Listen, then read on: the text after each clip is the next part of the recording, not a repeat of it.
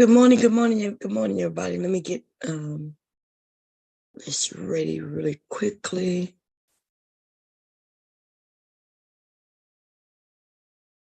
I need to make sure I'm under the right account. Yes, I am.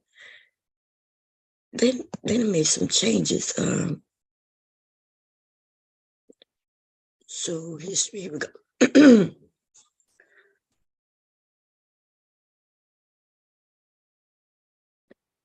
I want to go to history. Boom, boom, boom. And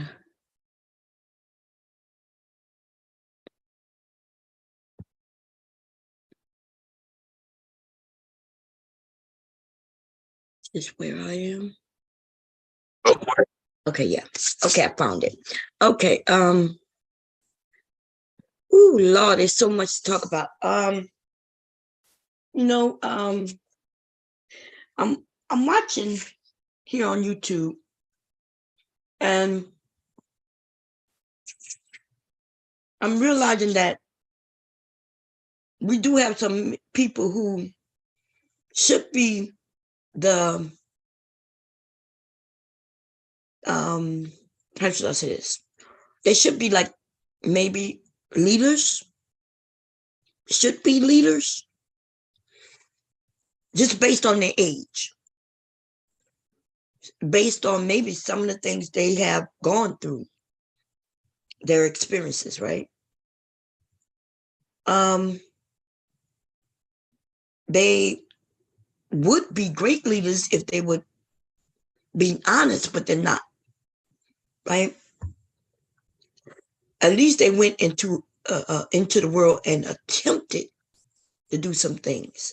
So I put Anton Daniel's name in the title mainly because he's one of those people, right? That's why he was able to blindside and trick our people or anybody. This information that I'm gonna give today isn't just for Black people. If white people decide they want to sit and listen to, they'll get a message out of it as well. Okay. For the other Blacks who keep talking about when a person isn't a racist, I am so confused. I am really so confused.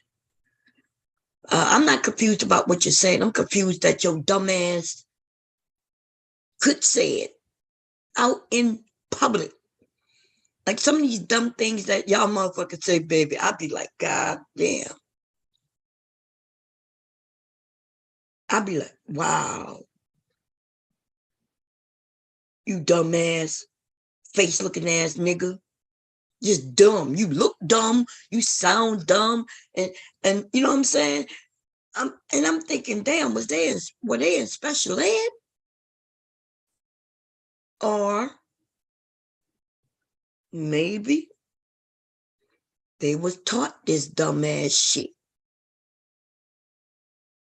Which make me question your parents, right? I hear people all the time say, but I don't care about these white people. Yes, that's the attitude to have. You don't have to care about them. You shouldn't if you don't want to. That's not the same thing though as protecting yourself when they come in your area.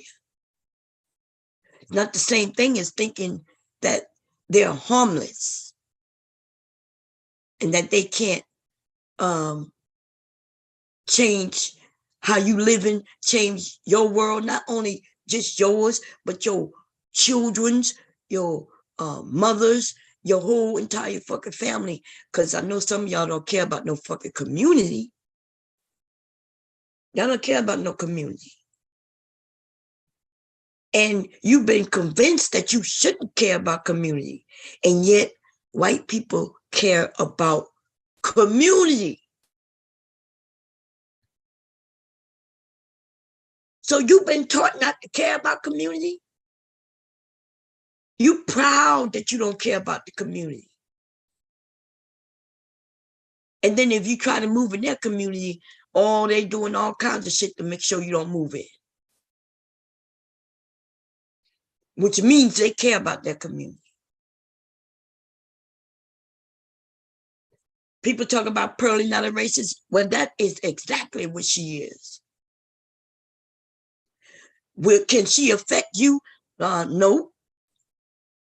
Not unless you let her come in to your space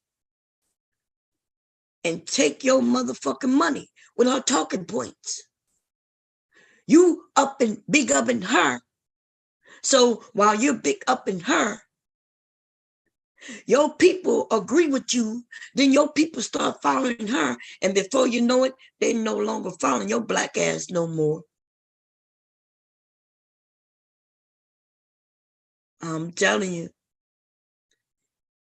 I know she can affect you. You give her so much power that when she decides to go for your neck, if she feels she has to, based on the community she really want to get in, she gonna chop you down right at the motherfucking knees, nigga. And then the people you sent her way, they're not fucking with you no more. Anton, you wrong. Anton, why are you going after Pearlie that way? Anton, why? And then Anton to be straight against her. When he threatened his greasy palms, the palms, all she had to do was grease. Greasy ass nigga.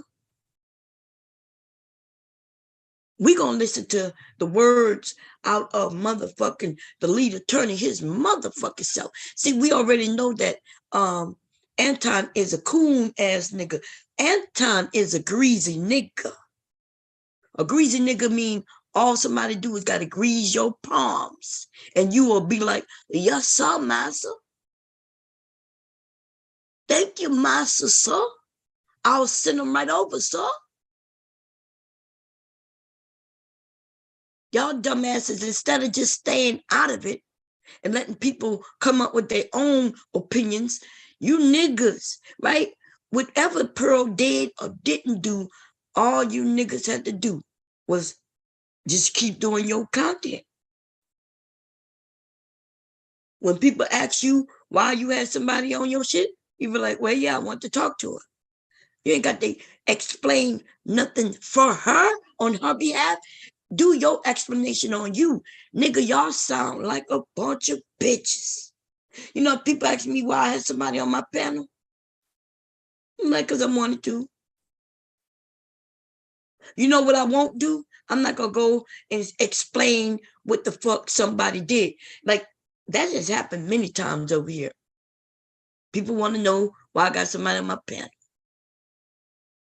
And, you know, then they start telling me what this person did, didn't do, said, didn't say, whatever. And I don't know what the fuck people wanted me to do. I'm not going to explain shit about nobody. I ain't got nothing to do with them. If they said something, I'm not going to defend it. If they didn't say nothing, I'm not going to defend it. And I think people expected me to do that. I don't know none of you motherfuckers. I can't defend shit that I don't know nothing about. I didn't hear it. And they'll be like, yeah, he said it. Okay. Like, what you telling me for? Just like he was on the panel and she was on the panel, said some shit. Y'all could have jumped on the panel and said some shit back to them, about them, for them, whatever. But essentially what I'm saying is, I don't know motherfuckers. I cannot stand up for them. So when these niggas are acting like bitches, dumb bitches, not just bitches, but dumb bitches, and they want to defend, well, I don't think she's racist. And the more racist shit she do, you look dumber than anybody. What you mean you don't think she racist? The reason you don't think she racist is because she giving you money. Or you think she giving you access to more money. All you got to do is, yeah, I had her up. I don't really know her like that. I had no idea she would do something like this. Even other group of people said, damn, they asked her, why would she interview a certain person? And she did the same fucking thing. She thought at first, see, it would have been cool when she said, well, I didn't know that. And the guys were going to ask her, well, why would you give him that platform if you didn't do any research into this person who is highly known? See, who's highly known. But even she's thinking about money. And she also agreed with him. And by the way, let's be very fucking clear. When Pearlie was being interviewed by that guy, he was talking about Jewish people, the Holocaust. She's the one who brought up them, blacks, American black history, slavery. That's what she did. So she can try to push it off and make it seem like it was him. He was already very controversial, right? So she knew. And like she said in that interview, she couldn't control what he says. But she is the person who started the slavery fucking conversation. When that all-white family of hers sitting around on her panels, when that shit didn't work for her, and her own family members started saying, nah, I don't like this talking part. Her own fucking family didn't want to be a part of that shit no more, right? Then, and only then, did she realize, okay, let me see if I could go by these niggas. Because they'll accept me. Her black boyfriend accepted her as, even though she looked like a goddamn man.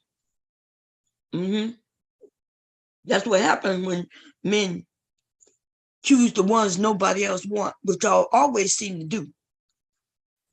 You always seem to go to the other race, and when you do, you're grabbing up the ones that their own men do not want. It happens in my fucking family. It happens all around. We see. We looking. And I don't be giving no fucks. I'll be like, that's what you get, nigga. And when you start having them children, and they start looking like who did it and what the fuck, why, don't then start talking, you ain't gonna take care of your kids, nigga. They didn't come out bright enough for you. They didn't come out pretty enough for you. Really, that's because of you. You're a dumb man, nigga. Anyway, I'm over here eating breakfast, y'all. Let's get into this shit. We're gonna get into this shit. I don't have a picture up, but that's okay. Let's see. I'm gonna put one up in a minute, but I'm about to put this video up. We're about to do some sharing. We're gonna talk about this shit. And yeah, I'm not letting nobody listen. When I go through the videos and I let people up, and it take me an hour to get through some shit that I really wanted to take 15 minutes. Yeah, let me see. What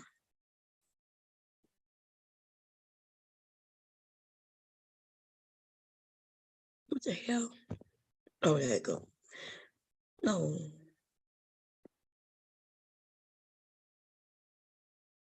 It didn't change. What the hell? Okay, I see it. Look like they didn't change. I'm gonna hit this one just in case. Okay, here we go. Okay, so let me tell you something. Jason Black is over there cooking, baby. Okay, he cooking. If y'all haven't went and listened to some of the things he over there saying, He is 100% right. And I hope he keep his feet on these motherfuckers' necks. But it's several people who've been saying what even JasonBlack is saying, psychopathia. You know, a lot of the see. So let me tell you something about Black people. What we found, what I found that when we come together, and sometimes when we have a difference of opinion on just one facet of life, we tend to now not want to deal with each other. But we may have the same thought process in general. Like for instance, when I first came to YouTube, I saw the pro-blacks, which I was like, yeah, that I can get with some people who feel like, being pro-black is a good thing. So pro-black just means that you want better for Black people. You're pro-black.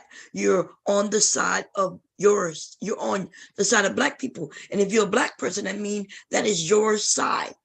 Now, what I found was that we have different types of people who are pro-Black. We got the ones who are religious-based, right?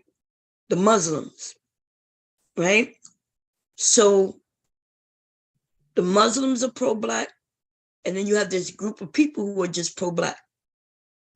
And you find that a group of people say, well, I'm not pro-Black because I don't agree with that person over there, right? And then before you know it, I started hearing where I'm not pro-Black, I'm not pro-Black.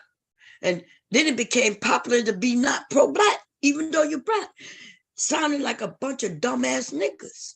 What I would say is that I'm not Muslim. What I would say though, even if they pro-Black for the Black community and we pro-Black, we have that in common. There may be many other things that we have that are not in common, like the religious aspect, how we want to raise our family and treat our family and treat our women or treat our men. You know what I mean? That could be totally different. And we all still be pro-Black. So what I noticed that some people have done on YouTube, you decided to just give the pro-Black title to these Muslims or to these other people who doing shit that you just disagree with. And then, like I said, I remember now it's almost like I'm not, like, you can't admit to being pro-Black because, I don't know, other motherfuckers that made like the word pro-Black negative. You could be for Pearly though, that's positive. But you can't be pro-Black. You can't be pro yourself. You don't have to be in that group of people who pro-Black over there. You ain't got to be a part of their group. But you know what would be nice? If when y'all got together just to have the conversation about bettering the community, we can have conversations. But the reason we can't do that is because you don't want to associate yourself with them. But you will associate yourself with Pearly though. Then we got this whole Anton Daniels and some of you other motherfuckers who really just, I could tell y'all either very young or you just are dumb. You just didn't go out into the world, because if you believe that race isn't an issue, then you are either very young, very blind, or you ignorant and you're in denial. It may not be an issue for you. That's because you don't have power. You don't have power. And it's not an issue for you. You don't give a shit who you work with, live around, have kids with. You don't care about that because that's how they raised us, right? They taught us in America that See, they want to be safe. They don't dare want us to do what they've done to us. And for most of us, we wouldn't even dare do to them what they've done to us. There are some people who would love to do to them what they've done to us. They even got white people who love to do to them what they've done to us. But just because we wouldn't do to them what they've done to us doesn't mean that I'm supposed to be acting like slavery is over and we safe. And then we get on YouTube and we'll say dumb shit like, yeah, I don't think Pearl was racist. Oh, I don't think this person is racist. Oh, I don't think that person's a racist. And I'm thinking, do you even know what the word racist means? I was on a panel. This happened when I first came to YouTube, essentially, right? With some white nationalists. And I still today will say that was a great conversation. It was a great conversation. White nationalists, right? So let me tell you, the conversation was where they were explaining to me how they're not racist. They just care for their own people, right? That's what they told me. And I said, okay. Well, can you tell me more about what you do believe? And they were like, well, we believe we shouldn't live around each other. Shouldn't live around each other. We don't want to live around blacks, Mexicans. They don't want to live. So now think about that. If they had the power, they wouldn't want to live around us. And some of y'all probably thinking, well, damn, they can live where they want to live. So let me go more into depth because I want you to understand. See, I understood exactly what they were saying. I listened to them for hours and then I started asking questions. And that's when the problem came about. That's when they no longer want to have a conversation because originally they thought I was just soaking it all in because they sat with other black people who sat there with them as they explained their position and they soaked it all in. And then when they left that conversation, I ain't gonna say no names because we even got somebody in our group, who started to soak that shit in and agree with them. That's what they could do when you a dumb motherfucker. Right? So they sat there and they told me, well, we would like to move away. Because I asked them what that looked like. They said, well, we would like to move to a part of this nation, let them split it, and we will get us space. And I asked them where that space would be. And I'm not joking. The dude said like Canada. So first and foremost, Canada is not even a part of the U.S. And I think that motherfucker was so stupid that he didn't know that. So not only do they want to split us, right? It split and separated from us, those of us in the U.S. of other ethnicities, but then the motherfucker want to go and take over a whole nother motherfucking area. The gall, right? Of a motherfuckers thinking they could go and sweep everybody out of their area that's not even in the U.S. to take up property, to don't that sound like what they did to the Native Americans? They just wanted to claim it. So they go in and they clean it out. And if you don't meet their qualifications, then you out. But do you think they're going to just kick people out? Because people not just going to pack up their bags. You can't come knock at my door and say, hey, by audience of the white nationalists, you are hereby required to move out of this area. And you have 30 days to do it.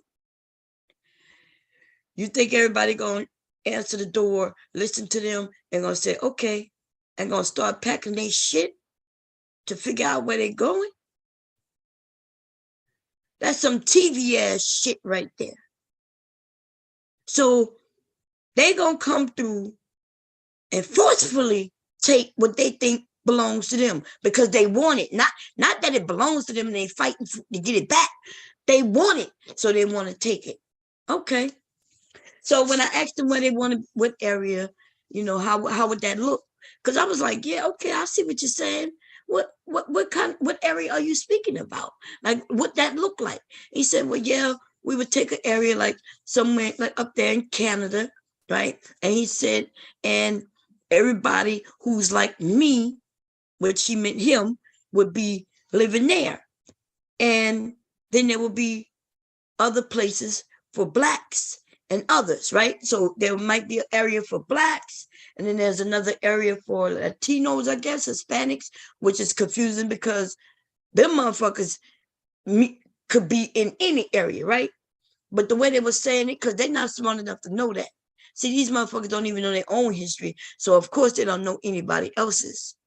Okay, so anyway, they're going to take up an area, and each individual ethnicity would have an area. Okay? So then I was like, well, so you going to be in your area. I said, but suppose you want to take, your children want to cross over the line. And he said, oh, that's easy. We would have to get passports to cross over the lines, right? We would have to be like as in other nations, right? If I want to go to Canada, then I got to have a passport and I'm able to cross into Canada. If I want to go to England, I got to have passports and permission. Cool, right? Sounds great. And so I was like, okay, it sounds good. And I said, well, what if your children, because normally it's children, right? Children, when we're young, our minds are wide open and we are thirsty for knowledge and we want to know why things are the way they are. See, when we get older, we start settling on these are just the way things are. Hey, that's just the way it is. Oh, it's been this way forever. Oh, right? That's usually what happens when we get older, especially if something is beneficial to us. Even when things not beneficial to us, depending on how you was raised and how you've been indoctrinated, right? You will just believe that that's just the way things are. And you don't like change, which we see a lot of with people who really aren't smart, right? See, because a person who's smart and intelligent, they are always thirsty for new information and they try to see it.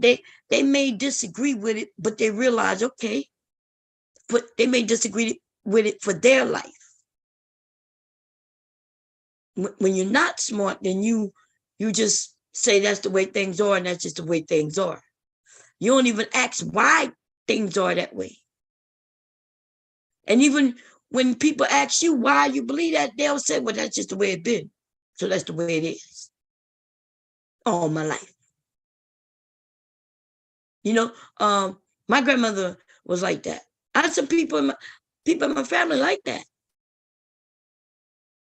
Right? These are the people who lower their eyes when white people walk by. These are people who think that they better not look a white man in the eye because they might get lynched or hurt, harmed. There's a lot of these people still living. Okay, they just older. Anyway, so so then I was like, okay, so what happens when your children want to, head down on vacation? What y'all gonna do on vacation? He said, oh, they can have vacation in our area. I said, but if you in Canada where it's cold and let's say they want to go down to a Florida. Let's say African Americans have taken over the southern portion of the region, right? We are in Delaware, Maryland, Virginia's, right? The Carolinas.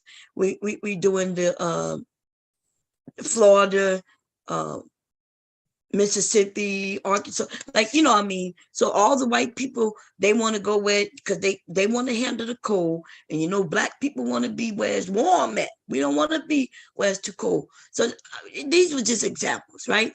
And so no matter where you live in this country, black person, them motherfuckers is moving you the fuck out.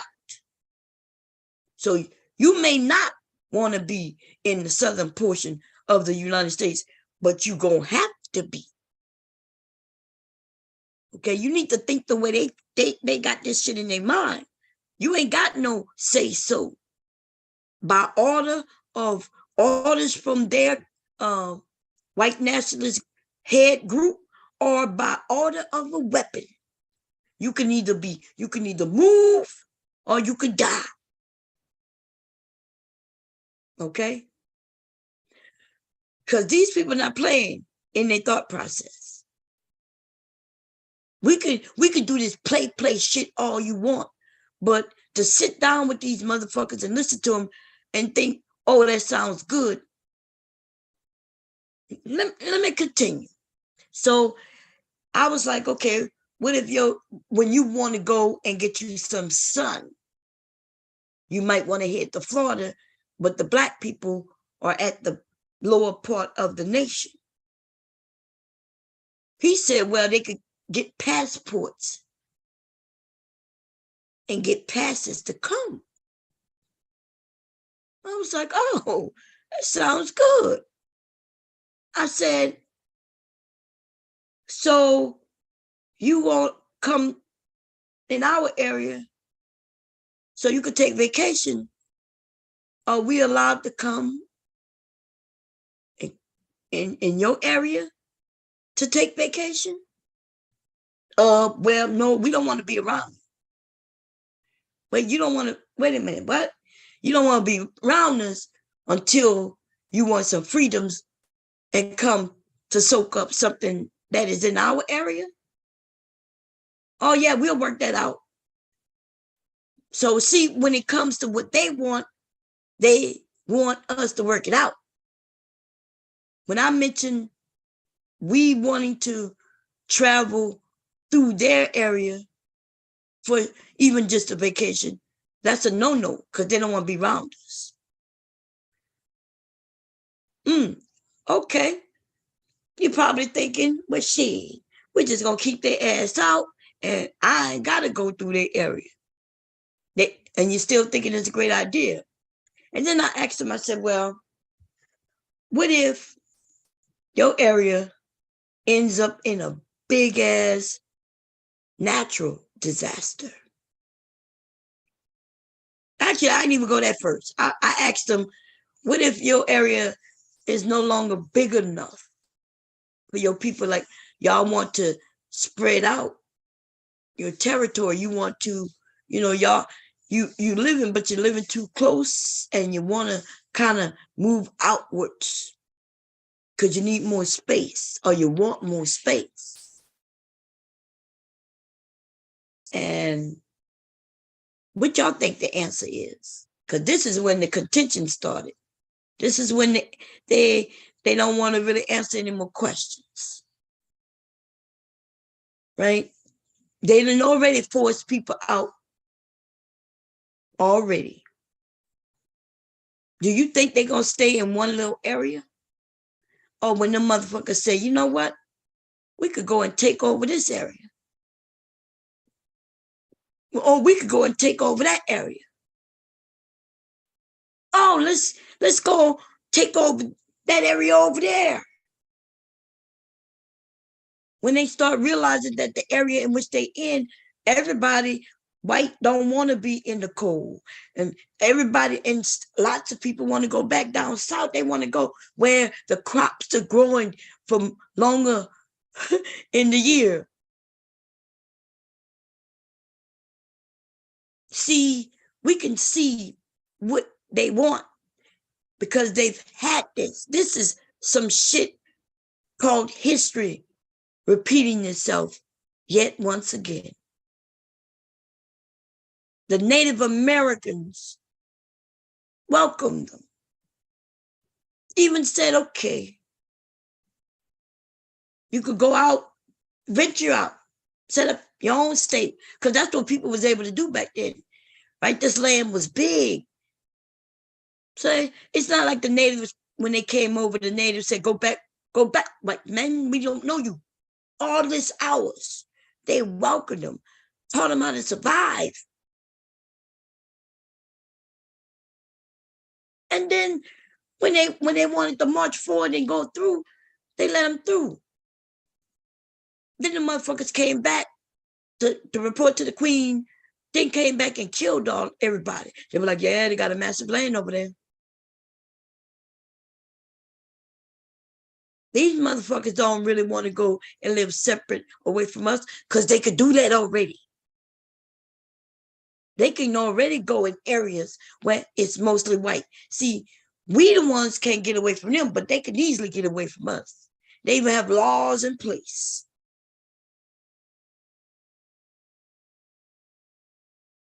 They even got laws in place where we can't move in certain areas. Now we fixing that. We're on the road to fixing that. Y'all motherfuckers be talking about, yeah, they messed up when we integrated. We ain't never fully integrated. That's your perception. I don't know how. Just like most of y'all even tell me today. Most of y'all in school with mostly Black people. Well, if you so integrated, how the fuck could that be? It's more them than us. They should be sitting all around us in classrooms. But see, they're able to do what they want in the classroom. They can't do so much what they want in the workforce.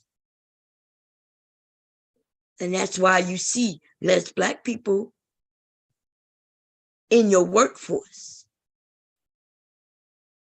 Because they can't control a company and how a company practice, their hiring practices.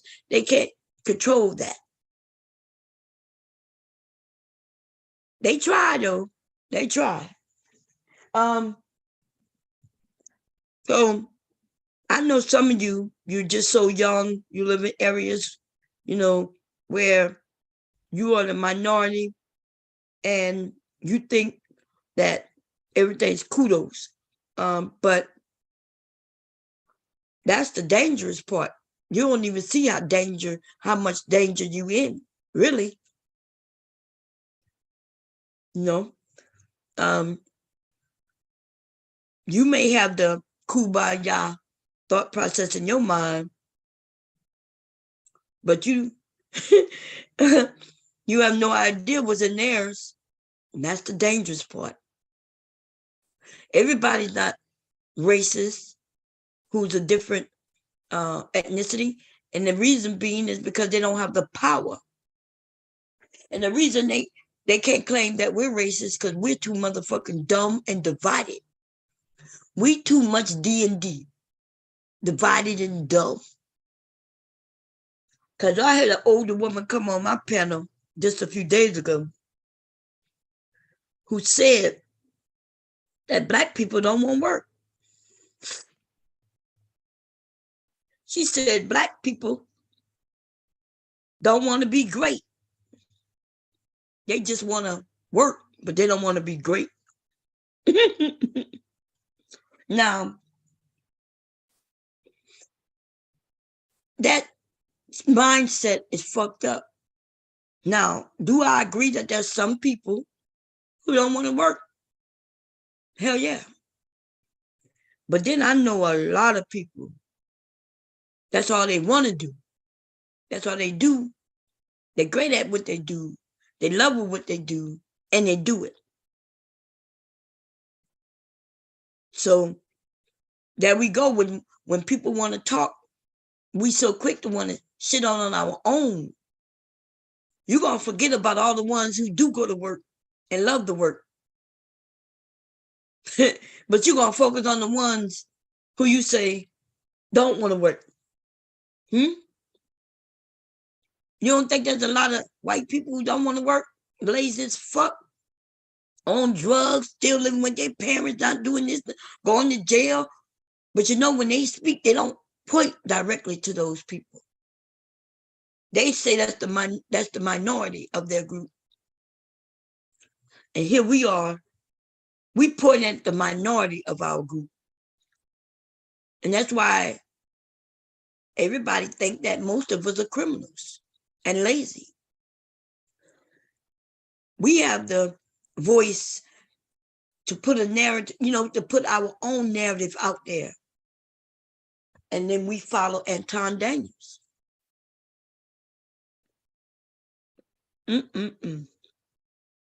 Even Kevin didn't do what these niggas are doing. That's a shame. Y'all know I ain't fuck with Kevin. Because I foresaw in a dream that Kevin was going to be the most dangerous person. And I was right.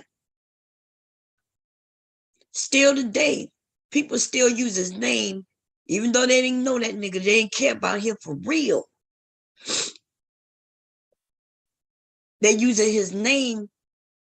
And even though they're not even the narrative in which he was moving, they take on some of that.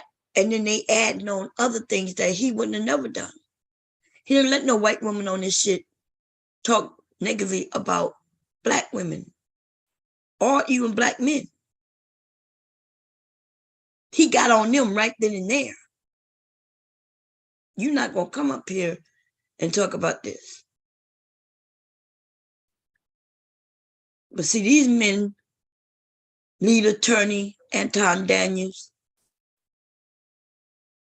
and the rest of these niggas who couldn't go no past. How the fuck how in the hell Kevin Samuels was able to come take these men's talking points and get way bigger than them? Man, you know they hated that shit. To watch them niggas fight. I used to be right there looking at it, instigating that shit on purpose. Like, yeah, angry man, go and tell him.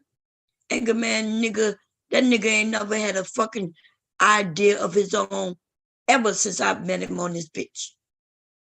I watched that nigga be a nobody under BGS nutsack until they fell out. And truth be told, I instigated that fallout. Oh, baby, y'all just don't be knowing. I know exactly what the fuck I'm doing when I get on these panels. I keep telling people, I'm like, look, you ain't got to agree with me. I don't give a fuck. Y'all could be in the chat disagreeing, doing whatever y'all want. I'm okay with that. In fact, I like it. But never think that I don't know what the hell I'm doing. I sit on these panels and instigate. I'm always 10 steps ahead of them niggas. I always know it's going to be a fallout. It's going to be a fallout because I'm going to create the fallout if they don't naturally happen. See, because they don't like each other anyway. Them niggas don't know each other. They don't know each other. Right? All I got to, they stealing each other's content. They start accusing each other of stealing each other's content. And I'll be like, yeah, that's right, angry man. Why you let Kevin Samuels steal your content? But essentially, Angry Man stole the content from BGS. These niggas came over here dumbing than a motherfucker. That's why they call BGS the master teacher. I ain't heard him use that term in a while because, they since know that he dumb than a motherfucker. And the nigga been here long enough and he ain't get them nowhere. BGS has been here and not one motherfucking nigga under him have gotten anywhere further in life. And that should tell you something. That should tell you something. 10 years, nigga. A motherfucker went from being 19 to 29, 30 years old, and they still sitting there listening to these dumb niggas do nothing. The nigga didn't have no girlfriend when he was 19. He ain't got no girlfriend when he's 29. Oh, baby. Now this nigga is on his way to being 40 years old, 39 years old. He went from 19 to 29 to 39. And he still didn't go nowhere. But the master teacher is still considered the master teacher. The nigga ain't teaching nothing except how to ruin his motherfucking life. Angry Man is one of his students. And the nigga, his name is perfect for him. He should be angry. He should be motherfucking angry. That nigga ain't showing us him going on no trips. He did show when his girlfriend left his ass. He showed that he a stepdad. He was a single father, which tells you a lot. Right? I mean, he chose wrong, baby. I'm just using their talking points against them. How you gonna be how you the single dad, nigga? Where the mama at, nigga? Is she on that crack, that cocaine? Did she slip and fall in jail? Is that the vacation she on? Like, tell us about it. Oh, you're angry because you got stuck taking care of the kids? Or did you fall into a relationship with a woman who already had children and you their daddy? Is that what it is? Stepdad? Man, these niggas move in homes with women because they got nowhere to go. And then they start claiming anything to get on this bitch to get your money, though. These niggas slow. They get with a hoe. You want to hear some more? Don't get me started. Listen, okay, let's get on this video, y'all. Let's get on this video right here. So, whoo, man, Jason Black is over there with his foot on their necks, and he is not lying. Now we're gonna listen to this, because this shit right here, what this man, the lead attorney, says, I want y'all to listen to what he says, and I'm gonna break it down a little bit for you. Then we'll put the link out and let y'all come and speak on it. But let me tell you something. These niggas, they not leading you to burning buildings. These niggas are leading you to burned buildings. Anton Daniels, the lead attorney, and a lot of these niggas in these spaces, they're leading you into an area that is already burned down. So when you get there, you have no protection, no shelter, no protection from the weather, no protection from anyone. They're not educating you on nothing, although all they talk about is that you need to be doing this, that, and the third, chasing that paper, and then he's not showing you how to chase no paper. These motherfuckers are against education. They're against jobs, right? They're against you buying homes, because they're against all this shit. How do I know? Because when a motherfucker tell you that you shouldn't get education because it costs money, then I remember when they was telling you not to buy a house because they're going to take you 30 years to pay for it. Right? And don't, when you buy a house, you have a bill. These niggas dumb. They don't understand the investment of your future. You buy a house because in the end, it's going to be yours. Or you could pay rent for 30 years, and at any time, you could get kicked out for nothing. They could just say, hey, we don't want to rent to you no more. They can say, hey, I'm about to sell a house, so you got to go. Like anything. You done invested 30 years and it ain't yours. Right? You make an investment when you go to school. You put money down, yes. You pay to get the education. That's your investment. You invested in yourself. These niggas don't even want to do that. And then look, they will put a social worker down. Her job, she went into college to be a social worker. And these niggas are making it seem like that's lower than being, I don't know, a truck driver. What else they getting trades for? Truck driving. These niggas don't want to do HVAC and electrician. I don't know why, because that's where the money is. Just like in truck driving, right? They keep talking about trades, but nobody mentioning any trades except HVAC, electrician, automotive, and truck driving, right? But I'm not even saying those things are bad. I think those things are good. They pay good money.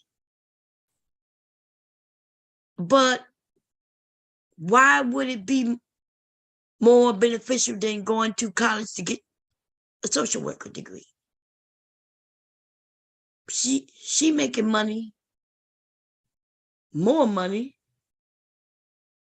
She got benefits, vacation time, time with her family, right? I'm not putting these jobs against each other. These niggas are though, right? I say go get you a trade if you want to get a trade. What if the young boy don't want to do none of those things though? They keep pushing trade, go get a trade, go get a trade. And then still their kids not going to get a trade. You know why they're not going to get those trades? Because they don't want them motherfucker trades. So it really is silly when a group of men, all they want to talk about is trade. When most of them didn't even go get the trade. you know what I'm saying? When we say education, these motherfuckers, in order to combat education, they say trade. Trade is gone. What in the hell is going on? Unless you're going to bring it back. I hate getting in arguments with people who want to talk about something that no longer fucking exists. Talk about back in the day, you ain't need this, you ain't need that. Well, why don't you go back in the day, nigga? Because today, you can't go get that. I think Mr. Kev said something. He was like, Bomb, you got to go far out the way to get the truck driving school. Like they taking it away. And he's right. This shit is fading away. It used to be where you could get a truck driving, go to truck driving school or whatever in your area. They was all around you. In fact, the schools would be competing with each other. You may have had 1, 2, 3 of them. He's right. He's right about that shit. And he said, now we got to go all the way over there. And I was like, well, go all the way over there. And he was like, but it's way over there. And I think he thought maybe I was saying, like, as if I was saying, you know, hey, you got to go way over there. If that's what you want, and it's way over there. That is what I was saying. And he's like, well, the men can't get over there. And I was like, well, they taking it away. Soon the men ain't going to be able to get what they want no matter what, because it's going to be gone completely. That was my point. My point is how you standing on trade when they are fading out trade. But what you could do, though, is figure out how to start your own trade school. You ain't even got to be the teacher. You know, you could start a business and hire people to do the job. You could get the loan to start the business and hire people to do the job. And I guess that's how you'll put it back in your area. But the reason why a business would no longer be in your area, because they see that nobody is not beneficial to them. They're not making no money, which means when it was in your area, they was having a hard time getting students. See, we are the reason why things go away, in case you didn't know. It's called supply and demand. You demand it, somebody will supply it. When somebody supplies it and then nobody comes, then that supply, they wash their hands and go about their business. Unfortunately, for some Black people, we don't miss things until they're gone. When it was there, you ain't give a shit about it. When it was there, you drove by it and you was like, oh, look at that truck driving school. And then you kept moving by. Truck driving school was promoting all kinds of places. Hey, come over here. Look, we over here. Hey, we over here. And then people would bypass it and say, hey, truck driving school, I see you over there. Good luck. The people who own that truck driving school is like, oh my God, we don't have enough students to keep this going. Everybody, you glad that the truck driving school is there? Oh yeah, I got a truck driving school. It's right down the street, brother. Oh, really? Yeah. Nobody stopping by though. Truck driving school, like, please, please come. Offering free grants. See, because the grant, that means the goddamn government will pay you, right? The government will pay them for you to come get schooling, and their business can still survive. Motherfuckers still don't want to go, even with a free grant to go get this training for free. They still looking at the school saying, one day, school, I'm going to come and visit you. And then the school is gone. School been gone for 2 years. Now motherfuckers talking about, I want to go learn how to drive truck. And can't go get and learn how to drive truck. I went over there where the truck driving school used to be, but it's no longer there. Somebody said, but dude, that truck driving school left 2 years ago. Like, damn, for real? But now I'm 45 years old. I want to learn how to drive truck. But nigga, you had 45 years. You had at least 10, 15 years with that school right there, and you ain't go to it. Now you're 45 and you complaining about the school not here? Well, yeah, I want to go to it now. Oh, well, I guess you can't go to it now. Not only can you not go to it now, but if you want to go to it, it's far away. Not only is it far away, it's not even in your city, it's not in your state any longer. Now you got to go all the way to a whole nother state, like Texas. You live all the way in Delaware, you got to go all the way to Texas.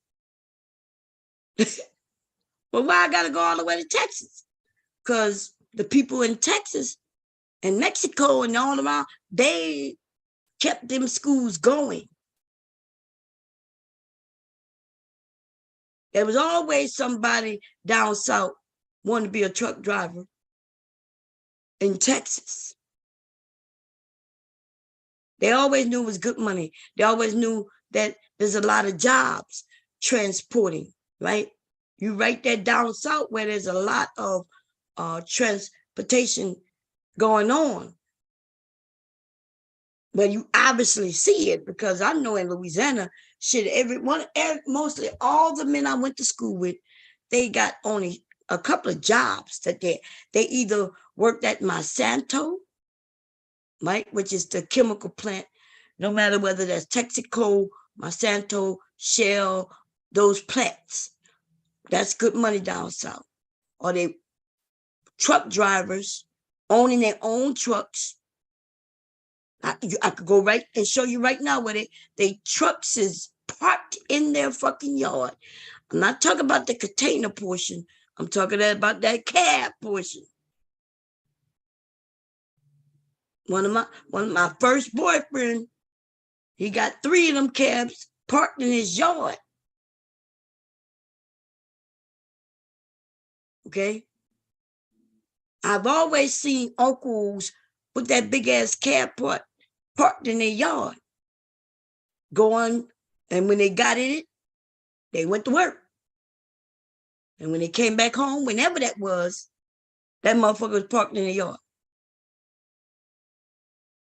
Okay. But seems like there's a generation of men who stopped doing that, unless it ran in their family. Okay. Anyway, let's get to this video. What I was saying is these niggas, these dumbass niggas. We got the men, who at least know history, understand talking points. Listen to this nigga here, though. I'm gonna put up a picture, y'all, because motherfuckers, when we talk about certain things and they get angry when I use certain things against them, then they try to put claims on you. So y'all know I used to tell y'all I don't give a fuck about losing no channel with y'all. I promise y'all I don't. Yeah, you know what I mean? I promise you I don't. Just as quick as I get people over here, I'll go on a whole nother place and people will follow. I don't give a fuck about whether I lose a channel or not, but I'm gonna start taking it a little more serious. Like, okay, I'm gonna start taking it a little more serious. Wait, I don't want. Oh, let me stop the share because no telling what might pop up. In that tab, no telling what might pop up. Let me see. I'm gonna put a picture of.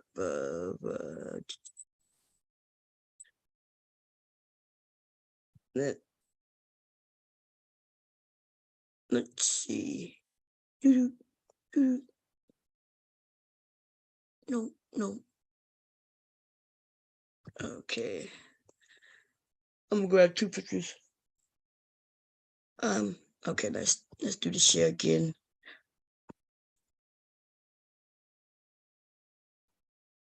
Boom. What is that? Why am I sharing that? Nope, I want to share that. Got the sound. Okay. We're gonna go here. We're gonna make this big. I gotta click this. I'm gonna hit this. I'm gonna make this smaller. Nope, not this. I want to take it from this edge here. Come on, get on the edge. There we go. And I want to sit you down here. I should have just put on some clothes and just, oh no, don't go slooching through the pictures. Oh no, wait a minute. I mean, what the hell? Okay, I don't want to go slooching through my pictures, okay? Okay, go.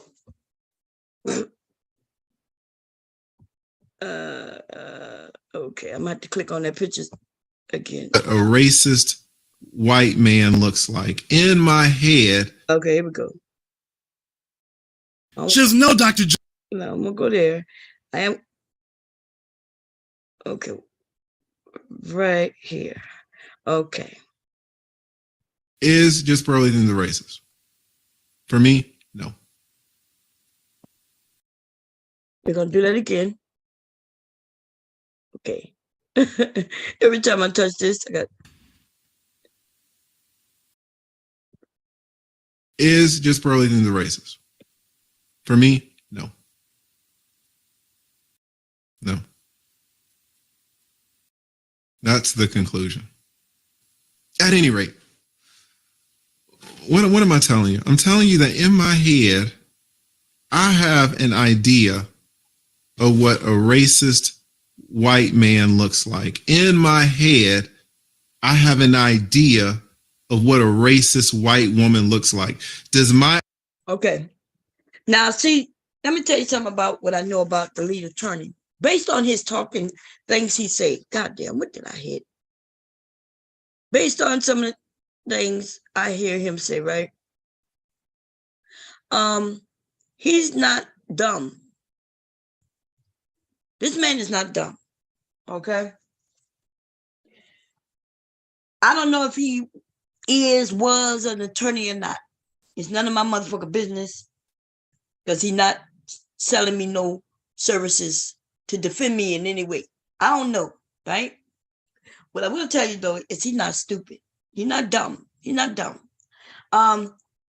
And one of the reasons why what he's saying right now, you know he's not dumb, is that he told you what he thought. And then he said that's the conclusion. Then he's now telling you, oh, in my mind, his mind, right? He's saying, in my mind, I have an idea of what a racist person look like. So essentially what he's saying right then and there is he's saying, okay, this is what I think. You could think what you want,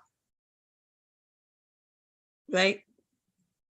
But by him going into his thoughts and why he thinks she is, remember, they getting paid. They get something out of taking up for Pearl. It's almost like when we get grouped up, right? Like the bomb squad, for instance. We get together, we're going to support each other, right? If Bomb says something stupid, y'all might be like, she ain't mean to say that, or Bomb apologize for that, or yeah, well, that's her opinion, but I have a different opinion, whatever, right? We're going to support each other. I want y'all to know that this dude, Anton Daniels, Kevin Simmons when he was alive, Jess Pearly, it's a few of them who got together, right? That, in fact, when they met up, Jess Pearly wasn't there. Jess Pearly is a newcomer to this group right here, because Kevin wouldn't have never joined her up to do what they're doing, right? Kevin already had Jessica X. Okay, these men didn't want Jessica X because Jessica X wouldn't cam up. So they had to sweep her to the side, and when the white woman come, they thought that's excellent. But what I'm saying is, Kevin, Anton, and this dude met up, and here on YouTube, the men, some men was excited, and some men wasn't. Everybody wanted to know, where's Obsidian? It even came out that Obsidian was not invited. You see what I'm saying? Obsidian wasn't. Obsidian was also another one who wouldn't cam up. Right? Obsidian wouldn't cam up. Jessica X wouldn't cam up. So they was like, you can't be a part of our group. Because this is the movement, we taking it. This is how we're going to gather people. We're going to do this, we're going to do that. And we're going to have a look about us. You don't never see this man without a suit on. Kevin stopped being online without a suit on, or something that was very professional looking. And Tom Daniels, well, you don't really get to see him, unless he in that robe, or, y'all know damn well ain't nothing looking expensive on him. Like, I can make that robe right now, but that robe is not that expensive. For a robe is expensive. Just like when I buy a robe, which I don't buy them big ass fluffy fucking robes like he got. Because I looked at that robe up, I think it was like $600 to $900, right? That's not really expensive for a millionaire. A millionaire wouldn't have worn that robe. It would have been something more expensive. And he wouldn't have to wear the same ones every day. You have a lot of them in all colors. But anyway, that's how you knew he was coming on some bullshit. Him and his wife would be in a robe. Like, what? Like, that's when you bragging about having some shit so you can look like you are something that you're not. Why the fuck would they come online to show off a robe? If they got it like that, they ain't got to show it off. That's dumb as hell. But okay, anyway. So this man is smart. So what he's doing is he's saying, well, in my mind, I got a picture, a vision of what a racist white man and a white woman look like. I wonder if he's gonna give us what that vision look like. What that see, because he's not gonna, I don't think he's gonna tell us what it look like, what that racist person look like. And remember, he said looks like. He said visually. You can't tell if a person is racist or not just based on their look. You can have somebody with a bald head, tattoos all over the place. Back in the day, people would assume he was a skinhead. But we know that people just like get inked up. It's almost like some people have said that it's like them being oh, I just got a message. Okay. Anyway, it's like some people say like it's addictive to get inked up. So you could just have a man who decided to be bald or was bald already, getting tattoos. It doesn't mean that he's a skinhead or a racist. So I wonder if that's where he going with this shit. And then how does the white woman look racist? Is she skinhead too? Like, is she bald? Like, I would wonder if he gonna tell us what that vision is in his head. But the reason I say he's smart is because he knows that if anybody smart listening to him, like the dummy's gonna do what he say and say what he do anyway. If he tell him to say something, right? They know that already. He know he has some people over there who listen to him who are smart. And so this is what he's doing. He's saying, well, look, from my experience, I have a vision of what racist white people look like. That's the way he's explaining why he don't think Pearlie is a racist. And then let's just continue. Here we go. White man looks like. In my head, I have an idea of what a racist white woman looks like. Does my idea of a racist white woman map cleanly onto yours? No. Why not? You haven't been through my experiences, and I haven't been through yours. Shout out to all the brothers in the military. Is there any military? Are there any older military in here? You take some soldiers from Valdosta. You take some soldiers from Albany, from Augusta, from Columbus, from Dalton.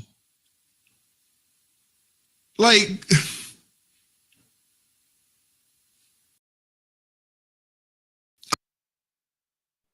this one right here. I'm telling you, these men have come together and they decide on what they're going to say. So I watched a couple of years, some of these niggas, they'll say, yeah, these people are not racist. And then the first example they always give is military. Right? Y'all know I've been in the military. I've been in places where the races are there, baby. Blatantly, I'm trying to tell you. Just because a motherfucker is in your, he has to work around you. See, that's why the military is a bad example. It's the worst example you could give. Because they essentially he's saying that, yeah, the military, where people from all colors and races and religions, they have to come together to fight. That's what he said. And then they'll say, see, that's why I know he my brother. I see people say it all the time. But that's them deflecting because, see, a person, just because they need you to protect their life, does not mean that they will live next to you. Doesn't mean that they want to be friends with you. When they notice they could get real close to you and you're going to give them something that's beneficial to them, that's all that means. They had to have your back because they needed you to have their back. You know how many goddamn black men died during the war because them racist white people didn't give a shit about them? Some of them killed by friendly fire. Friendly fire. Okay. Yes. When you in close quarters with a person who may have been a racist due to their upbringing, the longer they with you, they may say, "Oh, Jim is a good old nigga. I like Jim.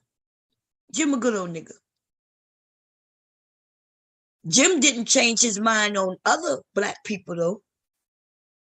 He just realized Jim is one of the good ones. You know when they say that, when they say my African, why you think she didn't just say Africans or my friends? Because they're not her friends. Why she needs to say Africans? Because she don't want to lump them all together. She don't trust them all. Just the ones that's hers. Just the ones that close to her. So in the military, when they need us, just like doing slavery, they needed us. And they needed us. They didn't want to let us go. Even when we wanted to go, they wouldn't let us go. Even when we wanted to go and we ran to get away, the motherfuckers caught us, cut off our feet so we couldn't run again. I guess they wasn't racist neither. Right? They wasn't racist because they just wanted to live around us. Yeah, they wanted to live around us, right? These niggas dumb. They think you dumber than them or as dumb. Talking about, oh, they wanted you to live on their plantation. That's how we know they wasn't racist. What? So when they need something, they want you there, whether you want to be there or not. In the army, well, they needed you because you had their back. And they were supposed to have your back. They're going to have your back because they need you to have their back. This military shit that they put out, this shit that he just did, man, if that's a deflection, then I'm going to tell you, it's the worst example that they always give. Because when your life depends on somebody else, you are going to protect them because protecting them is also protecting yourself. This nigga too smart for this shit that he just came out his mouth. But that's the narrative that they use. Right? I need you, Mr. White Man, because you going to give me money. You helping me support my family. White man need me because I'm helping his business grow so he can support his family. Is it really the same thing? Because white man could get rid of me, and that's a white man right there willing to do the job.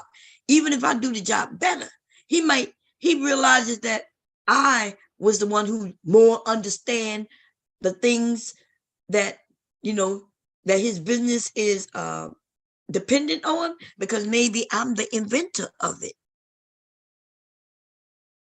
Guess what he does? He hires a white person, have me train the white person, although the white person is my boss. The white person is my boss. He hired a white person who don't know shit about this job. And the white person is hired as my boss because he's white and I'm black. But the boss comes to me and say, oh, show me how you use this machine. And then there I am showing him how to use the machine. And when he learned how to use that machine, well, they get rid of me and hire another white person. Yeah. You younger people, y'all have no idea what the hell y'all talking about or doing. See, I know it sounds dumb sometimes when I said to some of y'all, right? When I said that at one time we were splitting the profits. I was doing all the work, but because I was on their servers, right, on their sites, and they were advertising, even though I brought the people to them, they paid me for those people. I got $1 per person, right? But then I got 50% of what I did. I thought that was a good deal, especially since like it's the beginning. I'm the one with all the followers. I got 50% of that. And then if people bought videos and those scripts and things that I already had anyway, like if I've got 500 videos already that ain't making no money. Now these $500, these 500 videos is now going to make money. All good, right? And then they tried to change it up and wanted to give me 30%. So I'm the content. They didn't already got all the people that I brought over. They didn't already got those people over. Right? So now they don't need me like that. So they say.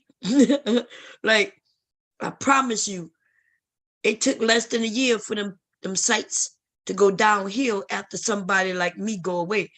That's when the regret come, but ain't shit they could do about it, except hit me in the email and offer me more money if I come back. I've always said I'll give my shit away for free than let a motherfucker take more of what I do. We can split this shit. I have no problem with. When you start making the shit where you think you more valuable than me and I'm the fucking content, like I'm the merchandise. And you think you get more than what I'm doing than I do? I will destroy sites in half. I go to a whole nother site and sit on that bitch for free. I'm not lying, y'all. I done some shit. I done some shit to show them you got me fucked up. And people say, well, why didn't you just sit over there and get the 30% instead of going by this site and getting 0? Because I always made my money without them anyway. My birthday come around, holidays come around, men send me gifts, give me money. Income tax, men would just send me $200, $300 by saying, thank you for, entertaining me all year. So, but truth be told, yes. Stop letting motherfuckers use you. Stop, especially when they look like you. That's the worst thing. When I'm thinking, okay, we working together, we're going to do this together. But then I start realizing because I'm a woman, they think I'm stupid because I'm a woman. Motherfucker, I'm your content, nigga. These niggas don't haven't learned that. You see how many people, they still go sit on the panel. Instead of Jay Prince sitting on his own shit during the weekend and letting everybody come over there and doing the same thing, he goes on somebody else's shit who don't respect him and they get the views. I don't know when they gonna open their motherfucking eyes. Some of them niggas ain't got that. Look, Aaron O couldn't hold that shit. Look, he could sit there and let people up and put people down. He could do all that shit all night long. You think he could sit there and start talking and people stay there listening to him for 2 hours, 3 hours, 4 hours, 5 hours? Ain't no fucking way. I venture to say he can't stay up there for 20 minutes by himself and keep people listening. The only way that y'all listen to him for 20 minutes is because you're waiting for him to let people up. Everybody's just waiting for him to put the link up and let people up. He ain't got nothing to say that nobody want to hear. And the people who make it fly, they start downing them soon. Jay Prince need to open his motherfucking eyes.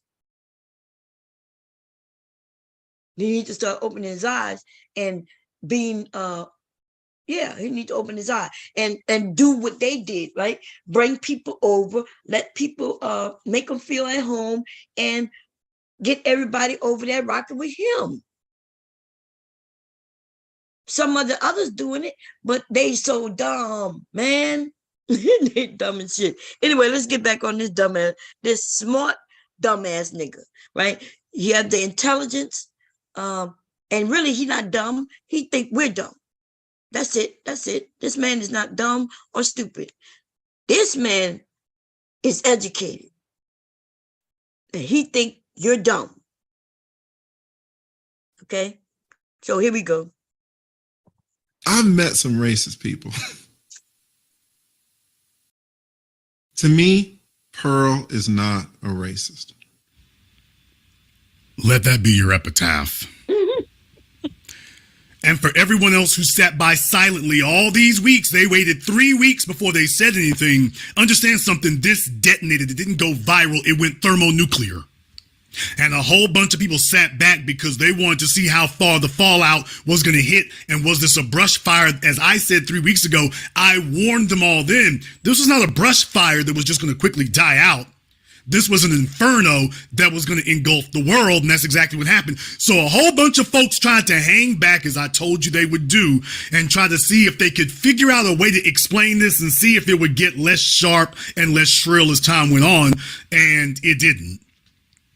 No, your major news outlets have all known about it. They've all tried to play dumb because all of them are towing the line too. Tonight's program is titled Immigrants, and that's those who are not coming from a descendants of American slaves or freedmen background, are always denying racism. But in reality here, what I want to talk about tonight is how not just that, but there's a whole bunch beyond that. Oh no, we're going to go deep off in the woods here tonight.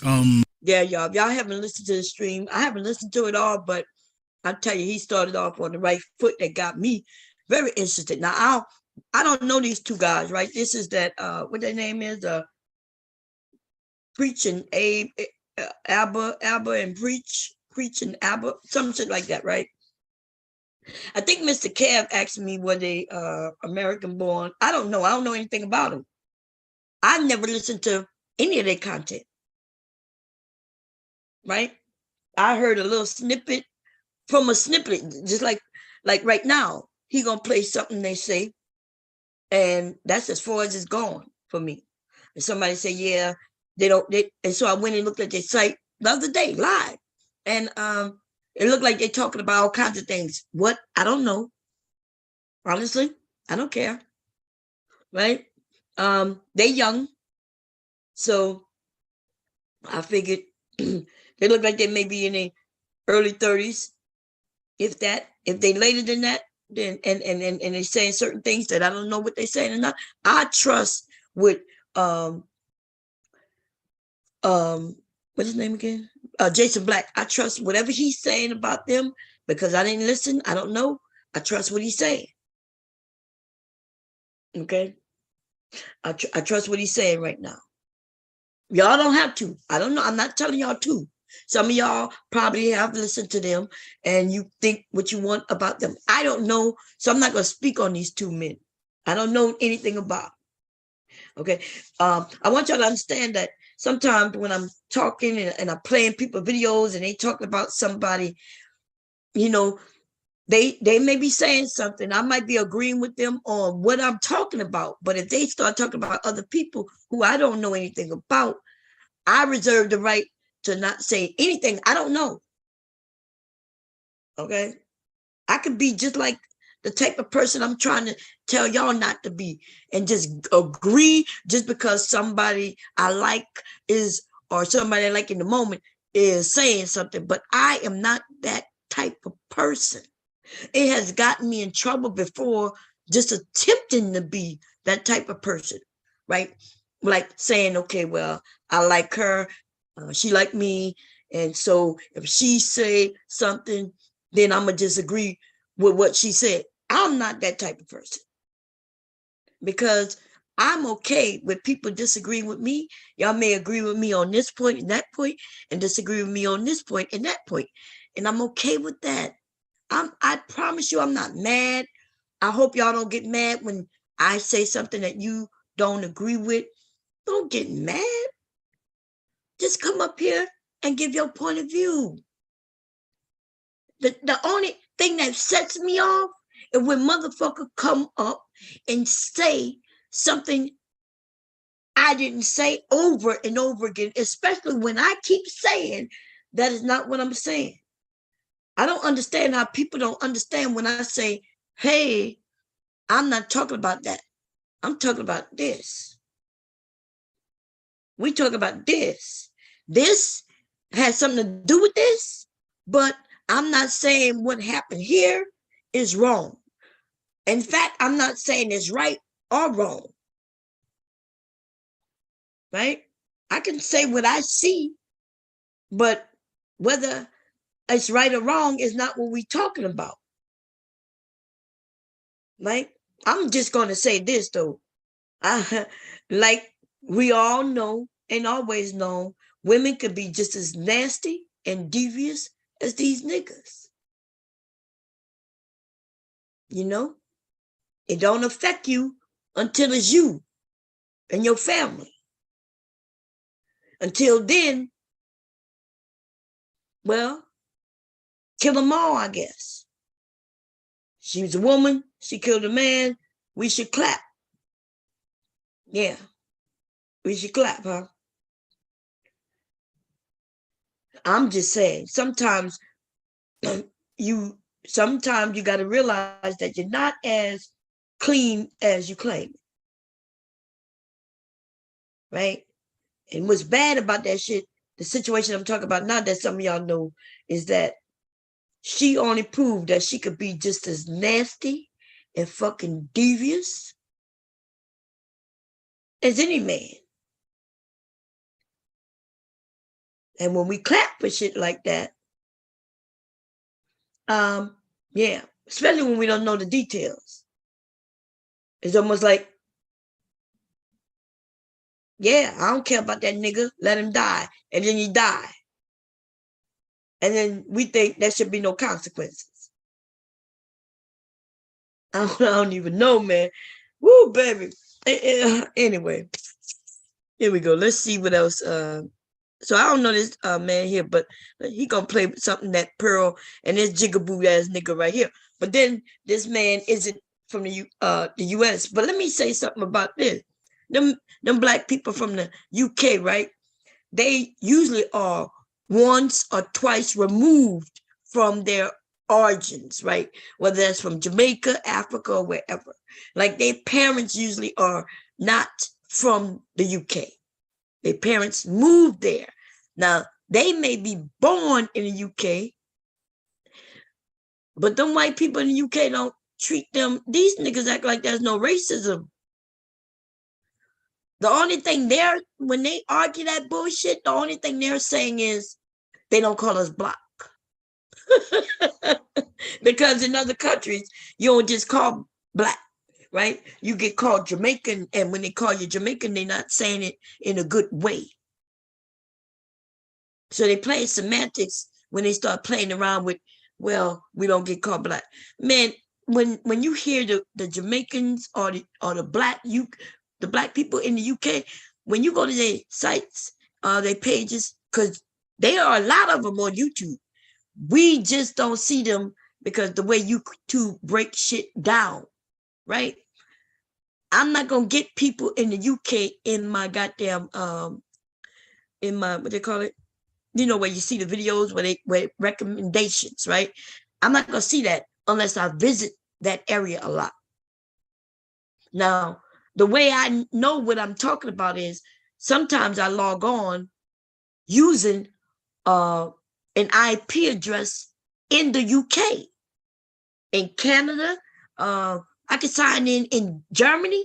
I can sign in. So when I use my IP addresses from over there and I come to YouTube, you'll be shocked at the different shit that come up. Shit you didn't even know exists. When I come to YouTube, it says youtube.com YouTube.ca.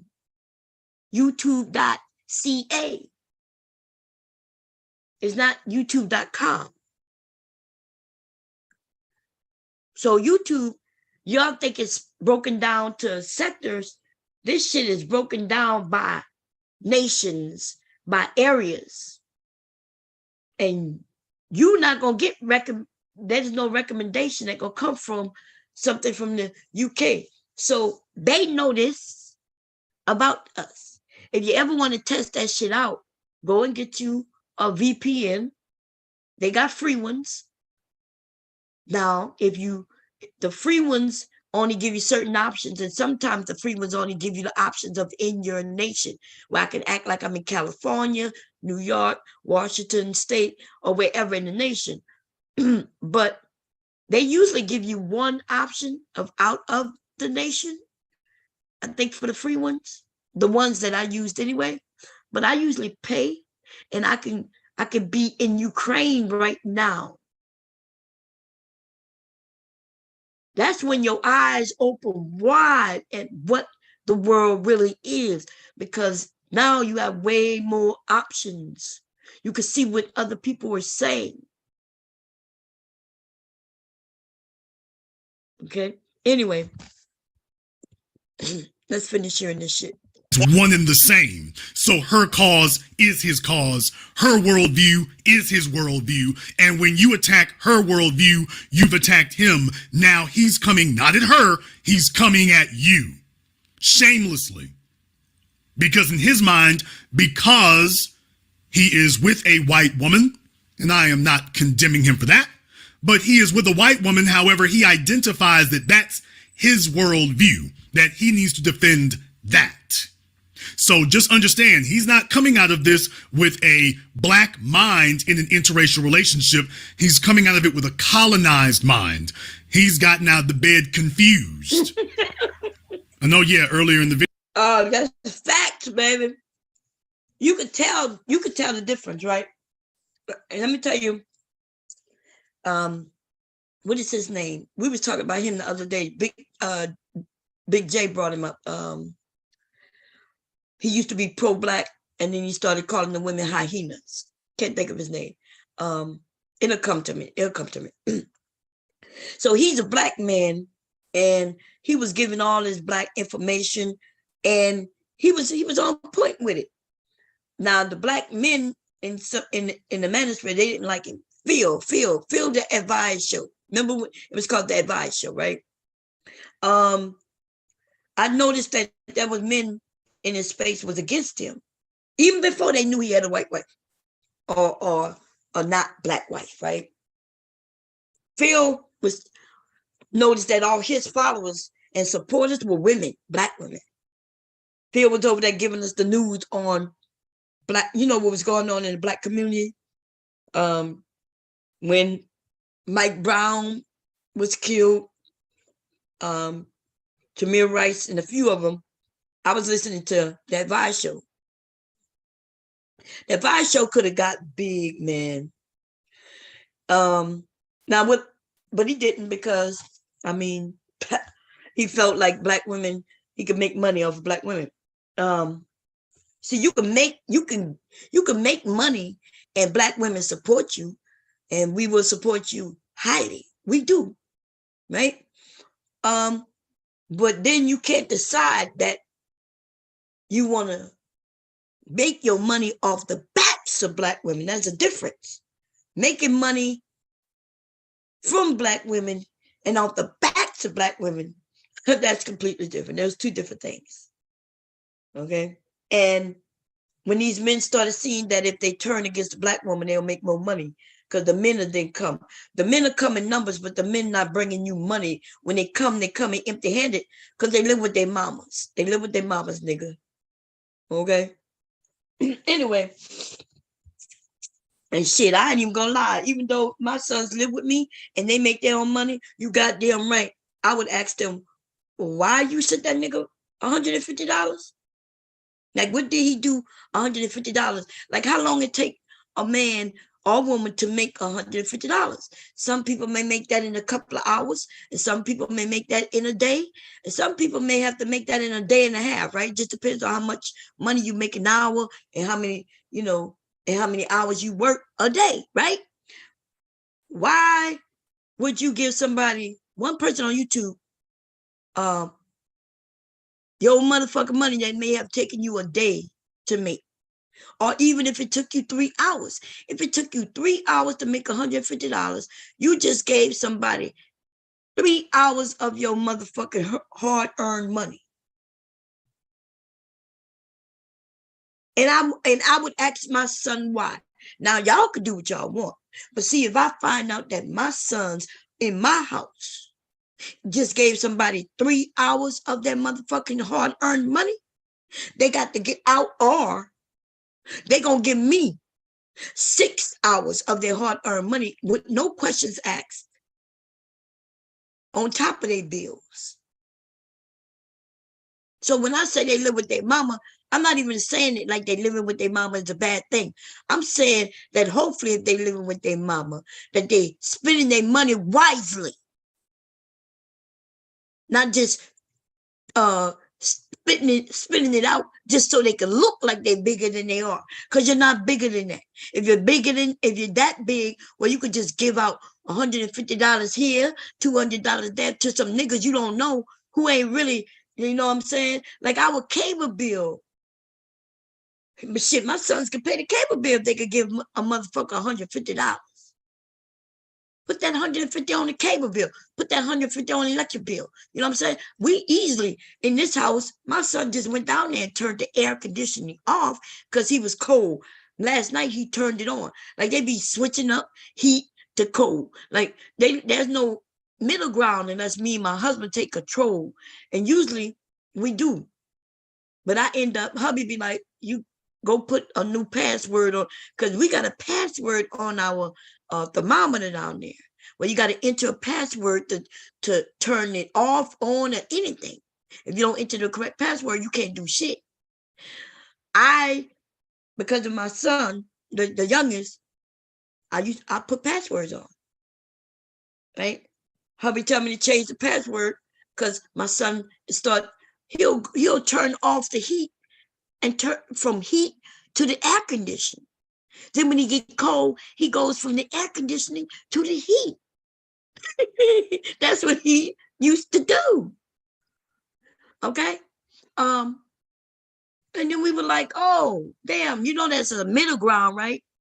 Like, what? The middle ground is just turn it off. Like, if it's too hot, you ain't got to go to air, just turn the heat off. Open the motherfucking window. My kids are spoiled, though. They're spoiled, but I let me see them giving somebody $150. I don't care. Let me see them give somebody $50. You can give somebody $50 over a span. If they want to support people, I have no problem with that. $5 here, $10 here, $20, right? Whatever. You want to give somebody $20 this week and $20 every week? Cool. Your money, you do it. Let me see them do what I seen some of these motherfuckers do. I told you I saw a woman give somebody $1,000. He didn't even say nothing that was important. He didn't say nothing that was educational. He was just over there goofing off, like having fun, right? Talking.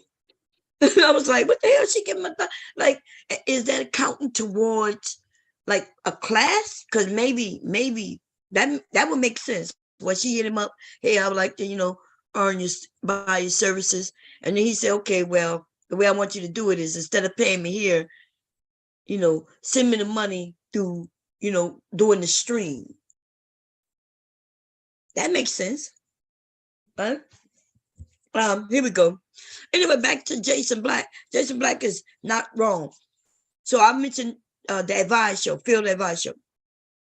One thing I could say about Field Advice Show, besides him being, of course, trying to make money off the backs of Black women and shit, at least in his thinking, he is a Black man who has a non-Black wife, which is okay with me. I don't care. But he still had her going to Africa and doing all kinds of things. So essentially, she's okay with his culture. He don't have to put his culture and him on the back burner to put hers forward. You see? And I see that in him. Right? I know people were still mad at him that because I'm not sure if he was saying his wife was black, but at one point his first wife he said was black, and they got divorced. He got with another woman. He said this woman lifted him up, and she was okay with his background.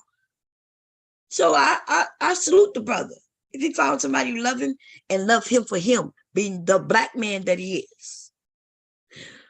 But what Jason Black is saying about this man, and I agree with, that he's dating a white woman and he has to adapt her culture. He has to stand up for her. She's not standing up for him being a black man, because even when she said, when God said, you the one dating a black man, you the one dating a black, kind of thing. She just really was worried about her being accepted. She didn't stand up and say, don't call him that, don't do this, don't do that. When Pearlie joked about him being late, oh, he was an hour and a half late. And that dude said, yeah, because he's black. Because he's black. Right? And then she laughed, he laughed. You see what I'm saying? He ain't say shit. He ain't gonna stand up for himself, but he'll stand up for Pearl.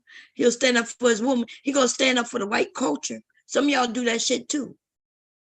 Y'all quick to talk about the niggas who don't do this, and that, and the third. Yeah, I'll never hear y'all say about the white men who don't do this, that, and the third. Yeah, lots of people do that shit. Ready to point out the ones that don't do shit. Even if you don't know them. You don't know them.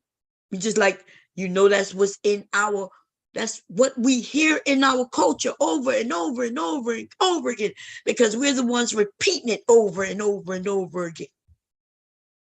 But then when I sit down with you and I'll be like, you'll tell me how you have an uncle who, yeah, he works. Your grandfather went to work every day.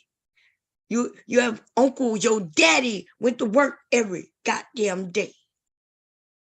Your mom went to work every goddamn day. By the way, who is black as well. Right? So they went to work every day. But when you want to talk about negative or talk about black people, period, you forget about those people. Those people, you don't even think about mentioning them. You never think about mentioning them. Every time you mention black people, it's always how we ain't shit and how we don't go to work and how we out here teaching this and negativity, how we out here doing all that. Even though when we start talking about what you do, you don't do that. So you don't do it, but you talk about them doing it. Y'all don't understand what you're saying to white people. If I got up here and started shitting on black people, I am who they would consider to be a pro of black people by me just being black, right? They will be able to trust what I say because I am black. So if I say it, then they believe it. So even though I may say I'm not talking about me, but I say that's what black people do, they believe it. And when I say they believe it about us all, because it's too many of us doing the same thing. They be like, well, where is the group of black people who talking positive about black people? And they can't find it. Even when somebody talking positive about black people, there's another black person there to tell them they're wrong. So what we are destructive to ourselves. We are very destructive to ourselves. I get on here, I can tell you about my uncles. Man, y'all not going to show me where I talk about negative about my uncles, my father, or none of that shit. The neighbors, I ain't telling you how the neighbors ain't shit. Right? I could talk about the cousins who ain't shit. Even when I talk about my brother, right? I never say he ain't shit. I know that he has an issue. I know he has a problem. I know all of that. He was raised in the same house. But you know, I don't put his problems on other people. I never say, yeah, all of us on drugs. Yeah, we on drugs. I ain't got to say the word all because that's what you're saying. Nobody said the word all, Bomb. You ain't got to say the word all. If you're sitting there and all you talking about is how niggas ain't shit, black people ain't shit, we don't do this, we don't do that, and you ain't never in no panels talking about how good we are, how we are hard workers, how we go to work every day, even when we not being treated fairly. All that shit. If you ain't talking about that, then you hardly ever talking about that. Even if we started to talk like that, somebody will come up and say, I know y'all up here, but y'all need to be honest. Y'all need to be honest with yourself. All these niggas ain't good niggas. I'll be like, God damn, we can't even talk positive for one moment about us. And you know why y'all do that? Why we do that? You know why we do that? Indoctrination. That's why I wanted to play this, because JasonBlack gonna mention that. We have been indoctrinated to only point out the bad. We point out the minority. We point it out so much that it looks like it could be the majority. Even in some of y'all minds, I've heard y'all come up here and say, no, Bomb, you think y'all would start asking me what percentage I think something is, which is really ridiculous, because I'm thinking to myself, wow, like I don't sit around thinking, damn, what the percentage of us is good and what percentage of us is bad. I never had to think about no shit like that. So it's weird when y'all ask me numbers. That's what these men in the manosphere do when they have nothing to contest what you just said. So then they start asking you what the percentages are. Right? What you think the percentage. I had a whole argument, a conversation with a nigga who asked me what the percentage of women working versus men. He started off trying to say that men are in the workforce more than women. And then he ended up trying to make it seem like I said something wrong, but essentially there was more women in the workforce than men. And then even then he switched it up to say it would be more men in the workforce if it didn't have more women, which don't make no motherfucking sense.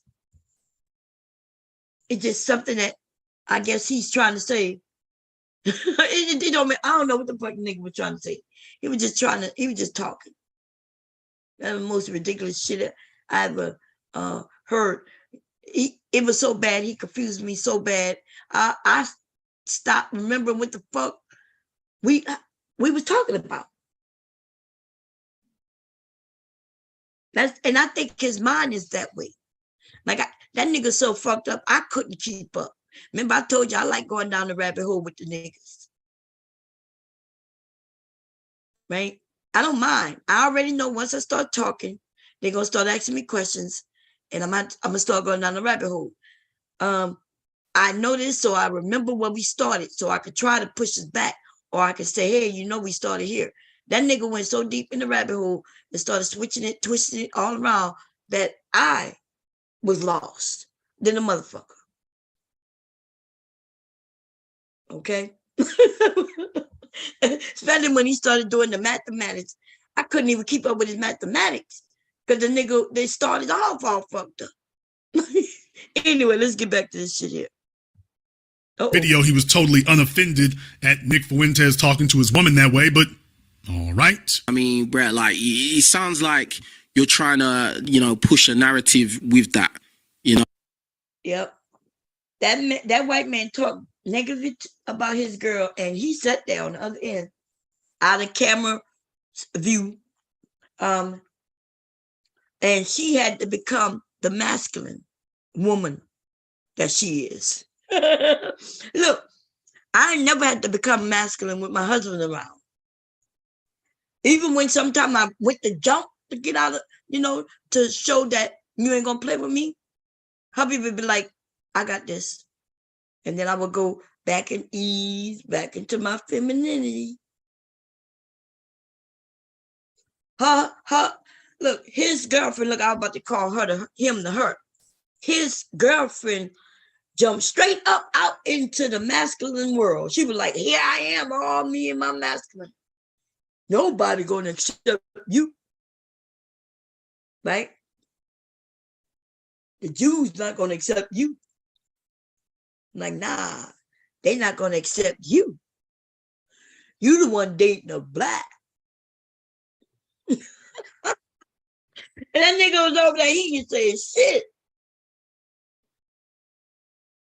He didn't say not a goddamn thing. Looking like the bussy that he is.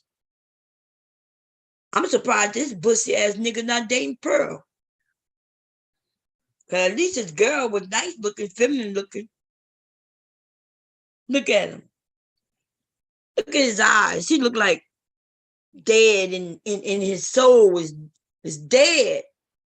Talking about pushing the narrative. Nigga, shut the fuck up. These some bitches, man. Little niggas, man. They mamas need to come and set them straight. Whether she got to whip his ass or get in his face. I don't even know. Some of them be so confused because maybe his mama might be white. you know them Jamaicans overseas. Well, you know what they were doing. We know what they were doing.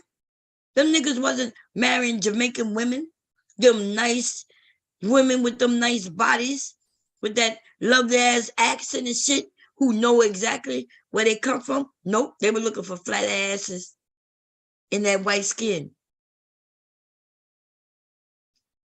So maybe his mama white.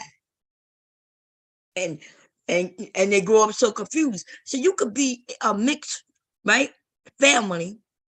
You could be, as Pearl put it, of a mixed race. Okay. And still understand who you are. And that would be based on your parents. Usually it's dad. Okay. If you're proud of your dad or whomever is the black person, if your black parent is proud to be black, even though they love someone else of another race, that's okay. But they're also proud to be black. They haven't shrunken themselves to fit in. They wasn't made to shrink themselves to fit in by their mate. Their mate loved them for who they are, just like they love their mate for who they are. Right? When people say, I love her or him, and I don't see their color, well, essentially what they're saying is their mate shrunk their race, themselves, so small that their mate don't see their color. But listen, I am black. No matter whom I would have married, would have known that I'm black. You know it, because culturally, I have always enjoyed my culture. And that includes the black culture, that includes the Creole culture, that includes the Cajun culture. I am all of that mixed into one. I enjoy all of them. I love hip hop. I love R&B. That's when we talk about music, right? I love Cajun food. I love Creole food. I love the way we have festivals. We celebrate certain things. We celebrate in different ways. I love soul food, which is that black food. Listen, I love all of that.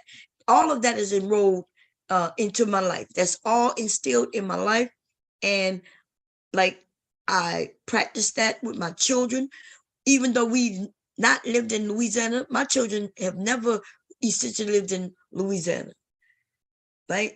The longest they ever stayed in Louisiana was 3 months, 4 months when I left husband 1 year, right? So when we go to Louisiana is to visit.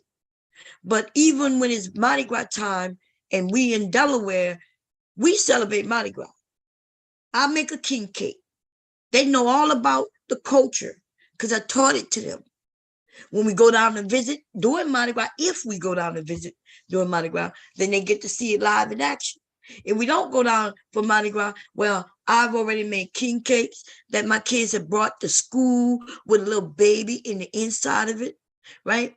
I had to write a little note saying, hey, there's a piece that, there's a baby in here.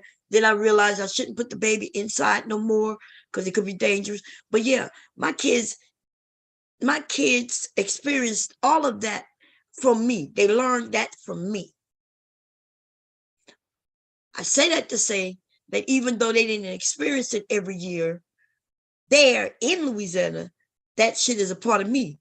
Hubby, right, who's not neither Creole nor Cajun, when he married me, he ended up with a fiery Cajun, baby. That's what he ended up. He used to ask me why I cook like this, why I cook like that. You think I stopped cooking like this and that? Shit, I looked at him like, well, what you want me to do? One day he said, well, why are we always eating rice with everything? Why is rice always made? I said, because that's what I do. That's what we do. I was willing to learn something new, but I wasn't going to do it. He was going to have to do it. Hubby going to get in the kitchen to show me what he talking about. When he cooked the way he cooked. And when I cooked the way I cook. These days, he cooked the way I cook. Because my cooking is way better. My cooking is way better, baby. Okay? My hubby would go down there and cook the rice and gravy. I remember, like I said, back in the day, he wanted to know why we got rice. But anyway, there are people who I watch, like in my family. Most of the people in my family is my cousins and even my uncles who married or had babies, because they didn't always marry this white. They lived with this woman like they were married, to where you would think they were married up until he got another one and he realized he had to get a divorce because he didn't marry the other one. But anyway, but they all had children for him. Anyway, it's usually the men, right? I don't remember. I'm trying to think. Do I have any of my girl family members, women family members, the females, the women? Because I'm trying to say all of them, so I won't piss off anybody. But I can't think of one of them who married white. Right? I can't think of any of them. None of them. None. And my family is large. Okay. Have any of them dated white? No. No. Now, the men, on the other hand, that's a lot. A lot of them. We got a lot of black men in my family, males in the family, boys in the family, whatever, right? Who have brought white girls, women, females to the family events. Yes. And most of those women, females or girls, right, have had children by my cousins, the males, boys, or men. Ooh, Lord, it's getting tiring. Okay, so we're on the same page. I ain't got to start saying them all anymore. Thank you. Because, ooh, Lord, it's too much. Don't want to make nobody mad because it's really getting crazy with these, with the pronouns everywhere. Pronouns everywhere, right? Anyway, so I say that to say that it don't matter, you know, whoever love whoever, date whoever, nobody gives a shit about that. But when you erase yourself so you could date other races, that's the problem. That's the only problem. You should see it to be a problem. If you don't see it to be a problem, then essentially it means you the problem. You just don't know you the problem. Okay? If you got to erase yourself to just so other people could be with you, that's ridiculous. If I got to erase all of the me liking hip hop and start acting like I like country, you motherfuckers, man, it'd be the weirdest thing when we talk about music and somebody come up and tell me, I listen to metal. That's happened on Jay Prince channel the other day, right? Now, he said he came up just to announce we in a black space. It's called the Black House. We know that mostly everybody is black, right? And the nigga coming up to tell us he listens to metal. Why? Why? It was almost like nobody said that nobody listens to metal. Nobody said nobody listens to country. Why y'all think people come up who's black want to come and announce to everybody else that they listen to something that we're not even talking about?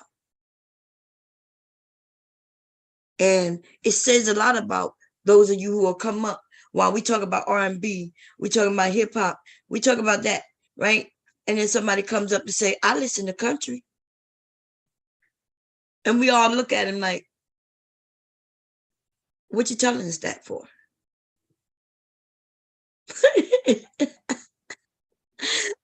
Because I do listen to all types of music.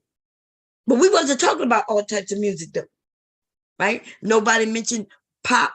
Nobody mentioned country. Nobody mentioned jazz. Nobody mentioned, we didn't mention none of that. Somebody just wants to come up. Why didn't they come up and say, I listen to jazz? Why do you think they come up to tell us they listen to metal? Which most black people do not listen to metal. Most white people don't even listen to metal. Okay? Well, most white people don't even listen to metal. That's a genre, just simply, metal is similar to, I would consider that to be like gangster rap. You could be a hip hop head who like rap, but you might not mess around with gangster rap or what y'all call now drill music. Like, I don't know this drill music. I keep asking people, like, who is these people? I don't know these people. And I'm a hip hop head. I am a music head. And still, drill music hasn't come across my playlist. Like, you talk about Drake. You want to talk about Future. You want to talk about Lil Baby. You want to talk about Baby. You want to talk about them. I listen to all of them, plus more. And when you start talking about these drill rappers, I don't know them motherfuckers. And I'm not even saying that in a negative way. I'm just saying metal is like that. There will be a group of people who listen to metal, just like they're gonna be a group of people who listen to drill music. That's all I'm saying. Okay, I'm not saying whether it's good or bad, but black people, we the only ones who will come up. If white people sitting over there talking about music, if they talk about music across the board, yeah. But if they were just talking about country music, you ain't gonna have nobody white go on the panel and say, I listen to hip hop. Because they ain't got nothing to do with the topic. We don't do that. And we think that because we want it to look like we better. We better. We better because we associated with something white. Why are we better when we associate with something white? And when did music become color? But yes, if we talk about music, you want to talk about hip hop? Back in the day, you could say that hip hop music was black. Today, you can't really say that. Today, we got just as many blacks who don't listen to hip hop as we got whites who do listen to hip hop. Hip hop has trans it has went over and beyond the color line and all that shit, right? Because shit that happened way back when we had rock and roll mixed with rap. We got rap in the goddamn religion scene, in the religion sector. We got religious rap music. We got country rap songs. But that's what happens with black people. Our shit get into areas that no other things could. Like, it's something about our music. And yet, motherfuckers would tell us we are the worst. They would tell us that anything associated with us is bad. They would tell us that we don't have no culture, when our actual culture take over other cultures. Our culture gets in their culture and can take it over. It intertwines and weaves into their culture. And then before you know it, they'll claim that it's theirs. Like jazz and country. People be shocked when you hear that country music was started by black people. You shocked that there's black people right now at the top of the country goddamn artist list? How you shocked when we the ones who invented that shit? You know why? Because they took over, whitewashed the information, made it seem like they created it. And then we go like, goddamn. Now we got black people in country? Motherfucker, we created that shit. Black people created country. But we ain't got no culture though. And we so embarrassed of the culture, we willing to say, oh, I don't listen to that. No, I don't. And then when you would go over and listen to what they saying in the pop or in the country, I know you ain't into country if you come telling me that you don't listen to hip hop because it is. They got country songs that they don't talk about murder and shit like that, but they talking just as sexual. It's done a little differently. They'll talk about they sad, how their dog died and how they missed their dog and shit like that. They'll tell you all kinds of shit. But music is storytelling. And of course, I don't know any country songs that go deep down into shooting, because if you live in the country, you ain't living in the urban city where you got to worry about stray bullets and shit like that. So you ain't gonna have country songs, talking about how they had to dodge some bullets. But they will tell you about their broken heart, their girlfriend cheating, their wife cheating, their husband's cheating, their boyfriend cheating, their mama cheated on their daddy cheated on their mama.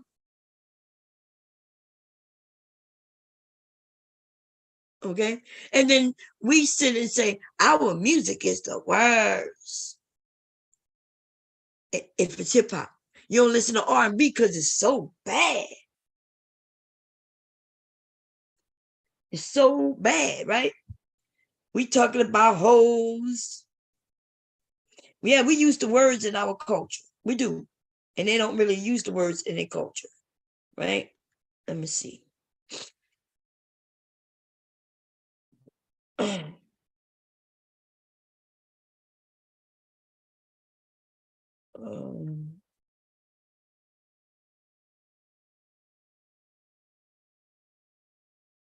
But It's crazy how we hate ourselves. We hate our culture. We claim we ain't got culture. Motherfucker be like, we ain't got no culture. Oh, you ain't got no. Even white people come over telling us we ain't got no culture. The only reason they telling us that is because that's what we say. Pearl could come in our area and say something, and the reason why a lot of you not upset is because you agree with her. And if you agree with her with some of the things she said, then you're just as dumb as she is. In fact, you're dumber. Because you should know your history. She ain't got to know. We don't give a fuck about her knowing or not knowing. But you should though. Right? You should be able to we should be able to sit amongst each other and talk about our issues and come up with some solutions if we come up with them, or just if we just want to be mad about it and express our disappointment in it. But she shouldn't be able to come sit amongst us and say a motherfucking word. She can sit there and listen. She don't get to jump up and act like she's disheartened by our condition. So let's talk about, is Pearl a racist or not? The fuck she talking about anything about something that has nothing to do with her? Y'all think she talking about it because she's sad about it? She talking about it because she could just make some money on saying any fucking thing. Even if she heard it 100 times from Black people, why the fuck does she think that she can now come over and talk about us and our shit? Because she don't know whether we are just disgruntled about what we see. Right? We could talk about what we see, that we're angry about, that we're sad about, that we're pissed off about. That doesn't mean that we don't see anything else. See, we understand that though. I understand, and you understand that if I'm talking about my husband in a negative way, y'all understand that I might be saying that about my husband, but that doesn't mean I'm saying that about my neighbor and my neighbor's husband and your husband and his husband. You understand that I'm just speaking about what's going on that we see in our community that we're not happy with.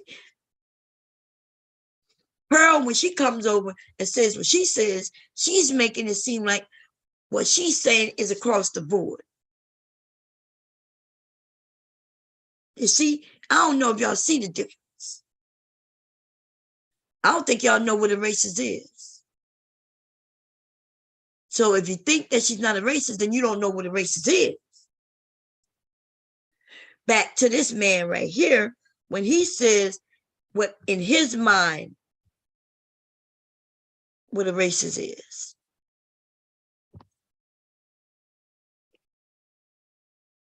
But he didn't tell us what he think a racist is. Not in this, he may have said it in his stream. Maybe I need to go look up his stream. I could tell you what a racist is. We could define it. When he said he's been around racists, he didn't explain what a racist is. See, what he mean is he been around maybe somebody who called him a boy. Because see, he not that old. He shouldn't have had to experience that, and yet he does. And still today, some people experiences it. You would think, based on what y'all say, we ain't got to worry about racists. We ain't got to worry about that because that shit is gone. Jim Crow is gone. If that was true, you shouldn't be hearing the things we hear in the news. You shouldn't be seeing what the fuck you see. You mean in a city where it's mostly white people, but when the one Black person commit the crime, or the 5 people committed crime that week, right? You're gonna see them on the news. But then there was like 100 other crimes done by the white, and you don't see one of them being reported in the actual news. You got to go to the newspaper to see those, and that's if you see them. If you don't understand what they bombard us with, that's why you think the way you think. Because every time you look at the news, see, I stopped looking at the news so long ago, it's ridiculous. Until my mom, maybe about 8 years ago, had to tell me I need to start paying attention to the news. I asked her for what? She said, so you can know what's going on. I said, but I don't need to see what they're telling us. Yes, it's true that it's going on, but so did Jimmy down the street robbed Miss Linda next door, his own neighbor, and is not being reported, not in the paper and nor in the motherfucking news. See, because they don't want to put that out. They don't want you to see these niggas coming together, all with the pale skin, hitting licks. But they sure gonna show you when the black men doing it. So essentially, I'm not saying that it's good that the black men are doing it. I'm saying that the black men are doing it, and so is the white man, and so is the Mexican men, and so look, and even the Asian men. And that's what's the one that really shocks me, is that if we all start having a conversation and motherfuckers start making it seem like Asians are the smartest, wrong. And then you will say Asians are the wealthiest, wrong, aka Chinatown. You'll make it seem like Asians have all the top jobs, wrong, aka hair shops, nail shops, people standing on the side of the road selling roses. If you want to make it seem like Asians are the ones committing the less crime, well, if that was essentially y'all saying, make it seem like they don't commit crime at all. They have a Asian community in the jail. Yes, there are less of them because there's less of them in this country. Yes, in the media, when you see Asians, they are propping them up in some corporate job, but we know I see them all around in all types of jobs, like restaurants. I see them, right? I see them in stores at the farmer's market. I see them on side the road selling roses and fruits and shit, right? I see them working jobs just like I work and you work. Black men work and white men work. And yet, man, when we talk about Asians, we putting them way up there. The ones who we do see in movies, they do make them in a corporate job. That's propaganda. Because if you can look around when you go out,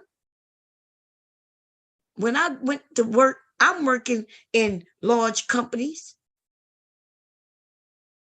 I was even in the military, one of the largest motherfucking country in this goddamn nation. And you know, it wasn't a lot of Asians. They had Asians. Wasn't a lot of Asians. Right? When I worked in corporate America, I guess that's what y'all call it. But the truth be told, I know what corporate America means. Like if you work for Comcast, if you could even work for Amazon, that's that's corporate America. But that's the wordplay y'all like playing.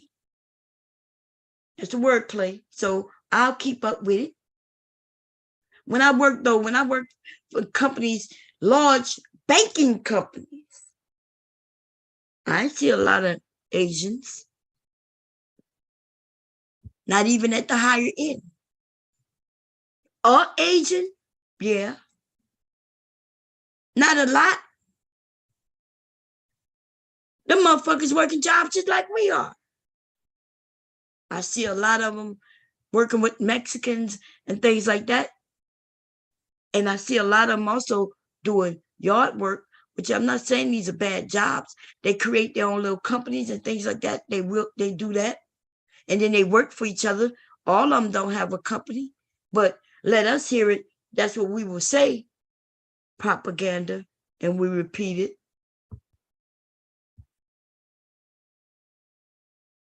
I'm not against any other race. I'm also not against my own race. And a lot of you are, though. You are against yourself. You will be the destruction, not of you. See, that's how I know you're selfish. Because, see, you're not supposed to be thinking about you, but you do. That's all you think about. You're not even thinking about your children, nor your grandchildren. You're supposed to be thinking long term, but you don't. You're right. The chances of you being a slave is slim to none. But your actions make it closer for your children and your grandchildren to be enslaved again. You don't care.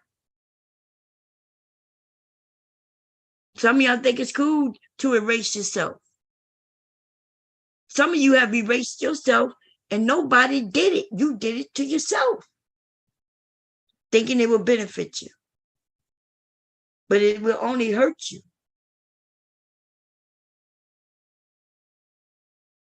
And the reason you don't know that is because you claim that you got white friends. That's what you claim. But if you really had white friends, you would know that erasing yourself is the worst thing you could do. Because they're not erasing themselves, even when they want to act black. Right? They say they act black because they lived around us. See? You acting, AKA white, in quotes, air quotes, of course, white, and yet you never lived around them. You just as fake as they are. The ones who never lived around, air quotes, blacks, but they acting in air quotes black, right? Because they saw it in a TV, in movies, commercials, newspapers, music videos, right? What they think black is, air quotes, black. That's them perpetrating a fraud, but it's okay because they do it for just to get a little clout, what y'all call clout, right? They do it for that. Well, you essentially doing the same thing, except you not getting no clout for it. You might only get a job, and nothing wrong with getting a job. You ain't got to erase yourself to get a job. We may have to make some slight changes to get a job, but you ain't have to erase yourself to get a job. But you did, and the only thing you got was a job. So we got the blacks on side of you who didn't erase themselves with the same job. In fact, they probably gonna go farther than you. You just think you gonna go farther because you erased yourself. You think you're gonna get farther, but that's not generally what happens. Although through propaganda, that's what happens, right? In the movies, that's written by whites, produced by whites. That's what they show us. They showing us what they really believe. When they made movies where all the black women are like whores, right? And all the black men are nothing but thugs. Well, those are white written, white produced. That's a white man's or a white woman's thought process of us. No matter how professional a woman could be, we had to be loud, chewing the gum, switching our hips. When they think about the ditzy white woman, she was a blonde, chewing on bubble gum and twirling her hair. When they thought about the white man, he was always in a corporate position, right? Even if he didn't own the business, he was in a high position in somebody else, another white man's business. When they thought about the white woman who also worked in corporate, they still made it seem like she got that position through sex, using her body, which means she had to be pretty and blonde. You get to see the thought process of motherfuckers through their movies that they write and produce. But you do understand that's their thought process. You don't then take their thought process and try to fit your life into that. That's not what you're supposed to be doing. You look at it, it can be entertaining and even funny. If you think about it the way I'm telling you, it is sad and funny at the same time. And yet, we got people growing up looking at movies, trying to fit into those movies. It's funny to me sometimes when I'm sitting here and y'all bring up all these movies and y'all bring up these movie characters as you defining life and to give an example of life. That should be funny to me. I be sitting here thinking, y'all mention names and I got to hurry up and type in their name to see who it is. And it's funny because I know them by the name that they played in the movie, but I don't know these motherfuckers' real names. None of them. Unless they are hugely big. Like they became so big that, you know, a Diane Carroll or a Tina Turner, like the musicians is one thing because their name is their name, right? Rihanna is Rihanna because we listen to her music. But I don't know Rihanna's real name. I don't know if that's her real name or not. Right? I don't know these motherfuckers. Like, what is his name? Ludacris. I know Ludacris by Ludacris. Ludacris done been in a couple of movies. And when they mentioned this nigga's name, I had to go and type that shit in. And I was like, oh, you talking about Ludacris? And it's the same way, like if they're actors and they play like Buffy the Vampire Killer, I know who Buffy is. I don't know Buffy's real name or the bitch who played Buffy. I don't know her real name, and I don't give a fuck neither. It's not even important for me to know the motherfucker's real name. For what? Motherfuckers be knowing people real names in the movies they played, but we don't know how to deal with money. We know people's real names and shit, and we don't know how to deal with stocks and bonds.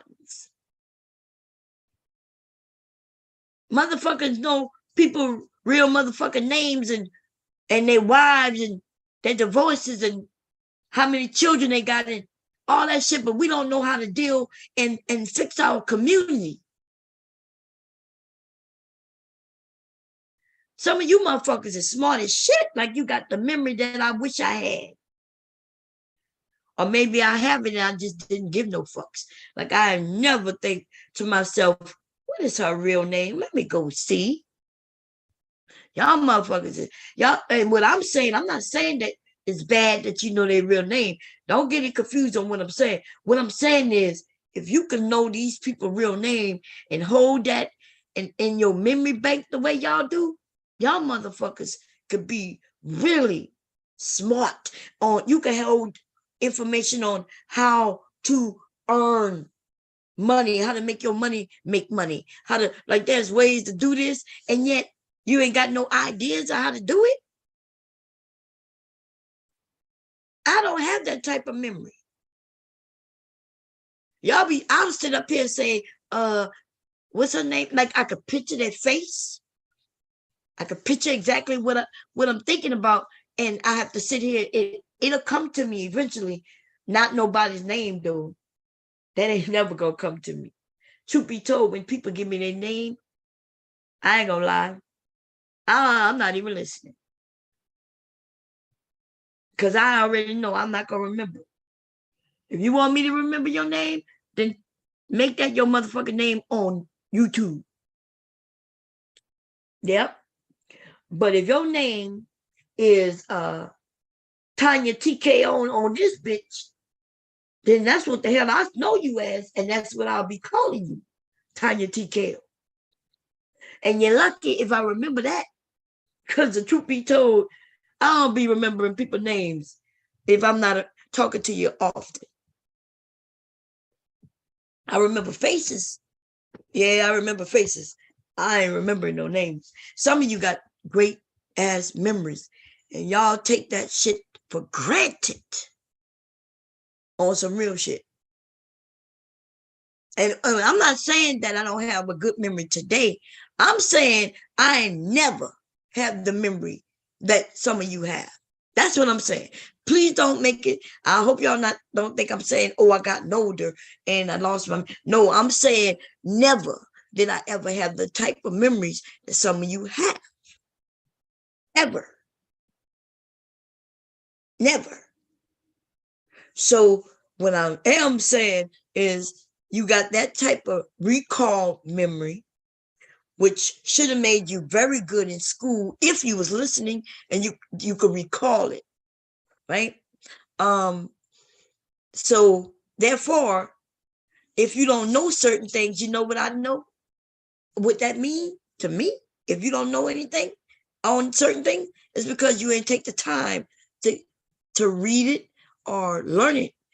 Because if you got such a recall memory, all you have to do is go sit down and listen to somebody speak on some shit, right?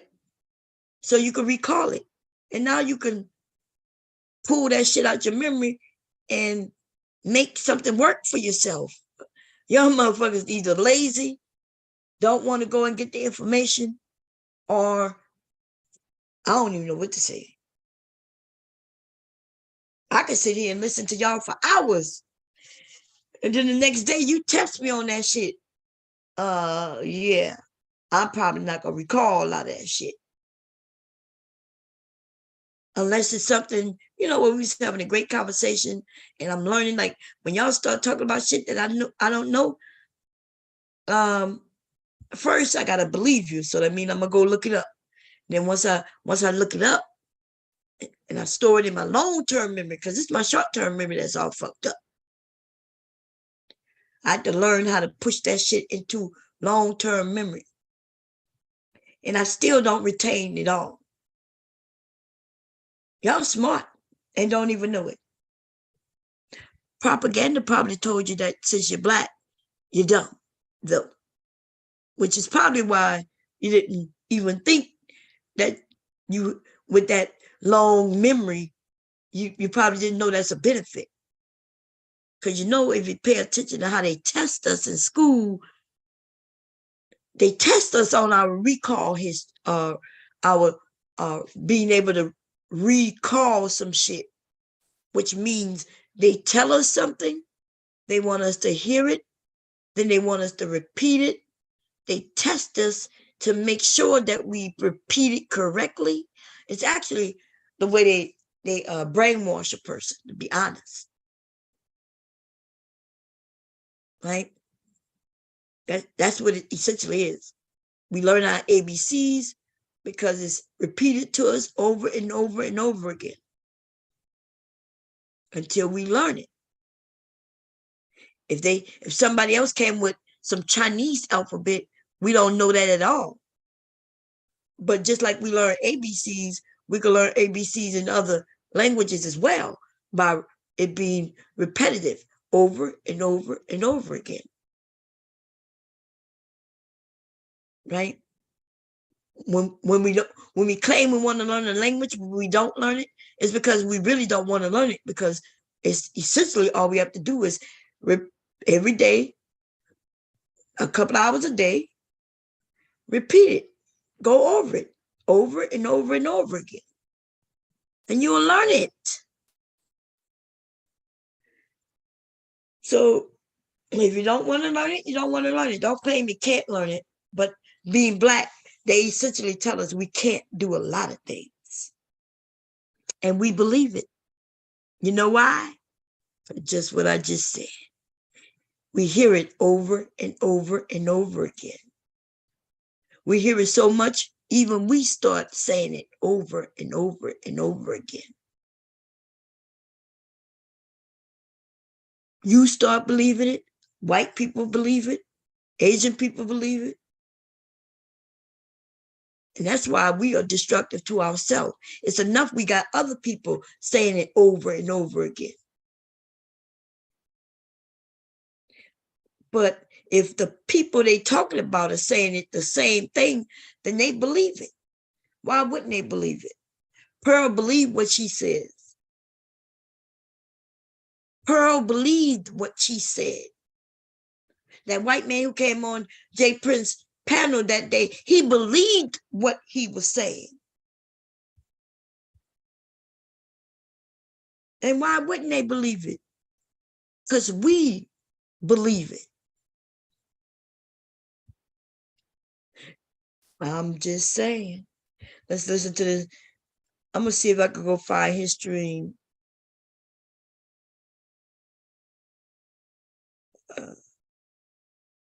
Who is this, y'all? If I tolerate what I know is racism long enough, eventually I'll get my turn to have sex with her. So yeah, I mean, you know, that makes it real hard. I mean, how do we as foundationals in America, how do we beat that offer? Hey, King Riches, I only hang with black folk like that. I ain't got no white women to bring you. So King Riches is like, hey, you don't have a good enough offer to bring me. And he's right. He's right, brother. I don't have any white women to bring to him. So if I don't have any white women to bring to him, he's like, hey, you ain't got nothing to offer me. Nothing I'm interested in. So yeah, no wonder. Yeah, we got, as far as he's concerned, we got nothing to offer. Now, everybody's cool with that until it goes south. Yeah. Now, when it goes south, all of a sudden, he's going to be the blackest thing in Essex. But until then. Yeah. And it's like you said before, unfortunately, we as immigrants, the only time we stand up is when someone is actively trying to, kill us. Because if the racists are just, if they're just racist enough just to say like, racist things, but they don't attack us physically, then we're okay. It's only when. Yeah. What you heard him say. They racist. We're going to say they're not racist because we feel like ain't nothing they can do to us. Up until you end up losing your active job because of them.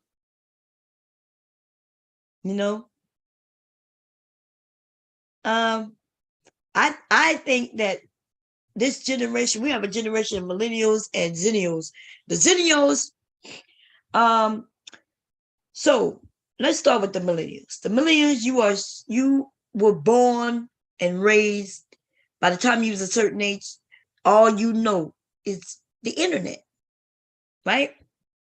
Some of you was here when the beginning, or at least you think you was the beginning. Now, you was born, some of you were born, the internet was already here.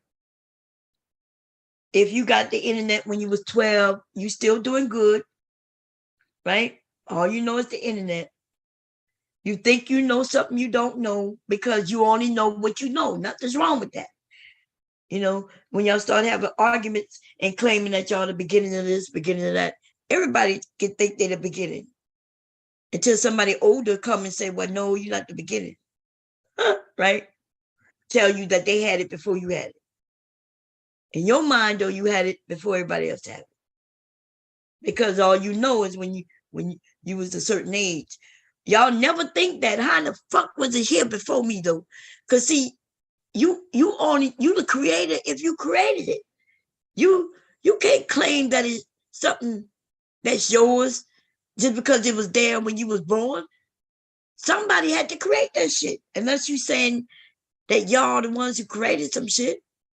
It's like ridiculous the way motherfuckers think, but that's y'all generation.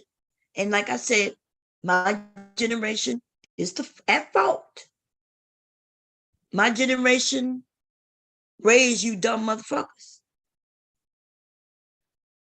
And But I sit back, I said, well, what were we doing on a large scale that raised dumb motherfuckers?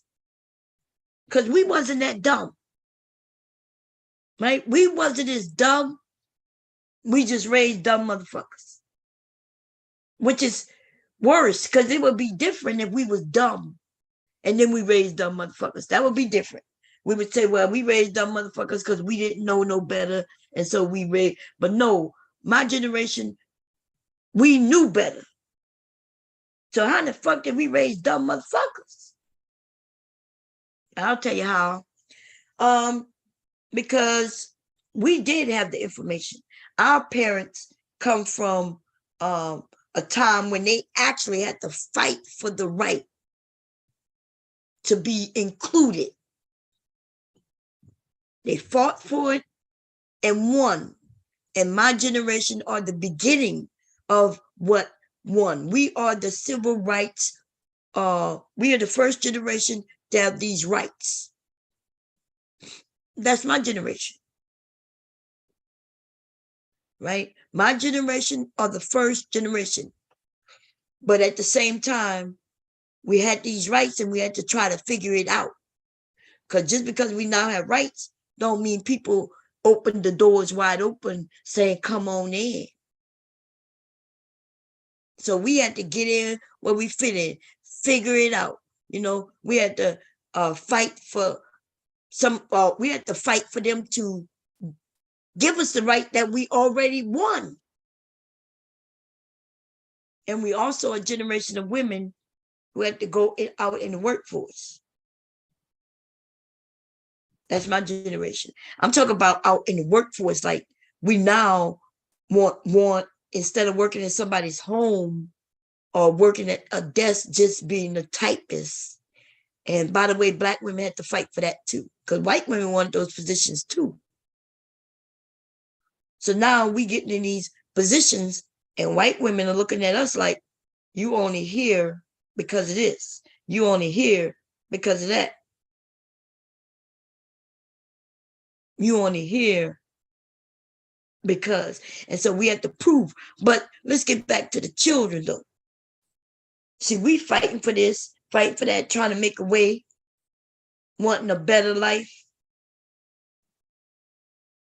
All the while, we still fighting to get in spots where they didn't want us. Right? And then our children, they're forcing us into certain things with our children. We got to understand that they understood that destroying the family, the Black family, is the way to destroy us. There was no other way to destroy us. Not through slavery, not through Jim Crow, none of that. Because family, they know that families, it's what they can use against us. They've always learned that. They learned that even in slavery, during slavery. They learned that they might not be able to get me to do a fucking thing because I'm willing to die. But if they put that gun to my baby's head, then they know they got me. Because I don't want to see them blow my baby's head off. So now I'm doing whatever the fuck they tell me to do. Now I may be even willing to run. Maybe I was a house nigga before. All I cared about that I'm living, you know. At least that's what they try to sell it. See, they're not telling us the truth about slavery. And that's why some of you think that you would have done it different. But nigga, you wouldn't have done nothing different. Everything about you is different now. Of course, the way you think and you look back at then and say you would have done something different. You claim you would have jumped off the boat as if they would let you jump off the motherfucking boat, the ship, should I say. You think you'll claim, nah, fuck that. I would have just jumped off the ship. Oh, really? You was property, nigga. You worth money. You think you could just go to the edge of the ship and jump? What you gonna jump? You gonna jump and take 100 people tied to you, with you, including your son, your father, your uncle. Like, you niggas are dumb. When you want to reach back and say something like, I am my ancestors. You're right. You're not. We're not. I hope you meant, though, when you say I am my ancestors, I hope you mean that you got more knowledge. Essentially, the reason you're not your ancestors is because these white people is not their ancestors. See, their ancestors knew that through knowledge would become power. They would become more powerless as we become more powerful. And that's why we wasn't able to learn how to read, write, or anything. You got killed, even if it looked like you had something that you could be reading. You see? So no, you aren't your ancestors. Because you're not clueless. You're not in an area that you know nothing about. Your motherfucking ass learned geography, map reading. You know exactly where you are on the map. You know exactly where the water is, where you know how to go north and what would be up there if you go north.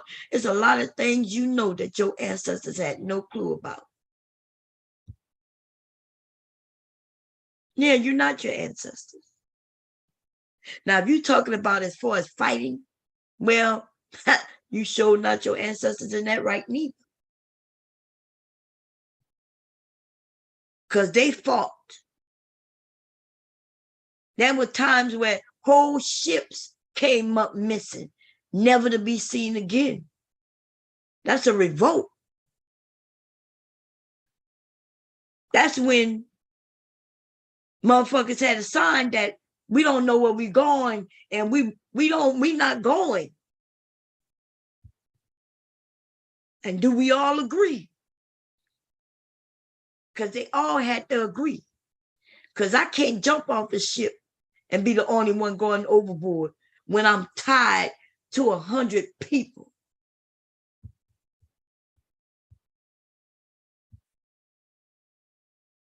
So the things that some of you say is so fucking ridiculous. And it gotta be my generation's fault that you don't know some of your history. There's a lot of things in history I didn't know. Like, how would I know? My grandmother not gonna be able to tell me anything about what happened in Africa after she already, and her and my great grandmother or whomever came over here.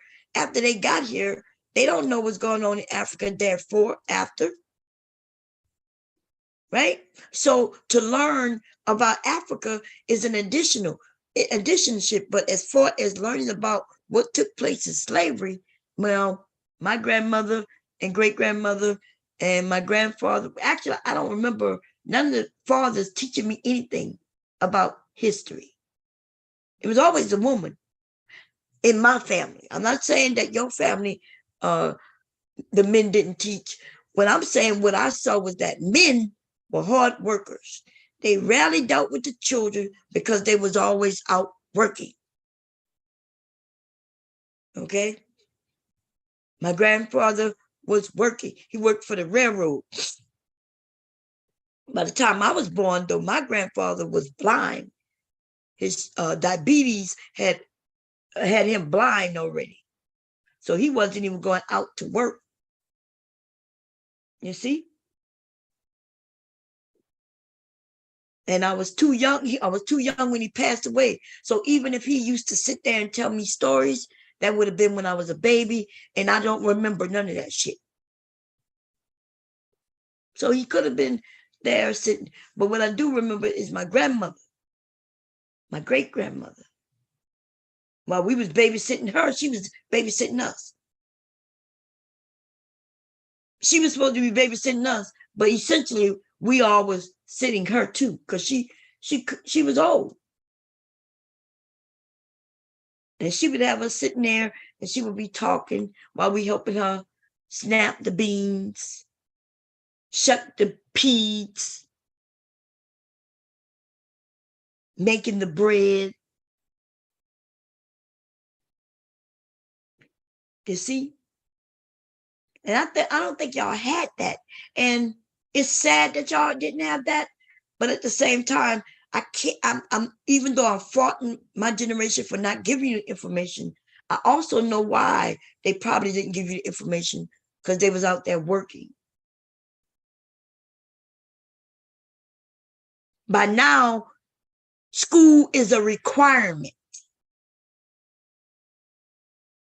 See, by the time I went to school, school was a requirement.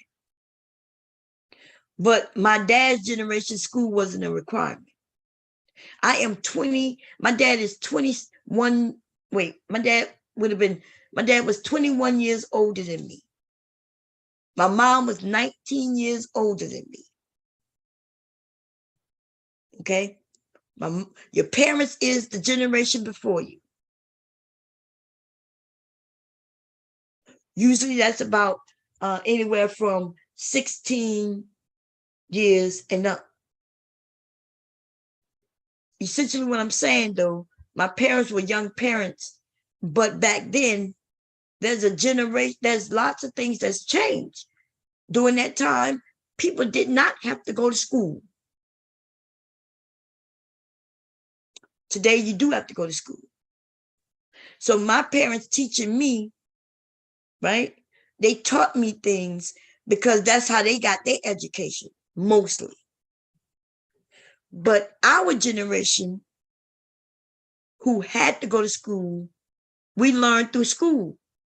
And then we essentially let our children also learn through school. Now, today, we know that's not necessarily a good thing. You see? That's not a good thing at all. Because right now, in front of our eyes, nationwide, motherfucker white people are arguing about whether they're going to teach us the truth or not, based on how they feel about the truth. Your black ass should be right there looking at it like, what the fuck? You should know that right now, if this is what they showing us in front of us, and they only showing us this because we got access to it because of the internet, that makes me sit back and say, damn, everything they taught me, I need to question. Because they made a decision on what to teach me. See, I always assumed that history was history.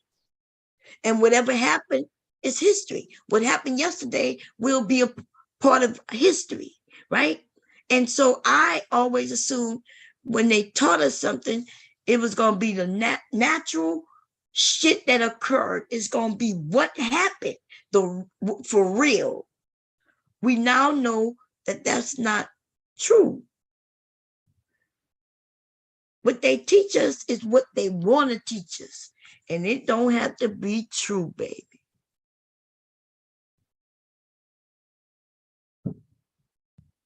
These motherfuckers can teach us anything. It makes me think about every fucking thing they taught me. It also makes me, like, even when I was a child, though, I wondered, why are they teaching me this? They got some shit they taught that never came up in my life and ain't gonna never be beneficial to me. What I need to know about some motherfuckers who used to live in a cave. And they never said it was white people living in a cave neither. I don't know what the fuck they was talking about, to be honest. They were talking about shit that I told y'all, look, I failed history every fucking year in high school. You know, that's when your classes count, right? Because you got to get the credits. I had to go to summer school every year for history in high school. In fact, my 11th year, when I went to summer school that year, not only did I take history for the year that for 11th grade that I just failed, but I also took 12th grade history in summer school the same year, because I already knew, look, me talking to my mom, And my mom was like, well, why are you failing history every year? 9th grade, 10th grade, 11th grade. Y'all, I had to go to summer school every year for history. Not for English, not for math, not for science. It was always history. My mom even asked me, I said, Mom, like, I don't know. I look, I have a bad memory. So me and remembering dates. These motherfuckers talk about shit. Like my parents and my grandparents, I'm told y'all, they used to teach me about history. My grandmother used to love to sit there and tell me stories. Like at a certain age, by high school, I was tired of listening to her, because now I'm a little older. You know what I mean? A little sassy, I guess you could put it, where I don't want to really be in no kitchen baking and shit like that. I want to be outside playing with my other cousins who were boys. I told y'all that time my grandmother told me a story and I decided to write about it and I got an F. I failed it. Them white people told me that what I was writing wasn't true. It was actually Black Wall Street. The white woman they told me that my story was supposed to be real, based in fact. And I got a failing grade. And I went to my grandmother and I'm like, she asked me how I do on the paper. And I told her I failed. I just said I failed. And walked away. She never mentioned nothing again, right? But I tell you, I never trusted my grandmother and her stories again because of that. Only to years later find out that my grandmother was right. It was the white motherfuckers that didn't know what the hell they were talking about. Or did they know and they just wanted to erase history? I don't know which one. I really don't give no fucks neither. It make me sad that I stopped believing my grandmother because of them motherfuckers. Make me sad. But anyway, do y'all not understand that these people now, everything you learned in history through schooling, you might want to question? Because we now see how they get together and decide what to teach us. Do you understand now that we have the internet? I can learn what you learned, and you tell me, well, I didn't learn that. And I'm like, you tell me what you learned. I'm like, well, I didn't learn that. That tells us that they do not teach us history. They teach us what they want to teach us.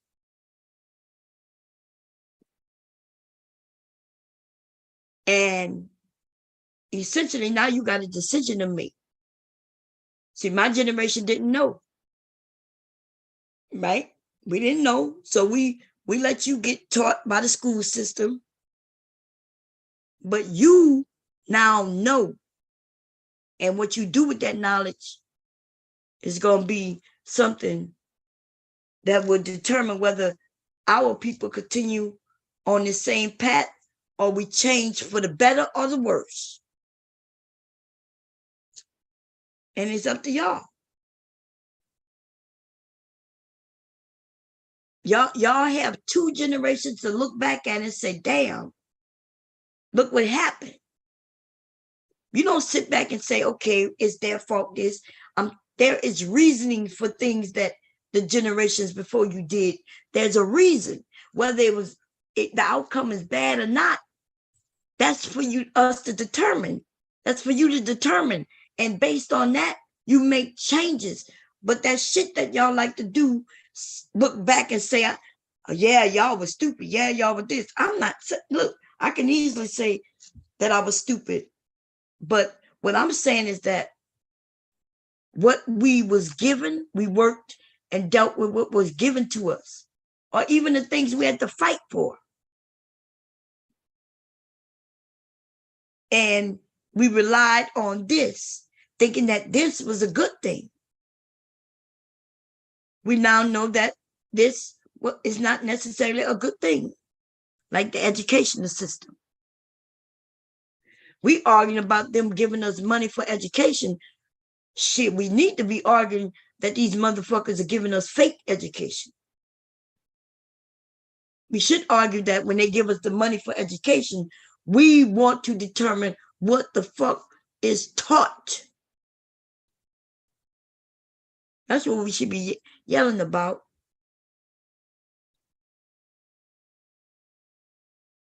That's what I can't look back at my grandmother and say they were stupid. I can just tell you what I saw, what my grandmother told me, and also my grandmother being scared of white people. I understand it, because they could have came and set a house on fire, and there was nothing that could be done. My grandmother was raped by a group of white men, and there was nothing that could be done. There was nothing that was done. You know how many motherfuckers told me, well, your grandmother could have did this, and your grandmother could have did that, and your motherfucker, what are you talking about? Today, my grandmother might be able to do that. Back then, she wasn't able to do none of that shit. You know? Motherfuckers like to talk, ask me what my race is. Well, here you go. My grandmother was raped by 3 white men, and she got pregnant with my father. There you have it. And my father met my mother, and my mother loved my father, and they had me. And there you have it. Now, my question is this. Why would I be anything other than black? My dad didn't think he was anything but black. Why would he claim anything other than black? Was he supposed to boast and brag that some man who he never met, don't even know,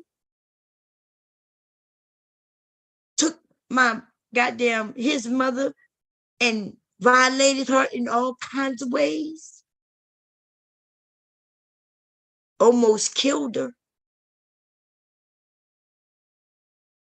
While she was recovering from all of that shit, she was pregnant. Yep. And she decided to keep the baby. So when y'all sit around here and want to talk about mixed people, it's a lot of us that's mixed. Some of us way back. That's the word y'all like to use today. Now, for those who like to use the word mixed as it relates to their family, I'm not against it. But I'm not mixed. And who are you think you're going to make me be mixed? Because you want me to be mixed? The fuck? I wish one of you motherfuckers would come over here ever in my life. I'm not even talking about just today. When I was young, you would have come tell me that I'm mixed. I would have punched you right in your... We would have been fighting. I'm just promising you that. The fucking nerve of some of you motherfuckers to want to judge other people and put labels on them. Now, if I put the label mixed on me, and if I want to, then okay. But don't come telling me who the fuck I am. I'm supposed to be what? Am I supposed to be proud that some group of white men attacked my grandmother for no fucking reason? Oh, and by the way, she wasn't a woman. She was a girl. My grandmother is 9 years older than my fucking father. That means she was a child. I'm just saying. I don't think I ever told y'all how young my grandmother was, huh? I know. I never. She didn't make no decision to be with no white man. My grandmother was deadly afraid of white people because of what has happened to her. Not just because of the lynching. That person who got lynched, they lynched somebody in her family, and then they raped her. She was a child. And she never forgot it. She was scared of white people.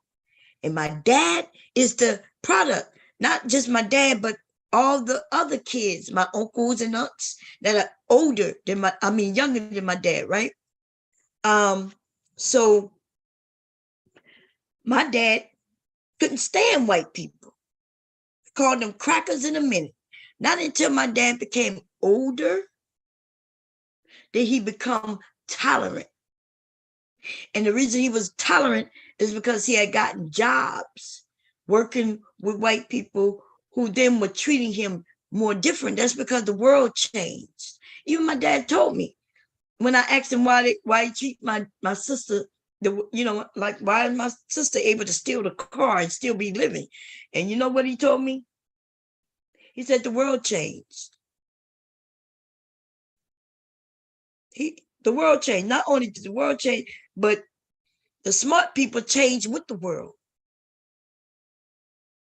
We don't then say that's the way it's always been. And so that's what I believe.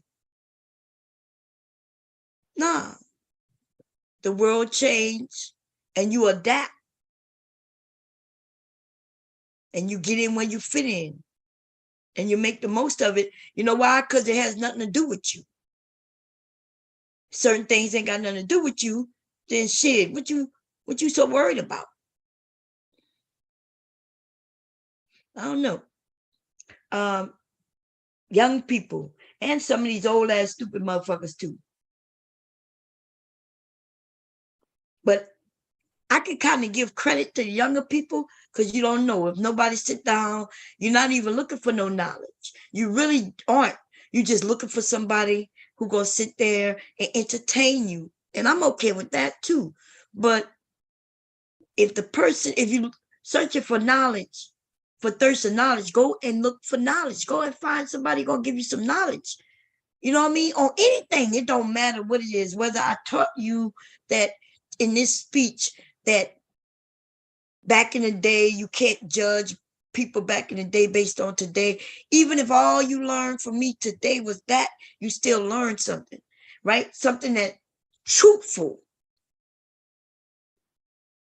We got other motherfuckers talking, claiming they teaching you something, and they're not. They're just entertaining, and nothing wrong with that. Do not confuse entertainment with knowledge, though. Knowledge is something that you could be useful to you at some point. Something that you're going to be able to use, right? Even if you don't go to work and use it, maybe you use it in your everyday life.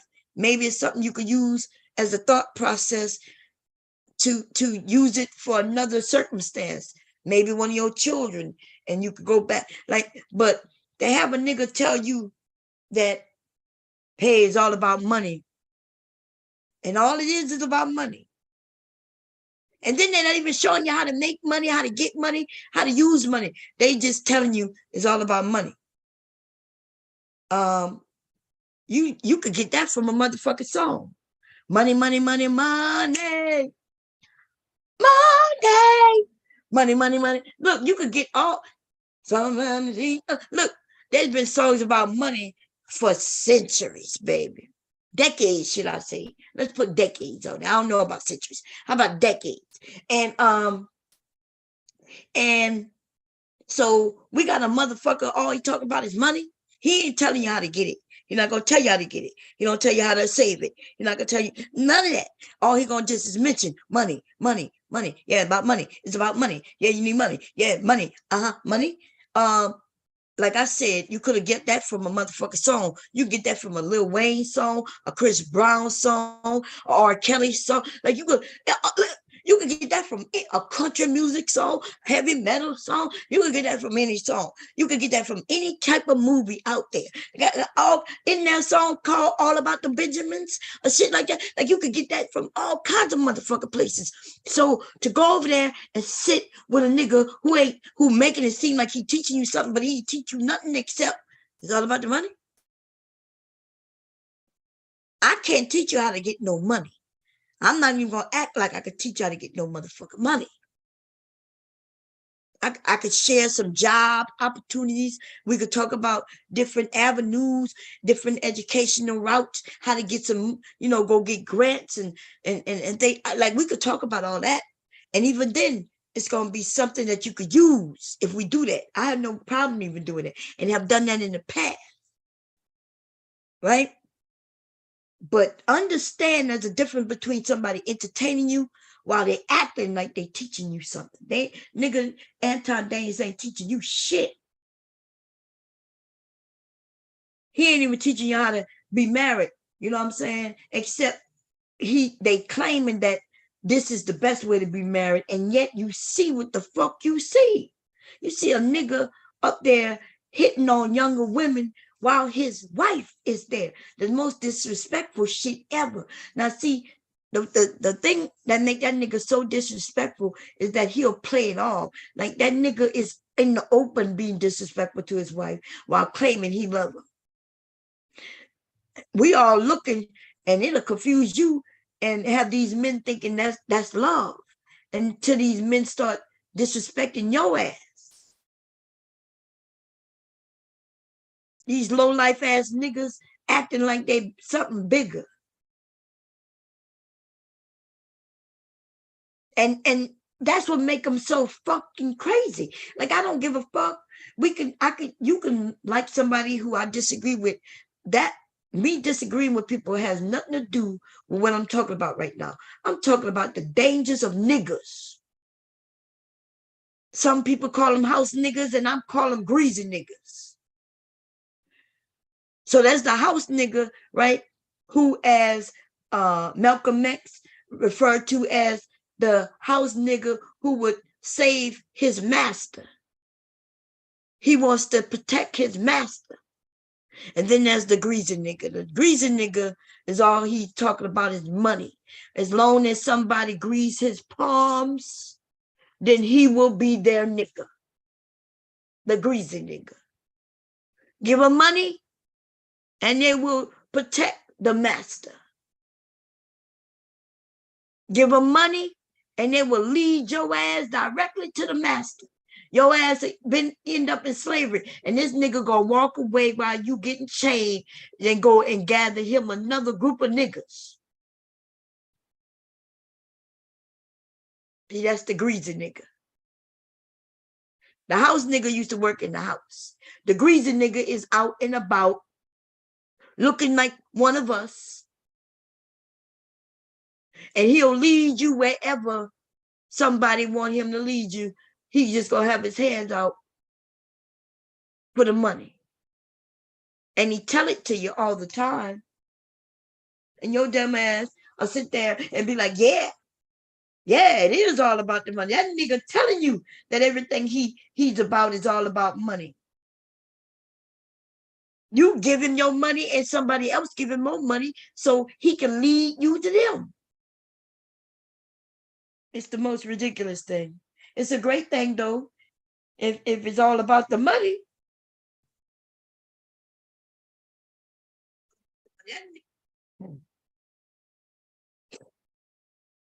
Okay, I'm looking in the chat. What's going on, Sapa say? What's going on, Kira?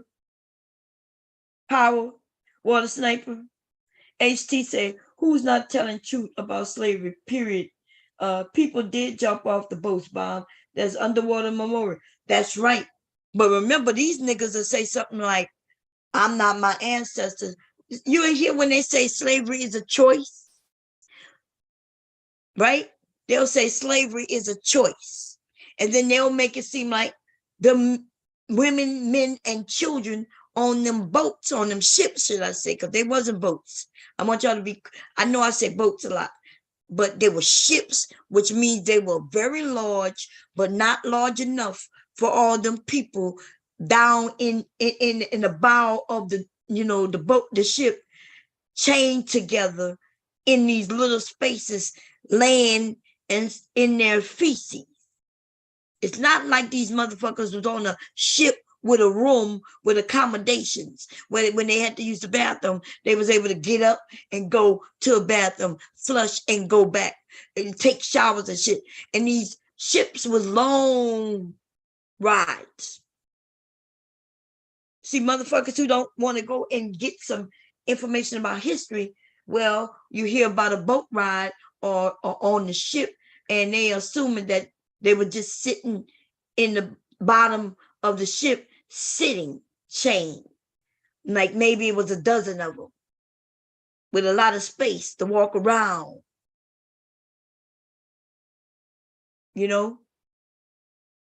So, yeah, they got memorials. That is some new shit, though. They now have memorials in the bow, in deep down in oceans. But there was a time when they was denying this shit. They was denying that see, when they want to make it seem like it was an opportunity, they were saying, oh, African people came over for the opportunity. I've heard, see, I'm older than some of you. I've heard all types of narratives through my many years.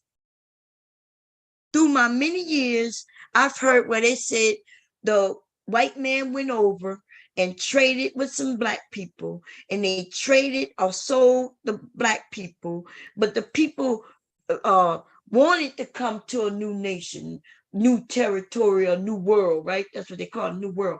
And so they got on the boat to come over for opportunities. Then they're saying, oh, and then they would get on with their master, but it wasn't really a master thing. It was like a job. Like in the history books in Texas, that's what they were fighting about last year, where they called the slave an indentured servant. There is a difference between an indentured servant and a slave. And let me tell you what the difference is, in case you don't know. A slave is lifetime. Indentured servitude, that's you. This person has a job for a certain amount of time, for a certain amount of service. In other words, if you hire me, you want me to come and work for you, and you giving me this, that, and third, whether it's monetary or you giving me housing or anything like that, and I agree to do this type of service for you for this amount of time, whether it's hours, months, years, you know what I'm saying? But eventually that's a contract with an end date. Slavery is lifetime. Lifetime. There's no union. There's nobody to complain about mistreatment. A slave, I'm yours. I'm I belong to you. Almost like a piece of furniture. And when they treated you like a piece of furniture, they could do what they want with their furniture. Just like you could do what you want with your furniture today. Right now, if one of y'all decided to, you could take a sledgehammer to your couch. You could go and put your table on the curb and get rid of it, so the trash man can pick it up.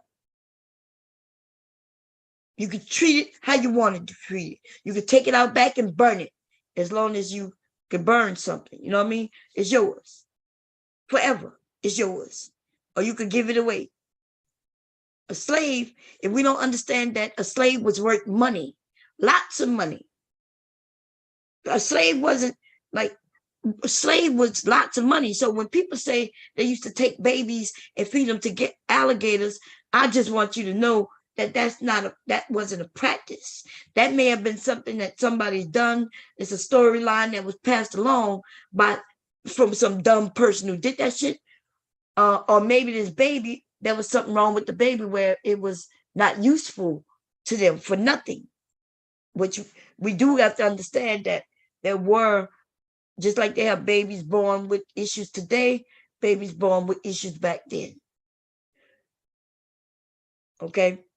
But you're going to have to explain to me how a baby that might be worth $3,000, it would be less back then, of course, but today, in today's money, that would be $3,000, how they would just say, let me catch an alligator with it.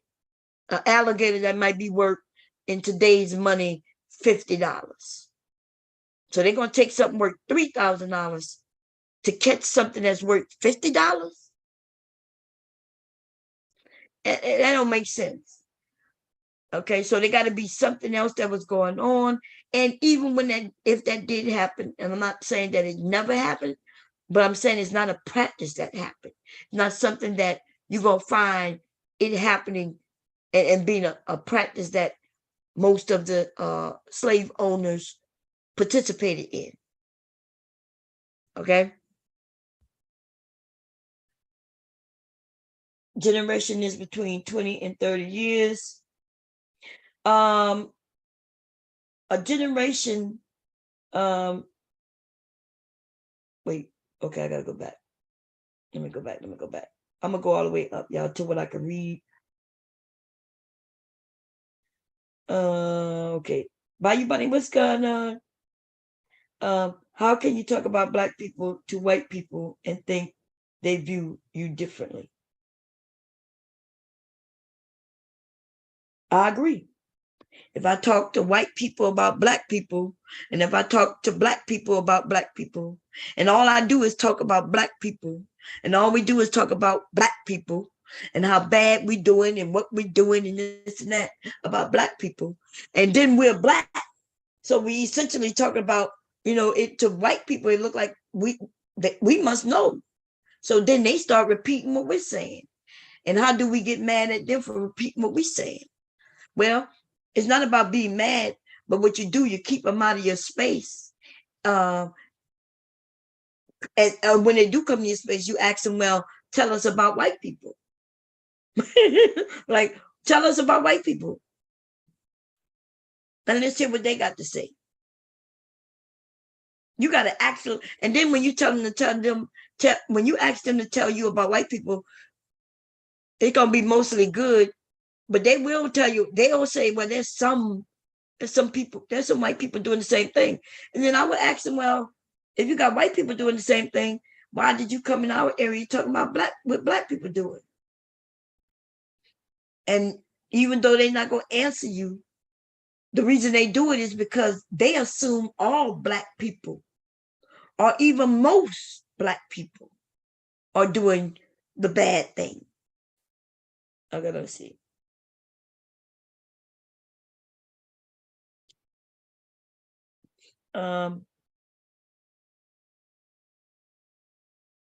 Somebody say them positive channels don't be popping.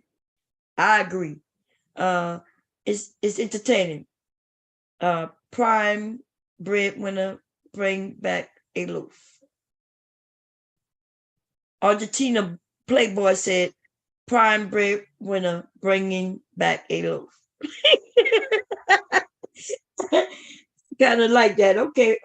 Our team. Wait, goddamn. I said it the first time right. I'm like Argentina. Okay, Argentina Playboy. He said prime breadwinner bringing back a loaf. He said he's the prime breadwinner, baby. And he said not only is he the prime breadwinner, but he says he's bringing back a loaf. I like it. And look, essentially what he's saying, in my opinion, is that he's saying, not only am I going to tell you I'm the prime breadwinner, but bam, he throws the bread on the motherfucking table and say, here you go, here's a loaf. Oh my God, I gotta see if he probably long gone, because I don't know how long ago he said that shit, but I love it. You see what I'm saying? Instead of talking about it, be about it. He says he's about it. He's not talking about I'm the breadwinner or I'm the head of the household. He's not just saying that shit with nothing in his hands and nothing in his pockets. He said, boom, I'm the breadwinner in this house. And then he threw the bread on the table. He ain't asking about who's the table. He ain't asking nobody about what you bringing to the table. He ain't even saying what he gonna bring to the table. He just put what he got, bam, right down the motherfucking table. That's what men's supposed to do. Other cultures teach men how to be men, y'all. They have men telling men how to be men. Our culture did that too. But today we got fuck boys trying to tell other boys how to be men. And none of them ever said anything like what that Argentina man said. That Argentina man said, put the proof on the motherfucking table. That's what he said. I like that. I gotta snap that. I'm gonna use that against these dumbass niggas. What are that? He said, anytime a bad mind goes to Barbados or Jamaica, the locals treat your boy like one of the crew. I believe you. It's not even a bad thing. It's not a bad thing to get treated like you, especially if you're a good person, you get treated like a good person. I got to grab that though. Argentina man said this. I got to grab it. I'll make it bigger later. I'm gonna save it to my photos. I'll grab that. He said when he go places, he get treated like one of the crew. And nothing's wrong with that, 30 years from now, white people will say they came up with mumble rap. I know that's right. They already look, you saw the discussion when someone was over there making it seem like they created rap.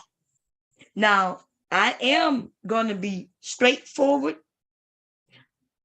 The hip hop culture, which included the music, the graffiti, and the dance. There were, and because, remember, this comes out of, actually, if I'm correct, the actual they proven that rap of a certain type started way before this, but hip hop, as we know it, right, started in the 70s and in New York, because that's where the people live, and because New York is a central place for the melting pot, right? Blacks live around Latino people, right? Yeah, that was Latinos right there with us. That's a fact. It shocked me when I watched, like, when Beach Street and those things came to the big screen and we all raced to the movies to see it, and I saw these people who I was like, is he black? I was like, is he black? Remember on Beach Street, remember they had the dark skinned guy who we would consider black, but he was Latino though. And then you had the older one who looked like he was older because he was taller. Doom, doom, doom, doom, doom. Yeah. Anyway, he was the one who looked like he was Latino, Spanish. He's the light-skinned Hispanic and the dark-skinned Hispanic. And then so I'm looking around and we had Ice-T. Then they had even the other crew. That was a Latino woman who was dancing against them. The only white person in that shit was that white girl who couldn't dance worth the fuck. But they taught. Why they pick her to be in their crew when she couldn't even do their dancing? And I'm gonna be honest, she didn't even look like she could dance. You know what I mean? Like, just because she was young, white.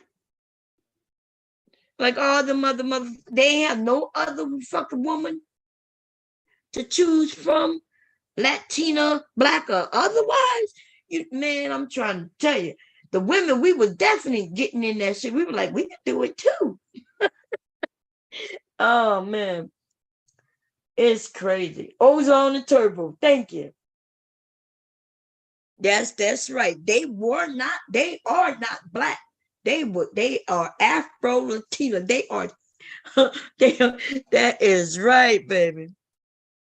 Remember music, video music box? He was Puerto Rican. That is true. Let me put the link out, y'all, so y'all can come up. You know, I like talking about hip hop and all that shit because I was here from the beginning of that shit, and I was not in New York, right?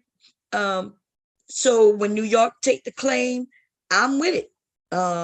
First time we saw that shit would be on like Soul Train and shit, and then they ended up making movies. First time we saw it in the movies. Let me stop this.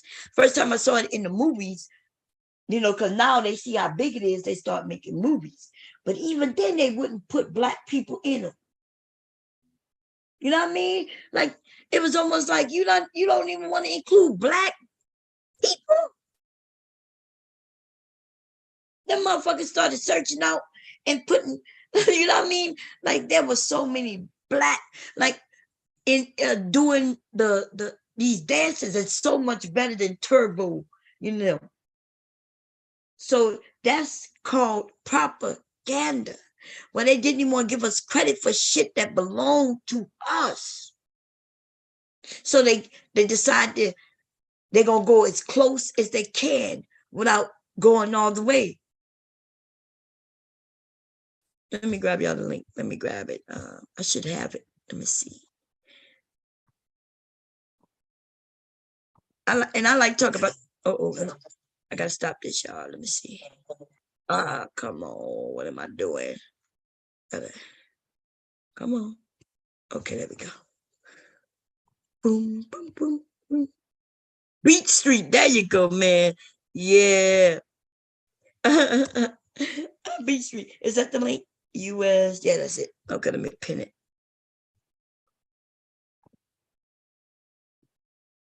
Think that was Breaking 2. Well, Breaking 2. Wait, Breaking 1. Didn't they have? Look, I get them mixed up because there was a Breaking 1, Breaking 2. Then they had Beach Street.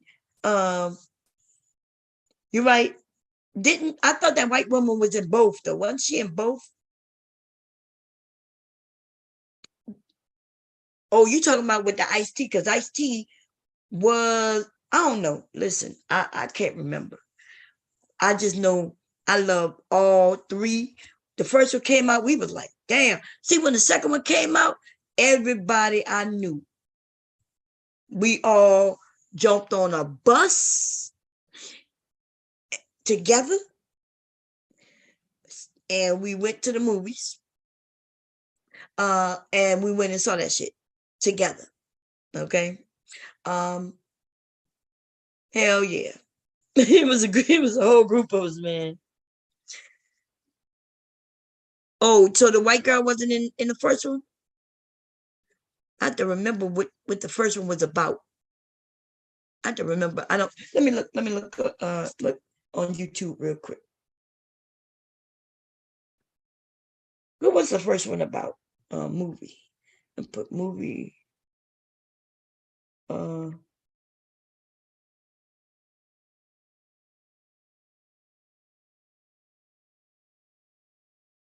When Turbo, y'all remember Turbo Broom Dance? Was that in? Let me see. Yeah, she was in the first one too. Now let me see what in the first one she was in the first one. She was in Breaking. And in 2, she was in 2 also. She was in Breaking 2 and Breaking 1. I thought so. Well, maybe. Let me look again to make sure.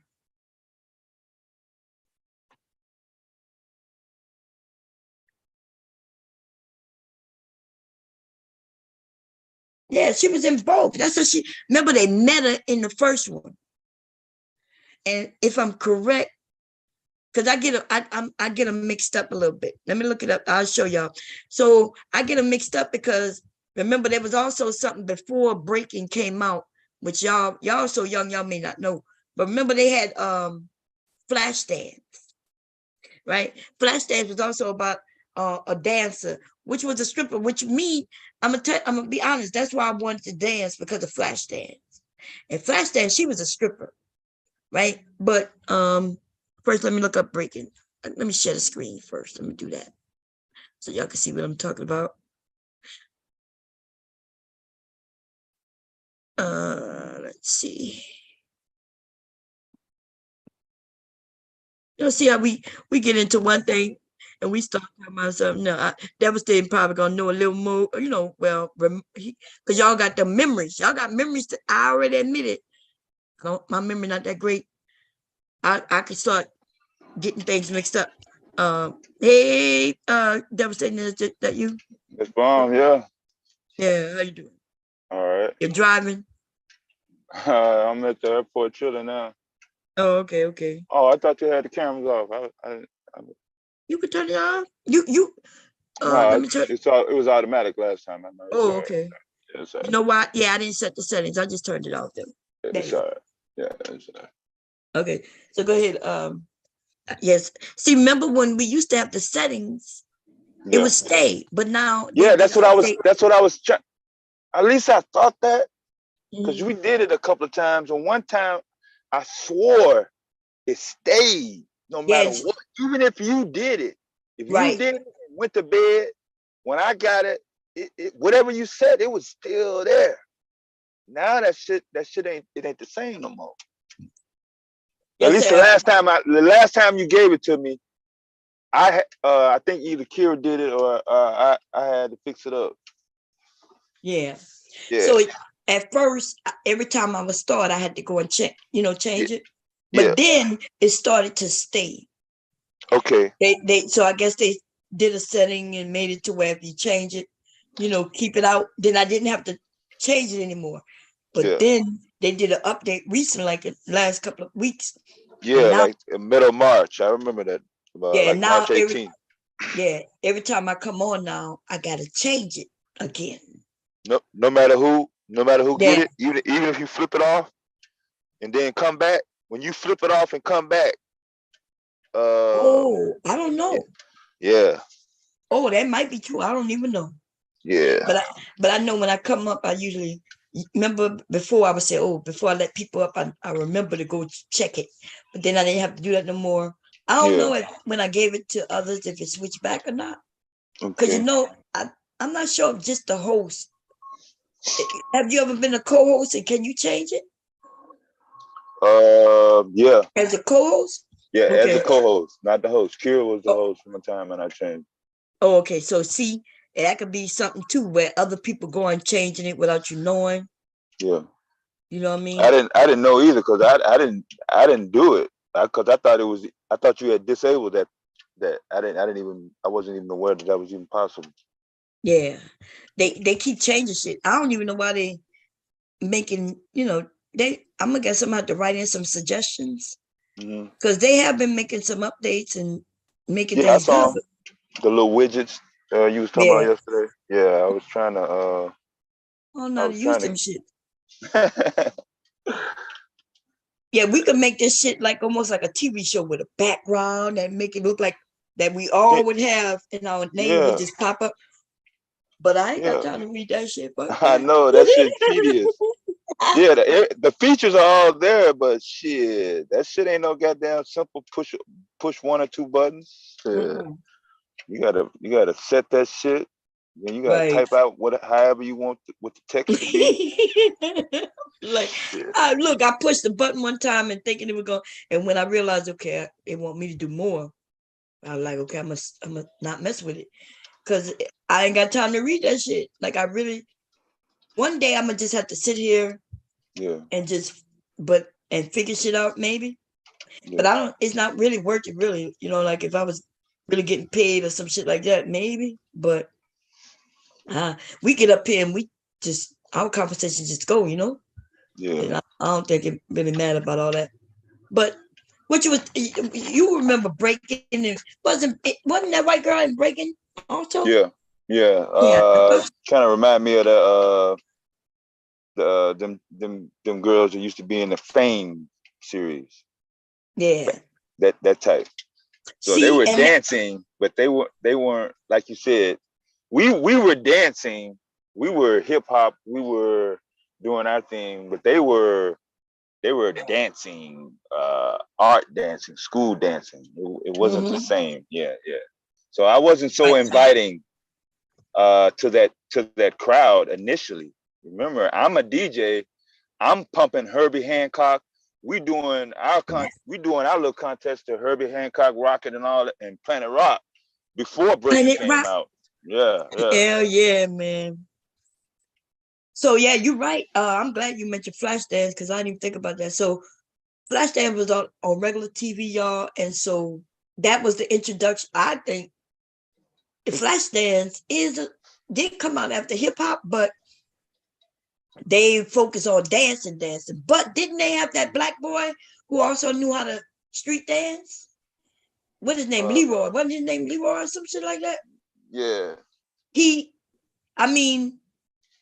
was a dancer too, technical dancer. Mm-hmm. But he was in the school. Yeah, he was in the school, professional and all that. Right. As far as him being on the street, I don't know. Not being on the street. I'm talking about he knew how to hip hop. He knew how to break dance and shit. Yeah, that's what I'm saying. Was it before he went to school, or did he go to school first and then go outside on the street? Oh, I don't know. Flashdance didn't work that way. Remember, they was in school. Yeah, they was primarily in school first. They wasn't really focused on the sidewalk in the neighborhood shits. Right, because he really. But I could have sworn he knew how to hip hop dance. No, you're right. Right. I ain't denying. I'm just trying to figure out what the timing was. Oh, I don't even know, to be honest. To remember that. When I'm coming up, I'm thinking, because by the time I seen him, he was already in the arts, in the studio, in this class. Mm-hmm. Then I saw him doing something on the street, or practicing those moves that we do on the street later. So I thought maybe he was copying, but he may have been on the street. I don't know. I hadn't really heard anybody on the street say, "Yeah, I seen him on the street before he went to school." I haven't really seen that. I hadn't seen that. Yeah, but what I learned since, and I was, so we had a lot of people in New York, right? Because that's what the school performing arts is. Mm-hmm. So you could have been just somebody who liked to dance, and since you were not classically taught yet, you just know how to dance. How they dance in the street, going to Soul Train and dancing, and and you learned all the moves, all the so including street dancing, hip break dancing and pop locking, and then you get accepted into the school of performing arts, and now you're learning technical dancing. Was one of them Juilliard? Yeah, Juilliard. I don't know. I don't even know what they call the like you just said, flash dance. Not flash dance. Fame. Yeah, I'm not sure what school that was, but yeah. So remember, even Flashdance. Flashdance, she was trying to get in the school of a Juilliard. That's the one she was trying to get in. Yeah, but I think that's the first time I heard of that at school. Yeah. Yeah, I think that's the first time I heard it too. So she's trying to get into that technical training school, and she was already what you could see a dancer, but not a taught dancer, classical taught dancer. Like a lot of us, like myself, a dancer because I'm just naturally could dance. Taking some dance classes, but my mom really taught me how to dance, right? I've taken ballet, but formal dancing. Yeah, formal dancing. So if I wanted to go to one of those schools, but before I even go to that school, I already know how to dance or perform, whatever the performance is you want to go. Like if you want to go to that Juilliard because you're a painter, that means you already know how to paint before you get accepted. Yeah, you So got some sort of familiarity. Yeah, you ain't coming in blind. Yeah. right. So you already know. So yeah, so that's what I'm saying. I think for them to go to that school that Fame was doing, they had to already know how to dance. They just wasn't they had to do formally something. taught. Yeah. Yeah. They're not grabbing them out of art class or wood shop to say it. Yeah, even Oh, art it is class. art. Yeah, it is art. Yeah, but they're not So grabbing no, them I out mean, of wood shop. Juilliard don't just do dance. They got painters, Oh, people who play a musical instrument, and they got dance. So if I'm correct, it's a school of performing arts. It's all of those. Yeah, violin, the cello, all that shit. Yeah. So if I don't, they're not gonna accept me if all I know how to draw is stick people. Then I already showed that I got you know what I mean? I got a little talent, and I need some technical talent to make it better. That's when they'll accept me. So that's what I think Fame was. I think Fame was where he knew how to dance, street dance, and now he's going. Well, now I think he wanted to dance a certain way, but they only taught, formal ballet. Yeah. And so he would learn ballet. I used to love Fame, man. And Flashdance came out, and I wanted to be a stripper. And by the way, but stripping back then wasn't the same as stripping today. But if you look at Flashdance, y'all, she was a stripper. And yeah, she was a stripper. Remember? She was a stripper. The lights came up and she was butt naked on one of them scenes. I don't remember her being butt naked because stripping back then, stripping back then, even today, you could be a stripper and never get naked. You could be they got some places where you can't get naked. Yeah. So that means you end up in like a bathing suit or something very similar to a bathing suit, covering certain parts. And then they got some where you can't show your top, you can't get top naked. And then they got some where you can get naked, but for the most part, most of them you cannot get naked in strip clubs. 100%. Yeah. Yeah. So when she the one scene that everybody remember is that TV scene, and she is about the TV. If you the one thing that everybody remember, you probably when I mention TV, you probably don't know what I'm talking about. Everybody remember when she got in that chair though and splashed that water on him. Yeah, the water chair. Yeah. Yeah, but that was a TV scene. That's a TV about her looking at TV. It was mostly about that. You have to understand what she was portraying, what that was about. But it starts off with her dress, looking at a TV, and it's about propaganda. The way she did that. But nobody knows what I'm talking about when I say that. But they do know when I say she got in that chair, pulled that lever, and that water splashed on her in that chair. Yeah, that was classic. Yeah, everybody remember that shit. Yeah. But she had a lot of that. That's the one everybody remember. But and so to me, the stripping is it's a performance, and in the performance there's a message, and in that scene, in her scenes was a message. And when I saw that, I wanted to be a stripper. Yeah. And so when I tell people I want to be a stripper, motherfuckers just their minds go crazy and like, oh, you want to, like, are you serious? Like, there's a message today. There's no message within these goddamn these clubs. But that's the fault of these clubs, and it's also the fault of the movie Players Club. That one movie in the 90s. One movie. Yeah, that one kind of changed everything, but we knew it was going on, but man, that just put some spotlight on. Nah, I don't even think it was going on like that until Players Club.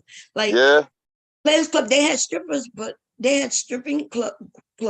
They popped all over the nation after Players Club. Everybody was like, yeah. And them juke joints was down there, Ms. Baum. I'm telling you, I wasn't in them, but not in the major cities. These were more like P Valley, like off in the cut. And if you was in a network or in a group, I mean, they weren't really looking for advertising. They weren't trying to get any and everybody off the street. That's the whole thing about it. They just wanted a niche group of people that they know they're gonna spend money. So sometimes Right. they might get buck wild. Yeah, they might get buck wild because Yeah, they may get buck wild in there, but like you said, they wasn't everywhere like they are now. nah, they The wasn't women spread it wasn't out. mistreated. They wasn't because I had a friend. She was young, but like she's my friend still today. In fact, she was a stripper back then, right? She's just a little older than me, not that much older than me, which means she was young, like right. But none of us. She went to school with me, and she was a stripper because she got them big breasts. Yeah. She still got them breasts today. Well, it's not like they go away, right? They don't go away. Yeah, please Mary, don't. Yeah. So here I am in school with nobody in school know anything about this. In fact, the only way I found out was because of my dad. Right? My dad. And she was one of the hottest strippers that were because she got them big boobs. But it wasn't nothing, like you said, it wasn't nothing like what it is now. Anybody just couldn't come. It wasn't advertised. Right? No. Everybody would know. It was a niche group of men. Mm-hmm. And they know how to keep a secret because most of them married probably. Yeah, like that's my daddy. what I'm saying. You know what I'm saying? I remember when my dad saw her come to my house and the way he looked, he didn't say nothing. And she ain't say nothing either. They froze up. Yeah, years later. I'm talking about many years later, y'all. I'm talking about this happened when I was in high school. When she came to my house and he looked stunned, right? But years later, I'm married with both my kids.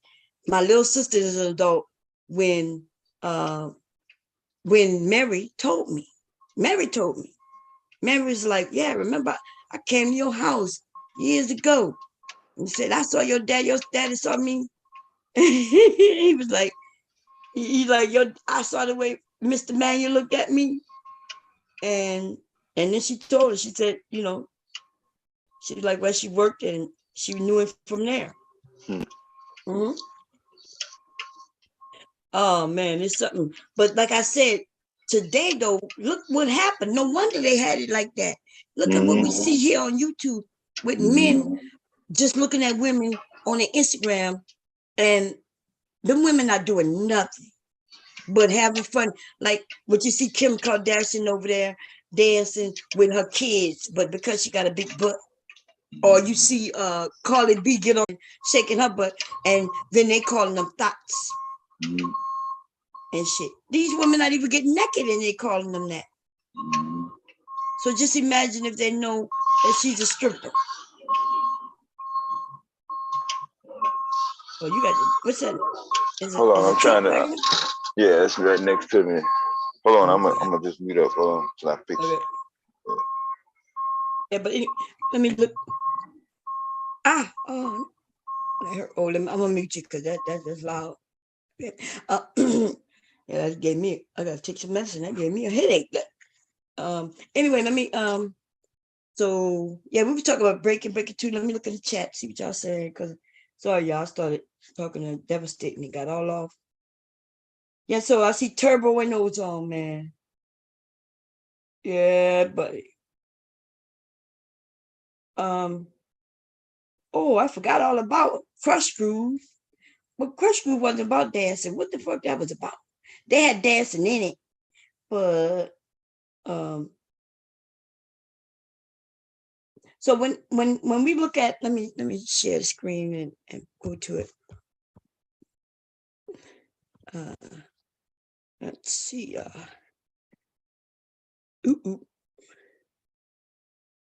Visiting Africa and then getting. It's called Breaking. They had Breaking 2 is Electric Break Boogaloo. Let's see. I think this was like in 82. What do you think? 82, I think. No. Let me just put movie.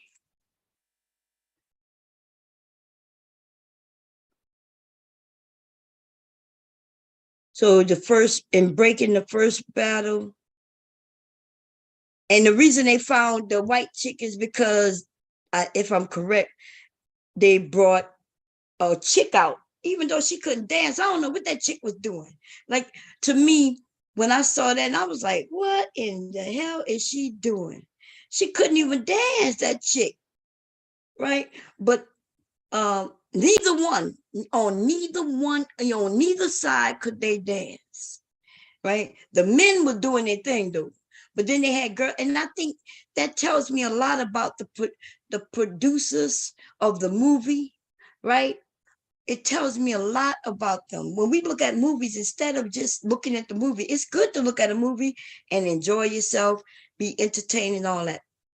But before you decide to put that shit in your life and think that that's how you should be or whatever, think about what you're seeing. So these two men, Turbo and Ozone, they are not black. They are not black. They are Afro Latino, and back then they didn't even call them that. But because you know that the producers of this movie is white, to them, their skin is dark enough to be considered black. Okay? That's number one.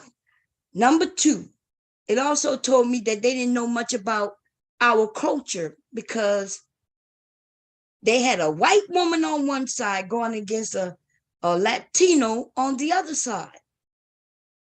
And I'm thinking, but they got lots of black women who break danced and pop locked and, you know what I mean? What we call boogaloo. That's what they call the dance, boogaloo, right? And they chose two who couldn't dance at all. And they was able to sell it to us, right? But I'm gonna be honest, in my area, we was disappointed. We went to see it, yes, right? Because there was nothing else like it. But then right after we would go look at it, we would go outside of the goddamn movie and show them that we could do it better. Like even them dancers, they wasn't that good at this shit. Ozone was okay, but let me see if I could play a little bit of it, y'all. Let's see. Without the music, though. Got to do it without the music. I play that music, this old music, you would think they would let me be okay to play it. It's so old and shit. I don't know who in this shit got this shit on lock. They should be glad that those of us who are older would play it in order for younger people to hear it and want to catch it. But no, everything has changed. Nobody is listening to this old fucking shit. But maybe if they let us play it, other people, somebody might want to sample it. You know what I mean? And then they'll make money off of it. These motherfuckers, people crazy. If I play that music, I was playing it on Facebook. Them motherfucker muted my shit so quick, it was ridiculous. Let me see, we go. I'm gonna mute.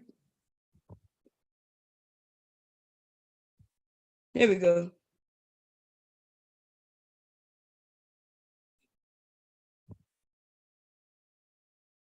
Look at that white boy. Now, let me be honest. First of all, I was in a dance crew. I was in two crews at the same time. I rapped with a crew and I danced with a whole different crew, right? I was in a dance crew. I was the only woman and I was better than all of them.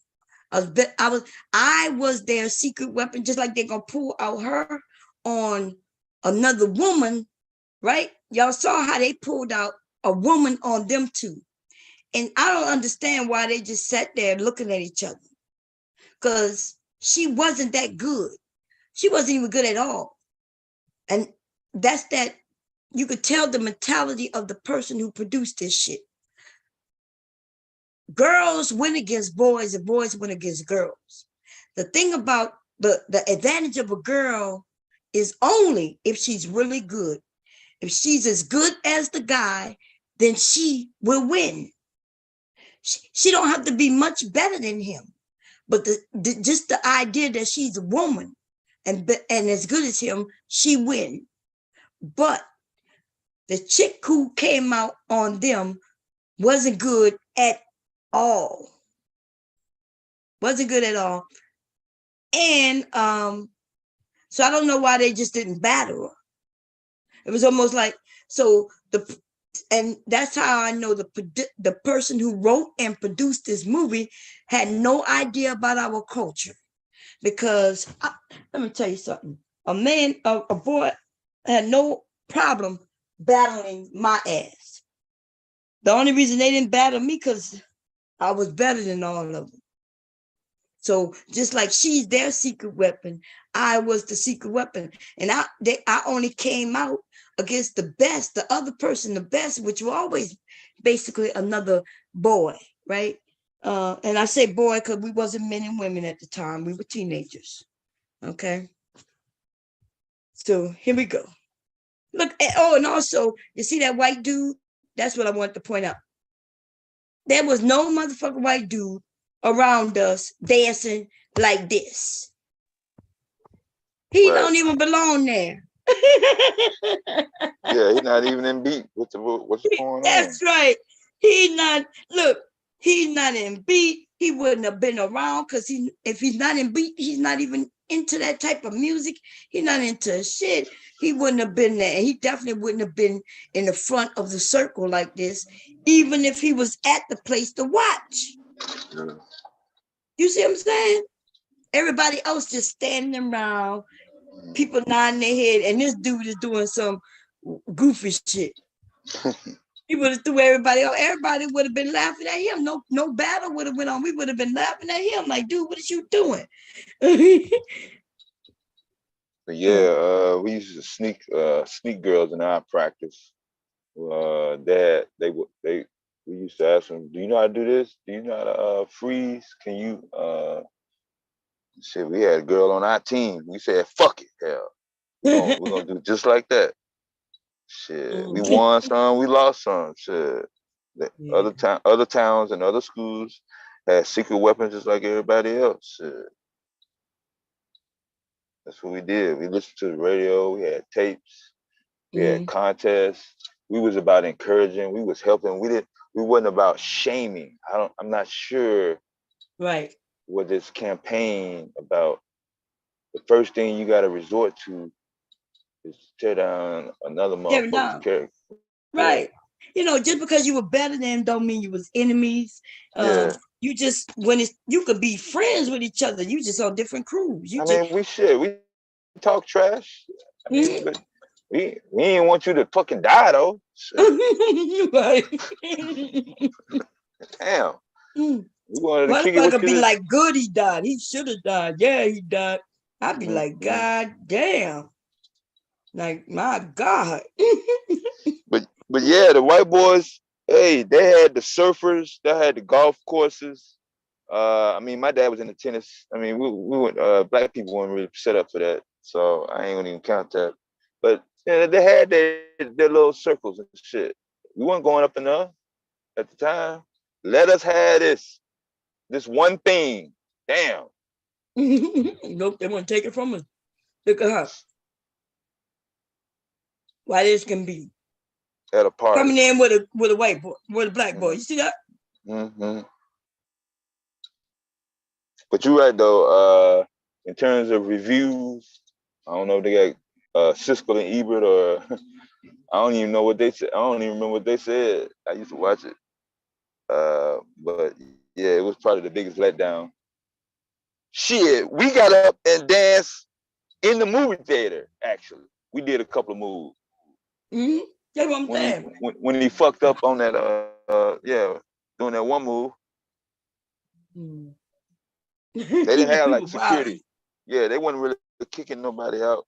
Not like that unless there was some blood going on. But we had like an open space in between the first row and the screen. Shit. Shit. Motherfucker had some cardboard. At that one little break, shit. We was like, man, them motherfuckers didn't even do that shit right. Show them how to do it. Did a couple spins, looked back to see if anybody was coming. Another motherfucker came out the row. But it wasn't no white people that doing that shit though. At least in our area. Yeah. Let's see.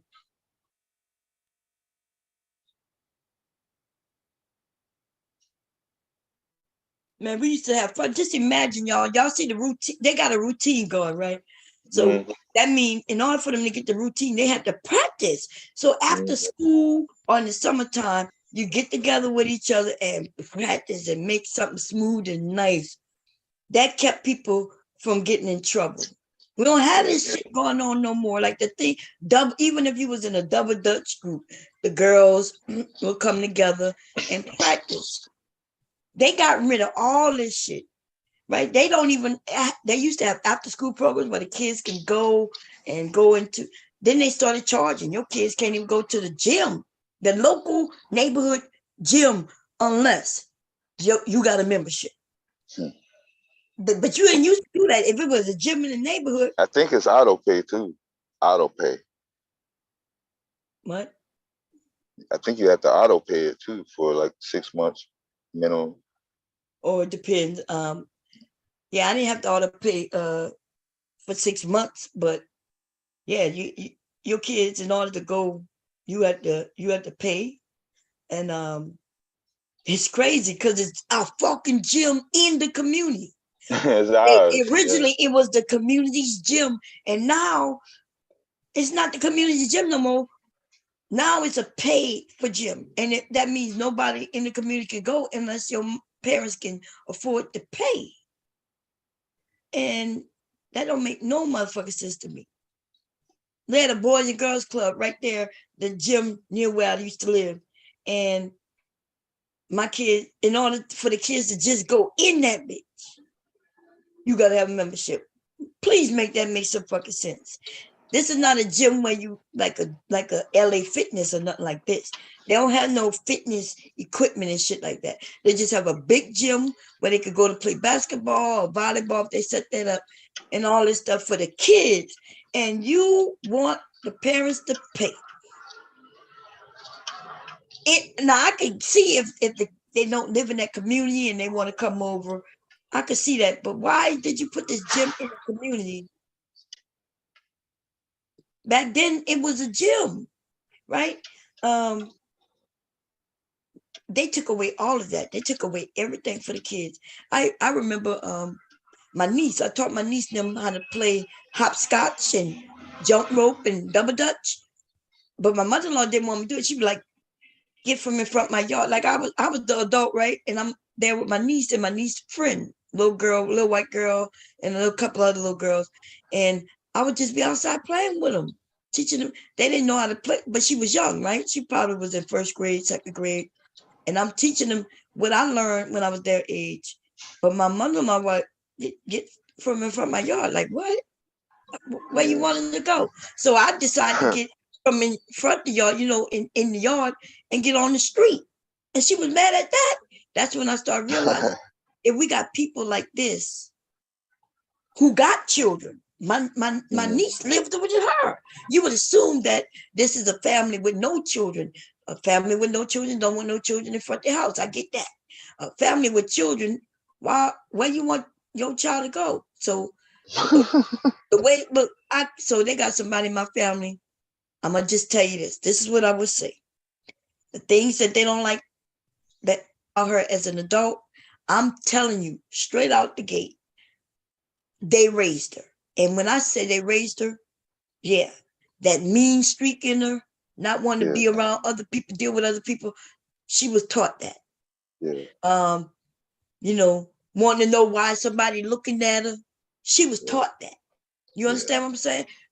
So when I'm as she growing up and she doing these things, I know where it come from. And I know exactly where it comes from.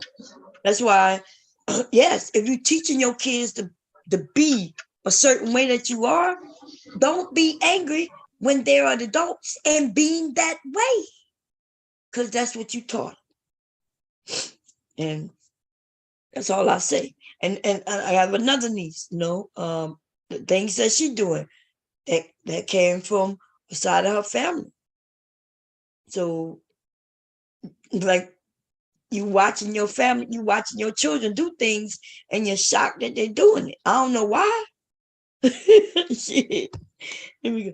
They got some parents who could be shocked at what their children doing, but they wonder when the hell they learned that from. That's the brand new syndrome. They kick in.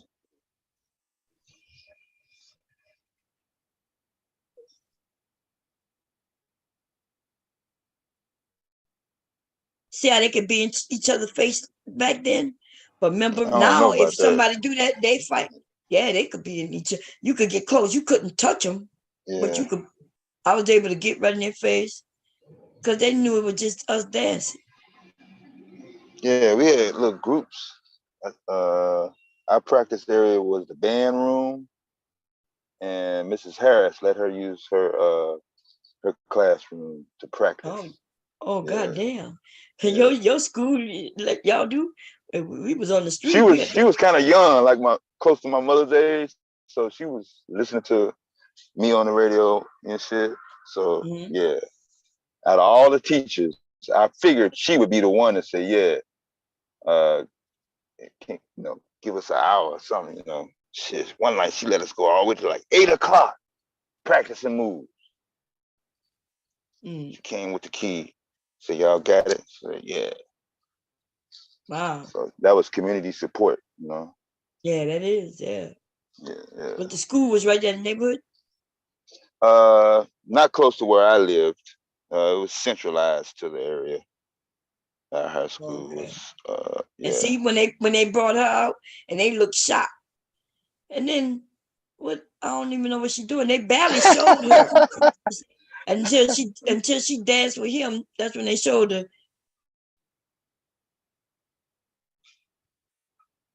And we thinking, what in the hell is this? Yeah, and why we waiting on them shocked? to dance. Yeah, we waiting on them to break out with the real moves and shit. Yeah, so she couldn't really dance like the little bit that she did. Okay, cool. Or she could, and they just didn't show it.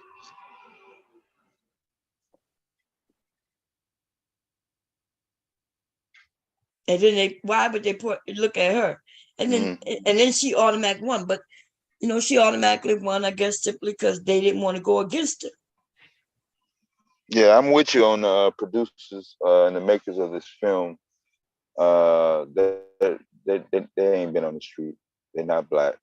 Yeah, goddamn well. I know that. Yeah. No damn well, they're nowhere near black. They got a white woman. Look, even in this one right here, they put her in a collar. Let me see, where is that?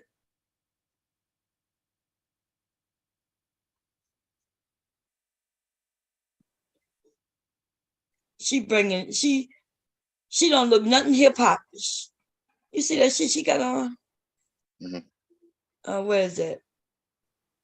First of all, you had to have money to even have what he got on.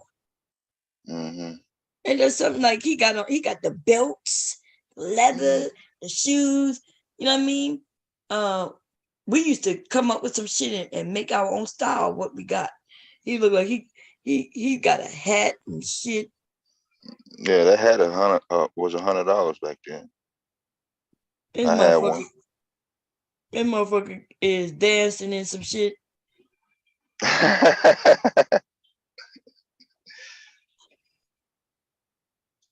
Look, and they see how they do it now. They embarrassing. They won't even give her a chance to dance because she don't know how to dance without them letting her. You know what I mean? So that's why she. But what is that she was just doing and doing her hair like that? I was like, what the fuck? Like, we watched this shit and we were laughing in the goddamn theater, y'all. We were laughing. We were like, what are they doing?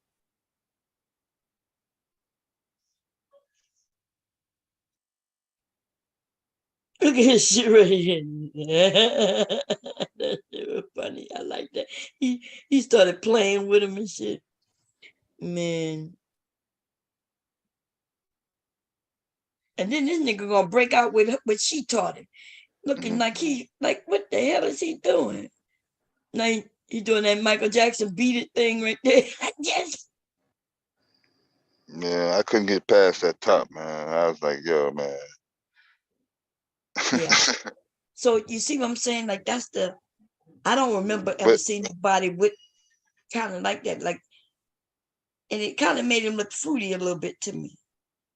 Yeah. You know? I'm looking at it now. This is probably the first time I'd have seen it in slow motion like you're showing it. Yeah, I think we just got through that shit. It wasn't one of those movies where we watched over and over again. I think I saw it about twice in 5 years. Yeah. Yeah, that's what I'm saying. Like now, when we look at it, like you said, it's in slow, but because I was really into it, I saw it. Yeah, nothing else was out. Yeah. So we looking at it, but we was thinking to ourselves, what in the hell? That's why we always thought we wouldn't have no problem beating New York. Like we thinking all them motherfuckers up there like that. Yeah, we like if this is the best they got to offer to put in the movie, shit. We gonna man. Every time somebody would come to do a concert or anything in our area, man, we showed up. So Houdini. We showed up to show out. We got rappers too. And we always wondered, okay, if they could rap. Like when Salt and Pepper came down, we went to the concert and then we in the back, right? They used to think that we rapping in order for them to get us on. Nah, bitch. We rapping to show you that we better than you. We're not asking you to get us on. We trying to battle you, but they didn't know how to battle because all they knew was their songs. Yeah, studio shit. So where I'm from, like we had to, yes, we would sit down. I would write my part. She would write her part. He would write his part. He would write his part. Right? We all do our individual part, and then we'll sit together so I can. Like I might introduce him or introduce her, and we bring it in like that, however we did it. But also individually, each of us could, if somebody go to battle, we could just go in and just throw in our shit based on what we see surrounding us. And so you have to be good enough to do that. And these motherfuckers couldn't do that, man. They would come and just they couldn't rap unless they was rapping their song. Yeah, it was controlled because before this came out, we was doing ham bone. Yeah, we did that. Oh yeah, that's ham bone. Have you heard? Yeah. And we, popping and just rock. So rhyming and shit always happened before hip hop, before rap. The way we think of rap today, There was, did you care? Did she connect? Okay, tell stop share. You there? Hello? Yeah, it's me. The string got suspended. I'm somewhere I can really talk. Sorry. I got you. Yeah, it's loud. It's loud. It's loud. What she at? Yeah, okay. Loud. Yeah. Oh, okay. That's her though. Yeah. The string is suspended. Oh, they suspended my stream? Yes. Beat Street. Okay, they might, because of that damn video. God damn it. Does it say it's gone? The chat's still there, but it says policy violation. Oh no, it might come back up. We'll see. We'll give it a minute. Yeah, it popped back up last time. Sometimes they'll give me a warning. I wasn't playing no sound, and I was slowing it and stopping it, slowing it, stopping it. But I don't know why. You were just talking about that shit. The songs are out. See, I got a lot of those in the mail. That stuff wasn't played on the radio or MTV. Mantronics, Boogie Down Bronx. There's a lot of songs. They weren't even one-hit wonders. They were just nice jams. I think they took it down. Nice. The whole thing. Okay, you're back. Okay, it's back. Okay, cool. It popped back. Yeah, see it down. I'm telling you. But yeah, it's crazy, man. Yeah, they I didn't even play it long. Yeah, I didn't play it long, and I didn't play no music, and it's crazy, baby. Censorship like a motherfucker. You would think, and this shit old, you know what I mean? Like 84, what that's 20 years. Over 20 years ago. And you History. would think, yeah, you would think they would, you know, let you play a little bit of it. The motherfuckers who they know people not, let me go look and see how many views happening on this video today. You would think it would be advertised. That's how it used to be. People used to let me let's see break it. Let me see if I can find some comments recent. That makes all those agonizing days of teaching ozone. As soon as, and there was only one, somebody posted something 5 months ago. 8 months ago, it might have like, let's say that one person in average, one person leaving a comment a month. We just go in the last 10 years, you know what I'm saying? Yeah. And they angry that it's ridiculous. It's ridiculous, man. And YouTube it's not even them. It's YouTube. Because I get it. They don't want to be sued, but they got this automated thing. It does it automatically. And by the way, they look at certain channels like mine and in the Black community. You know, a white person could play that whole thing. In fact, they be posting the whole movie up and it don't even belong to them. That's where you got it from. Yeah, I know. A private. It wasn't even the channel owner. I bet where you was playing it from has nothing to do with Hollywood Entertainment. Exactly. Distributors. Some dude just put it up. That's what I'm saying. I get it from them. And they got it up. It's up on their channel. Music and all. And I got it from them and I get hit. That's because a few of us, they watch us. They paying attention to everything we do. Yeah. Anyway, it's ridiculous. It used to be where these people advertise. They wanted you to use their clip. In fact, they love it when you use a clip and it go viral because they will, and people will go, people never watched it before, will go and check it out. The whole purpose of being on this bitch. Right. But yeah. Then I watched, remember that woman who was like, potatoes, beans, Yeah. whatever name. They made her go viral, right? People started to go listen to the sermon. She started being requested to go to church. Yeah. And you know what that woman did? After going viral and all that, she went on the radio and she said she's suing the people. She's suing the people. They made her famous, got her back working, even though, you know, she's working already, but now they got her to young people who didn't even know who she was. Because I didn't know who that woman was. Yeah, got it exposed. And then she went on there talking about, yeah, I'm suing. Over what? I don't know. She was on the Breakfast Club and claimed and said she was going to sue him. Copyright, I guess. She wouldn't have even been on the Breakfast Club if it wasn't for what they did.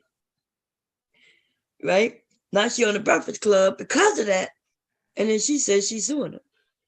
Nobody was making money off of that shit. That was just some shit that went viral. That's it. Even if one person had it on YouTube, because you know YouTube, so YouTube can make it where you don't get money. But not only that, let's say I did make money while using somebody's content. You do know they don't give me the money. They give it to whoever, if a copyright claim is in it, that person get the money. So I know sometimes people be thinking that certain people making money a lot, but when they share other people's content, they don't get to make the money. Yeah, they gotta put the disclaimer or click a disclaimer. Even if they put a disclaimer, if they use somebody else's content in their content, the other person to get the money. Because the other person, they allow people to use their shit so they could get money. Yes.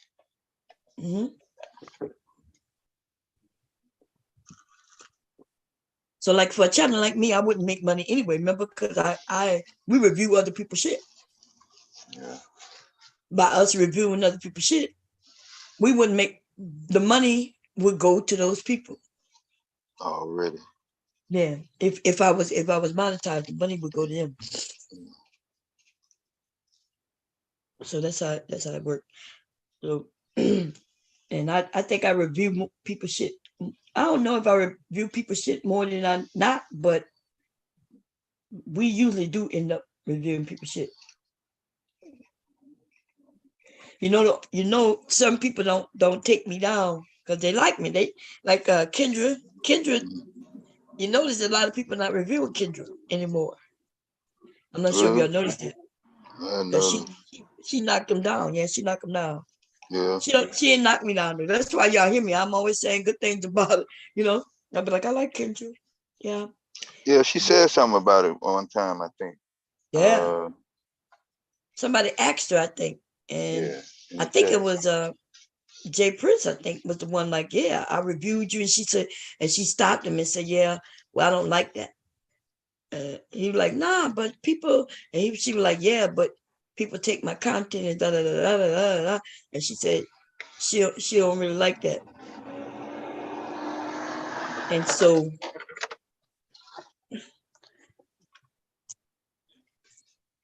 and she's right. Some people could sit, they'll sit on here and just like they got some white people. The white people do it all the time, y'all.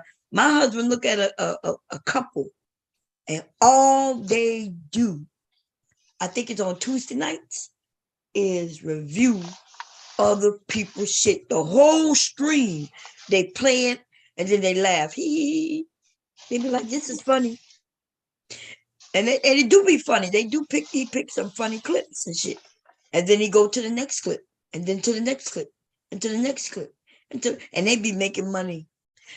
Now the thing is, then they explain to the people who follow them that when they do it like that, they don't get paid. They're not gonna get paid off the video. So that's when they ask for cash, join their Patreon or cash apps or stuff like that. But yeah, because they're not gonna make no money off video. But what shocks me is the fact that they could do it. And if I did that shit, they knocking me off. Could you just put something up just now as I speak on it? Yeah. Let me see what. I don't know why these young boys like all that loud and that muffler noise in their cars and shit.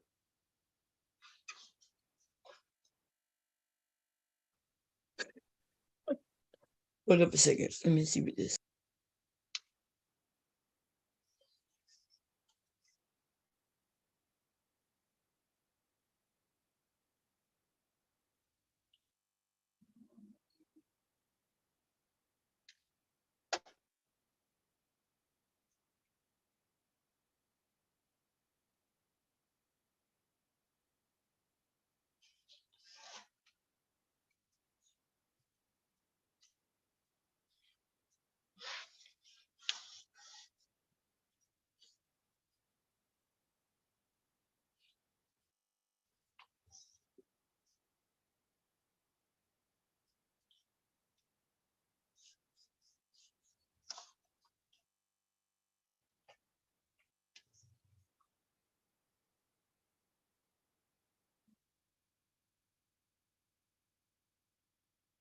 Oh, I thought I was on mute. No, I'm back. It's so funny. I was looking at what to see if I wanted to review the Kendra thing. Let me see. Let me put in Kendra. Let's see what she. Man, that I like looking at Kendra because when I run across, like we run across, like this guy said, you must drive a Range Rover or better. When did a man oh, he must be gay. Let's go look. I never heard no man say a woman got to drive something, but maybe he's gay. Maybe. Oh, you talking about a woman? This That is ain't no woman truck. well, maybe he's gay. That's what I'm saying. I don't know. I'm about to go see though. Let's see. Escape, but mom, I'm hitting it. Okay, let me see. Kendall, yeah. Yeah, I never heard of a man saying that a woman got a, but a Range Rover, I don't know. So what you thinking? Yeah, they just talking. Okay, I think when I put my picture up, I think that's what make it change, right? I'm gonna put something up.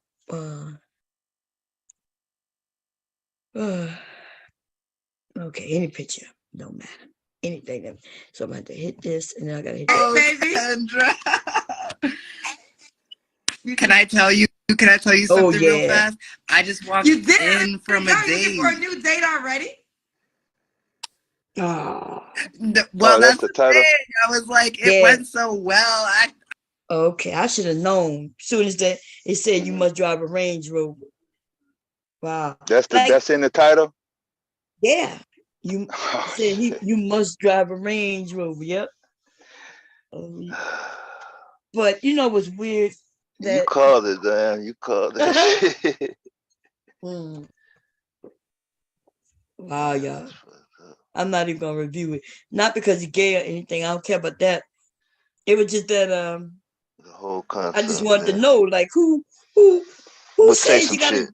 who Yeah. gonna say what you gotta drive? Suppose the person don't want to drive at all because they in Yeah, the that's not area a where they can. style. Yeah, that's not a style. That's not a style. Shit.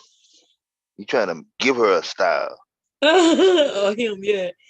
Yeah. Damn. So we done really got way. Oh man, like you gotta. Not only do you have to do certain things, you can't have certain things like children already.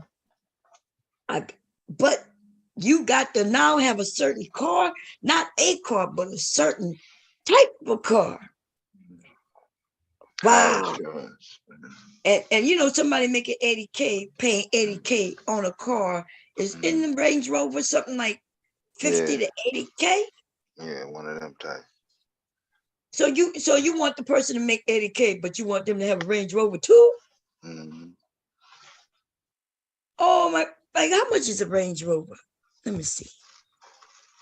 Let me go look. Now, I've driven a Range Rover, and I tell you what, you know who paying that damn money, but that handling, going around them curves, all that, and motherfuckers not all that smooth. So I don't even know what the big hype is. Shit, I rented one time. I was getting some work done. Mine. I didn't ask for it. I just asked for an SUV, and that's all they had. I wasn't impressed at all. Whatever they cost. That was 2020.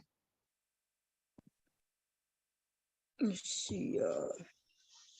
But that's the whole purpose of meeting new and different girls, to see what style they had. This girl had that style. That girl, she had this style. You want it? Yeah. I never liked the Range Rovers because I remember them being ugly square. Yeah, a fucking Range Rover, y'all, this Range Rover is $106,000, $106,000. But now think about that. This person wants somebody who have a car that just costs $100K, but they don't even make $100K a year themselves. No, I'm talking about the person they want. The person they want, they say can make $80K a year. Uh-huh. But then they say they have to have a car that's worth more than $80K a year. Like in debt. So why? Yeah, you instantly in debt. You mean so? I'm gonna take all year for this whole year. I'm gonna just be paying off this car. But I can't pay off nothing else. Like it's ridiculous. You gotta live. Yes. So if I got 80K, right? It does. It could take 7 years to pay off a car. So they saying that we're gonna take that 100K divided by 8. So what that is, about 50K. 50, no. I'm sorry. 25, 20. Let's say, even if it's 15,000 paying on a car, 15,000 a year for the next 8 years, right? To pay this motherfucker car off. Out of your 80K, 15 of it just go to your car notes. That don't even include your car insurance. Okay. Then on top of that, which gonna be another 10K. Because that's how it's hell for a new car like that. You're gonna pay out the ass for that car insurance, for the insurance for it. Then on top of that, now you gotta have a place to live. So you might be living with your mama, or you're gonna be living in a parking on the small street. Yeah, look. No. What? Parking on the street. Yeah, that's right. You got this. You can't even afford a garage to your house because you live in an apartment, but you got a Range Rover though. So your Range Rover that's $100 and something gonna be parked just right there next to other cars because you live in an apartment. What? That don't make no fucking sense. And then now you got to scratch here, scratch there, because other cars, when they open their doors, they just put a little niche in your car. Like, you better put that car in a motherfucking garage somewhere. It don't even make no sense. Motherfuckers gonna get tired of looking at him getting in this shit. We are ridiculous, man. And when I say we, I'm talking about people. I'm not even talking about black people, because white people do the same shit. I'm just talking about that's ridiculous. Okay, let me see what the chat got to say about that. And yeah, he's just as ridiculous as some of these women in their dating requirements. You can require what you want. Nothing wrong with requiring what you want. What's going on, everybody? That racist slow kid Angel is a highlight. What? Really? Oh, let me go check it. Angel, you talking about Angel? Oh my God, let me go look. Let me see, y'all. I think I know who he talking about. Oh, I know. Which comes live. Trust and betray. Let's see. Oh, why he went back all the way to that? That's when they get ridiculous. Anyway, let me see, Kendra. Let's see. They say he's a highlight. I'm gonna let y'all know in a second, and we're gonna definitely play it. Okay, if it's who I think it is. Let me go look here. What she put her highlights in videos? Oh, there he go. Is that him? I think so. Oh my motherfucking God. Oh my God, y'all. So he used to be over here with me until he pulled out a flag. He pulled out that Confederate flag. Right? He was rocking with black people. He pulled out that Confederate flag. So we told him about it. We was like, hey, like, when you over here with the black people in the black space, he like angry man, all of us. I'm like, there's those of us stand up for you. We're not letting people mess with you. I said, but when you was over there with the white people who were racist, and then he pulled out that Confederate flag, right? So he told me now he understood. So he threw it away right there in the trash. And I was like, you ain't got to throw it away, but you gotta make better decisions, right? And it's okay if you want to go with them. Because he told me a story about how the white men had him go to a KKK meeting. He claimed he didn't even know, right? He also, we had to get on him. Let me see if this is the same person. We had to get on him because it was his birthday. He was turning like 28 or some shit. And guess what? He was about to go for his birthday, y'all. Anybody want to guess? He was going to Chuck E. Cheese. And we were like, hey, I was like, hey, going to Chuck E. Cheese is not a good idea, babe. He was like, why? I like Chuck E. Cheese. It's like, yeah, but you're too old for Chuck E. Cheese. He was like, but I have fun at Chuck E. Cheese. He said, when I go to Chuck E. Cheese, and he said, and the staff always, they love me because they come up and ask me how I'm doing and stuff like that. And I'm like, them Chuck E. Cheese people coming up to you to make sure you cool, right? Because you ain't got no children and you go into a children's spot. he was like, yeah, I have a great time. Last time I was there was a little girl, and the mom came up, and I'm like, yeah, she came up because she wanted to know what grown man is watching her kid. So I tried to convince him, like go have fun. You of age, go out and have fun, get your friends and y'all go to an adult place or any place, restaurant or something. You could go get pizza from the fucking pizza place. And instead of Chuck E. Cheese. So he didn't like that. Everybody, like we was on my channel, it was like 100 people watching. And people was coming up trying to convince him Chuck E. Cheese is not where you should be going. We got children there. The people who go there have children. And you ain't got no children. Right? But it was mostly that flag. And that Chuck E. Cheese, all this shit happened around the same time. And I was like, okay. I can't tell him what to do. He's young, right? Somebody turned off the TV, baby. You turned off the TV from downstairs? Hubby, you home? Oh, the TV cat. What the hell? Hubby must be outside somewhere close enough to mess with the TV with his let me see. Are you home? You just turned off that TV. Anyway, it scared me.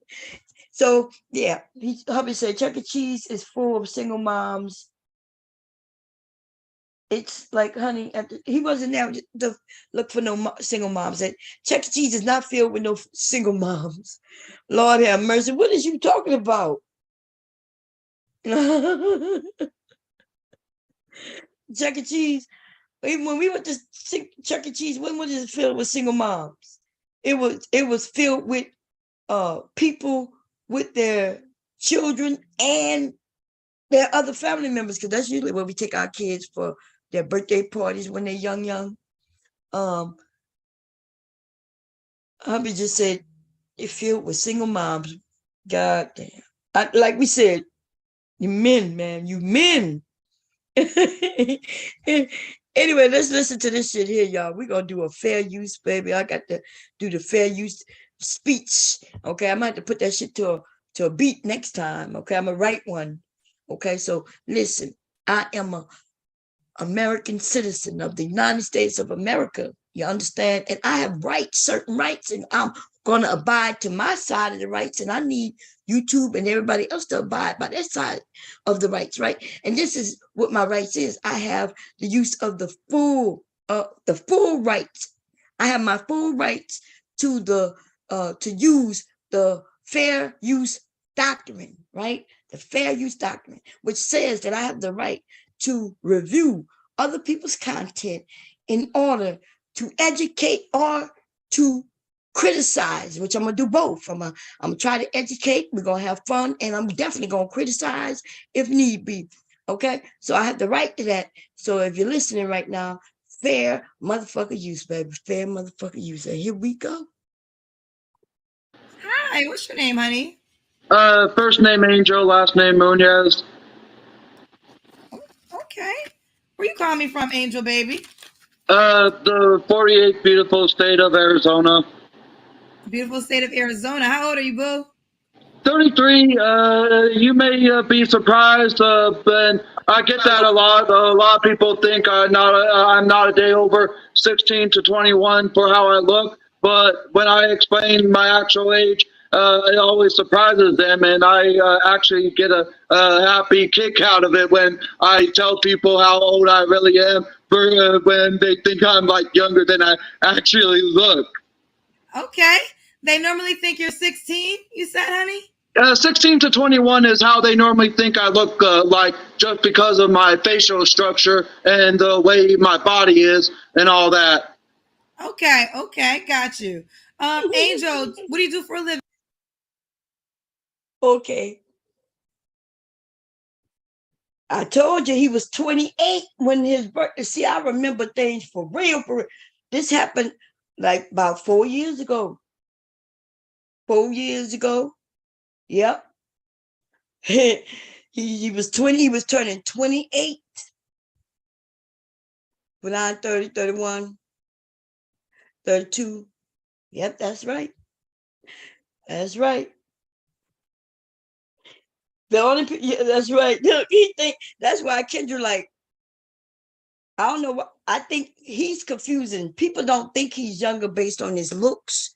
People think he's younger based on him, the way he speak, the way he, you know what I mean? Look, Angry Man made him.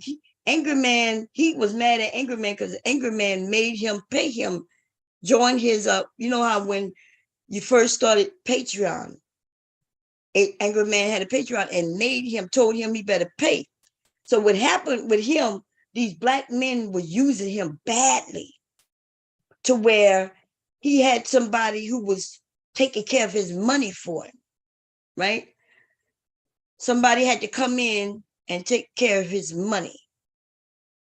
And he started joining all these Patreons. And so they had to stop him from spending all his money on these YouTube niggas. So when he tried to explain, the Angry Man was like, he told him to pay him now, join his Patreon now, or he was kicking him out. And he went up, he tried to tell Angry Man that he no longer have control of his money. He can't join and spend this month. He got to wait till next month, right? And Angry Man kicked him off, and he was mad. He was so sad. It was so bad, y'all.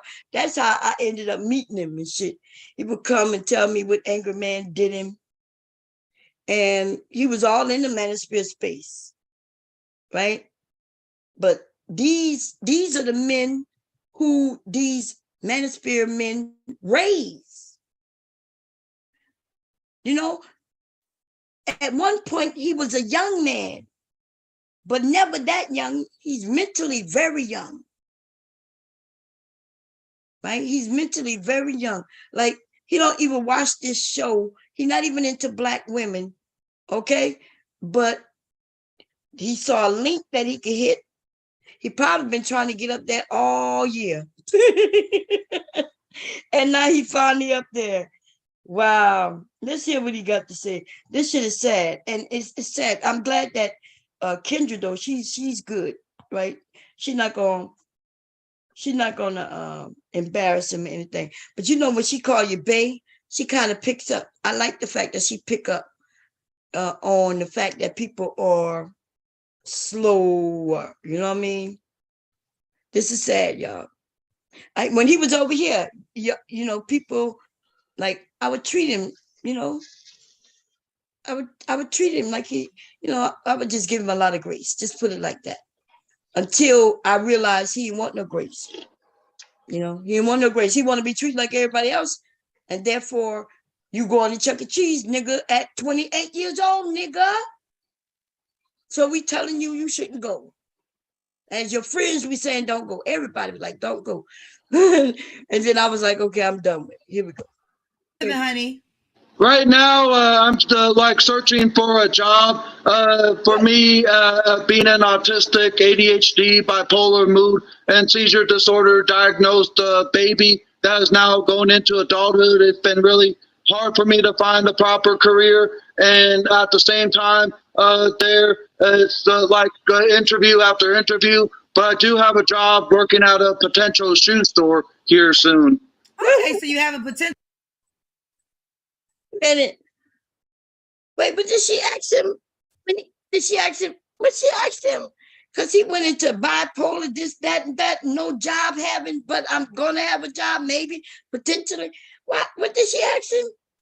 I'm there. It's like interview after interview. In a minute. Shit, I don't know. He rattled off some whole bunch. I know. God damn. I was gonna ask you because I just got back. What did he have? MS, but he cleared all that up, I guess. Man, here we go. Okay. They normally think you're 16, you said, honey? 16 to 21 is how they normally think I look like, just because of my facial structure and the way my body is and all that. Okay, got you. Food, baby, bring Angel, food. what do you do for a living, honey? Bring food, baby, bring food. Bring food. Hubby said last time he saw 33, it was 1933. Bring food. He downstairs? No. Oh. Hubby not here yet. Hubby, I'm making pizza, but I don't think we have any pepperonis. Oh shit, that ain't no pizza. Shit. I know. That's what I'm telling you. And I didn't and he can't call me on my phone because my phone, I didn't put the SIM card in it yet. Tell him, and he's not on Apple. Call your son and tell him to bring me his phone, baby. Okay? I made pizza dough. So we have pizza, but we don't have no pepperonis. But we do have sausages and shit, I think. Okay, anyway, let's get back to this. So she asked him about his job, okay, but he went into everything. God damn. Okay, here we go. Right now, I'm like searching for a job.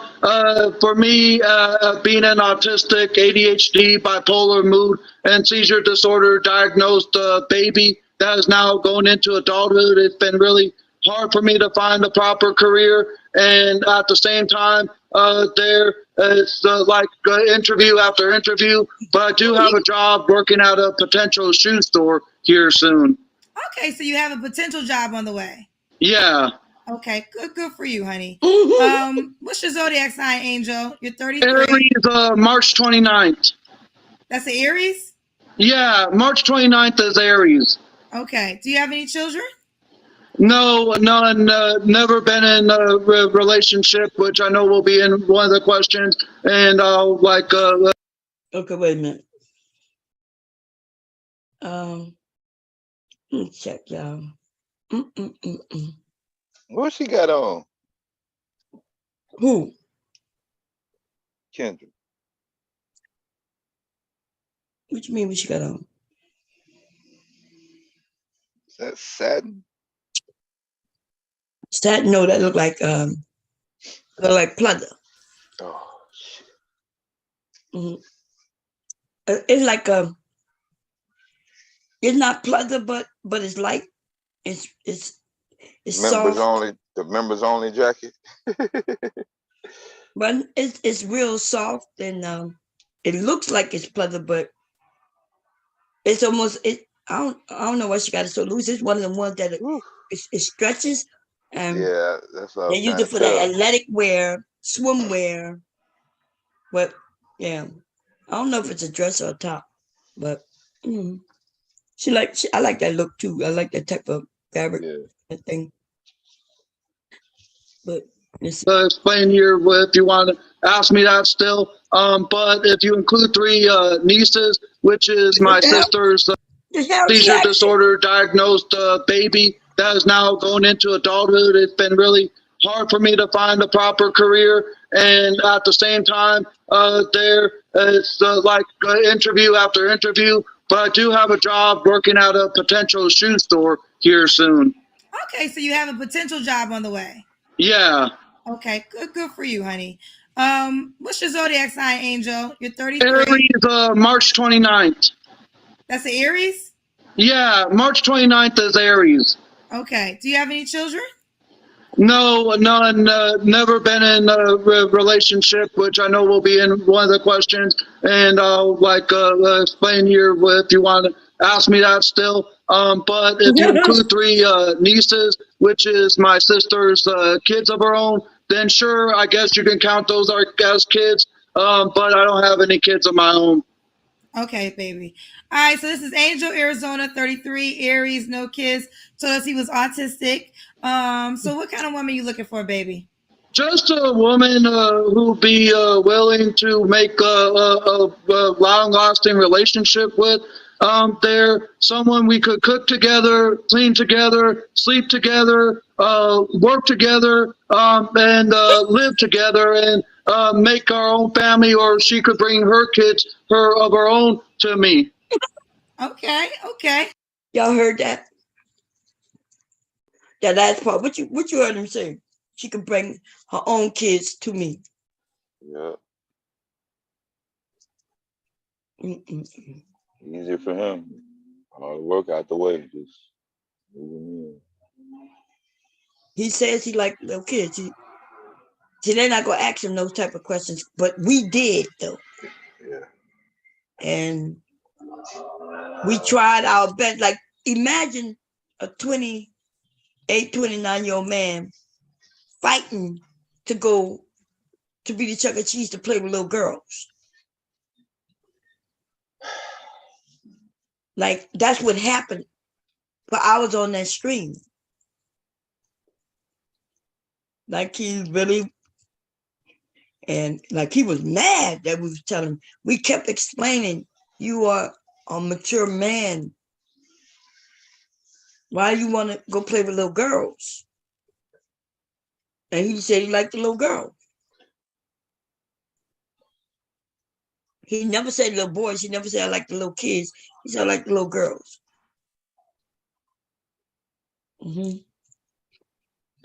H.T. Ball said she's wearing vintage merry-go-round.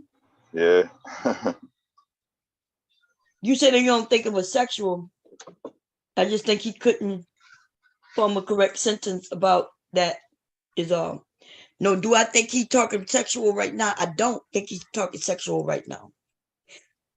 I don't think he's like, I don't think anything about sexual, but he expressed time and time again he liked little girls. That's all I'm gonna say.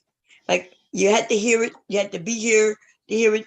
Everybody in this area stopped messing with him because of it, even the men, because of it. Okay? Because it was, everybody's tried to say, hey, bro, like, go to the local pizza parlor. Go, he says there is a place for the adults. What is called Dave and Buster's. There's a Dave and Buster's that was in this area. Right? Chuck E. Cheese is where you go and you can play games, but it's for little kids. Dave and Buster's is also a gaming place for a little older children and adults. We suggested he go to Dave and Buster's. And he said he wanted to go to Chuck E. Cheese. Okay. Oh, I know he said, I know he meant he'll be a stepdad, but after the conversation that we had, I just think it's a little different than what you think. That's all. Here we go. What's some deal breakers? What's something you will not tolerate? I guess when I'm like judged a lot of time, people judge me far too often, and at the same time, who's to say I can't live the life like everyone else? And I've had people in my years think that I never was going to make it. I never was going to progress in my life as I am now, where I am a homeowner for almost 2 years now, and so on. And I guess it's just the way I am as a adult human male here, that I just like get the sense of being too judged far too often, if you understand where I'm coming from. Yes, I understand where you're coming from, sweetheart. So you said that people doubted you, but now you're a homeowner and you keep breaking all the odds. I got you. Does the woman have to look a certain way, Angel? I prefer a black female, but I'm okay with either kind of woman, to be quite honest. There really don't have a personal preference. It's like pizza toppings. People pick pepperoni, but for me, as long as it's tasty is all that matters. Ooh, as long as it's tasty. Okay. I like that. I'm shocked that he said he liked black women. Something must have changed. But okay. He a little older, about 4 years older, so yeah, okay. Okay. What's your ethnicity, Angel? I'm Native American. Native American, okay. Does the woman got to make a certain amount of money? Just enough to where we can both live our lives together. And like, if we were to create our own family and I was to be the husband that would take care of kids while she goes to work and she does the same thing while I go to work and all that, I'm okay with that too. Okay. All right, Angel. Let's do the Kendra Cam. Are you able to see it now? Yeah, let me go ahead and put it right here. And in case if anyone is wondering, I'm 5'11", pretty like a tall kind of male, and I'm also weight 211. You're 5'11", you weigh 211. Angel, what happened to your hand, honey? What people are wondering, people may say I'm a klutz for doing this, but I got smacked by a tree last week and it fractured a small portion of my right shoulder blade. Thankfully, it didn't need no surgery for what the doctor said. And I was scared it was going to be way worse, and so did my brother. And that's actually who I'm like doing this, because I know one of the questions is like you're going to ask is, why do you think you have never been in a relationship? I guess it's just fearful of me, like not being able to find a white woman that be willing to create a lasting relationship with an autistic human male like myself that is able to take care of himself, but at the same time still struggle and everything. And sometimes I just, like I said, I feel like I'm being too judged, and I guess I just think that maybe there's too much people out there that may not want a person like me, and I'm pretty sure that. So Angel, he's a nice guy. He is a nice guy. Was a nice guy. I do agree that too many people was taking advantage of him. I do think that if the right woman, get in there and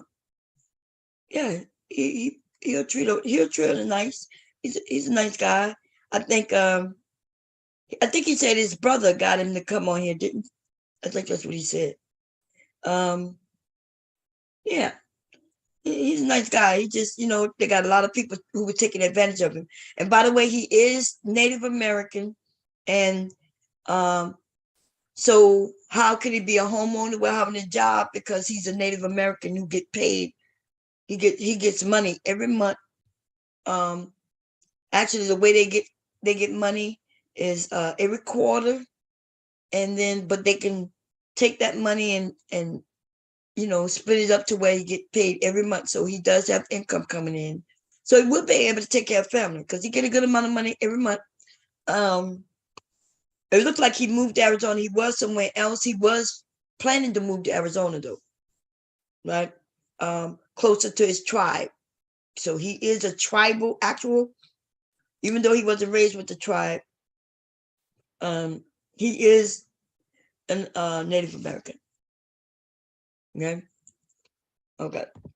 There are. It's just I never took the standing to do it until tonight. Yeah, I stood up against myself of other things in my life, like I used to be in services in Minnesota until I took the stand to fight my guardianship, which I was in for 11 years from 2008 to.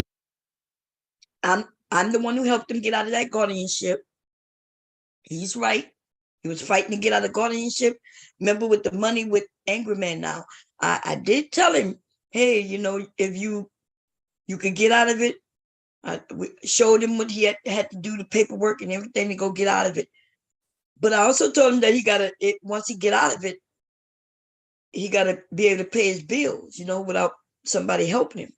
But he did tell me he was going to Arizona to be closer to his family. Some family members who had went to visit.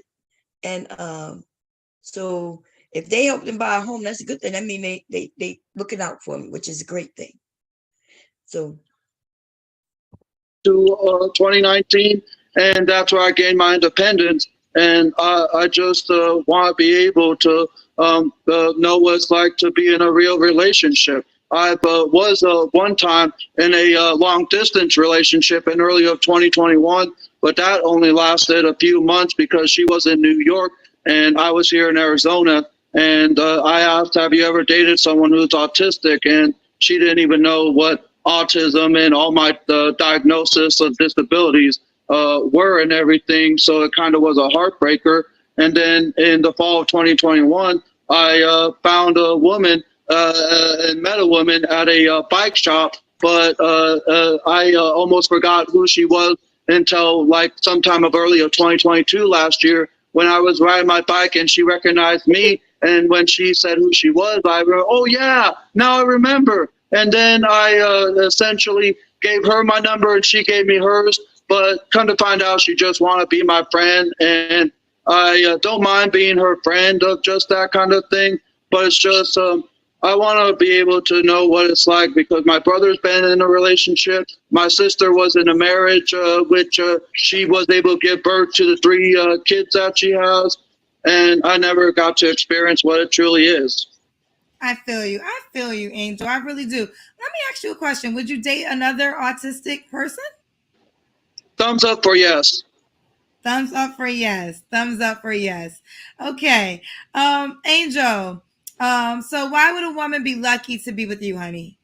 I'm capable of like putting myself in my own type of path. Like when I put my mind to something, I don't give up what I believe in, and I always persevere, continue on. I usually don't let nothing stop me of any kind of stuff. It's like that one song by Lupe Fiasco, The Show Goes On. Have you ever had the feeling that you was being had? Don't that stuff that makes you mad? They treat you like a slave, put chains all on your soul, and put whips up on your back. They be lying through their teeth, hope you slip up off your path. I don't switch up, I just laugh. Put my kicks up on their desk, unaffected by their threats, then get busy on their ass. Then you see, that's how Chi-Town made, man. That's how my daddy raised, man. I could go on, but essentially that's like the lyrics of my favorite song of encouragement, and there's more songs that give me the confidence in myself of doing what I've been able to do. And in not wow. Shit, his memory better than mine. I think, I think the fact that he said he's willing to date autistic woman.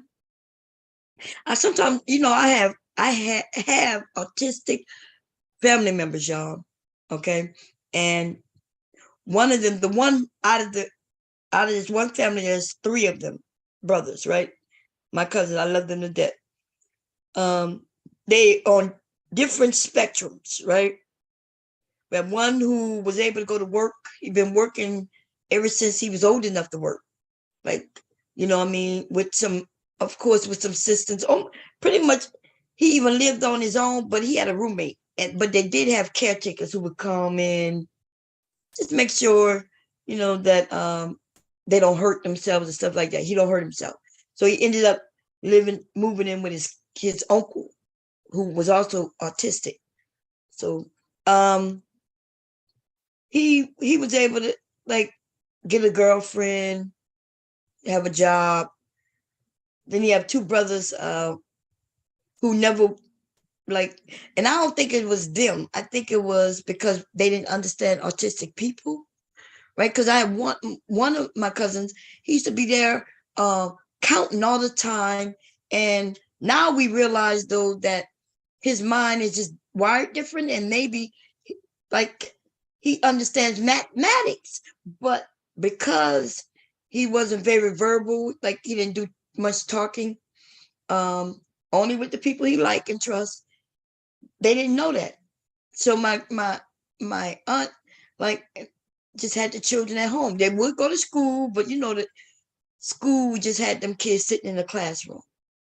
I know because I used to work a job, before I went into the army, y'all, I worked a job where I worked with disabled kids.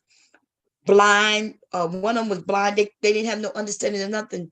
And they would act like they educating them kids. It was crazy, because how you gonna educate a blind and deaf child unless you know how to educate them? So they would just be sitting in the class. It was almost like a babysitting service, to be honest, right? This was before I went into the army. Before I went to, was it basic or AIT? I think before I went to AIT. Okay. Wow. It's almost like a babysitting service, so the parents could go to work, and they had a place where the kids can go. And then they would do this fakery shit where they faking like they educating them kids, and they wasn't, because they wasn't qualified to educate those kids. But they would make it seem like they would send progress reports, what they doing, because I used to fill them out, right? I was the computer person. I was the person who understood and set up their network. It was crazy. Anyway, here we go. Let's finish. Y'all know I got to talk in between. That's why I'm talking, y'all. But this Angel, he's doing good. He's doing well. He's doing better than a lot of these men who go on this show. Go ahead. This and that. I'm outgoing. I'm energetic. If people can tell by my loud voice, which I am judgmental of pretty often because I get questioned, why do you talk so loud? That's just who my part of my human nature of who I am and all that. And I'm also Wait, somebody said he said the N-word? Somebody on this clip? Yeah, did he? I ain't hear it. I don't know that song, y'all. I'm gonna be honest. I don't know that song. Sound like a Latino. Yeah, I know the guy. I know the person who he say he's singing, but I don't know that song. Oh no, me either. Yeah, remember I told y'all that's why I stopped messing with him. Because he was, he using words and that flag, and when he go around, there was other people he was around where they used that N-word, and then because he would be over there on his channel, and the white people would be over there, racist whites who he invited. He probably didn't know they were racist because he is a little he's autistic, right? And so when we would let him know, like, hey, these people are racist, but he could do what he want to do. But yeah, we caught him saying the N-word. He got in trouble in the space for that, and he got in trouble with that goddamn flag, and then that Chuck E. Cheese thing. And so people stopped messing with him. They said back in 2018, he did say it in 2018. He did. Well, he did say the N-word. Okay. But anyway, so he didn't say it today? Okay, cool. Let's willing to both do stuff with the woman that be willing to meet me and make a relationship. So I ain't afraid of experimenting new stuff, new ideas, new places. So I'm always trying new things there. And there's just so much of me that I know that the women who be willing to date someone like myself, the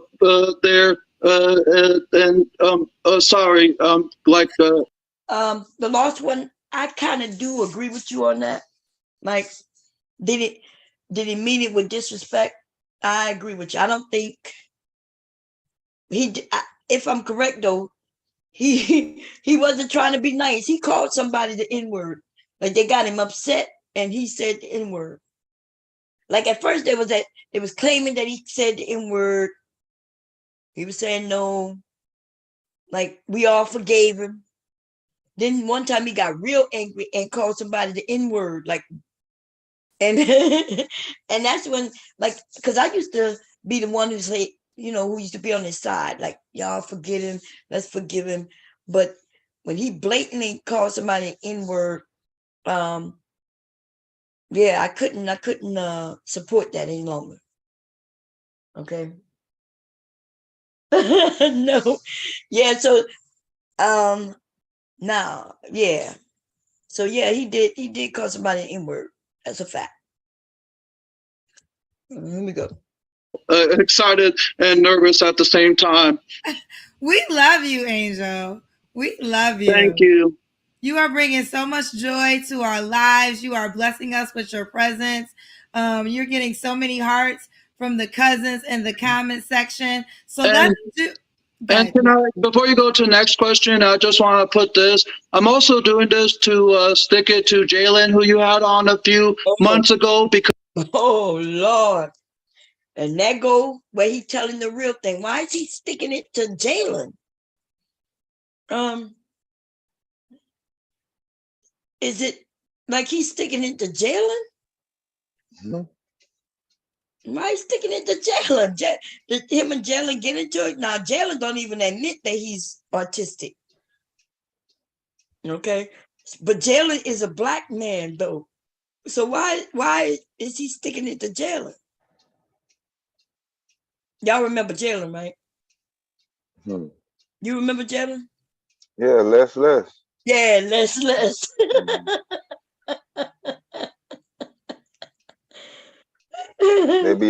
They be together on panels. No, maybe not. No, Jalen. I've never seen Jalen really. You know, Jalen do not acknowledge that he's autistic. So no, Jalen wants to play, and But here we go. Let's see. Because he and a few others think that there's no woman that would want to date someone like me, and I'm just proving them like wrong as well, that there are women out there that be willing to date someone, myself, and all that. And so I'm just trying to prove them wrong. That's right. Well, let's prove them wrong. Let's do it. Angel's in Arizona, 33 Aries, no kids. He's autistic, but that is not going to be his label. He's a great man looking for a woman that is willing to accept him for who he is. And he has a wonderful personality. He's full of energy. And let's break his cycle of being single. He is ready for a woman, child. So let's do it, Angel. How can she reach out to you? So the little app thing, Angels Army 19, is not only my Instagram but my Twitter handle. So you can either follow me and message me on either platform there, and just let me know that you saw me on Kendra G's the show tonight, and we can make it possible in terms of my age range. 25 to 50, like your second guest there. I like at the end of it, just want to be able to break my cycle and feel what it's like to find a loved one. Okay, so you want kids, correct? Yes. Because she have kids already. Yes, and no, meaning that if she doesn't have any kids and wants to get in love and create a family, then yes on that. And yes, if she already has kids but wants someone to already be the daddy and all that, yes on that too. So if you understand where I'm coming from, it's like I said, I have no personal preference. He has no personal preference. Let's do it. All right, so it's Angels Army 19. Yep. And does she have to be Arizona, or she could be anywhere? Preferably within Arizona there, because I live on the west point of Arizona. But if she'd be willing to do a virtual conference and make things possible, sure. It's like I said, the long distance relationship went a little bit sour because she didn't know what autism was and everything there. But at the end of it, I'm okay either which way. Really no personal preference, but if I had to choose one, home state, because I was born here. All right, he was born here. Let's do it. Angels Army 19. For all the ladies that are interested, let's make it happen. Listen, we loved you, Angel. You keep me posted, honey. I will, most definitely. Y'all have a great night. Take care. Bye. Bye. I ain't gonna lie, he was good. He was good on that shit. What you think? Yeah, he did good. Yeah. Yeah. Yeah, he gonna get some response too. I think he gonna get some response too, y'all. I think he gonna get some response. I think because women like men who are nice, and he seemed nice, and he is nice. I hope he don't get nobody who gonna use him though, can use him or abuse him. You know what I mean? But yeah. He's nice. It might be a little too nice. Might be a little too nice sometimes, but yeah, he got family who will help make sure he's good, I guess. He did do the thumbs up like Jim, didn't he? I'm gonna tell you though, he did way 100% better than Jalen though. Okay, Jalen is talking them manosphere talking points, and And Angel was talking the total opposite of Manosphere talking points. And wow, yeah. Jalen looked like he was mean, in his face, like the anger, and talking about, I don't want no baby mama. I don't want her to pay child support for baby. That's mine, Kendra, and all that bullshit. And here go Angel, look with smiles, and even after telling people he got autism and all kinds of stuff, people still were supportive of him. And see, that's the difference. And that's, it's people want to support and see good people do good, or people who just, you don't even have to be good. You could just be acting like you're good or whatever, but people want to see those people do good, well. And that's what I be telling these men, like, you catch flies with honey, not with vinegar. In other words, what I'm telling you, you want to get a woman, why would you be mean to her? And this bullshit where women like men who mean to them. If that was true, all them men would be married in the manosphere. Because they mean as fuck. Okay? Black classism, what's that? Oh, I don't even know who that is. Let's see.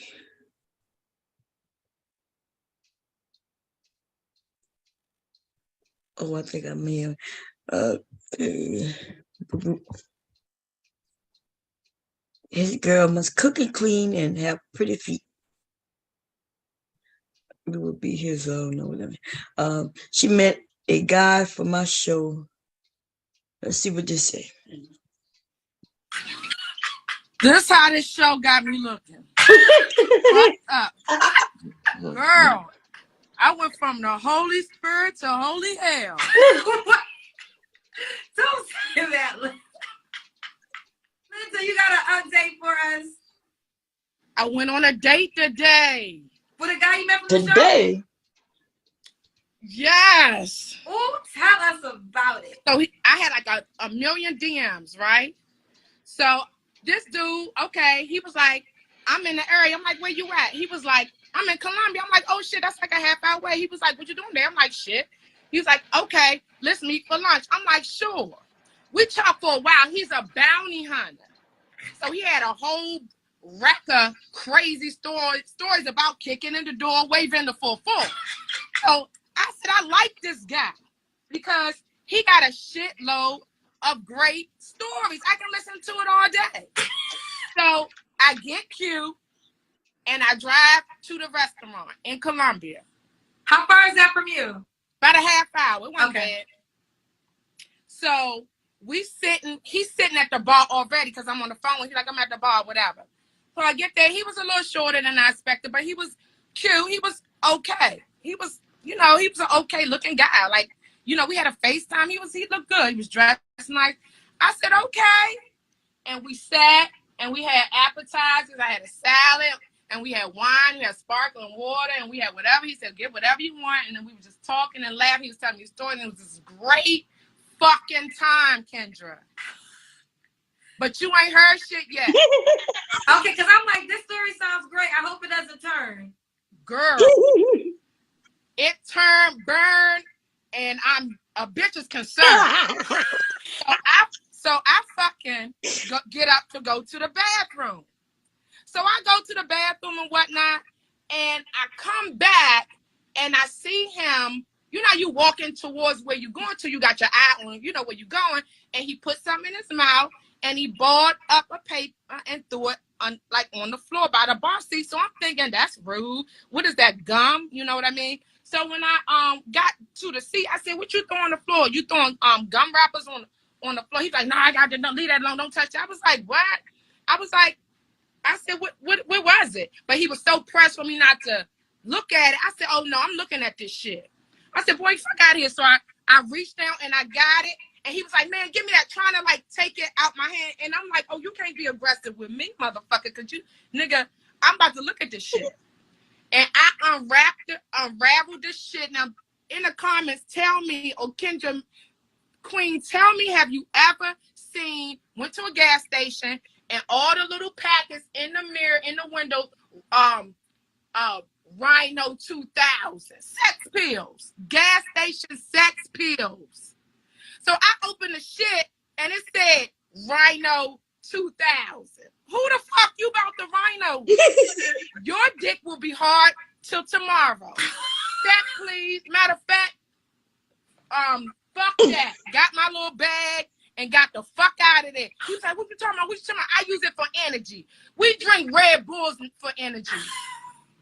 Rhino 2000s and Max 500s in them little packets in the gas. That's what he tried to take on me. Like I was sweet like that. And he was gonna get me home and Rhino me. Nigga, fuck you. And he was a bounty hunter. He curried. He had his shit on him. So he curried. He could have, no. I could have got a little tipsy. He could have said, you know, I said, oh, I gotta be careful in these streets. He wanted the Rhino. I mean, he could have put it in my water. He did? No, I'm saying when I got back, I didn't touch another thing. I got the hell out of there. I said, but he could have put something in my water. But I saw him go like this, and I saw him fold up and drop it. Right. I got another date Thursday, though. Linda, okay, so we're going to have date updates with Linda. Hey. Uh-oh. With a guy you met from the show? What do you, okay, so you a truck driver, so tell me about that Rhino. I don't know nothing about that shit. Oh, okay. Yeah, so I didn't know what it was. I seen it. I ain't gonna lie. I seen it. I didn't know what it was till just now. She said that nigga thought he was gonna Rhino me. Man, I be getting emails. I be getting email spam for years. Text message when I first got this phone 10 years ago. On some goddamn sex enhancement shit. I cut one of them telemarketers out to my you ordered information about. I said, no, the fuck I didn't. I went off on that Hubby motherfucker. downstairs again. For some reason, hubby like to come home, not come up, be downstairs, and then he'll act like he told me he was here. Like he been there all the time. So what you think? So I'm gonna be honest. If it was just the pills, I would have been like, oh well, maybe it's just for energy, right? Truck drivers and people energy.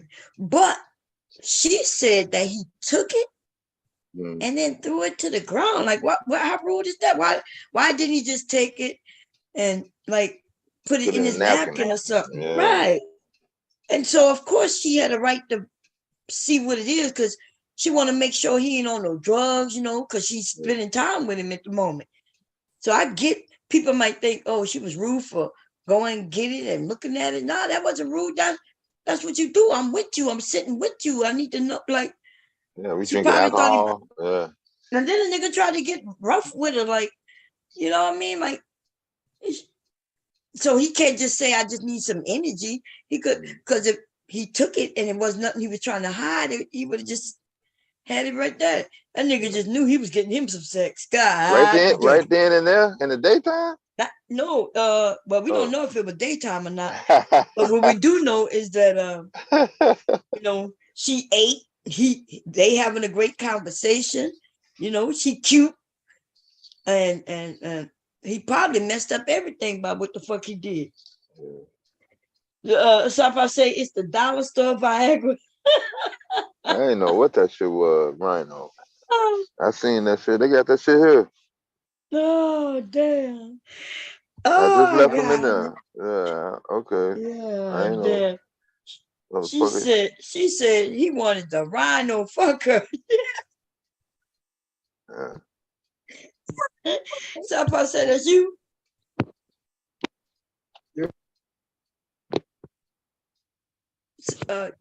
You there? Yeah, you can hear. Yeah, say something. It's going in and out. Hold on, give me a talk and reconnect. Okay. Sugar Bum, he done got that make it so scary, y'all. She said everything was on point. She said he had stories and she could listen to him for hours, and you know what I mean? Bomb, you hear me now? Yeah, we can hear you. Go ahead. All right. No, I just wanted to jump on the panel though. But you can finish saying what you were saying though. But what you think about that story? Do you think he was? What you think about that? Man, 'cause dude thought he was gonna fuck that night. What you mean? Ain't got nothing. Come on, man. She done met up, y'all drinking. You know what I'm saying? She said they having a good time. So shit, he wasn't ready for the night to end. So but he just fucked up. Yeah, like he might do it on the ground. Get whatever you want, order whatever you want. So he invested. Hey man, but them niggas be brave taking them dollar store Viagra's, man. Oh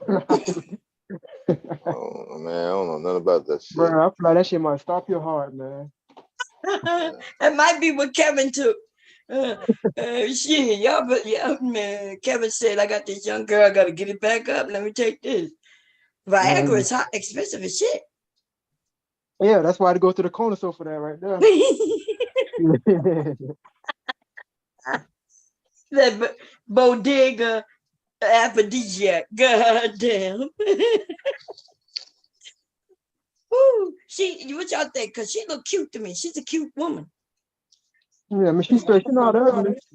I'm Yeah, sure when she's dressed up, when people go out and stuff, this gonna look a lot better. So, like I said, man, like she look funny too. You saw she was like this. No, I mean that's why we know they're probably having a good time, like just off of personality, y'all drinking and kicking it, Right. So they was doing their thing, and then hey, the nigga couldn't wait though, like shit. How you get caught though? That's just like, there's so many ways you could have popped the pill without nobody noticing. Like I'm sorry. God damn. And what you say, I am, that's you? Yeah, that's me, Bon. Did you hear the story? Can you hear me?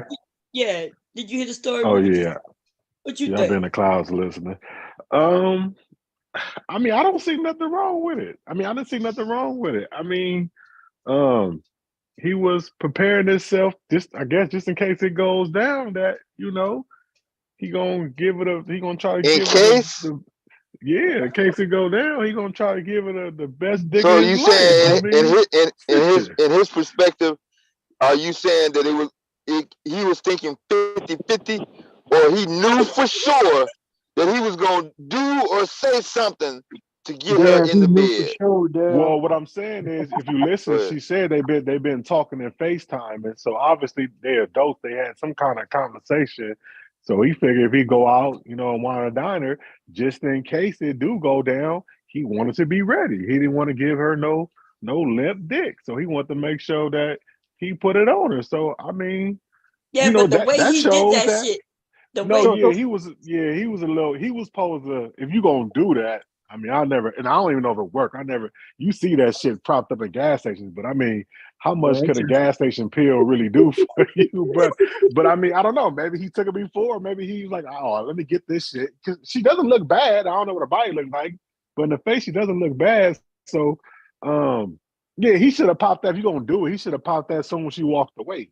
Like, you know what I'm saying? I'm pretty sure she went to the bathroom, used it, washed her hands.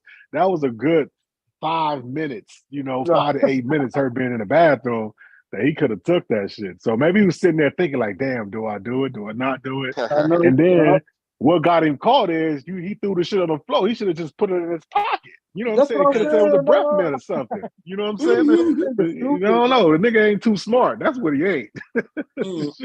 So Vaughn, let me ask you a question though. So as a woman, right? Do that turn y'all off if y'all see a dude got to pop a pill to do anything with you?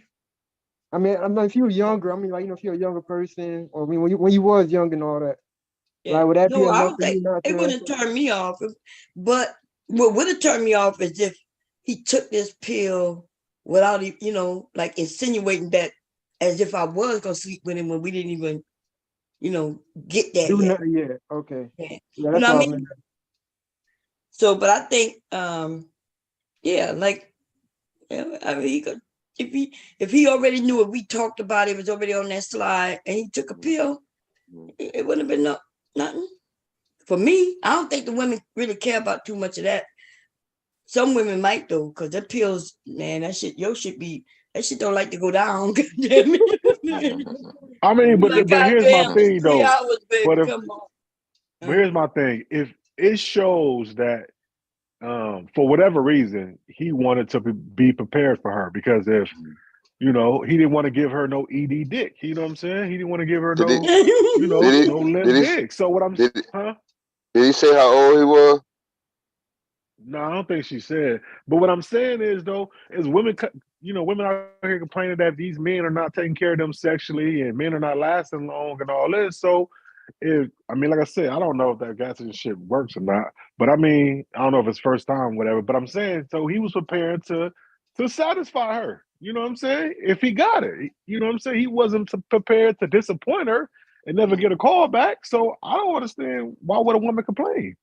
I mean, if men is taking it to satisfy you, then you should be happy about it. That's thoughtful. What everybody's saying and what she said too, he could have drugged her. Right? That's what's suspicious. This nigga. Nah, see, I think y'all be sometimes y'all be taking sometimes y'all be taking stuff. The nigga that threw the shit on the ground. That's everything. But she said about what he put it in.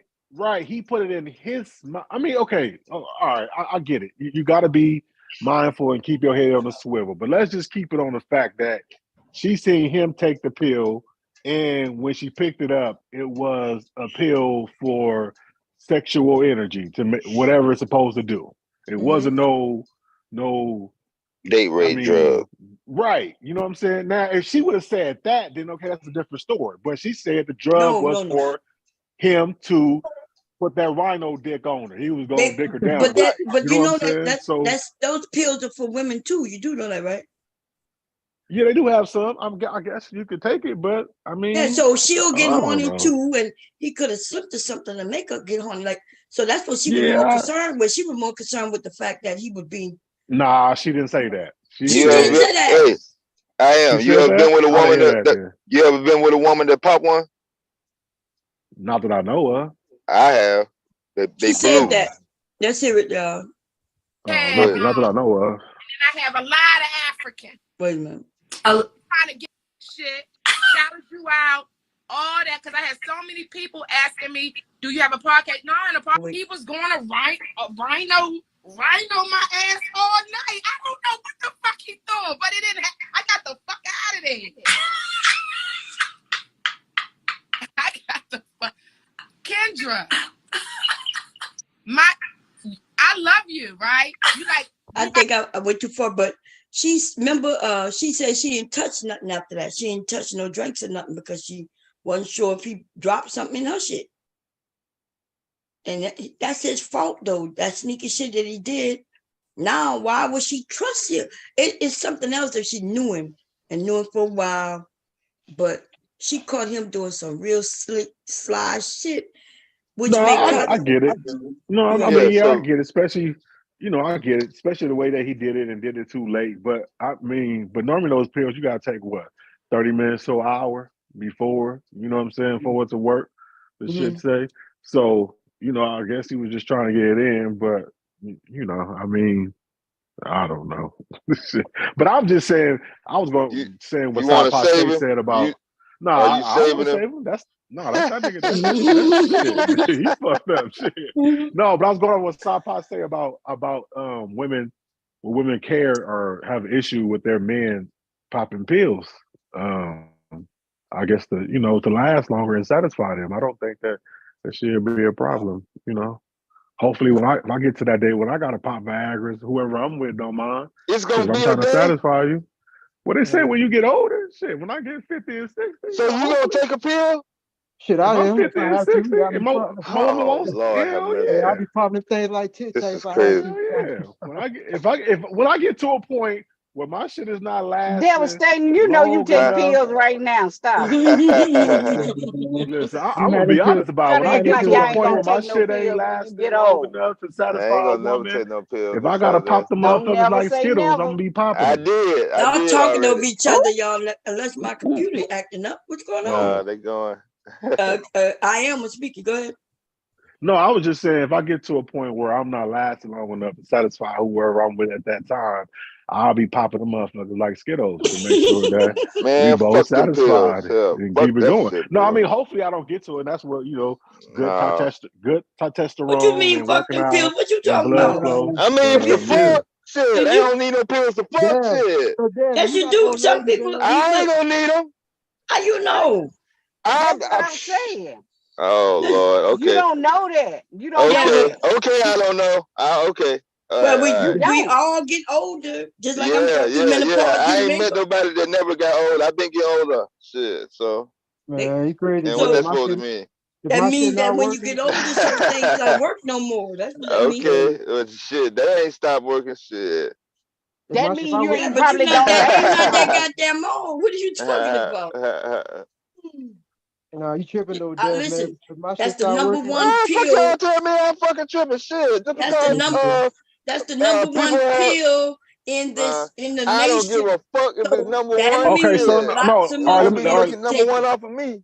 well, here, let me ask you a question. So Shit. whenever, okay, so you still good. You still good. Whoever you giving it to is still satisfied. But when you get to a point where your man ain't standing up strong no more, what you gonna do? Just stop having sex? Or Or you it's gonna go 2 pop that minutes. Or you pill? done in 2 minutes. You done in 2 minutes and That's it's Two all I'm over. minute saying. I brother. mean, what I'm saying is, yeah, you go to that point where your man ain't strong for a whole session. You know what I I'm hear saying? y'all bumping y'all So gums. Shit. when you get to that point, then what you gonna do? I mean, that's why they create this shit. I you gotta mean, It satisfy ain't your nothing women. wrong with it or You gotta devastating. You satisfy get your old women, and man. it happens. Okay, Miss listen. Shazay. I'm just saying. Okay. The pill industry, they ain't gonna go out of business if I don't take them, son. So don't y'all worry. No, they not. They not. Hey, well, you know what you Sure could do not. though? Too many men What you take could that do? shit. Hey, you know what? Them I older heard. men love when them pills hit the. They be like, Yeah. what? You got younger men take that shit. I I know. know. Shit, that's They sure. bad. Listen, They. But they say young I didn't tripping, heard man. about men putting on strap-ons because they shit ain't getting hard enough. You gonna be one of God those? In damn. their 20s and 30s, that's kind of bad. I ain't gonna say it's old. You gonna be one of those? You gonna put on a strap-on? Cause your shit ain't getting hard no more, and you don't want to pop Man. that pill? Man, I won't have no shame. If I'm an old man and my shit ain't working, I'm be popping them things with no shame. I know that's right. That's Shit. what I'm saying. Shit. It's shit, nothing shameful about it. Nothing shameful about it. Hey, the As thing the is, manosphere dudes. As the hey, manosphere dudes, I bet you they taking some because them niggas ain't Man, getting up. you also them gotta remember motherfuckers ain't fucking hell. if you Shit. ain't I know satisfying they your ain't taking lady, no pills. if Nah, you they ain't ain't fucking satisfying your lady, man, she might have a young dude blowing her back, man. So you gotta. young dude. Hey, but I was with a girl in her 20s. She popped I don't know what they was. They was light blue, like a turquoise blue. Man, shit. That was the last time I did that shit. I'll never do that shit again. I don't understand why women taking them. Maybe I need to look into it and see. Yeah, she Shit, was that was on some probably an extra. that was probably an ecstasy pill. She was on some extra shit Yeah. too. Yeah. That's exactly right, bro. She was on some. Nigga, she was trying to swing from the ceiling from Yeah. She goddamn did. She ceiling fan. did. She actually literally did. Yeah. Shit. The thing is though, when chicks be high like that, man, Yeah. that pussy stay wet though, bro. Like, Yeah. I mean, I know I she gonna get found wet out, man. I regardless, though, found but out. I found out quick. Yeah. yeah, before anything happened, you know, she good. Yeah. I found out quick. Mm-hmm. You be having a baby that was doing a high moment of your life. He was high as fuck, and y'all was having sex, and 3 weeks later, she come and telling you she pregnant. That's all we got. About who? That's one thing I'm I was sure waiting on it. I was waiting on it. She never showed up. Yeah. First thing I'm gonna Oh, say, girl said he wasn't gonna Ryan over her. She said she wasn't finna get Ryan over by him by him taking the goddamn pill with her all night. She got the fuck out of there. Okay, let's see some more. I think she's gonna be talking about some more because this. Okay, here we go. Let's see. You like big sis in this shit. You like the queen in this shit. I went live and talked shit, shouted you out, all that, because I had so many people asking me, do you have a podcast? No, I ain't a podcast, but we can talk shit. I went live, talked some shit, right? My DMs are full of so many dick pics. Big dicks, ashy dicks, shriveled up dicks, curved dicks, crooked letter high dicks, all kinds of bumped it up, humped it up, bumped it up dicks. All kinds of sick dicks, pretty dicks, shiny dicks, some inappropriate shit. And then we had and then I have a lot of African. Trying to get over and get the citizenship. You won't get it from me for 10 grand. I have 10 grand for citizenship. 10 grand and what? Damn. Your money? What you was saying? No, I said she won for that one. I don't think I heard that. I started laughing. Then she did the accent too, you know. I'll give you 10 grand to be my wife. Hubby said management dudes take Viagra and their necks get stiff. What the hell? Nah, them Africans be paying. Oh yeah, they do be paying, yeah. Mm-hmm. Here we go. What's their money called over there? Shillings? I don't know. I was in Ghana. I forget what it was called. You ain't giving me 10 grand in shillings. When they offered you money, they said it? Some guys say I got 10 grand. And 10 grand to do what? To marry them? A fake marry, yeah, for his papers. He's over here on a visa, work visa, some shit. Oh, it's so much stuff. A lot of lesbians. Shout out to the LBGTQRSTNONNOP. But I'm strictly dick. Yeah. But they was like, you know, you have a date with me here? And some beautiful queens come through just to show love and just be beautiful and just give love. And then some gentlemen, just like, oh, you're funny, whatever. Kendra G, y'all. One more thing, because I don't want to be on here too long. My ex texts me. The one I told you about lived down the street, kicking the door. Oh, yeah. What happened? I said, what's up? He's like, how you doing? I said, what's up? And I'm like, he's like, oh, I heard you was on Kendra G's live show. I said, keep it ear to the streets. You'll be hearing more. And he was like, LOL, I heard you was lit. Keep your ear to the streets. Yeah, nigga, don't try to. Yeah, I was talking about you. Somebody told him. He don't have time for Instagram. Somebody told him. Well, you know, you were a highlight. So you were a highlight on Facebook and also Instagram. And one thing I will say about Facebook, they share, like, what I like about the Facebook platforms, you know, they share a lot of the videos. So, and, you know, I am humbled by it, but I am learning that this show has a lot of reach. So I always say, if you come on the show, when you come on the show, you have got to be okay with that or don't come on the show. Because I don't care. But Kendra, you're like universal right now. Well, you're like global. They call them from Korea, South Africa, and Uganda, Mozambique, Zimbabwe, Botswana, the Virgin Islands, Jamaica. You're like global. You're so like that right now. When my ex barely on Instagram called me and hear about it, like, yeah. And the thing with the girl singing. Yeah. Oh, you know, I'm with the God within. I'm damn near atheist, right? But I had a little tear. Oh, when Jonathan Reynolds came on? A little tear came through. Yes, it did. Yes, it did. And I said, okay. That was so lit. That was so lit to have that guy calling like that. That was, you just like, people, you know, we talk shit or whatever, but you are a really good person. Oh. I love you, Kendra. You're a really good person, and then you talk your shit when you have to.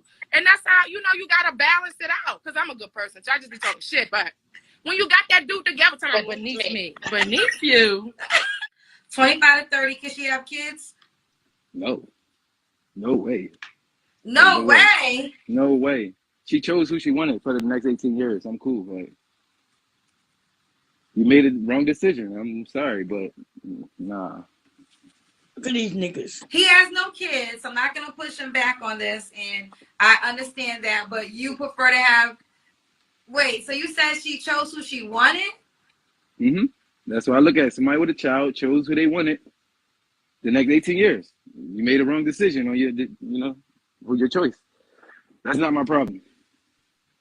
Oh, okay, so do you want to get married? Of course. I believe most men want to, but will it be beneficial for me to get married? I don't think. Right. Your beard is giving very much a gang of roaches. Social distance. It was like dotted up. Nobody was connecting up and through here. And then you had to push back here in your early 30s. Damn. So you're going to be giving at 40. Your whole top going to be missing. Your ceiling going to be missing. And you try to talk about somebody beneath you. Motherfucker, you already on the ground. I don't care how much money you got. You ain't putting it in the right place. Trying to talk shit about girls. Okay, a couple of things. First, I receive it. I thank you for the kind words. You know, this is not an overnight thing. I know I began this show a year and a half ago, but I've been hosting for more than 20 years, and I've always been in a backstory of people. I don't know how many people know about my resume, but I've done CNN, Fox, and all these other things. And the one thing about me is it's hard to place me because, you know, I'm prim and proper, but I do have a ghetto side. So I'm kind of too ghetto to be on Fox, okay? Because I'm going to have that side to me. What I love about this show is I get to be every component of myself. And, you know, that's why I like this. I like it because, like, I never knew she was on Fox or anything. Anybody know? I just only knew her from this show. Yeah, she did entertainment on CNN. Okay. Yeah. She is, I like her. This is where somebody Black should make up their own network. And it don't even have to be a network on TV. Just like a website, like a YouTube, but you know, where you could get people who have, you know, talent, personalities, and let them do their own thing. And, you know, I don't know. But I think she said she's making an app, but I don't think the app thing, they're not thinking that shit too. You know? Here we go. I love this show so much because we get to have the moments, like you said, with Jonathan McReynolds, because that's very much a part of me, right? But then I get to cuss your ass out when y'all act crazy if I need to too, because that's a part of me too. You know, but you know, but that's what makes it balanced and beautiful. You can't be too, oh yeah, in reporting today we have somebody that's coming in and choosing and then or like, yeah, motherfucker, fuck this all day. It gotta be a little of both, and that's what makes it like that. You know what I mean? That's what makes it love. Listen, Linda, they want you to make sure you close out all the shows, so we gotta know your schedule. I'm off on Fridays. Okay, my Friday and Saturday schedule, that's over. Okay. So now I'm Thursday, Friday. Okay, so we might close out. I mean, we went late tonight, but normally it's between like around 10 and 10:30. Oh, or if you I want to see. come on earlier, I always say at least an hour in because that's when we get the bulk of the people. But next Friday, you got to come on to give us a recap. They're definitely going to follow you. They love you. What I love about you, Linda, is you are who you are. And one thing I love is that Now they're going to kiss each other and hold each other's hands and shit. Okay. What y'all got to say? Anybody? She was funny. I like her. Apparently, she must end the shows for her because the way they came on, she didn't play her clip so we can know what, you know, her story was with the when she went live. Mm-hmm. Like, did she play the clip of the man? Remember when she mentioned the man? Mm-hmm. She didn't play her clip. I would like to see her when she first went on. Because remember, she said she was talking about her boyfriend, her ex, or should I say?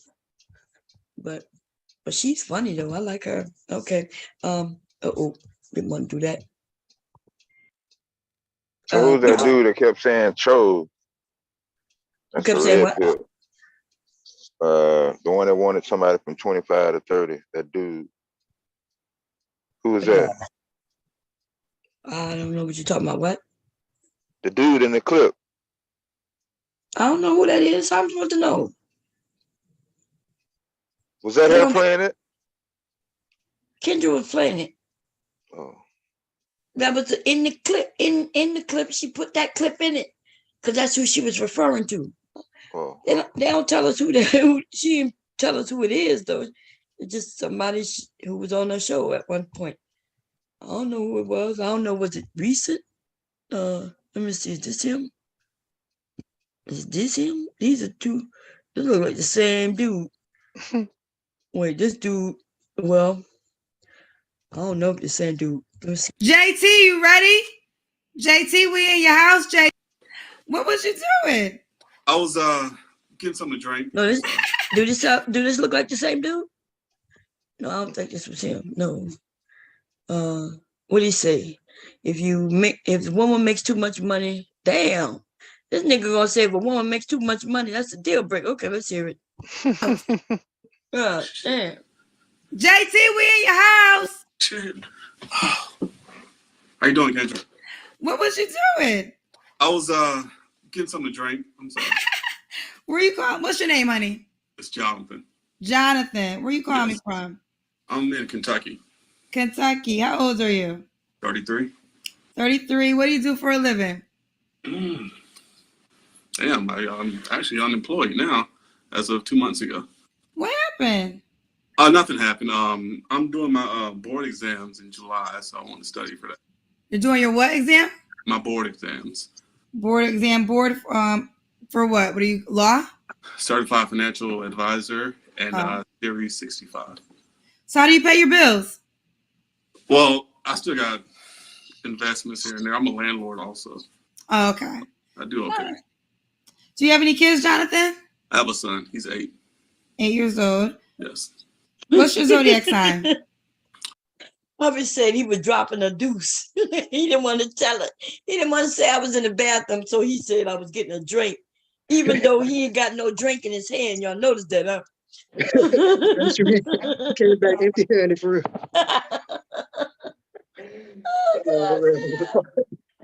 Nigga wipe his ass trying to help me get back.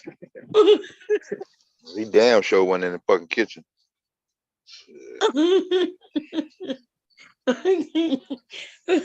Anyway, I never really got into that.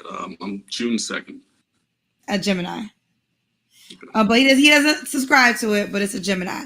So this is Jonathan, Kentucky, 33. He said he's unemployed, but he's a landlord and he has investments. So I don't think he's hurting. He said he's taking a board exam for a financial advisor. Yes. And he has an 8-year-old son. They said you're very handsome, sexy. Thank you. These are the things they're saying about you in the comment section. So who are you looking for tonight, Jonathan?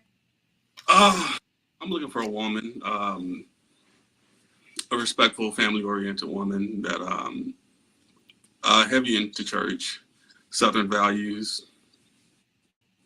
That's pretty much it. Getting a lot of churchmen tonight, heavy into church. Okay. Does she have to, what's your deal breakers? Deal breakers? My gosh. Deal breakers would be smoking.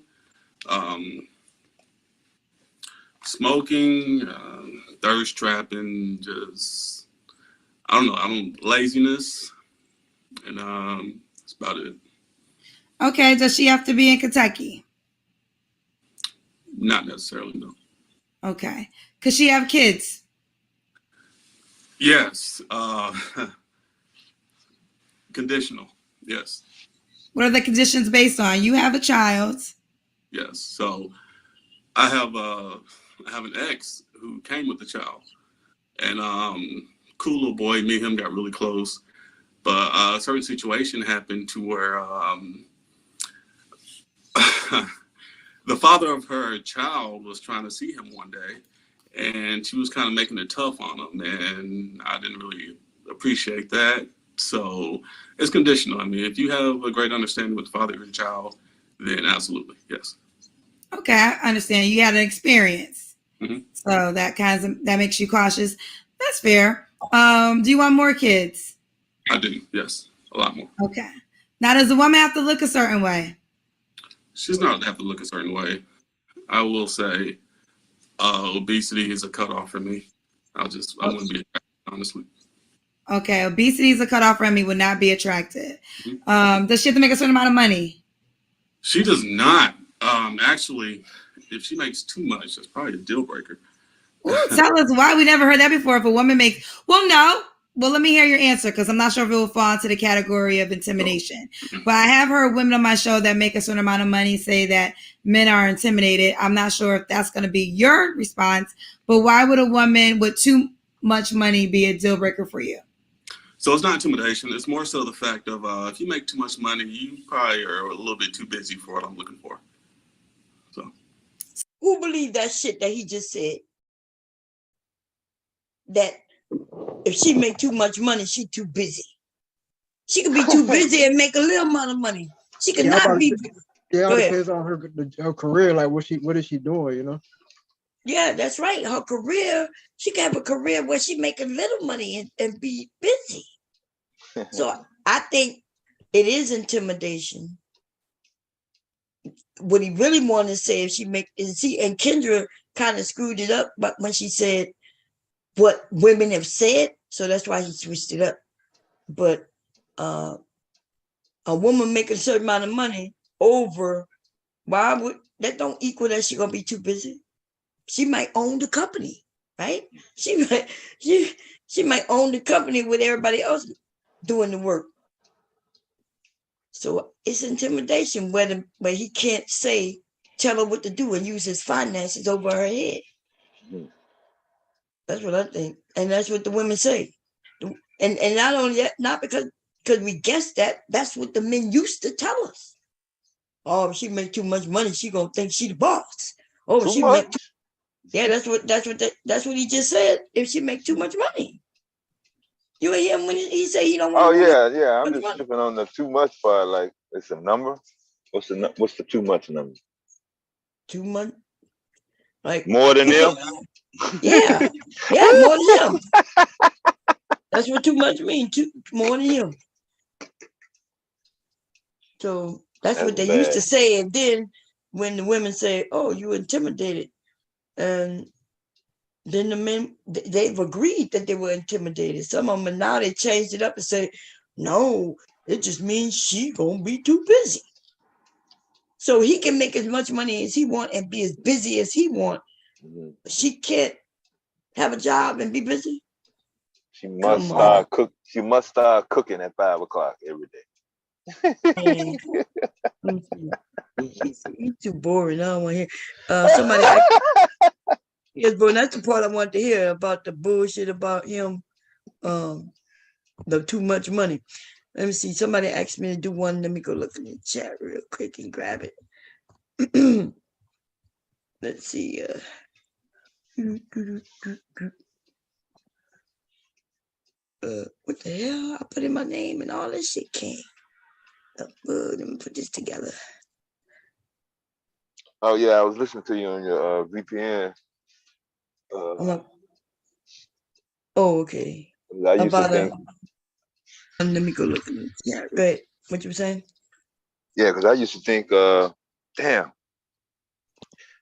are these all the videos on the entire website of YouTube? Is this everybody that's going live right now, this very second? Oh yeah, no. And then I was like, oh shit, I ain't even looking at a portion, my portion that come up on my screen. Yeah, that ain't even filling up a database that'll make a dent. Oh yeah, they only showing you what they want to show you. What you subscribe to and anything close. Yeah. And only that's why y'all don't come across any videos in the UK or none of that. Yeah. It's because we in the US. So our YouTube is youtube.com, but in other areas it's YouTube UAU and .uk. Yeah. Yeah. So but you gotta have your VPN. So when my VPN, when I have me in another country, YouTube come up looking different videos and everything. The format is different. Yeah. When I sign in, though, it puts me right back where the fuck I was. That's your default. Yeah. Yeah. So no matter. Yeah. So you sign out. You use your VPN to go to YouTube, and then you'll see shit that has to, depending on where you sign in from. Yeah. Where they put you. I put Urban VPN on my laptop. That's totally free. That's with the countries. Huh? Urban VPN, URBAN. Oh, I never heard of urban. Yeah, me either. Yeah. But it's with the countries: Czechoslovakia, Yugoslavia, Argentina, all that. Oh, okay. All of them have that. Oh, you saying it's free? Totally free. No all, money, no credit card. Oh yeah, most of them free, but yeah, I personally wouldn't trust a VPN. It depends on what you're trying to do. If you just want to get on so you can see everything, that's one thing. I wouldn't trust them. You got to read what are they gathering? What are they holding? And who can they give it to? Are they selling it? And all those things. So yeah, because if they're giving you everything for free, that others are giving you for a fee, there's a reason why they're doing that. Now, there are free ones, but the free ones only give you I've used free ones, and they'll give me where I could put that I'm in California instead of Delaware. I could put them in a different area, and the reason I would use that, like my ISP blocks out free sites where I can look at movies. They block that shit out. So if I get me a new IP address that's in a whole nother area, then I could go to those sites. Right. But yeah, if they're giving you all those countries for free, it's something in it for them. And normally it got to do with selling of your data, selling your information, or they're using your data. So just be careful. That's what I'm saying. Why they call it urban VPN? Yeah, that's what I was trying to find out. Is this some sort of hey, what y'all trying to say? Yeah, that's some weird shit. Working pretty good. But yeah, just be careful when people giving you shit for free. So here we go. Candy Cane Lane asked me, he must cook and clean and have pretty feet. Okay, here we go, y'all. Let's see. Fair use. You hear me? Hello? Yeah, I'm ready. You ready? This nigga got what the hell? See that gold chain? Gold That's chain. like Nino Brown. Getting good. This nigga look like he just got out the shower. He done moisturized his skin, put the gold chains on, freshened up his face, brushed his hair, and did all that just to get. God damn. Okay. Yeah. He said 1 million people gonna be watching. He said, let me get it out. So look, ladies, we can't be letting the men get on here looking flyer than the women now. But I done seen some women get on here looking all crazy and shit. Yeah. Okay, so here we go. What you got? I wasn't a kid camera. You Yeah, got a lot of God, gold I'm on. king, you know what I'm saying? It's raw daddy. Yeah, hold on. Let me get my drink. Hold on. He said he got to get his drink. The men who do this type of thing, and he got. I guess. Yeah. Can you see me good? Let's see about this right out. Ain't no See you good? Tyreek. What's your name, baby? Tyreek, where you calling me from? Uh-oh. It's off. It's off. How old are you? He answering before she. Oh, you pouring up? As we pop in as we do it. Yeah. You going out tonight? Okay. Tyreek, Raleigh, North Carolina, 34. What you do for a living? Operator at a distribution center. Machine operator at a distribution. Okay, we lagging. So we got to follow the 7-second rule. So this is Tyreek, Raleigh, North Carolina, 34, machine operator. Do you have any kids? Wait 7 seconds. I got one son. He'll be 12 in June. Have you ever been married? And what's your zodiac sign? Wait 7 seconds. Nah, I've never been married. I'm a Leo. Leo. All right, so this is Tyreek, Raleigh, North Carolina, 34, machine operator, 12-year-old son, Leo. You coming in looking like Nino Brown with it. Wait 7 seconds. Let us know what kind of woman you looking for. So yeah, you know what I'm saying? Feminine, fit, friendly. Oh, God damn. You know what I'm saying? Goddamn. Okay, count. Respect. What the hell going on with these men? Okay. Hey, he worked in a factory. I want to know from you men, though, maybe, Mhm. is that, maybe the men are using that because it sums up everything they're looking for? Is that why? Or is that just, it's giving us Kevin Samuels vibes? Should we as women believe that he's just a Kevin Samuel follower? Or maybe if I ask you, say, right? If I ask you what type of woman you looking for, what is your answer would be? Sure, I just like somebody. Shit, I tend to talk to slim women. You know what I'm saying? That's usually it. Slim, thick. You know, long as you know, she's not sloppy. I'm straight. Sloppy. That's it. So you wouldn't use the feminine fitting thing like that, or would you? Because maybe you would. Would you? Nah, I mean, I think that's just like the new. That's just internet talk at this point. Like, He said internet. the thing about like before, the Kevin Samuel thing was going around. Nobody was saying that. Right. You know what I'm saying? So it just shit niggas here now, and everybody just saying that. And it's usually people that's on the internet, like listening to certain things. Yeah, because when the women, when we hear that, it goes straight to Kevin Samuels. What about you, Devastating? How would you sum up a woman you were looking for? Would it be feminine and fit? Yeah, I'm still having trouble trying to define the word feminine. What do they mean by that? That's why you with the woman, because she is goddamn fucking feminine. Hell, what else is she supposed to be? I don't know. Shit. Wait, is I am still up here?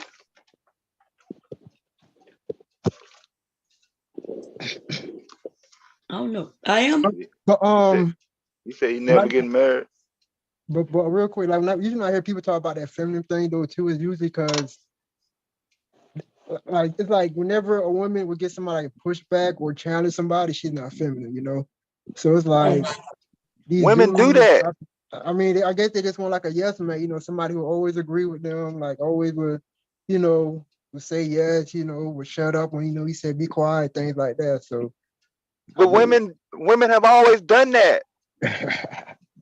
As a child, the daddy let you go outside. Mama said no, you gotta do so and so in the house.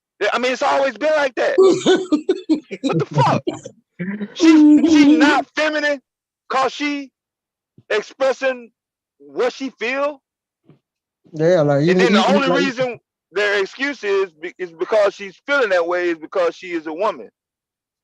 But the man, but the dude can have a similar or an exact same feeling. But they don't use the word feminine when they talk about his description of it. This is some bullshit, bro. Even like when her tone change, or she get loud, or they hear, or look, she's masculine. That's what masculine women do, and I'm like, women have always been loud, high pitched, high tone. I mean, what the? Come on, bro.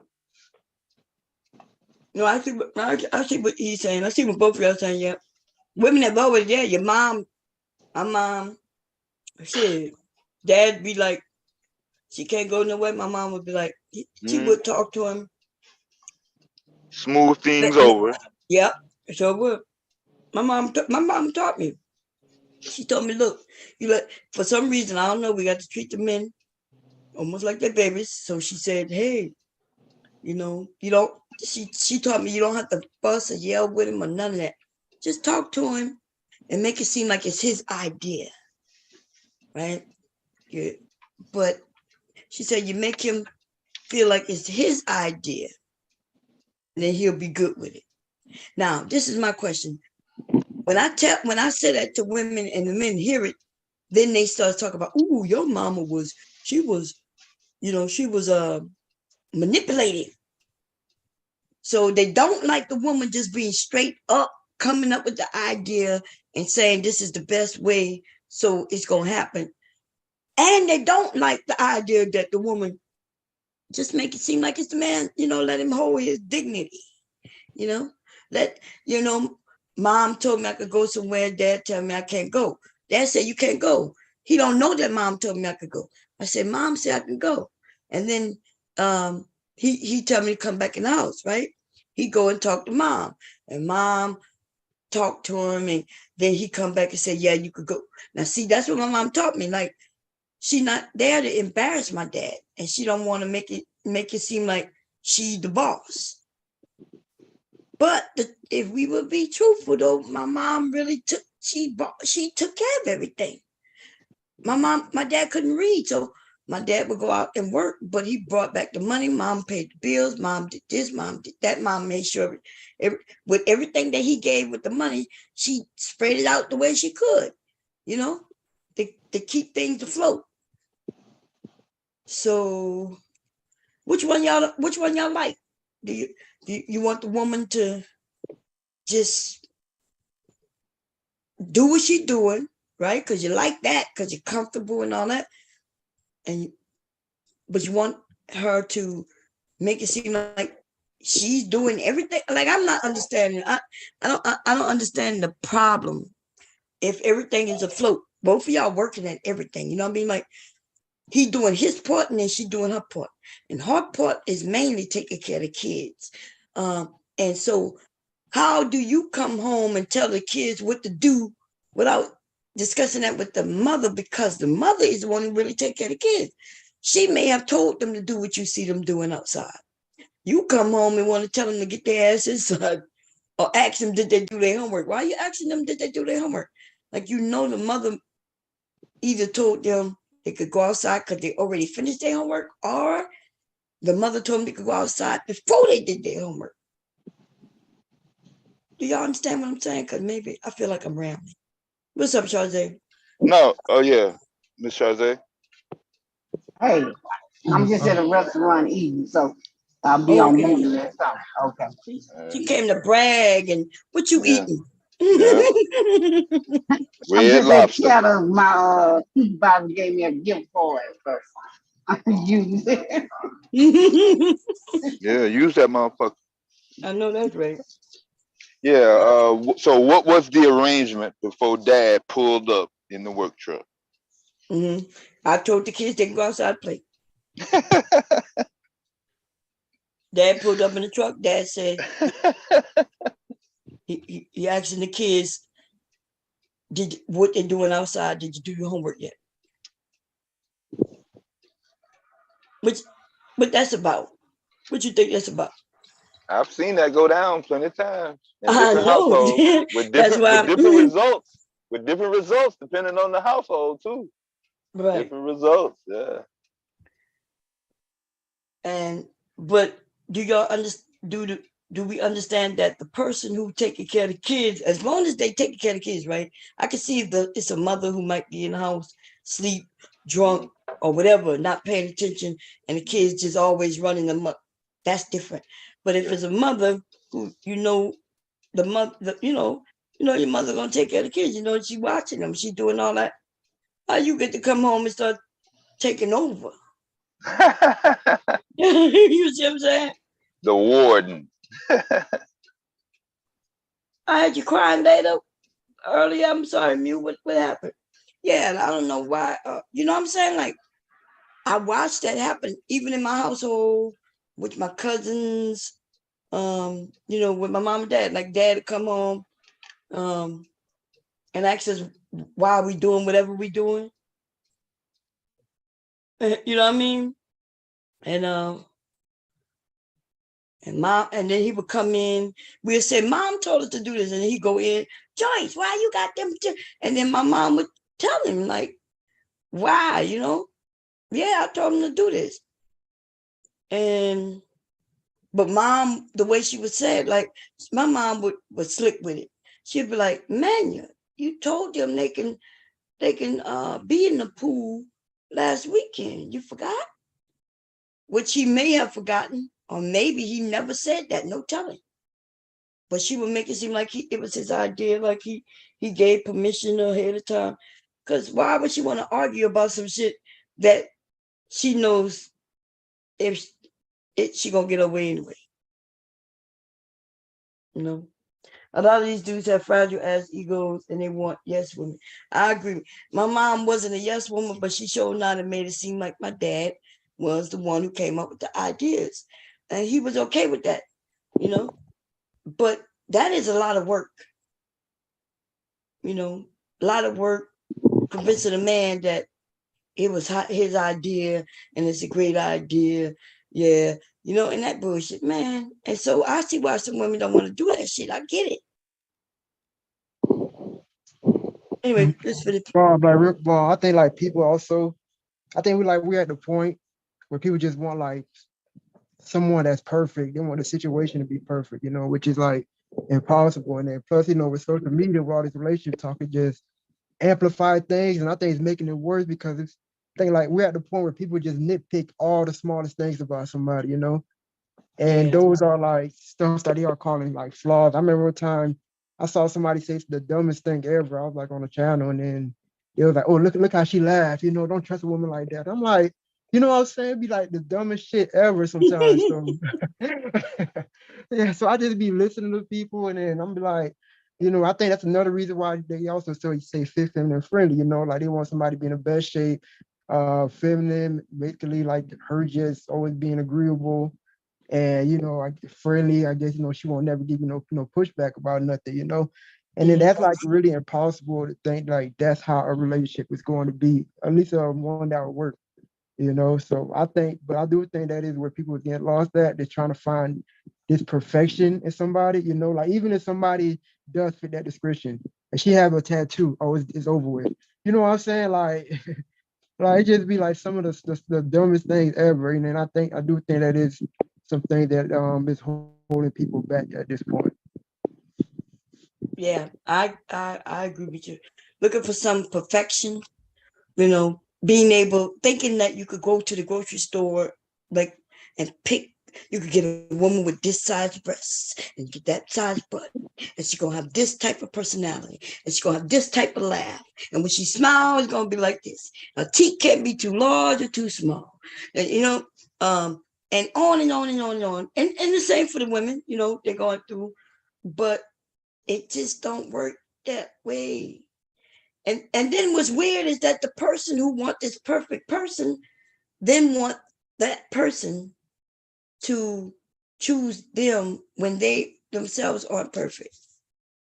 I guess it would be different if there was a group of perfect people picking other perfect people. You'd be like, okay, since you're perfect, you deserve a perfect person. And here you go. But it's a disaster when people think they're perfect, you know, right. trying to pick a perfect person. Man, these people know they ain't perfect.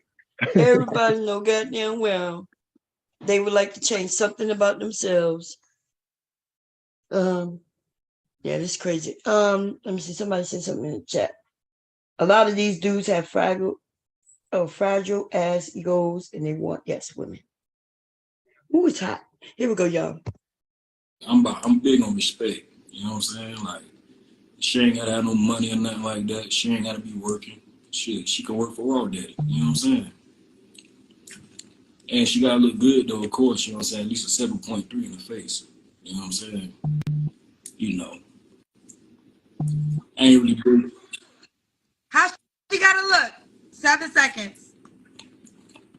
They behind. Okay. Fit, you know what I'm saying? Sexy legs, pretty feet. Pretty feet is a must, you know what I'm saying? I don't play about that. That's real. I'm big on natural beauty, you know what I'm saying? She can wear makeup here and there and whatnot, but if she can't embrace her natural beauty, it ain't gonna work. Sorry. I was reading Divine One. Hey, Divine One. Divine said, hey, Bob, hey, chat. Why his hairline pushed back to ancient Egypt, though? He's a 2.3 in the face. Oh, my God. Y'all, he said he ain't playing about them feet, though. That's what the number was? He said he wanted a 7.5, didn't he? Yeah. Hey, but no, but the feet request not a bad thing though, bro. I don't think I ever really came Not a across bad one. thing. Nah, Damn well I you never don't had give a a, fuck. I never had. You're not gonna be looking at her feet all the time. Wait a minute, bro. y'all can't talk at the same I'm time. just saying, like, I mean, for me, it's not a request, but I never had a woman or chick with ugly feet though.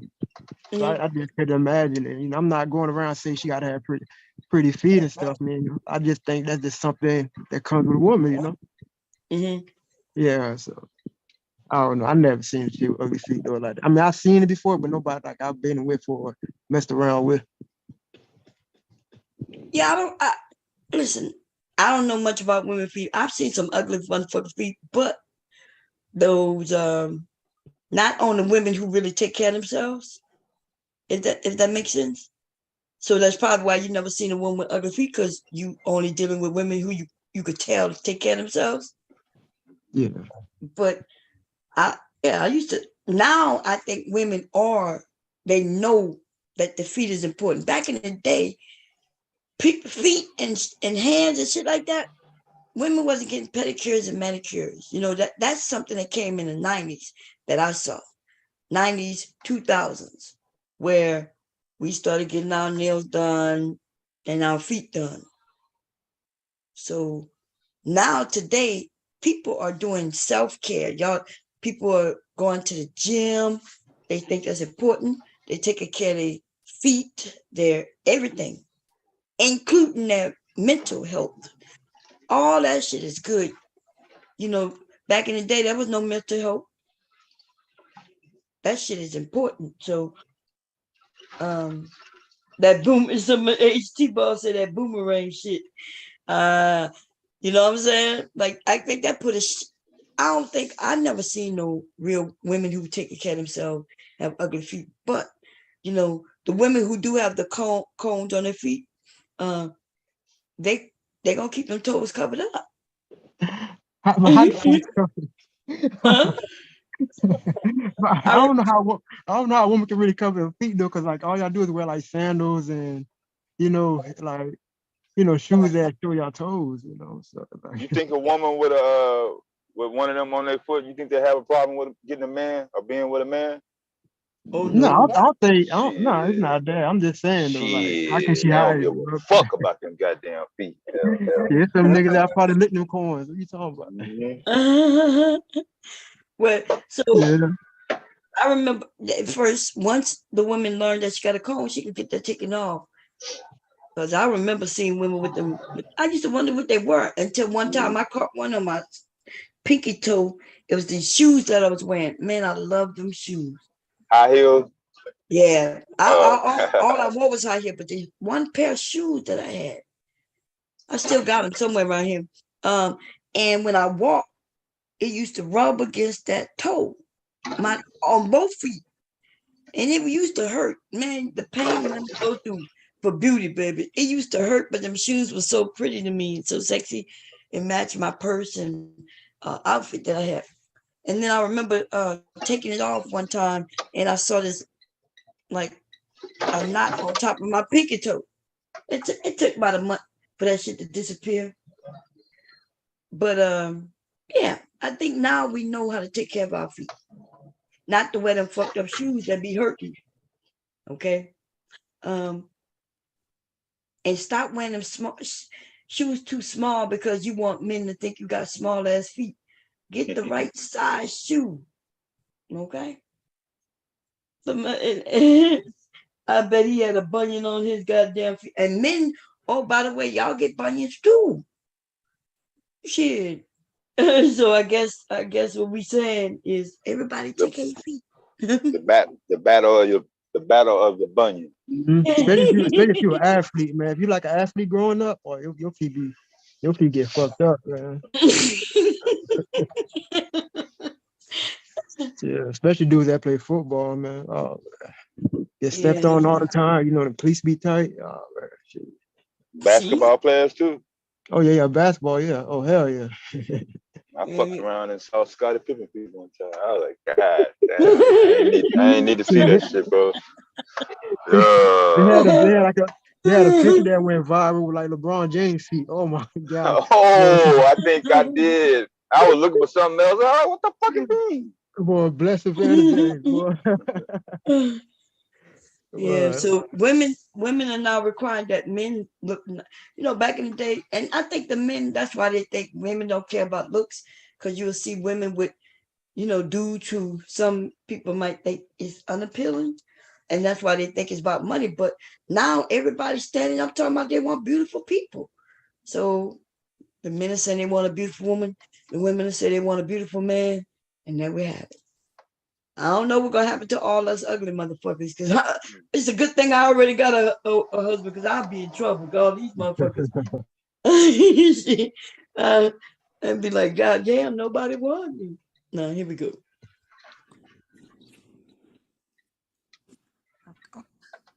What's the deal breaker, Tariq? 7 seconds.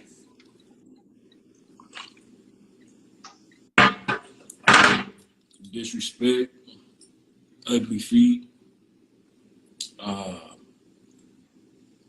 If she care too much about what people think, you know what I'm saying? I don't like them type of people. Extra superficial and all that, worrying about what people think about you and all that. Ain't no fan of that. You know what I'm saying? Like, I fuck. This nigga care what our feet look like, and he mad if she care what other people think. I was just about to say that, Bomb. What bullshit? Hey, Kira, how long you been up here? Forever? Girl, you be quiet as a mofo. I ain't asked you no questions. I didn't even know you was up here. I didn't see you was up here. Oh, you was at work? Was you at work? Yeah, she had background. She told us the stream was off. Remember? Yeah, that's what I'm saying. That's why she ain't said nothing since, so I forgot she was up here. Thank you, devastating. I was about to say, I get no respect over here. I was about to say, Nah, I she told forgot. you the Yeah, screen yeah. was She, down. nah, I came up here to help you. Like, nah, she been, yeah, she been going. I'm just I can't see. Y'all see everything I see. If y'all can't see y'all, I can't see y'all. All I see is this screen right here. Kendra. Okay, here we go. Fuck with people for who they are. You know what I'm saying? Okay. So you gotta have confidence. All right, cause she have kids already. Wait 7 seconds. Whenever it comes to the kids, I mean, if she can get the goddamn, if she got her situation handled, you know what I'm saying, and then she ain't got no problem with a man discipline her kids, raise them and all that, we can be good. But if not, nah. Mm-hmm.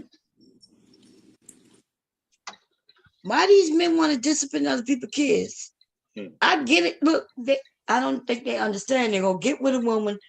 If this woman got kids, they'll have a conversation, and then they'll figure it out from there, right? If they don't come to terms where she like, look, my kids have a dad already who's in their life, so you ain't gonna have to worry about discipline, and I'll raise my kids to be respectful to everybody they meet, cool, and go from there. But these niggas are the way they say it, like she gotta have her shit together. But they got children, and they ain't gonna be able to stop their baby mamas from doing shit that she don't want to do. All they gonna have to do is deal with it if and when it happens. It's just real crazy. And then he talk about for respect. This nigga is drinking, acting like he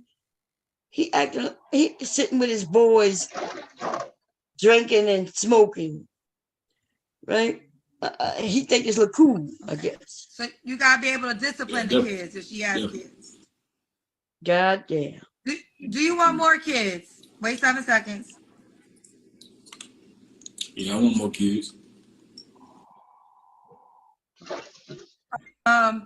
What's the age range you would date, and does she have to make a certain amount of money? 21 to 35. And she don't have to make no money. This nigga say work in a warehouse. Yeah, machine operator. So how? Yep, So how in there? Mm-hmm. Yeah. So how he don't want a woman to make no money? See, that's when they lie.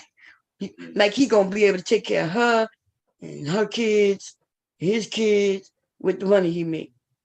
These niggas be on this show just to flex. That's all he doing. He ain't really looking for nobody, not for real.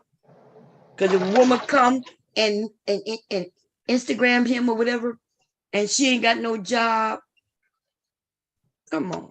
I bet you the cow. Look, we gonna have to go undercover, y'all, and hit some of these men up. We're gonna hit them up live. We're gonna see what their response is gonna be. What y'all think about that? I think that's what we're gonna have to do, man. Cause I'm telling you, I bet you if one of y'all hit his ass up, and you got the nice picture and everything fitting, you know, show him your feet, cause that's all the nigga wanted, some feet pictures. I'm telling you, that's all he want. And then you mentioned you ain't got no job, and you tell him, well, I'm ready to be a mother. I don't have no children, and I ain't got no job. I'm gonna be a stay-at-home mother. I bet you he ain't gonna like that shit. They ain't gonna like that shit. He gonna hang up on you. Block you. Yeah. He gonna stop contact after you send him the feet pics, because that's all I think he wants. He want women to send his their feet pics. A nigga got a feet fetish, okay? She said, somebody said, why he sweating so much? You think that's why he ain't got on the hot road? Yep, he got on nothing but a road, because that nigga, he got on no clothes.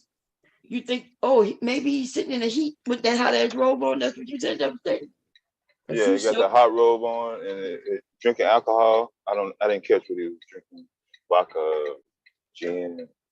Did he say what he was drinking? No, I didn't really see. Yeah, that nigga over there drinking by himself, naked with some gold chains around his neck. God damn. He said naked with gold chains. North Carolina in the house. Here we go. She don't got to make no money. She just got to look good. She got to be able to cook and clean, though. I forgot to mention that. Okay, I think I cut you off. So, are you going to pay all her bills? And then you said she has to be able to cook and clean? Wait, 7 seconds. First off, if she live with me, I'm paying the bills inside of my house. You know what I'm saying? I'm not about to be paying her bills if she living in her house. You know what I'm saying? She obviously not mine.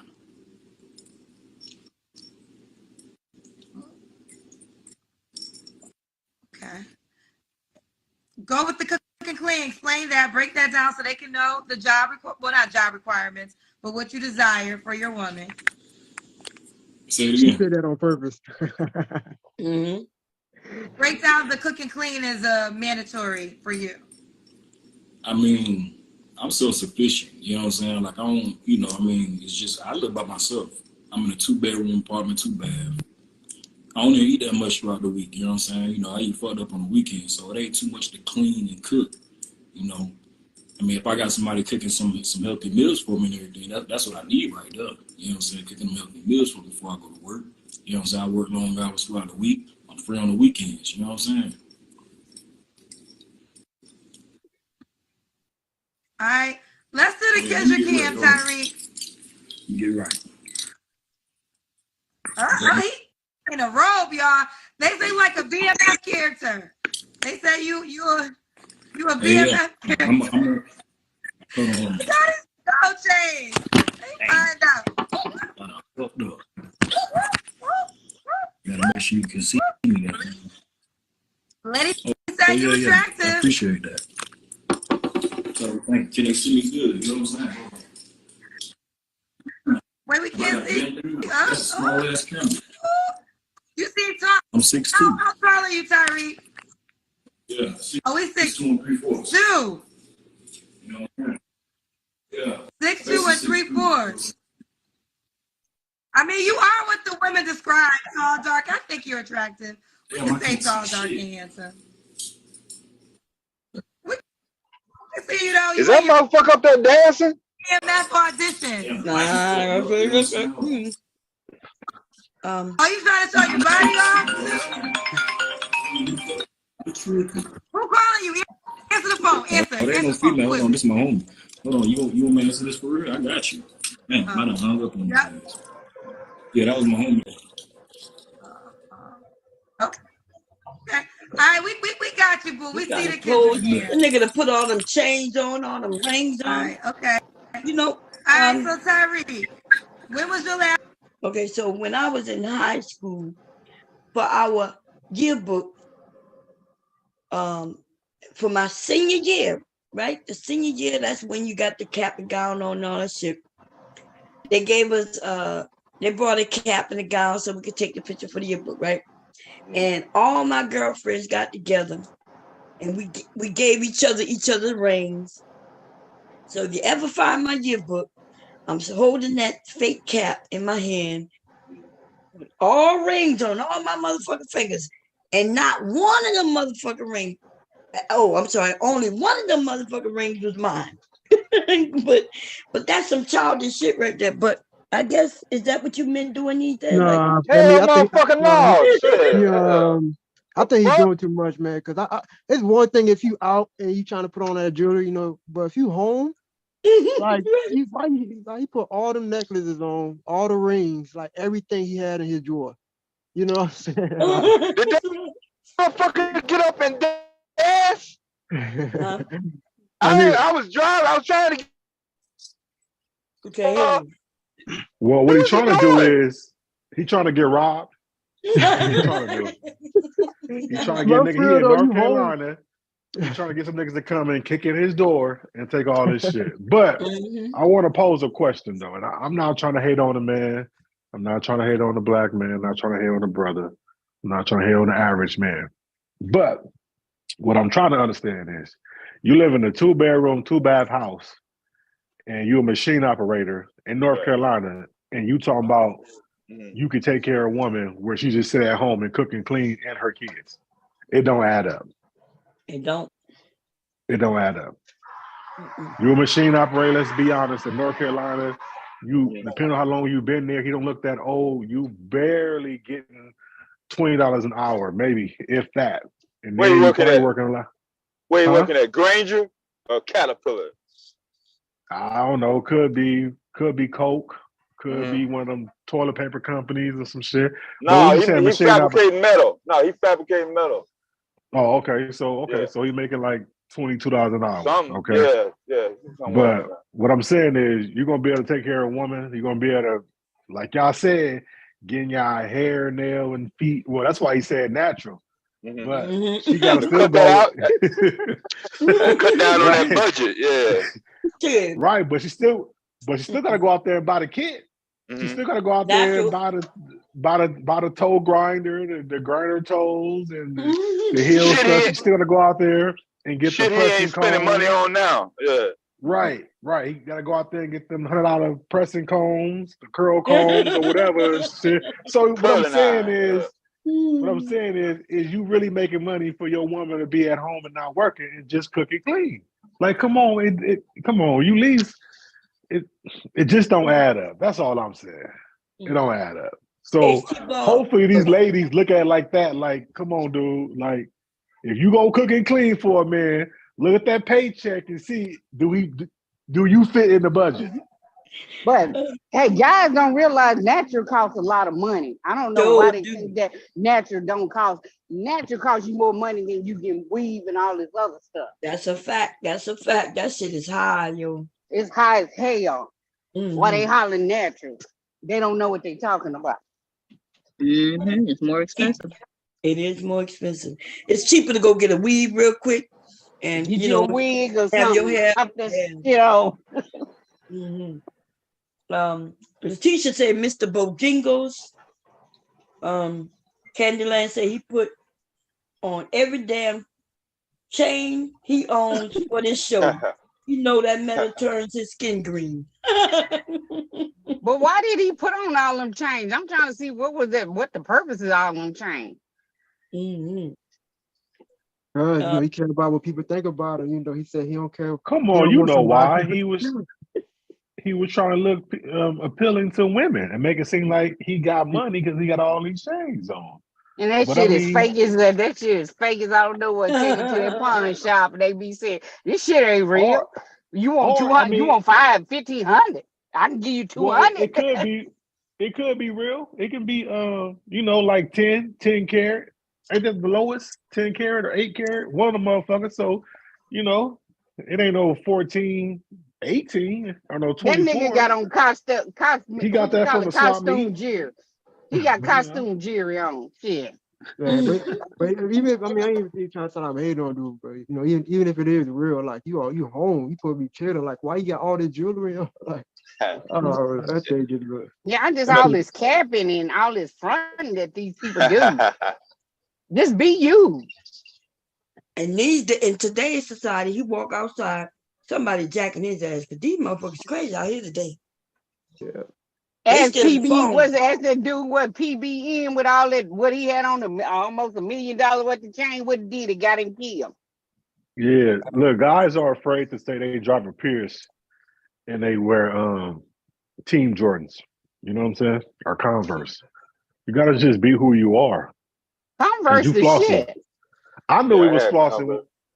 I know he was flossing when he said he live in a 2-bedroom, 2-bath house. Apartment. 2-bedroom, 2 baths. Like he was saying something big, huh? Yeah. Right. I And what I'm live in saying a is, bedroom, 2 bath, full bath apartment. Now yeah, what? but you're What not. that mean? But you're Nothing.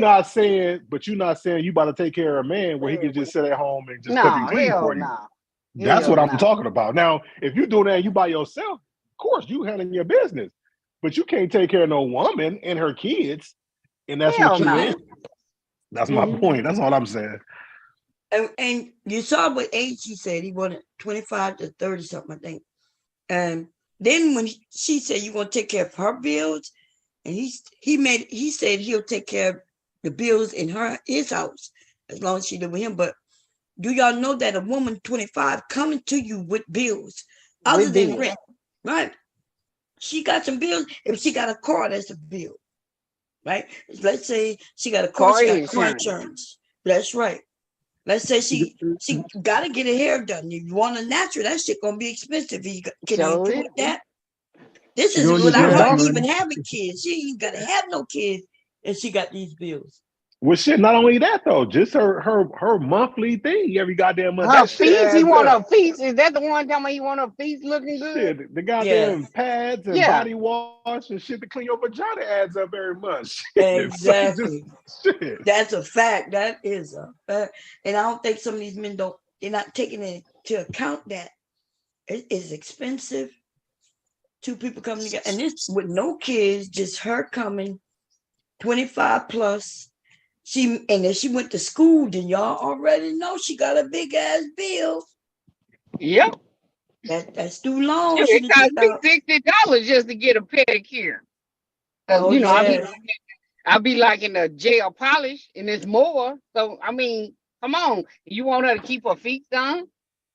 And if he's really a father, like he said he is, or when I mean by father, I mean in this child's life, shit, 25% of his money already gone on child support.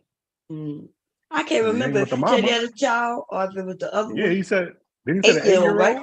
Yeah, I thought it was him who said he had 8-year-old. That's right. A lot of his money gone already. Off the top, that's 25% gone. Shit. So this is he a deadbeat father? Shit. He ain't paying nothing. Nah, he ain't no deadbeat. How we know? Yeah, how we know? We don't know. He got all that. He got all that gold. That don't make him. That's for him. That ain't for the child. No, I know that. What I'm saying is, he better, because his baby mama better not see this goddamn video. That's what I'm saying. Take that shit straight to the child support court. Like, you see all this? And he got a 2-bedroom, 2-bath. That's right. Oh, damn. Okay, here we go, y'all. Last relationship. Wait 7 seconds. Last relationship was back in September. You don't have to answer, but I'm gonna ask. When's the last time you was intimate with someone? Last night. About 90 days ago. I practiced semen. Oh my God. 3 months. I practiced semen. 3 months ago? Semen retention. Wait, I cut you off and we got a 7-second delay. So what do you practice again? Wait 7 seconds and explain it. Semen retention. Yeah, I practice semen retention. That means I don't bust no nuts. You know what I'm saying? You know, I work out at least 4 or 5 times a week. I work. Well, I hit the gym first, and then I go to work. You know what I'm saying? So yeah. Now, what is the purpose of practicing semen retention? 7 seconds.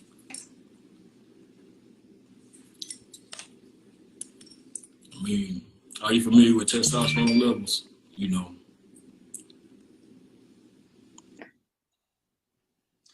Explain it. I'm a female, so I'm trying to be educated. Okay. So help keep your testosterone levels up. You know what I'm saying? Every time we bust our nuts, we lose most of our testosterone. So it ain't just about testosterone, but testosterone is the main factor. You know what I'm saying? That's our life force right there. So you're constantly beating off, busting all those nuts, constantly fucking females and all that, like you're gonna be sloppy. You know what I'm saying? Weak, soft. You know what I'm saying? We represent masculinity over here. Wow. Mm-hmm. Hey, y'all, give me a second. Okay, so Bob, I have a question real quick. Mm-hmm. Because you're the sex guru. So he said he practices semen retention, right? Mm-hmm. And don't be busting all that. So do you practice that shit when you're in a relationship or when you're married? Because I'm trying to fuck every day. So what I'm saying is, should I go like months without giving her none and shit? Like, is that going to affect me or something? Like, what is it? I'm just trying to understand. Right. Now, I'm sorry, go ahead. No, go ahead. No, I'm going to say now, I get that if you're not with nobody, maybe you don't want to jack off. Because I'm a person, I really don't believe in that in self, you know, but what I'm saying is when I'm in a relationship with somebody, I'm trying to do it every day. So should I be taking like weeks and months off and shit in between sex with my partner? Should I tell her she can't get none for a couple of weeks? You might get your ass whipped. I don't know. Oh, okay, I'm just asking, you know. She might go get with somebody else. Shit. I know That's what I'm right. saying. So Mike, I mean, I'm just trying to understand.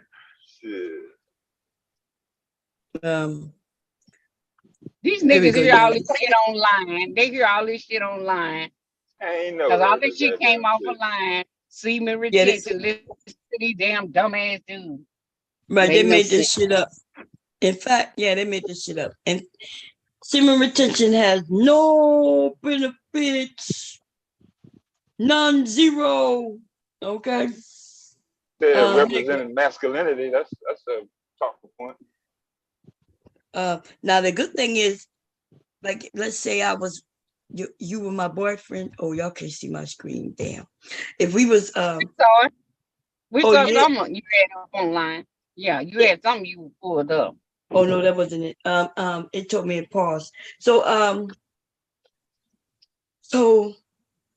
that sounds good if you my man and we long distance, right? Let's say you a truck driver, and I say, babe, yeah, since you gonna be far away, that's good because you can practice semen retention, and you know when we get back together, it's gonna be great.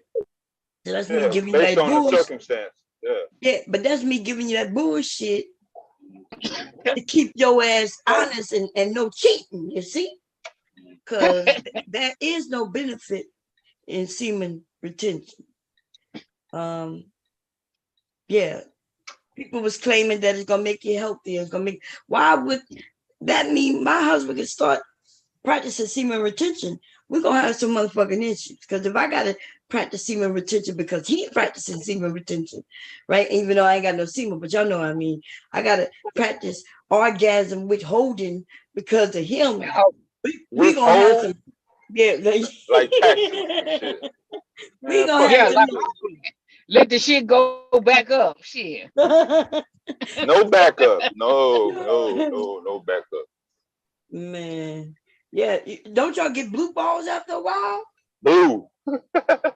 I don't know. I ain't never. That ain't some shit. I ain't never. That's another thing I don't even want to know. Interested in shit. I don't know what the fuck they talking about. Some retention and shit. He said what 90 days. Blue ball? What the fuck is blue ball? Do your balls turn blue? What? Yeah, they get tight. Well, if y'all asking me, and my balls ain't never been no goddamn blue. I don't know what the fuck. Would you say about that? I am a sci-fi say. What? Hey, butterflies, that you? Hey, Mom, how you doing? I'm doing good. What we How say you about doing? what? I'm sorry. Go ahead. Blue balls. What is blue balls? I mean, I think they say is when your balls is filling up with I guess the semen to ejaculate. Every time when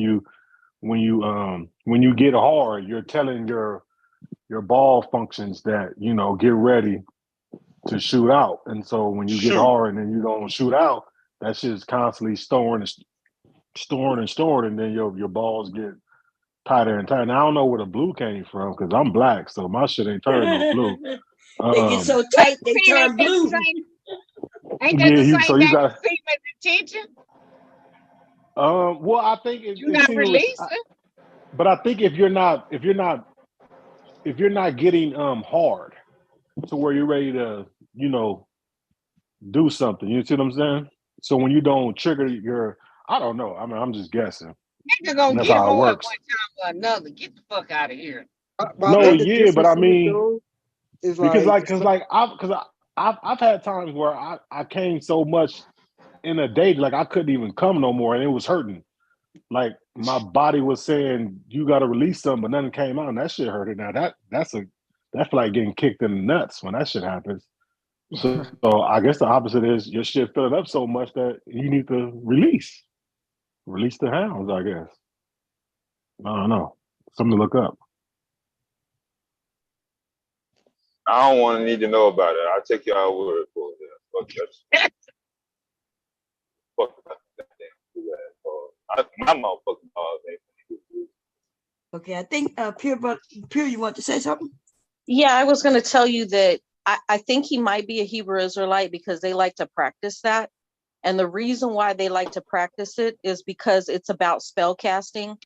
A lot of that retention and that energy, that chi energy that they're trying to save, is so that they can do some kind of spell casting.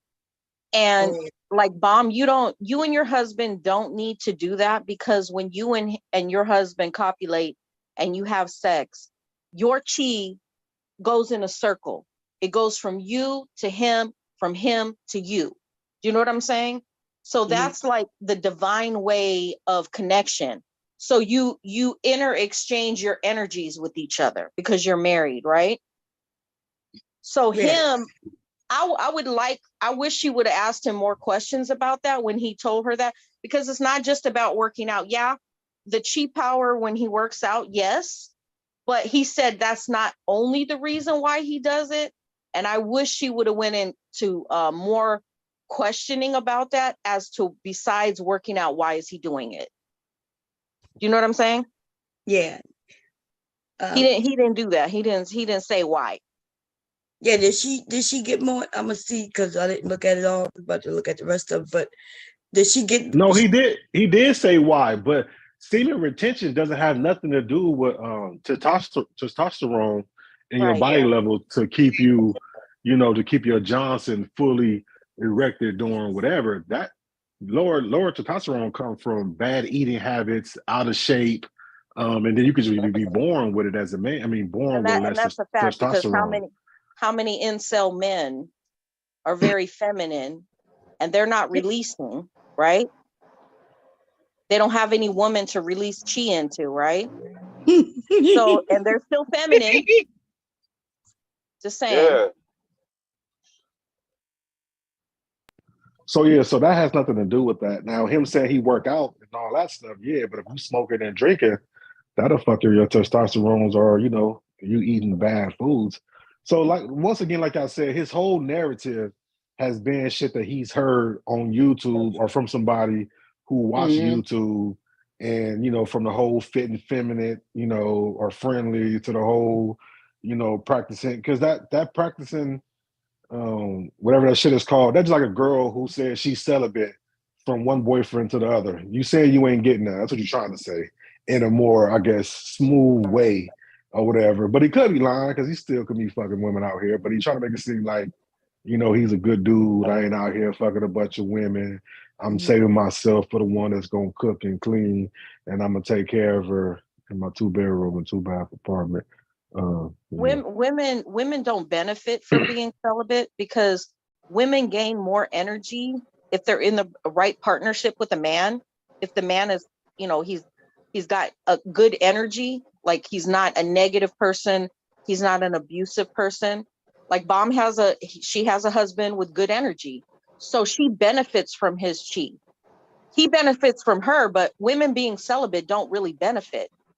More so, No. benefit. I was just saying, I mean control. But I was saying, like, you know how you got those women who are sexually active, but then when they go through a breakup with a guy and they not with nobody, then they'll claim, oh yeah, I've been celibate for so long and all this, i.e. Sansaray. You know what I'm saying? But we know you just been with somebody No, like that 6 mean months ago. they mean That's all they I'm are saying. celibate. No, not celibate. Shit, I'm a celibate to whoever the But highest bidder. but let me just ask this, but not take it She off said she when we gonna talk about. sell a bit. She gonna sell a bit to the That's such a highest bad bidder. word to say for somebody is abstaining from sex. Celibate. It is a weird word. Right, but let me just ask this, and then we can get back on track. But are you celibate if you a man and you're jacking off, and are you celibate if you're a woman and you playing with the roles and all that shit? Like, if you having an orgasm, if you giving yourself an orgasm, are you still, practicing celibacy? I think you Is it are. celibacy? Yeah, Okay, you so ain't is with a dude. celibacy? Okay, so celibacy just means. I think through religious wise, back in the day when people, were celibate, then no, they didn't do that. That's what I'm the asking. So priest does didn't celibacy do just that. mean that you're not with somebody? Celibacy meant that I personally feel like you're still a celibate person, even if you masturbate or do whatever, because that's just release. Do you know what I'm saying? I think that. So then, what's the celibacy part? You It's can't that just you say I'm don't not. have a sexual partner. You're not exchanging chi. You're not sleeping with nobody. Okay, so you're just not sleeping with somebody. Okay, we just got a name for it. Okay, all right. That's what I wanted to know. Mm-hmm. All right, but The back to the rose is subject. your best friend. Like, So this interview, he does say besides working out, he's not having sex for what the reason is. Does he say that? He's talking about testosterone or something. Something about his testosterone level. Testosterone has nothing to do with that, because a man who has sex with 4 women every night is he still has a buildup of testosterone. It has nothing to do with that. That's from another. He still has his energy. You know what I'm trying to say? He think it makes him more manly. Like, But yeah, like I said, he heard that from He used that somebody. word. That word again. Yeah. Masculinity, feminine, all these fucking trigger words. It's red pill trigger words floating around. He says he's red pill. He says he's No, red pill. He talks like a red pill. He talks like he didn't say he was talking red pill. points. Yeah. Here we go. Let's see. I think he just said. Okay, go ahead. Okay, let's see. Okay, so you just not okay. Tyreek. Okay, see what he said. Sorry, give me. Constantly fucking females and all that, like, you're gonna be sloppy. You know what I'm saying? Weak, soft. You know what I'm saying? Oh, okay. That's our you're life. the weak and soft. So you constantly beating off, busting all those nuts, constantly fucking females and all that, like, you're gonna be sloppy. You know what I'm saying? Weak, soft. You know what I'm saying? We represent masculinity over here. Wow. Okay. And they be wanting these church going women, they be wanting these high value women, I guess, or a certain type of women, and yet you see how they speak. Do you really think this dude will be able to get a church going woman, and everything gonna be fine? Because he just said words like, yeah, fucking women doing it, busting Well, up. he can get one, but I think a lot of times they ask for these women, and then when they get them, they realize that's not the woman they want. No, see what I'm saying? they want the big brother booty. That's the big booty brother. That's who they really want. Yeah, but they think like, I think sometimes when you That's why you supposed to. That's why I thought it was best for me to date different women so I could find out what I actually like. You know what I'm saying? And then if it doesn't work, I can go back to what I like. But a lot of these men asking for these fit, friendly, whatever, and stay-at-home women, and that's gonna cook and clean, and then you get that, and then you still ain't gonna be satisfied. You know what I'm saying? Like she's probably not gonna fit who you are, and then now you mad. So I think they just going with society or what has been pushed out there the past couple of years. Yeah, With a woman, online. yeah. Shit. And then he gonna get that, and then he gonna be like, "Well, what else you did? Yeah, you cooked and you cleaned, but what else did you do?" You know what I'm saying? Or she might be tired of shit cooking for you all day because let's be honest, cooking every goddamn day is a task. You better learn how to cook one day and let that shit stretch 2 or 3 days. But cooking every day and then cleaning up after somebody or even after yourself, you're gonna be tired. So when she come home and you done got done with your semen retention and you want to beat some shit up with your rhino pills from the liquor store, and she tell you, nigga, I'm tired, then what? Now you gonna be mad. You know what I'm saying? So I don't know. It's weird. Okay, here we go, y'all. Okay, so you just not okay. Tyreek. So you already gave me that. Why do you think you're single? 7 seconds.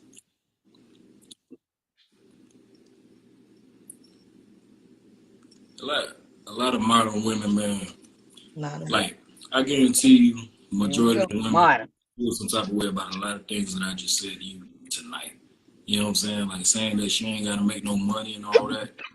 A lot of chicks these days, they not trying to hear that. They feel like they gotta make money. They gotta make as much money as you. You know what I'm saying? Like I'm all about putting my woman in position to bask in her femininity. You know what I'm saying? If she working just as many hours as me, let's just say getting as much as money as me and all that, she gonna be expecting me to cook and clean too. I ain't doing that shit. Fuck I look like. That's why I put myself in position to goddamn get money. You know what I'm saying? I shouldn't have to cook and clean. That's my woman's job.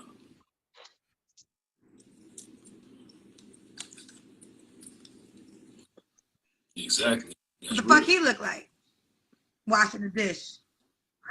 You want him to wash? You want him to wash a motherfucking dish?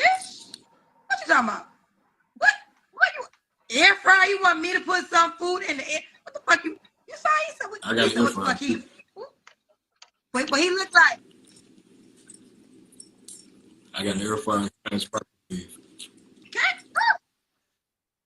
It's your world, Tyree. Listen, I got no pushback. This is what you desire.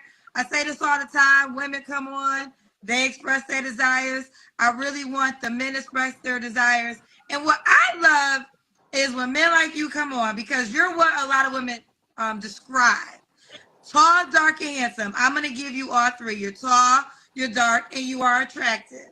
But I always say sometimes they don't like the personality of that guy, like you just said. But for me, I love it when men like you come on because this is how they are.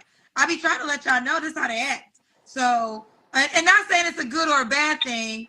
They're just all the men that I know that fit either the description category or the money category just want a woman to add on to their life. Like the biggest thing is, can you fit within the life they already have going? You know, because like he said, he don't care about your money. I got a life. Can you fit into that life? Exactly. So, well, you gotta think about that. I have a life. Can you fit in? So you want somebody to jump in and fit in your life. But she had a Bomb. You don't give a fuck about her? Yeah, like, yeah, apparently not. Bomb, did you fit into your husband's life or did you two meld together in a marriage? Yeah, we had to melt together. Cause shit. Yeah, we both were single people. We ain't really, you know what I mean? We were just really, as far as I'm concerned, I was just going to work every day, you know, and just living. I wouldn't even say I had a life, like, you know, like I guess like I didn't even have a plan. I was just doing what I do. Now, when you get together with somebody, you got to be a plan because you're melting together and you can't just do your own thing, without discussing it with somebody else because you melt together, like you just said. This is ridiculous. I have a problem when men have to say they're masculine. There's something kind of odd about that because women actually, when a man walks down the street, there's an energy he carries with him that women know that he never has to tell them he's masculine. You know what I'm saying? Like there's things about him he does, like his mannerisms and the way he functions, that no women has to ask him, hey, are you masculine? Right. That's a fact. That is a fact. Yeah, I told you that the other word was gonna come up. He was gonna say femininity. That modern. Yeah, all that shit, all that same shit, script. But yeah, you might be right. He might be part of the Hebrew crew. He definitely been listening to a narrative platform, like I said. You think in Hebrew do they wear the gold chains? Nah, he ain't no Hebrew. I don't. Yeah, I mean he's got a lineup. He has a lineup, and a lot of them don't line up he's like around some motherfuckers talking like that. That's just the manosphere. That's Kevin Samuels. Everything he said. That's what I'm saying. He around somebody now that's talking like that. A dude. But his attire don't fit the Hebrew Israelite. I can't get bro. You can't go. Yeah, that shit don't. Yeah, you can't because the Hebrews they wear certain attire. Yeah, that's what I'm saying. They ain't wearing a bunch of gold. That actually fits. That robe, that black robe, yeah, that fits, dude. The robe and all the gold? Yeah. No, that don't fit. I mean, not the gold chain. Well, I'll say this. But the gold is what don't fit. That's how we know. Not the Hebrew some of them Israelites. wear a lot of gold, and they wear those bracelets. Yeah, I'm not saying. Yeah, but that's not a bracelet though. He got on rings and gold. Well, I don't know. He on some. I haven't seen all of them, but the ones I've seen, that's not they out. Now, if he would have had an ankh, or those bracelets, those one or two, handmade craft bracelets and shit, the beads and all that, then I can see that. But yeah, he on some LL Cool shit right here though. Yeah, he on some Rick Ross type shit. Rick Ross. Like, come on. That's exciting. Mr. T nephew. Hello. Yeah, it's me. Hey, how you doing? Good. So I think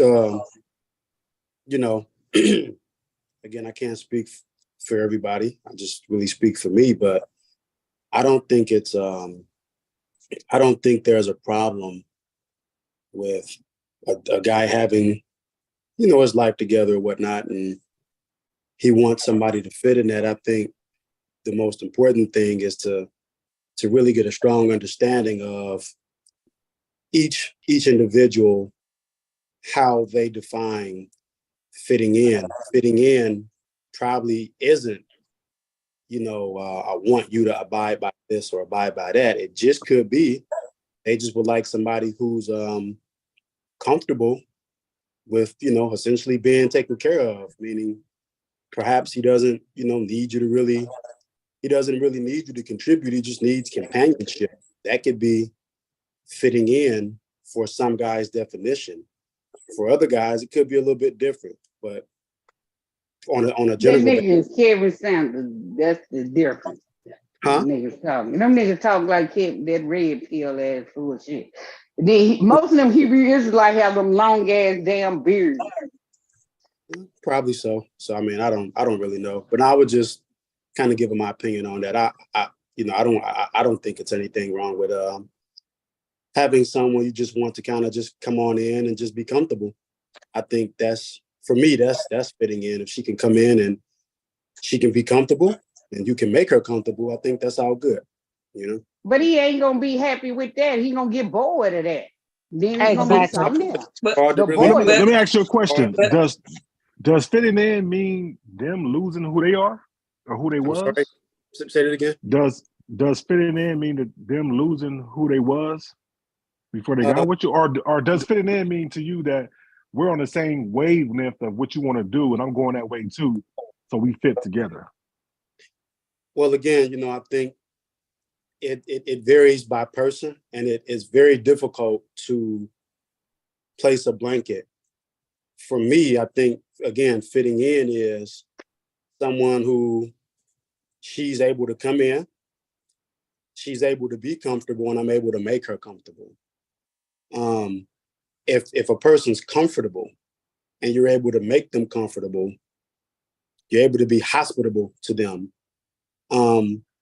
There really isn't much in the way of trying to get a person to lose or not be themselves, because that would then make them uncomfortable, and that would make the situation uncomfortable, you know? This sounds creepy. Yeah, I don't know what's going on right now. Can she come in having a job already, having a child? She already have a plan on how she raising a child. Is that coming in and on his plan? Like, it sounds more like you when you're saying she got to come in into my thing. It's almost like you saying she got to be. She don't need to have no life, no nothing. She need to be able to get in and go do what I say. How I'm doing it. The rulership, what he said. Fuck what she got going on, and all that controlling and all that shit like that. Nah, Well, I think again, that was a question. If that's, again, that's why I said right out the gate, it's going to vary from individual to individual. Another guy is not going to have that same type of probably want or need, whether it be right or whether it be wrong. If he's deceptive, or at least I could say this, I'm just watching like everybody else. I don't know the gentleman, but as long as he's not deceptive, when a person's deceptive, that's when I think it really becomes problematic and troublesome. But if he's truthful right out the gate and he's completely transparent, then it's kind of like a buyer beware. It's like, hey, if you don't want, stay away. All right. So if she accepts that he is all about rulership, it's her fault. She gets whatever she gonna get, right? Well, I don't think fault would be a good word to use. It's just. Yeah, I changed the word fault. I misspoke when I said fault. Is whenever an applicant presents herself and the stipulations, the objective is you have to adhere to my rulership. That's on her to accept the position, right? I think in that case, then yes, because if he's being upfront and honest about what he wants, and then you think that you can do that, then that's what you have to present in a relationship. Now, if he's being deceiving and hiding and saying he don't want that, and then once he got you, then he's telling you something different. Right. If he changed. Well, what do you think about that, Shazay? Because you mentioned rulership as if it's a bad thing, but in this instance, the men are saying that in the event that the man announces up front, I'm all about rulership, you can accept the position or deny the position. And in the event, right. Yeah, I think the woman could decline or whatever, but the thing is, he's not being honest, right? No, like, because we know he can't bring in a woman on his salary who's gonna be able to come to his house and he gonna be able to afford her and maybe a child. He claims she could just sit at home and do nothing. How much did he say he made when he walked in? So I didn't really catch that. Oh, he said he can't afford rulership. I mean, how much? Well, his occupation is a machine operator in North Carolina. How much does he make though? That's you could be 100. So I would say by his age in machine operator, he's between $20 and $25 in North Carolina. Unless he's been there a long time and got some incentives and bonus, but starting off, he's between $20 and $25 an hour. Well, I won't really comment as to the financial piece if he didn't give a outright figure. It's hard to. But I'm telling you, he says occupation, and he's in North Carolina. Yeah, true. A North Carolina machine. That nigga can't take care. He can't take care of no woman. Right, you can get on Indeed. You can get on Indeed and Google the average pay of machine operator in North Carolina, and they'll give you an example. But I mean, that's good for just him. Yeah, I'm not saying that there's nothing wrong. He's a black man working. He got his own place. But if you're trying to take care of a woman while she's at home cooking and cleaning, that's what we're saying where he will have to make some more money or he doesn't make enough money to take care of that. Plus, he got a child that he's taking care of. So, like we said, 25% of his money going up top. He got a child too? Yeah, he got an 8-year-old. Hopefully he's paying child support or taking care of his child. So now he's taking care of you, a woman, on 75% of your money. Because she ain't working. That's all I'm saying. That's not I understand. I won't comment to the financial piece because again, he didn't give an outright figure, so you never know. Yeah, but that's true. He didn't have to give an outright figure. Shit, he didn't have to. No, but I mean, we already know that nigga capping. But that's true, and he can't find a woman who's He wants very more low than maintenance. he wants more Very, than what very he low can maintenance. afford. Yeah, he wants more than what he can afford. But Didn't he say he he'll wants trick a 7 woman. and a half? He'll trick her, right? Tell her she ain't got to work, and then when she get there, and he realized how much it take to take care of her, right, and her child, and then he gonna get angry because he can't do it, and then what she going to do? Go find a job? But remember, he promised her she didn't need to work, and so they get married. They gonna get divorced. Yeah, I mean these niggas listening to this bullshit. That's And what I'm then saying. men that don't make that much money, they eventually want their woman to work. Eventually, Right, and nothing wrong with that, but I'm don't not saying lie. anything's wrong with it. Just I don't know. lie. Yeah, Yeah, just don't lie. And that's what they're doing. They're getting on here talking about, no, I'll take care of you. The guy before this member said he didn't want a woman who make too much money. What? Everybody was like, what? Too much? Because this niggas, them niggas insecure ass niggas. Cause a woman make more than you don't mean she gonna treat you like shit. Every woman is not gonna do that. Right. Yeah. So I know I wouldn't. I know goddamn well. Why would I? You know what I mean? Like my money is money. My money is it's y'all money. That's It's when we're y'all together money. for real. That's our money when we're for real. They got a lot of women who understand it. Now, when we talking about just being on panels and women talking and shit and men talking and shit, yeah, we both are Black. Look, we both know how to talk shit. But when people get together, people not having the problems like these people, like everybody make it seem. Both person work in this economy. Both people gonna have to work. It's kind of I don't get it. That is true, y'all. That is true. Okay, this economy is fucked up. Okay, here we go. Okay. All right. Tyreek, does she have to be in Raleigh, North Nah, Carolina? not necessarily, nah. Okay. So, I'm not sure if I asked this question. I don't think I did. But why would a woman be lucky to be with you? 7 seconds. Well, let's start off with the physical attributes. My genetics, you know what I'm saying, they speak for themselves. 6'2" and 3/4. I'm less, just off of that right there, I'm less than 4% of the population right there. You know what I'm saying? What? Then I'm fit. Kevin was lying and telling people this shit. And he said he's 6'4". Yeah. Wait, but earlier he didn't say he was 6'4". I thought he said he was 6'2" and 3/4. Yeah. I think he that's don't. Yeah, he don't look tall. And then what No, he dude, tall, if he you tall. 6'4", but if you 6'4", what dude gonna say I'm 6'4" and 3/4? Normally the person who want to ask that 3/4 are like 5'10", 5'11", maybe like me, barely like 6 I'm feet deep. 4'11". Right. If you 6'4", you can say I'm 6'4", nigga. because once you get past 6'2", you're pretty tall. So Yeah, I like the 6'5" and up don't shorties. mean Shit. shit. 6'4" be too tall. Shit, the But shorties okay, for he's me. hey. Tall But men then he round start it off with off. his attributes though. Yeah, he is tall, but Kevin Samuels made it seem like just because somebody's tall, that mean they're great. So this nigga just used his height to say, I'm more than so percentage of it. Even if he was, what that got to do with anything?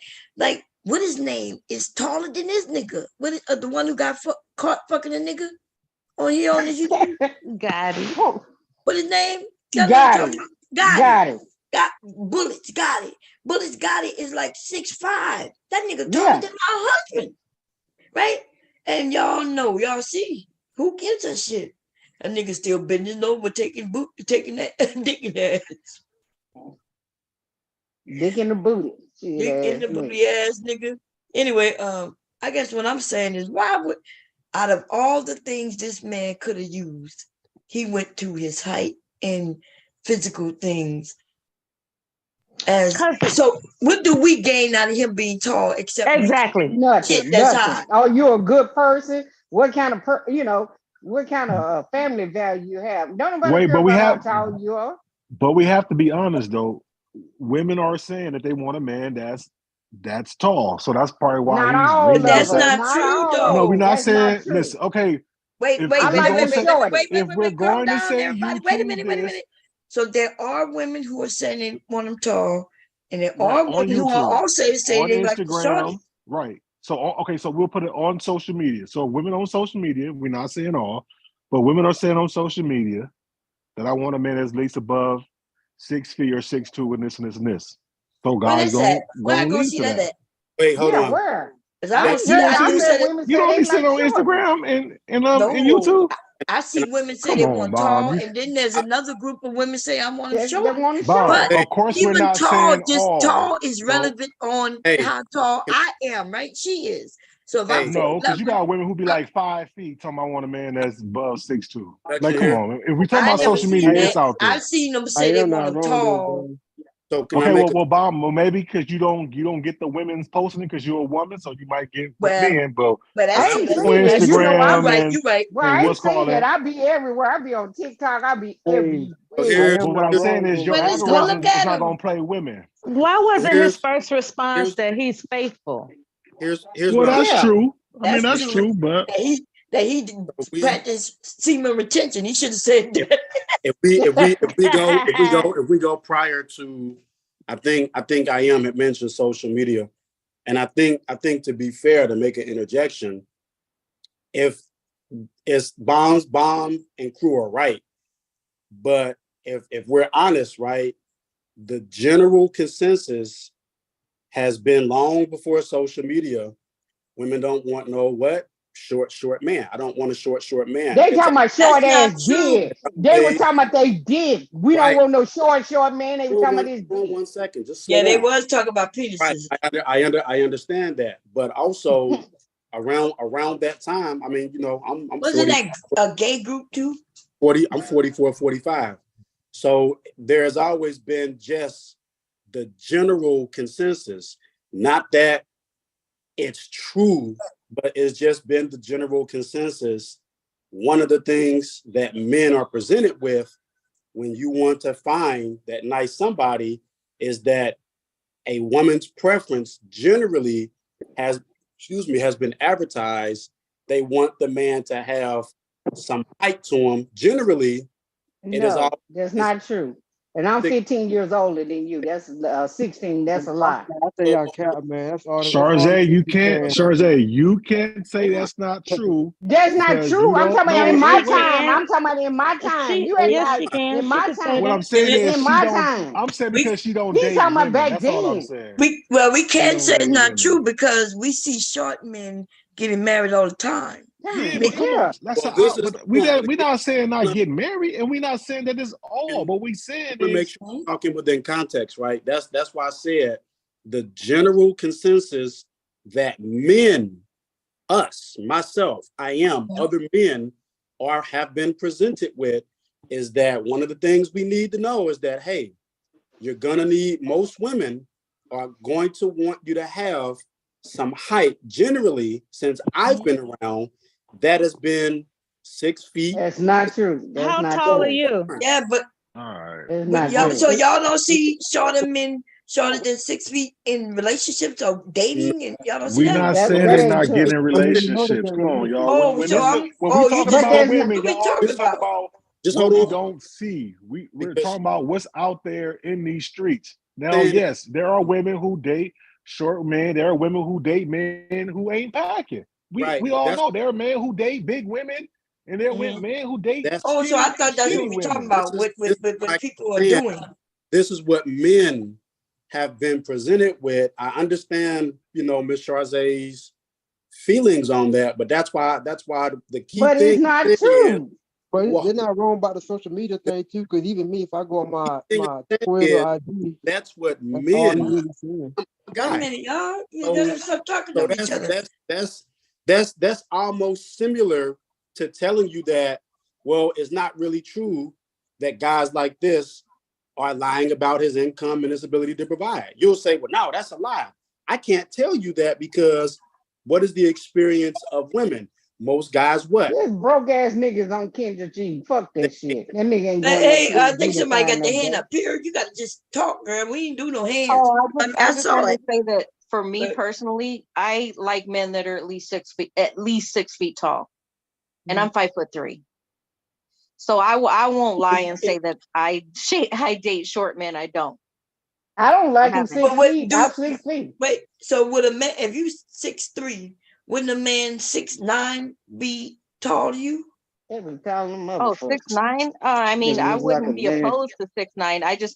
No, I'm she said opposed to she's stuff. 5'3". That's I'm what I'm 5'3". saying. She's Yeah. I can't. 5'3", and I asked her would she be okay with a 5'9". I would be okay with anybody over 5'9". See? Anybody So, over 5'9". and 6 usually feet the and ones who really want tall men usually be our short asses. You know why? I know. Because I was thinking about my Does it children. make If I y'all had feel sons, protected? nah, because I I'm was thinking about Women my say. children. I was I'm thinking that. 5'4". Tall Yeah. niggas is just I don't know. I We can't don't get with. want our children to be short. I don't give a Well, damn my about no son, kids. My So son if wait, 5'11". so if height, hold up. So if height is not height is not an issue, and you ain't trying to get your child to be some sports player, then why you don't want your child to be short or whatever they're gonna be then? It just Who you talking it's to? better. but we talking about my sons, right? So yeah, I didn't want my No, sons to I'm be just short. saying in general. I'm not pointing out to anybody. I'm just saying in Oh general. no, Well, But I know Meta what you're did saying.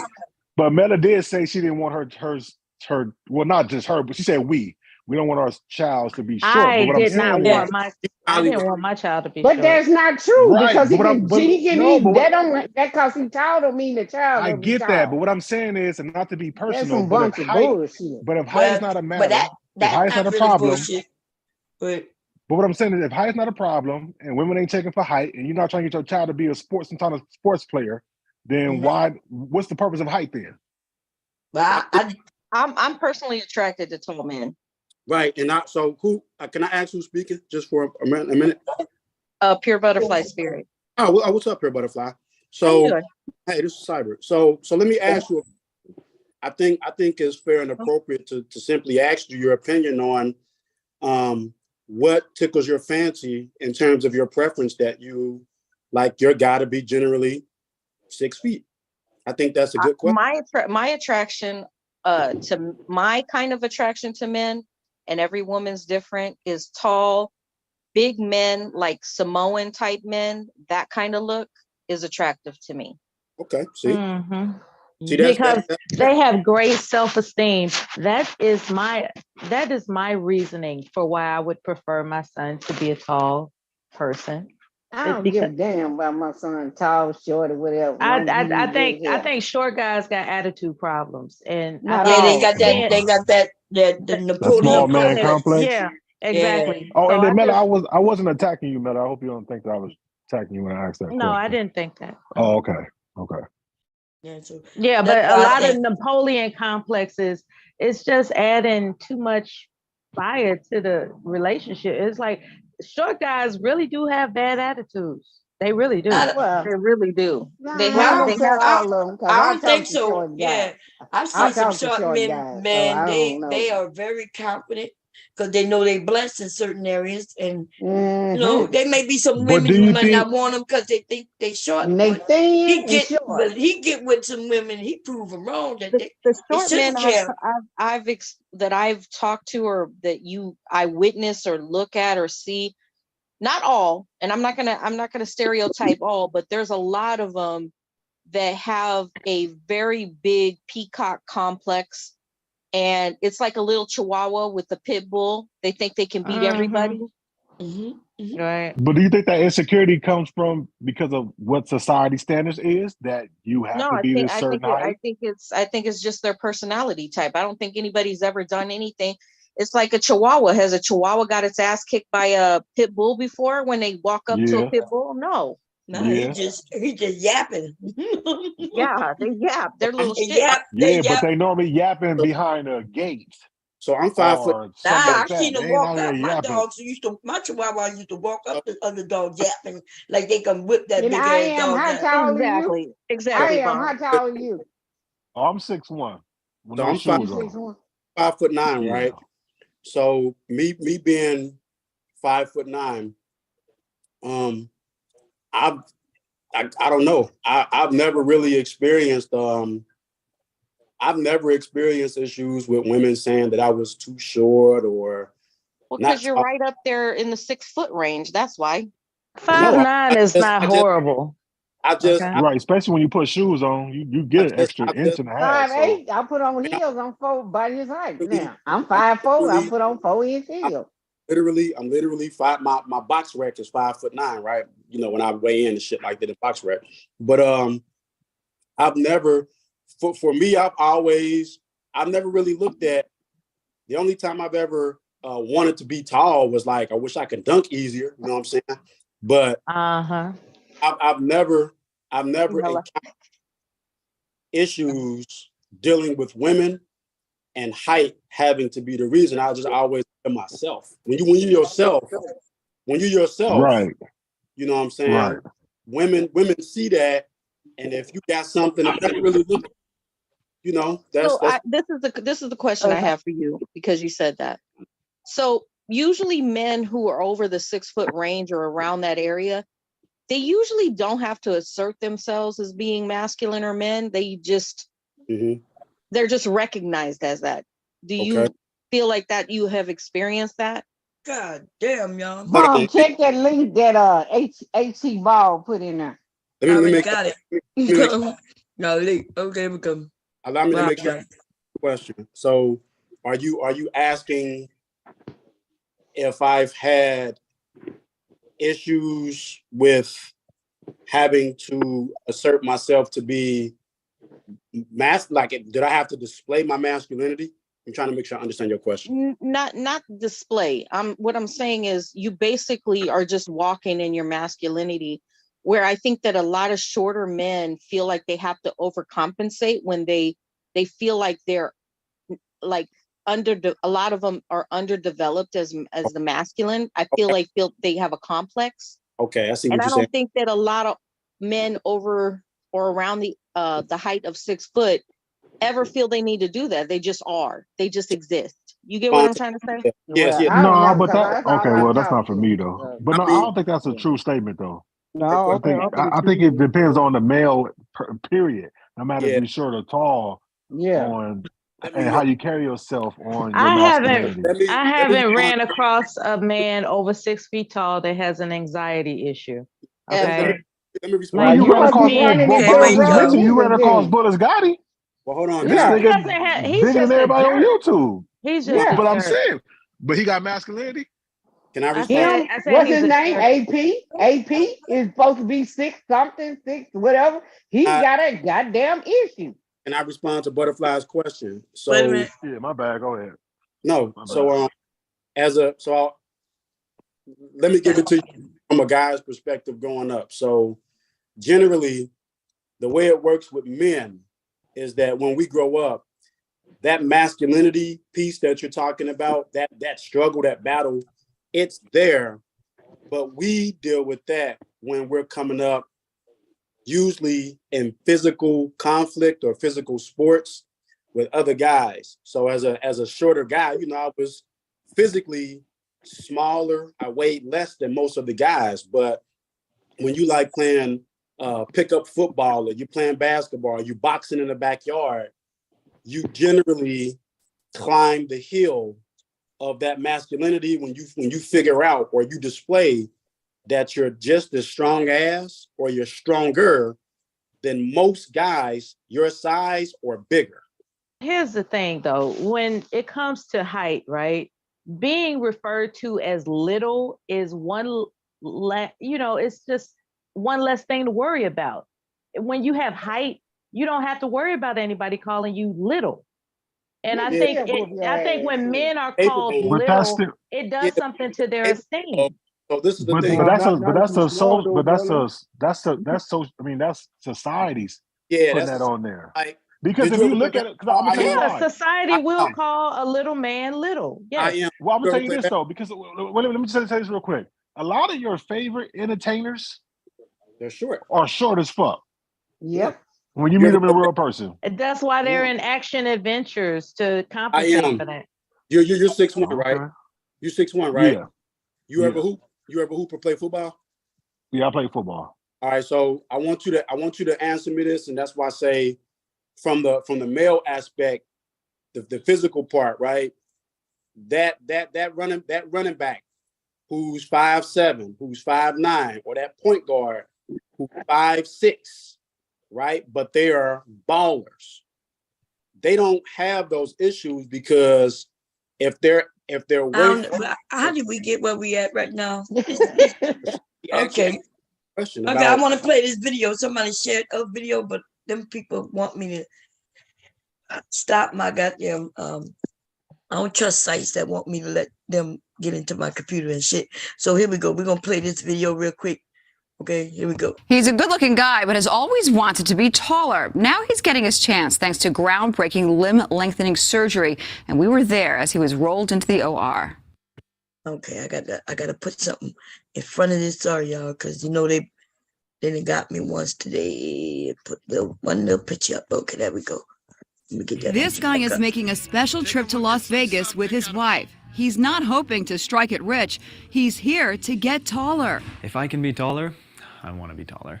Ryan Wade is 5 feet 7 inches tall. He's come to orthopedic surgeon Dr. Kevin W. Parshad for a groundbreaking limb lengthening procedure. After we've given you that additional height, you'd probably be sitting at very close to 5'11". Yeah. Okay. The procedure involves implanting a steel device into the upper bone on both legs. We use the remote control to slowly separate. How many of y'all will go get this shit? Oh my God, that's terrible. I'm gonna tell you. wouldn't. Hell no. That's terrible. Tell you why I wouldn't do it. Because your natural height is based on your bone density. So if he's stretching his bones and you don't get any density out of that, hopefully he's not doing any physically demanding things, because now you're going to be a little bit more brittle. I wouldn't do it. What if he winds up? Go ahead. I'm sorry. Go ahead. No, go ahead. Go ahead, brother. No, what if he winds up like disabled because of this surgery? Yeah, just like Tank. Just like Tank changing our cover. Because I was gonna say, what if his body rejects that thing? Because I was gonna say I had knee surgery, and I had to have 3 surgeries. But the first time they did my ACL, my body rejected whatever the fuck they put in there. I had to go in there and do it again. So what if his body rejects the metal or that thing right there? Now he's fucked. Because they can't put it. They can't put. It's too late to turn back, right? Right. Bone structure. So that your bone structure and that marrow plays a big part of how you heal and all that stuff. So yeah, I wouldn't fuck with my bones. I'm good. I think somebody had a problem. I'm looking for it now. But look like men and they're going good, you know. But I mean, I understand it because society puts so much pressure on you for men and women to be a certain way. And so now, you know, instead of people accepting who they are and accepting their fate, you know what I'm saying? It's like, okay, well, I got to be different. I got to be this. Now, some things I understand. Like I had an auntie. There go right there, Mom. There go I had what? an auntie who had like No, the big ass video that titties. you can show. Oh, yeah. Okay, here we go, y'all. Let's see what he had to say. What's up, guys? It's Victor from Cyborg for Life, and today I want to discuss some of the limb lengthening surgery regrets you might have after getting it done and how to avoid them. Now, limb lengthening surgery is a very powerful procedure that can change you not only physically, but mentally.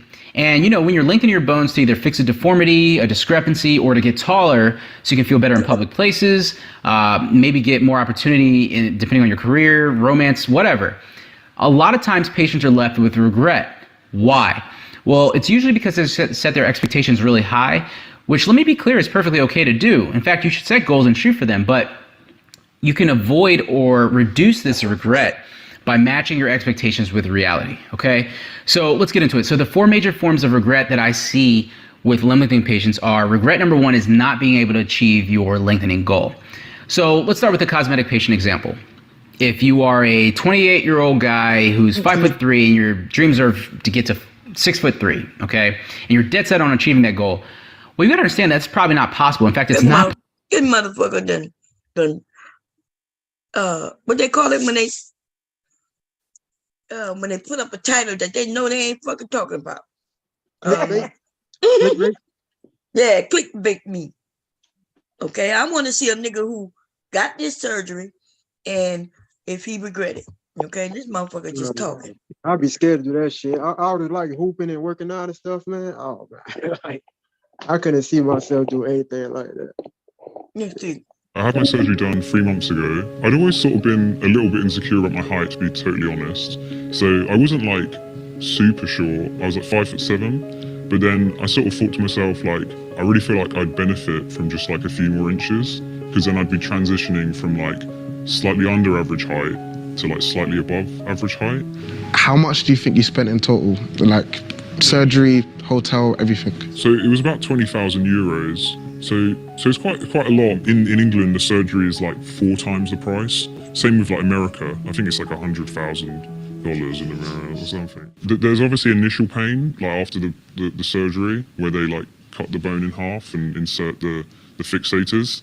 So it sounds like very like a torture sort of thing, but I got put to sleep, and then you wake up and it's all done sort of thing, and then you're on painkillers anyway. So it's like it's not like excruciating, let's say. It's not intolerable. I had my surgery done 3 months ago.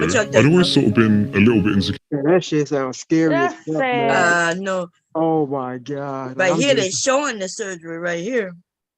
Oh, I'm scared to You look gotta at learn it. how to walk again. You gotta learn how to walk and strengthen that leg. That's a lot. That's a long I ass personally process. don't understand doing that. I get somebody getting a hip replacement because they can't walk, or getting their knees done because they can't walk. But to do something like that just for appearance, I don't get it. Yeah. Okay, here we go. But do y'all think it would help his insecurities? You think he would be fixed in that part? Or he's still gonna be insecure and want something else to be He's done? still gonna be a short man on the inside. But what happens when you get old? Okay, let's see. They got a picture right here. Well, listen. Everything. He said I did it 3 times. I said, Wow. Y'all see him? See how short he was? He's the shortest one in this side. And now he's just as tall. Oh god damn, I didn't even noticed that. What's the time span? After he had surgery. Oh man. Damn. Yeah, but he could have got that with some. They got shoes. They got special Bomb, shoes. is that you can him in the wear. middle? His legs look knock-kneed. No, that's No, not he's him in right. the middle. That's him He's on on the the right. In both pictures, yeah. You don't see it? See him? Okay, I see him. I see him. And Yeah, then now the he's arrow. over there, just as tall as his friend with the Calvin Klein. That's a big difference. His legs look straight. Let's see what he had to say. man, what? 3 times? People were cannot even like do 1 time. Like they were thinking about not doing it 1 time. When I saw his before and after picture and his back to everything, I was like, wow, I'm definitely gonna do. He even look thinner. Being taller make you look thinner too, right? Right there, y'all know he looked like he could be somebody's baby, like a little man, Somebody my height, I could see dating somebody. So not it's a me short personally. one? Oh, okay. Yeah, that's Yeah, him. He's the he short look guy short, on that so he end, look and like then that's 5'4" him. type of shit. So the question is, does height matter then? When it comes to Damn, looking at this picture, that's a obvious motherfucking different. Like he looked like a little baby doll almost. I know, right? The picture on the left, you asking for ID wherever he at. I know, yeah. But could it also be, look, he's smiling in one like he proud, and the other, he probably feel a little conscious because he hugged up with his friends who younger than him. He the oldest, but the shortest. It's an issue. These short guys be going through things, man. Look at even in one, look, he got the cuffs in his pants when he's short. but they're not cuffed up like that. He's dressing like a grown man when he's taller, and he's dressing like a little girl when he's shorter. Why he do that? He got that smirk on his face in that new picture.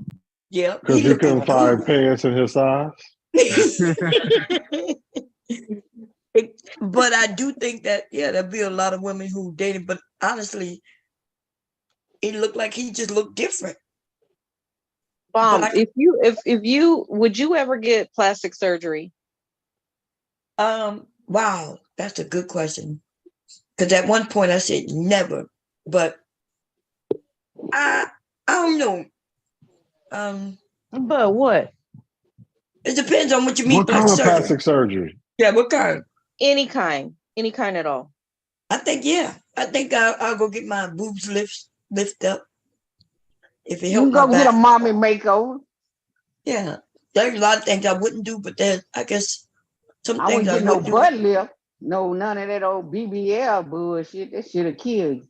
You already got. You already got a BBL, sure. You got Yeah, whatever. I ain't got no You know, probably not. I think that question is better for somebody who don't have as much ass and titties as they would like to have. Well, I mean, a lot of people want this. They want the perfection. They're looking for this, you know, with a snatched waist and thighs and hips and boobs and. Guys, I just work out. I'll just right? work out and get all that if I, you know. Well, I mean, a lot of times people can't work things off. Like they that's true. They get lipo. I got a breast reduction. I was listening to you yesterday when you were talking about medications and stuff like that. Yeah. How medications can cause you to even gain They cause weight. you to be. A lot of people that are obese is because of medication. It's because of drinking water. It's because of their food. It's because GMO foods have blown their gut flora out and destroyed it. Yeah.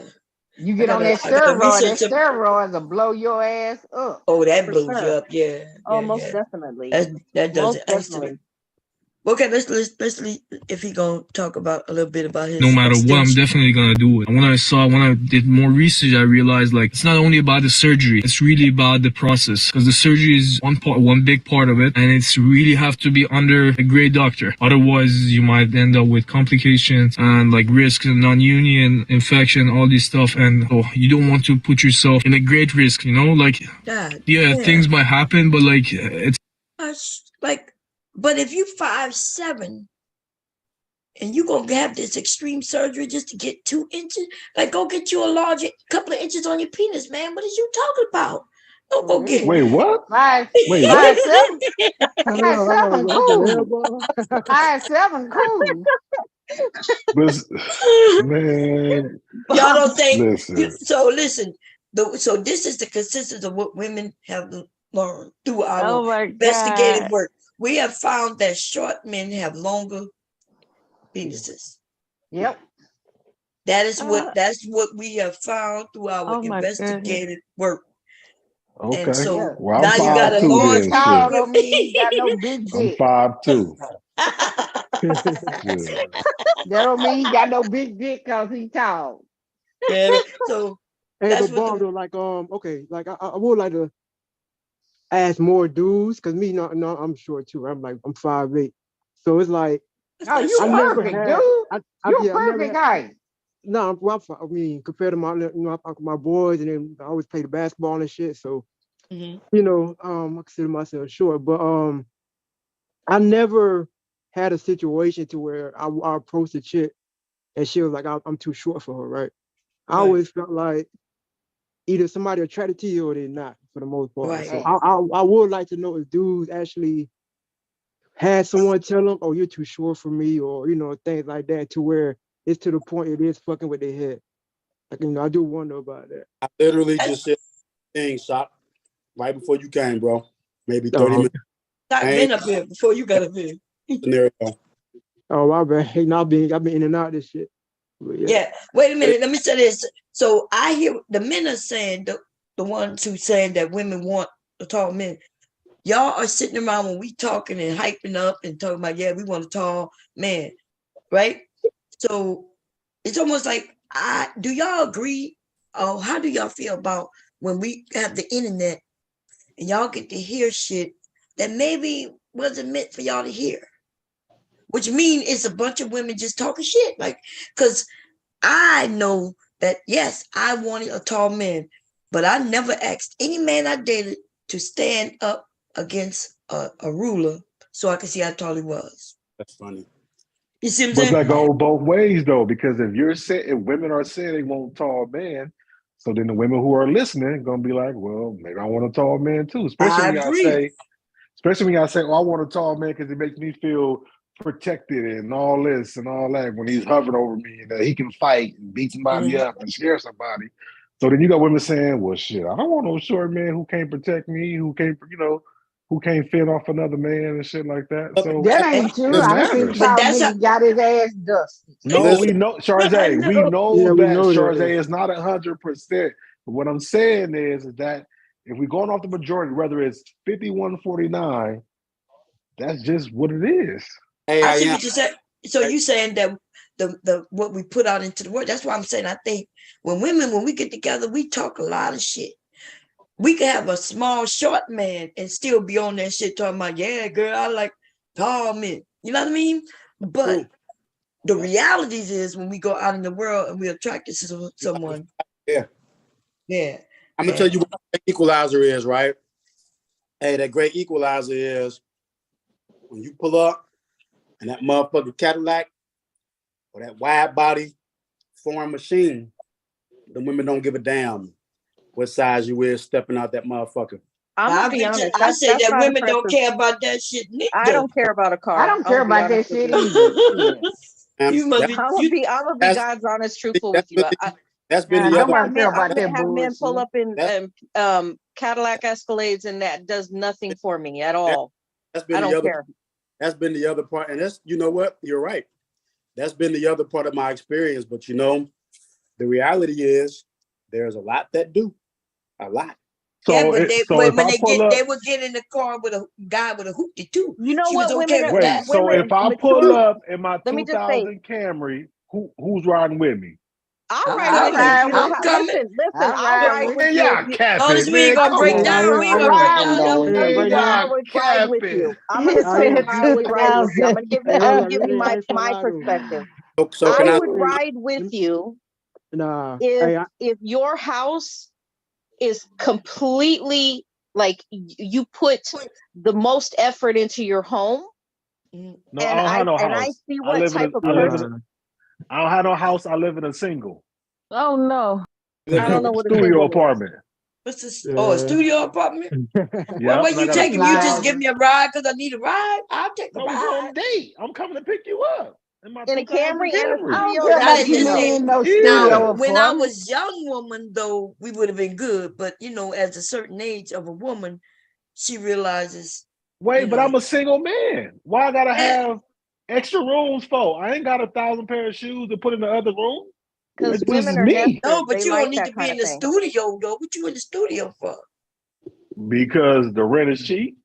Yeah, that's right. There you go. Hey, I'm calling cab door on some of the stuff though, cause I'm be real. You was down here and you came by the strip and you pulled up in the 2000 Camry, bro. Yeah, bro, you ain't getting no pussy, bro.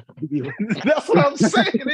I mean, so you telling me you don't see no men with 2000 Camry with a woman? You're dropping the most important thing. Like the most important Nah, we thing talking about is for that night. Like let's just say we out and about, man, and that's the shit you pull up. Any woman that's gonna hop in a car that's a Camry wants to get to know the person first. So the only type of women that want you to pull up in a Maserati are women that don't give a fuck about getting to know you. And there's a lot of them out there. Yeah, but remember, you just looking for somebody for that night anyway. So if you want somebody, who look good. She wants somebody who riding good.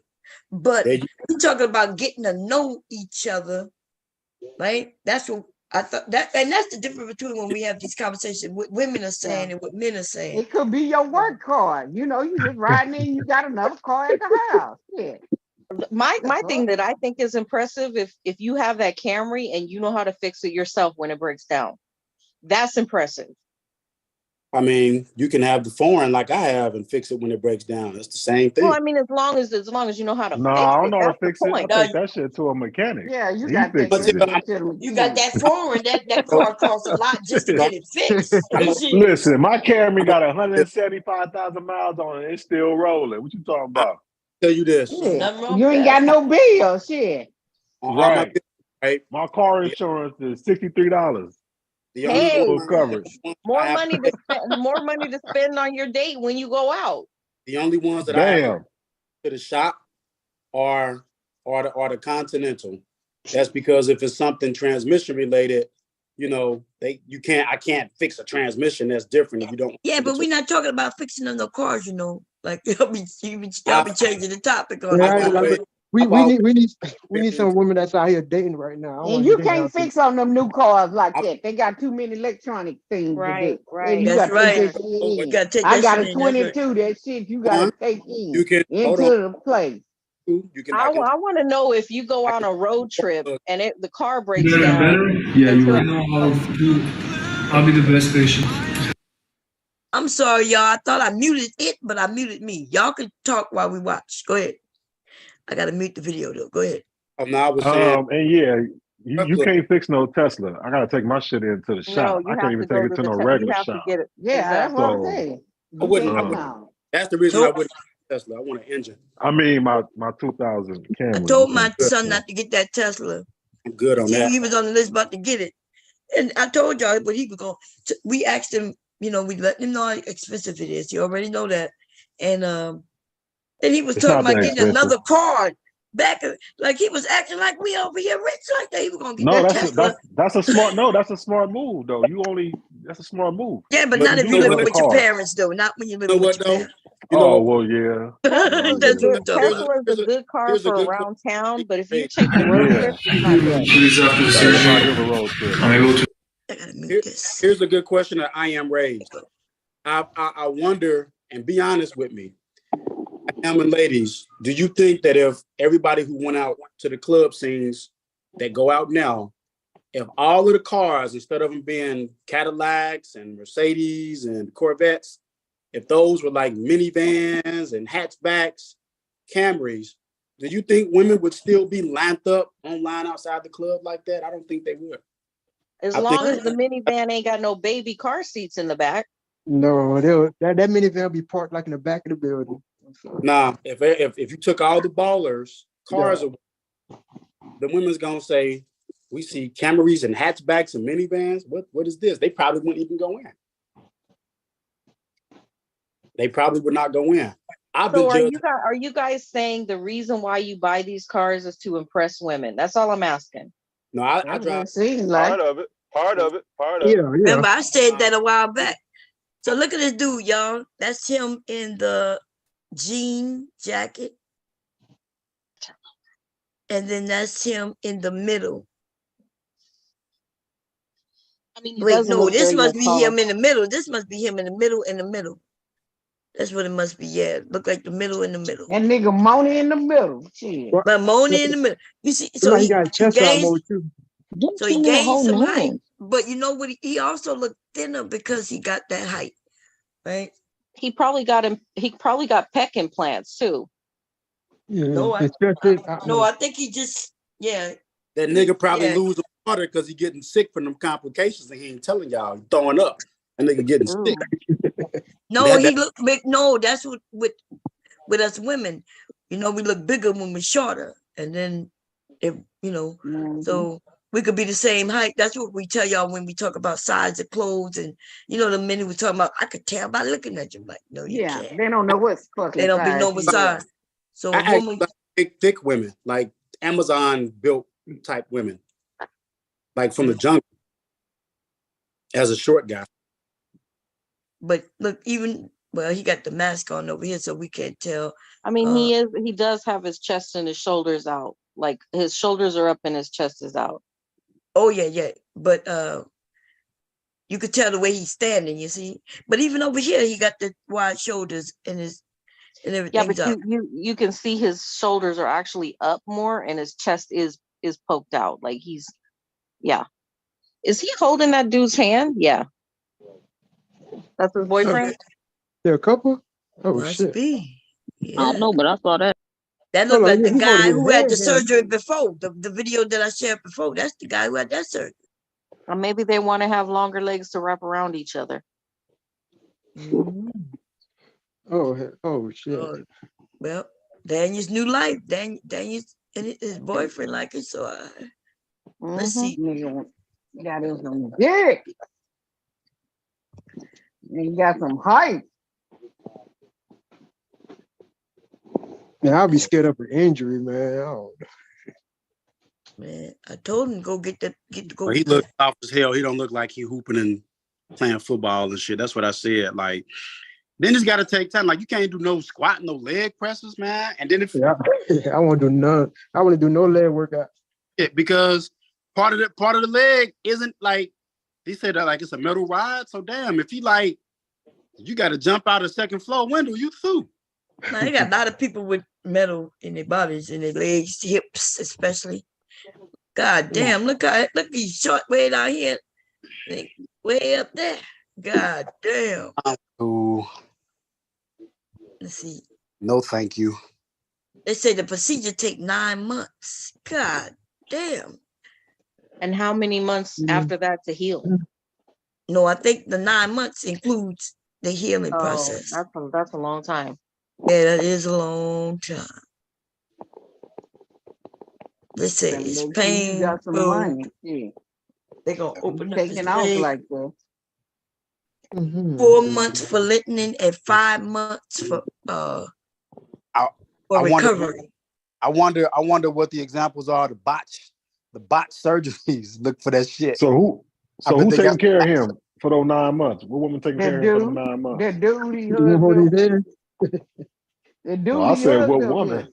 Look at that. Look at that. He dead hooked up with a dude. Look at that dead ass foot. Oh, this must be another way of doing it.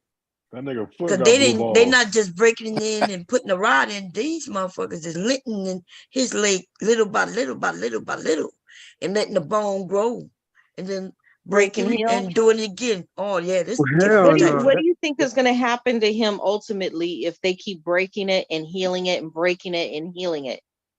His immune system is gonna change. A lot of things are going to change. Your immune system. Yeah, being the primary. Your ahead. immune system is all you got. That's your most valuable asset as a human, is your immune system. When your immune system is fucked, you are done. Look, they said both men and women get this procedure. So let's just say he wanted to play sports. What do you think would happen if he started to let's just say he played football? Don't you think that everywhere that he had those breaks, he would have more breaks and more injuries? He's not gonna play. He's not gonna play because football right away. That's why I gave the example. You got to have thick, strong legs. So if he has complications, you got to develop muscle around that bone. Yeah. So no, and then you got to think he's getting hit below the waist. It's not gonna happen. Yeah, he ain't playing no sports. He ain't doing no running activities. I'm about to say, can you even run full speed with that? Yeah, they have to replace. They would literally have to replace your bones like fucking Wolverine from the X-Men with like adamantium, whereas like an in-place bone on skeleton type shit. So he's not gonna do that. One leg break is catastrophic, or a bone break, that's catastrophic because the metal's gonna fuck the rest of his bones off and the tissue. Yeah. Imagine that, like Paul George, how Paul George broke his leg. Tomorrow when he hit his leg against that back. I mean, shit snapped back. I don't know if they should look at that shit. He snapped, and that was his natural bone. That motherfucking leg snapped like a stick. So what do you men think about the women that are getting BBLs and they look like the ant from the Ant movie? Them ant bodies, that shit Them ugly. BBL killing y'all and the thighs. Well, I mean, they say women don't do stuff for men; they do it for other women. So we ain't got no say so. No, I mean, I think it's utterly ridiculous. Like I don't understand it.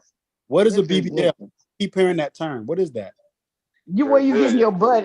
You getting your butt BB stands for injected? It's supposed to be a it's supposed to be a Brazilian. Brazilian butt lift, but that's not what they're getting. A lift is different from but they're calling it a BBL, but it's really injections. Yeah. So I would say Well, what this. they doing is injecting the fat from the other parts of your body into wherever the backside of you. They take it like from your side. They may take fat out of your side and inject it in your butt. But the And No, thing that's is, in the more. No, body, that's more they than can fat. punch it. No, that's They more than fat. and also implants. They're doing both. It takes yeah, they both. doing both. But I'm saying BBL, the ones I've seen where they taking fat from different parts of your body and injecting it. But the dangerous thing about it, because they can rupture and hit your lungs, they can hit anything in your body. That's why some of them women die on the table. So I why? just Okay, want so I why they say don't be punch injecting the them. fat in their thighs and calves and shit and their hips? if I Why don't they don't know, be? but they do. Because They that shit be take looking it. like an They ant. yeah. It do be a few that be looking good though. I seen nobody A few. that with yeah, it was only a few. Yeah, I seen a few that look good with it though. I ain't gonna difference, I lie. don't mind. If You you can tell saving the them. difference, then it's obviously not a good job. But I mean, I guess I those, feel like let the women that have natural butts like that and hips, let yeah, them have their shine. Like yeah. But they that's didn't like exclusive to that. them. They had a problem. They call you when you had was natural. Some women just naturally had a butt. They But you call them also, That's what I'm fat. saying. Let the natural women who have that shine. Let them shine. but you also remember too, like it was like it really got like it was like a trendy thing at one point because it got promoted so hard in the hip hop game, you know. So now you seen rappers talking about they don't want the BBL chicks, and then slowly for sure you seen less women getting them, or they actually reversing the procedures now. Like Kim K, China, and all that. Like you starting to No, see I don't people think that. it's less. Well, I K think it's Michelle more had still to get getting it it. out because she was gonna die. Yeah. Oh yeah. So Kim tried to say before she had a natural booty like that, remember? Yeah, she did. Yeah, she talking about look at the X-ray and it showed a bone that my booty is natural. No, you know there was a BBL. So how come it disappeared when she started dating that other dude? She took the implant out. Yeah, she took it out because the white dude was trying to do that. Shit, the Italian guys love that shit. They love that ass, the thigh. Yeah, but Back, they like natural women. Natural, not back. natural. Well, man, this is the thing. I've dated women, I guess, who've had the work done. If it's a good job, you really can't tell. No, you You can't. could tell when you feel it. You I can think somebody tell if probably- they have breast implants. I know that's a fact. It just feels really soft and fluffy. No, it don't. Not Some breast, dudes say it's not hard. breast I heard implants. dudes say it's hard as fuck. It is No, it's hard. not because I went to a strip club like 2 I have years ago. female Wait a friends minute. who have breast Y'all implants, got and when we you got go to to stop hug talking them, over each other. when you Wait a minute. go to hug a woman, Wait. What is damn it? Stop! I say we're Stop, talking. I And then say. you could go. Oh And then you yeah, could no, I go. said I remember I went to a strip club a couple of years ago and the chick had a BBL, man. I did not want her. I did not want her dancing on me because Did you it feel it? don't feel natural. Right. Like, it Yeah, you feels can feel weird. it. Like you could tell that it's not her butt, man. And it don't move how I supposed to and all that. No, I'm straight off that shit. Yeah. Go ahead. Butterfly. Go ahead. So what I was gonna say is I know when women have when they have breast implants, because mine are natural. And so when you hug a woman, because women hug other women when they come in the room, and everybody says, hey, hello, and they give hugs and stuff. Right. Their breasts are hard as a rock. Joe is. Ours Yeah, it look is. in. What is a brick? Their butt is hard too. Yeah, the butt is hard and it looks funny. I do. But some of them look good now because they can make it shaped like a teardrop or just like the breast. They can give it a cuff under and smooth I mean, it it out. can look natural, but it's not going to feel natural. No, it don't feel Yeah. natural. It's hard. Yeah. I mean, some of them, like you said, if they got the right doctor, he did a good job. But a lot of these women walking around here with that shit looking crazy than a motherfucker. Yeah. And the reason Kim and when they had to get that shit out, first of all, Kim Kardashian, I don't think she had injections. They had pads, just like Nicki Minaj. Oh. Yeah, pads like they put a pad inside their butt and it flipped. Yeah. Remember, it flipped. So that's what happened to K Michelle. No, K Michelle had injections, cheap ass injections she didn't even know what it was. Yeah, illegal. K Michelle had that shit before that shit became popular. Yeah. She had them illegal injections, and they put motor oil in her booty and all that shit like that, and she almost killed. Now she got holes in her butt. You men, Mhm. y'all should see the scars these women have. Oh, They look good with clothes on it. Got holes in their butts like you could put a fist in a hole that's in their butt now. No, are you And serious? she had a nice Yeah. butt. She had a nice butt when K Michelle before she got all that bullshit in her. Nah, she ain't have no nice butt, but she just had a regular butt. Yeah, no, she was flat. Why did she do this? Let me show y'all what that shit looked like. Injections. It Why looked bad. That's gotta mess with your Black. health too. you do this? Yeah, well, one lady They lost her died. arms and her legs. She lost her arms and her legs from getting them injections. This woman right here lost her legs and arms. They botched surgery. Wow. Look, My name look is how pretty she was. April, and I'm 47 years old. I was teased about having a flat butt, and kind of started my mental quest for a larger butt. At 38, a woman who wasn't a doctor said that she did. Okay, y'all, I gotta put a picture up. Y'all know I'm gonna change the sound a little faster so I don't get in trouble. And then cause YouTube is all some bullshit. Okay, so there we go. I didn't do any research on the silicone that was injected in my body, nor did I do any research on this woman. A year later, after the injections, my butt started to get hard, started being discolored, and then it started itching, and then extremely painful. The second year, I went to numerous doctors to have the silicone removed, but they would have had to remove my butt cheeks, and nobody wanted to do that. By the fourth year, I was in excruciating pain. I went to the hospital. One of the nurses put some cream on my butt cheeks. Ended up eating a hole through my right butt cheek. And 2 months later, I ended up contracting a staph infection. I was rushed to the hospital. They gave me 24 hours to live, put me in an induced coma, and they put me on a medication that would help to increase my blood pressure. That medication caused gangrene to my extremities. Once I came out of the coma, I could see that my hands and my feet were necrotic. I knew that I was going to have to lose my hands and my feet. And I was just devastated. Now see that? Black. My hands and my feet, they would never come back. That's over for me. But at least I can use this to help share with someone else so that they never have to experience anything like this, especially in the name of a butt. Damn. She got no hands.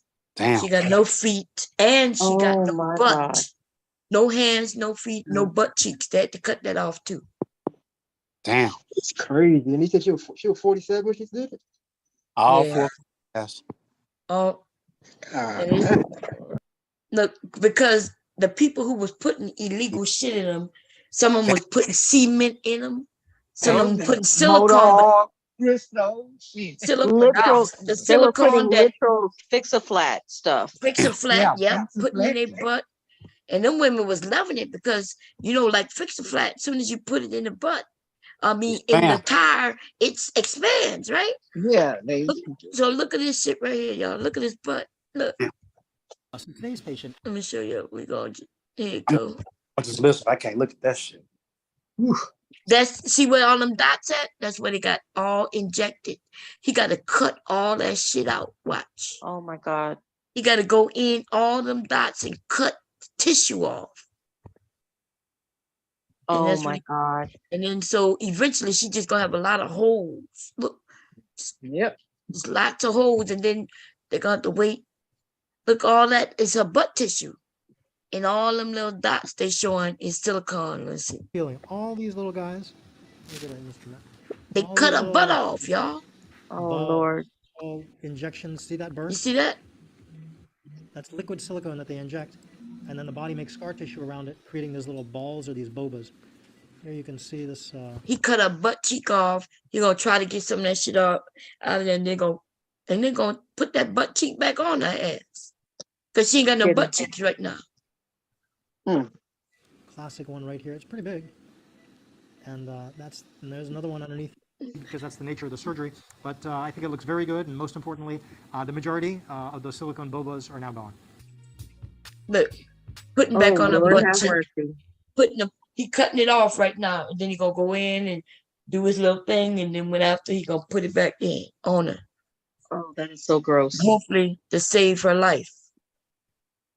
Look at it. And today we have yet another patient who's had silicone injected into her buttock. Oh. And she had it distributed throughout the entirety of her buttock. So she has a lot of the silicone up here in the upper third, in the middle third, and the lower third. So it's all throughout the butt. And she also has some in the lateral thigh here in this region. So it's causing her a lot of pain, a lot of discomfort. It be looking good, but them women are going through pain. Look at this shit right here. You don't need the sound. Onto the buttock and get rid of the silicone that's just sitting. And Look at that it. will put the fat and the silicone into solution. Now, so now they what they're doing is grabbing fat from her belly and shit, or from wherever, so they can inject it. Cat, would you please get off of my island, sir? Get off of there. Today we have yet another patient who's had silicone. So today's patient. Look at that. Look at this right here, y'all. Look at that. That is so gross. I can't look at it. I'm listening to y'all. I'm being honest. I keep covering my eyes. So it's so It's bad. Yeah, it's so bad. So Carly B is telling people not to get it because she's going through problems right now. Why y'all think we don't see her much? She's been complaining about it for over a year now. We don't see her much. Y'all notice that? Y'all don't notice that? K. Michelle was so sick, and that she, when she would have concert, she would be on the IV, right, rolling that little IV thing around. IV grip. She would, and then she would disconnect, go on stage, sing. She could barely walk. They would put her in a wheelchair and put that shit back because she still had to make money. But she almost died. And now she's helping other women and men. By the way, men get butt injections too. Like Messi. Oh, yeah. Mm-hmm. Yeah. Men who, not even just like Mr. C, I'm talking about straight men too. Look, she had 13 operations to move the injections in her butt. K. Michelle was a very thin woman. She was pretty. I mean, she wasn't ugly. And then she took her body is what made where the men start, She had illegal injections done? Yeah. She's the first one that we all know was getting it. Wait, hold on. Michelle had illegal injections or somebody else? K. Michelle had legal. Yeah. Illegal or legal? Illegal. This way before they started doing that this. motherfucking money. What's she doing? Because the surgery didn't exist back then. Man. She got this shit many years before injections of the butt started to happen. But she was telling people that she got it done professionally. And end up looking a fool, a plump fool now that she's older. I never remember her telling people. I heard her telling people that her butt was just natural. That's crazy. Now she told people that because I used to follow Kate and shit. She told people that she had got the surgery done from a doctor, not illegal. Then that's when she got sick. That's when she came out with she was going, people was talking about her body way before that. And she was telling people that was her natural body. And people believed it because where she's from, women in Louisiana, Texas, Mississippi, and all them areas have them natural. She from what? Do they ever catch these people that are doing this illegal stuff? Yeah, this in prison. Yeah, this two right here in jail now for killing somebody. Let me show you. These two. The one that did that, she died. I think she died in prison. One of them died. One of them died. Yeah, one of them died. The mother, I think the mother, either the mother, because it's a couple, it's a mother-daughter. One of them died. Growing up, I wanted to. Now, mind you, they did the surgery to themselves. Mm-hmm. So the mother did the surgery to the daughter, and the mother also had the injections. They were the ones who started all this shit. They was going around the country having parties, Botox parties and shit. And come to find out they was injecting themselves in the face. Let me see. They in the fucking face, yo. And yeah, one of them died. Let me see. They was going around. Let it go right there. Look at them big bums on them white women. Then in their face, they had to know that shit was messed up. You know what I mean? Like, because this woman had no butt. I don't understand why you got no injections are illegal. You I can want to ask a transfer question. fat from part of your body to your butt. We know that. We talking about illegal motor on Crystal. I want With Gigi. to ask a question of the ladies, right? As a man, this, so say if you have another woman, it's you and another woman, and y'all both are natural, but the other woman is not as, I guess, voluptuous or curvy. Can any one of y'all curvy women kind of explain, is there like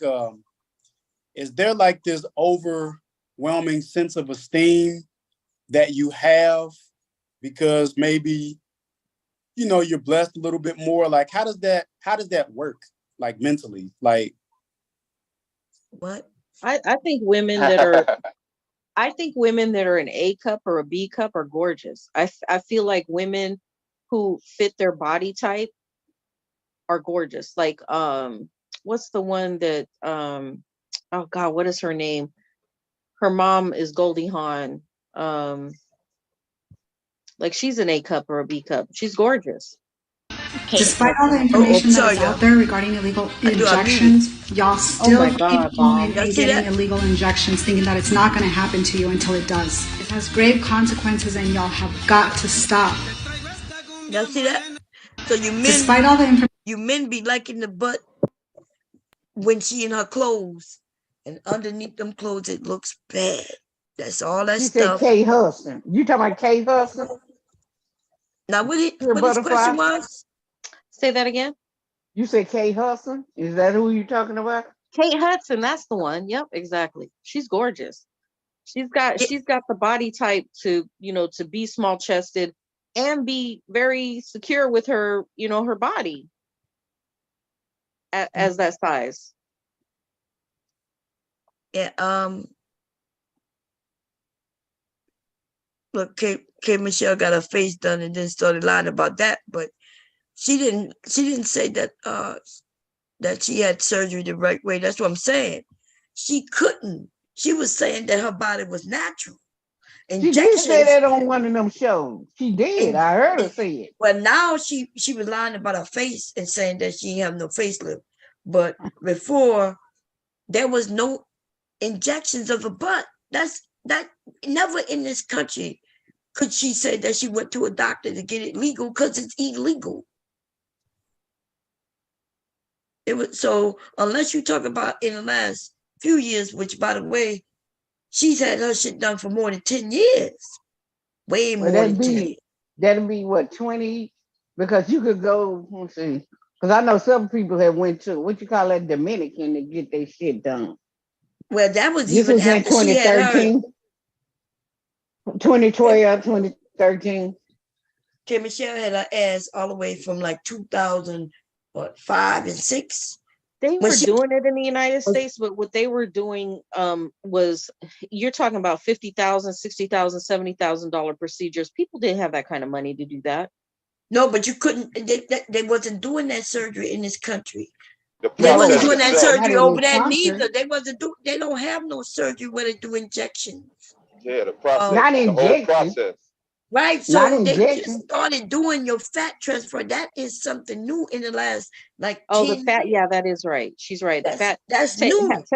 They're telling women to gain weight so that they can extract fat from around their arms and their hips and their stomach and the back of their back and things like that, so that they can inject it into different places. And Bomb is right about that. I think that and they is just started doing that surgery in this country in the last 10 years.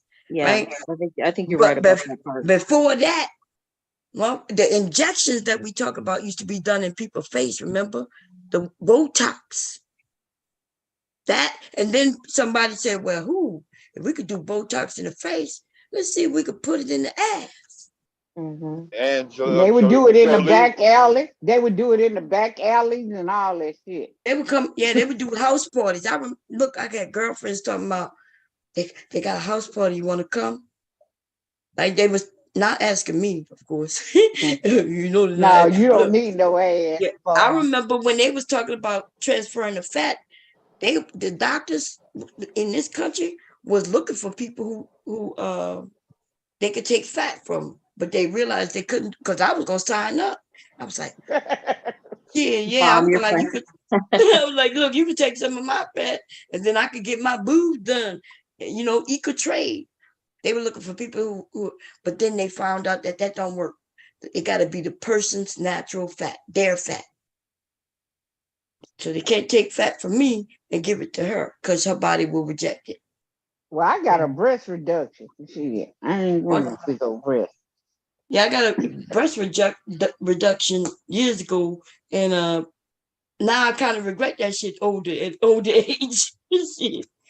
But yeah, we thought that's the problem for my back pain, but the back pain is actually for my butt, which they won't reduce for me. I'm a C cup now. Yeah. If I could get my my butt reduced, I would gladly appreciate it. Thank you. Okay. It's happy. No, Bob, keep your booty. Girls. It's power in your booty. Power in my booty? Yeah. Yeah. Dennis got power too. Shit. I know that's right. It's a lot of things with power, but I don't need this much of booty. 56 inches, what I need all that for? I don't need that. That's natural, but see, yours is natural. So shit. That's natural ass.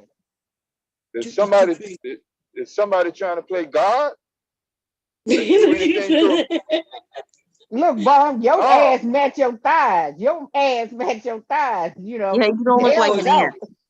But yeah, because it's all natural. But I'm just saying, I would get rid of this shit, man. You can imagine how my back hurt. K. Michelle butt shots removed on Dr. Oz. Yeah, it was terrible. But then she started a special called K. Michelle. Look at it. This person, look, Dr. Jill. Watch this, y'all. Look at it. Unfortunately, this one. Y'all see that? Y'all see that butt? Why? They get you see that? That's how my butt look for real. How my butt look for real. But he or she, the correct pronoun, put injections in her butt and in her face. Okay. In her face and got, her breast done. Look at her. Look at her. Look at how Lil' Kim look. Lil' Kim look a mess. I thought Lil' Kim was a beautiful girl. I mean, I think Little Kim's still beautiful, but she was gorgeous when she first came out. She was gorgeous. She don't know. Her hips is like made her. She look like a leopard. He looks. Look, y'all see him? Looks hideous. I think you breaking that. I think you might think we talking over you, but you breaking cyber. You might be talking and we can't tell you unless we hear you go. Oh, sorry. Try it again. Try it. Let me see. You hear me now? Yeah, go ahead. What you were saying? No, I was saying no. Truth be told, little Kim was a gorgeous black sister. Gorgeous. Looks hideous now. Truth, that's the truth. She look hideous to me. Hideous. What y'all think about this person right here? This woman in this chair right here. She look a mess. She done put injection that cement all in his face. I mean, her face. Wow. Why would you do that? Now, to be honest, look at the cement, just cement, and they butt hard as hell. Got a lot of women walking around with cement because this was the doctor. This was the black one, the one who was going around doing parties, and they would use this coke right here too, silicone coke, putting it in people's face and in their butt. Wow. Telling women, "Ooh, I got some silicone," and give them a brow lift or in their face. But people thought it was real, but they just knew that it was super cheap. And that's what happened with the cheap. How the fuck they think somebody was gonna get some cheap silicone in? You know what I'm saying? What Look they at thought that shit. somebody That went to the fix and doctor's flash office shit. and stole it. Look, I went to one of the doctors I went to. I forget what doctor. Because my doctor, my pain management doctor, she does all kinds of things. But no, I went to another doctor once. Can't remember what for. And in the room in which I was in, I don't trust motherfuckers, me. It looked like a setup. In this room that they put me in, left me in there for an hour, yo. They had silicone, the syringes, just laying out on the table, just right there. Right there. Like a trap house. Like it was a trap, like it was there to tell me to grab it. It was the weirdest thing to me because I was thinking to myself, I never walked in a doctor's office and they have materials just laying out. The only thing they don't have out, huh? Yeah, medical supplies like that. Yes, never. It's supposed to be sterile. It's supposed to be sterile, and yeah. Right. So they got the needles filled with the stuff already just laid out. And I know that shit ain't for me, right? In my mind, I'm thinking, damn, is this how the people been stealing to, put in Botox in? Because it said Botox. It had the name on it and everything just laying right the fuck there. And they left me in there for an hour. What the fuck am I still here for an hour? I never been to no doctor's appointment and been in the room. Y'all know you might go to a doctor's appointment, but you might be sitting in the lobby first. Yeah. So they call your name. But by the time they call your name, you ain't sitting in no room for no fucking hour. They just left me there. I think it was a setup. You know. What, they was gonna inject you with this shit? Hell no, I don't even know why I was in the room. She said, hell no. You about to put no needles in me, baby. I ain't even get the shot. Y'all know I'm when it comes to needles, I don't play. But but just understand why I think it's a setup. Because suppose I would have decided not to take it, but just to touch it. Now it is no good. Like, they can't use that shit on nobody if I touch them needles with my dirty hands. I'm telling you, that shit was a setup. And I just hope nobody went in there and fell for that motherfucking shit right there. Look, hubby would have been getting called. I would be like, hubby, you'd be like, where you at? You went to your bar and be like, I'm in jail. What you in jail for? Well, I saw some Botox needles sitting out and I decided to put them in my purse. Lord. Nah, baby. I looked at that. Wait a minute, but did it have a cap on? Yeah, they had a cap on it, but I'm saying it was a needle. It showed you what was on it. It had a cap on it, and it was sitting on this silver tray, just like as if it was sterile. And it was in that room with me for an hour. And they wasn't gonna use it on me, because I don't get no Botox. Now the doctor do get, it was a neurologist. That's right. Because you can't get Botox for your headaches. For my migraine headaches, I can't get them if I want to. I was waiting to see the side effects of that shit. Because I remember when they first came up with that idea, but this doctor had the Botox just sitting right there. In a syringe. It did have a cap on it. But when nurses go to use that shit, they have on gloves, right? They touch the outside of the needle. Y'all don't just let motherfuckers just grab syringes when you draw blood, right? No. We can't grab them tubes neither. Nope. That's what I'm saying. Put on gloves. That's right. This shit was right there where I could touch it if I wanted to. I could have picked it up and looked at it and put it back down. That shit shouldn't have been like that. I'm telling it just looked like a setup, or the doctor is dirty. You know what I mean? Yeah. Nah. I know I used to love popping people in their veins, seeing the blood coming out.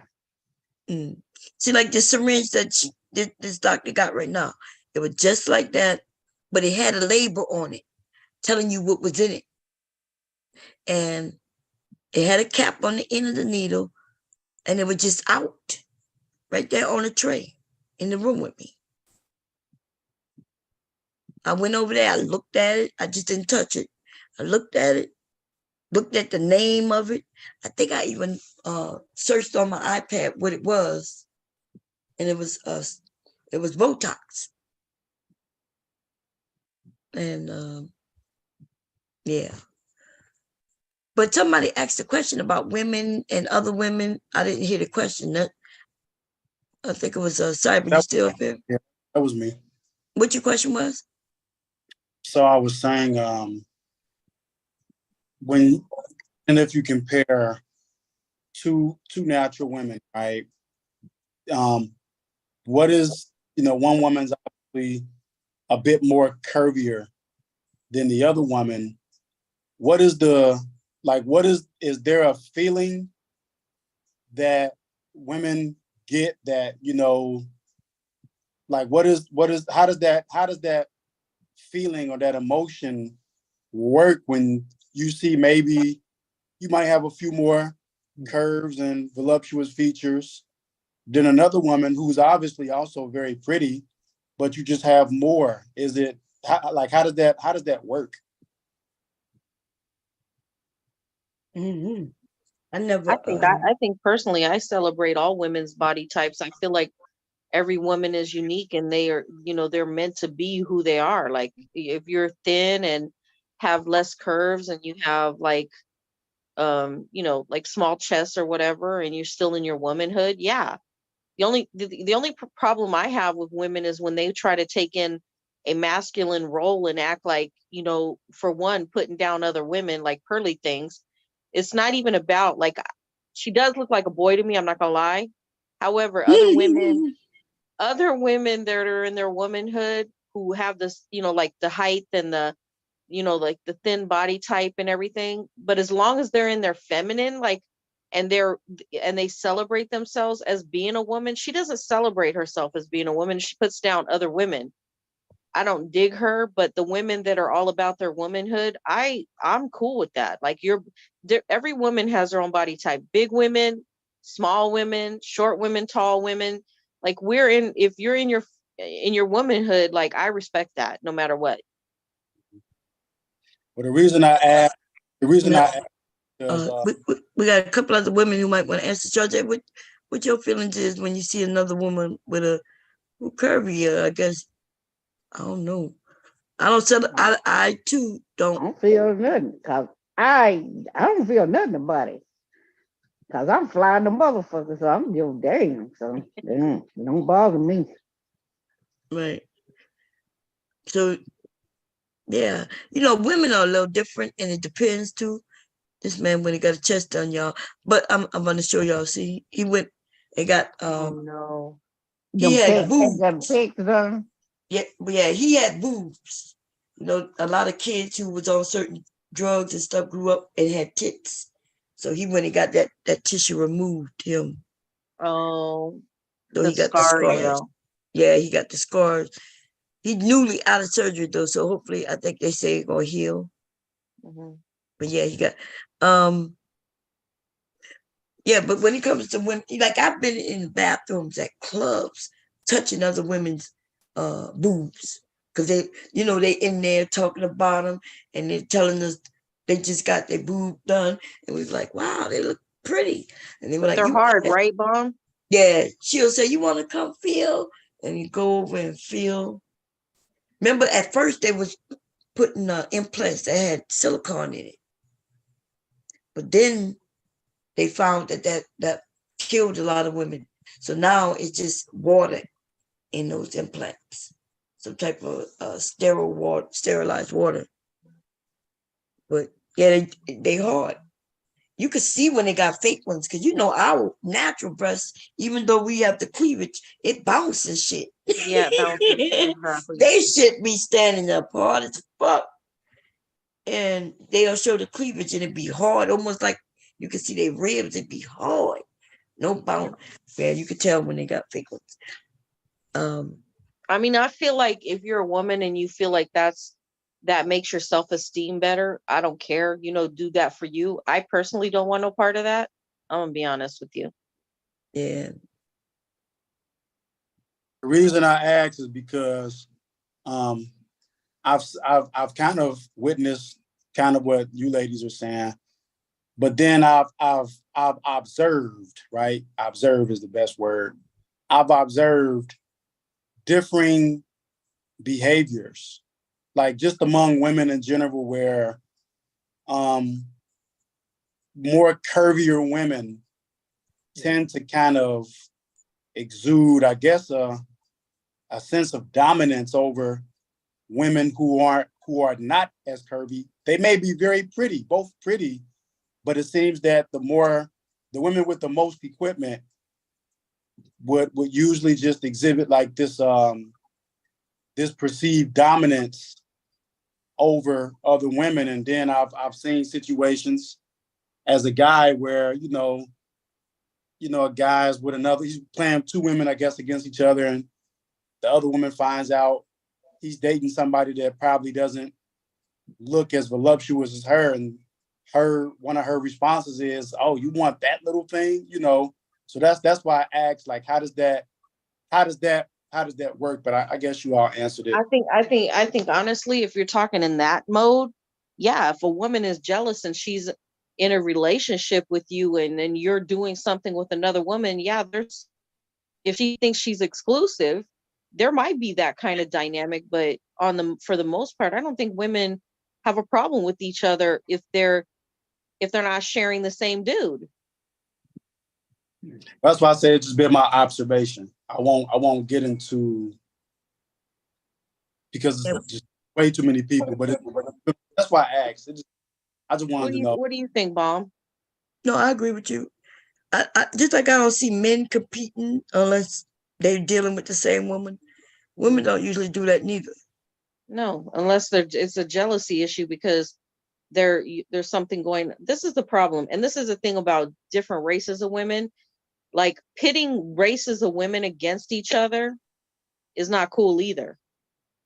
That's not a good thing for men to do, and a lot of men do that kind of thing. Yeah, I don't know about the pitting against each other. It's just just like I said, it's just really just an observation that I've seen. So I wanted to know from a physical aspect, like obviously what the answer is every woman is different. But as a guy, guys compete too. We see another guy that comes in, he his shoulders might be a little more broader, chest might be a little more wide, right? Back might be a little bit more V-shaped. You know what I'm saying? We look at stuff like that. We don't get like defensive about it, but I mean, given the opportunity where there's a chance to compete, if we feel okay, I can't let this guy get a one up on me. I got to show that I'm on an equal level playing field. There's things that guys do. There's things that we do as men to kind of show that, hey, we in the runnings too. With this guy might be a total ham. You know what I'm saying? So that's why I asked the question. I got a question for you. So what like Lizzo. Lizzo is a very talented musician, besides being able to make music and write music. So why do a lot of men and women have an animosity towards her and a hatred for her just existing and loving herself? I feel like big girls like her get annihilated on social media just for loving herself as is. Why do men have a problem with women like her? I think that okay, that's a good question. So I don't shoot me down for being honest, because I don't feel hateful, but I'm gonna just answer the question from a guy right off the cuff. So I think part of it, when we see her, like, let's say, for example, twerking and doing what she does, right? On first sight, there's this thing that goes off in our minds that says, she too damn big for that. I'm just being honest. That's But if she's not your woman, why would you care? I'm just answering your question, right? I'm just trying my best. I know you're answering me, but I got a statement after that. That's okay. It's just I'm just telling you, that's the first thing that goes off is that her big ass, she too big for that. Now, granted, it don't mean that we won't hit it, we wouldn't smash it, but it's just, I don't know, it's just that thing that comes out is that she's too big. And so part of it is when the pride, like the loving herself part, I think it's unfair, but I think when we see that, okay, this big person is doubling down on it, it's kind of perceived as if, okay, you too big, or we feel that you shouldn't be doing that, and you're gonna do it despite that we feel that you shouldn't be doing it because you're too damn big. And it's just like there's this just it's human nature, but it's kind of crappy too. It's just the animosity, a natural animosity that builds up for it. I used to feel like that about Lizzo. I'll be honest. Like I thought she was too fucking big to be doing it. But then when I start seeing her progress a little bit more, I kind of felt that she calmed down and she wasn't like just reckless with that shit. She became more classy with it. But that's just me as a person. I don't hate her, but I'm just being. I mean, finding out. I think a lot of people don't know a person's story. Like, she literally is a super intelligent woman, right? She's a woman that is very expressively artistic, and I mean, not just her dancing and making songs, but she legit has a musical background. Like, she's a musician, right? On so many levels. So she has a lot of multifaceted aspects about her that make her a beautiful woman.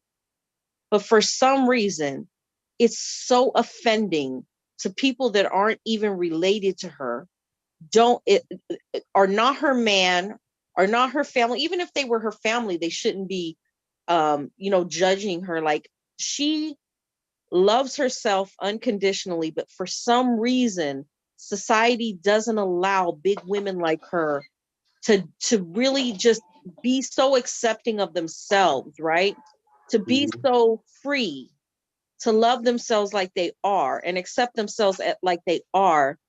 And I find it so astonishing that society can't allow her to express herself without trying to put her down, or to try to put her in her place, or to try to control her.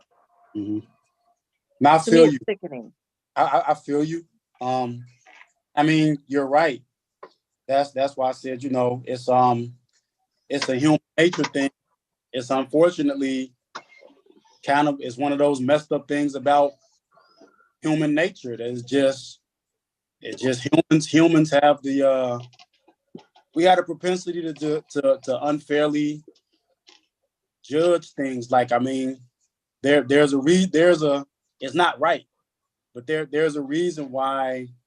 If you say, who would you take, Precious versus Angela Bassett?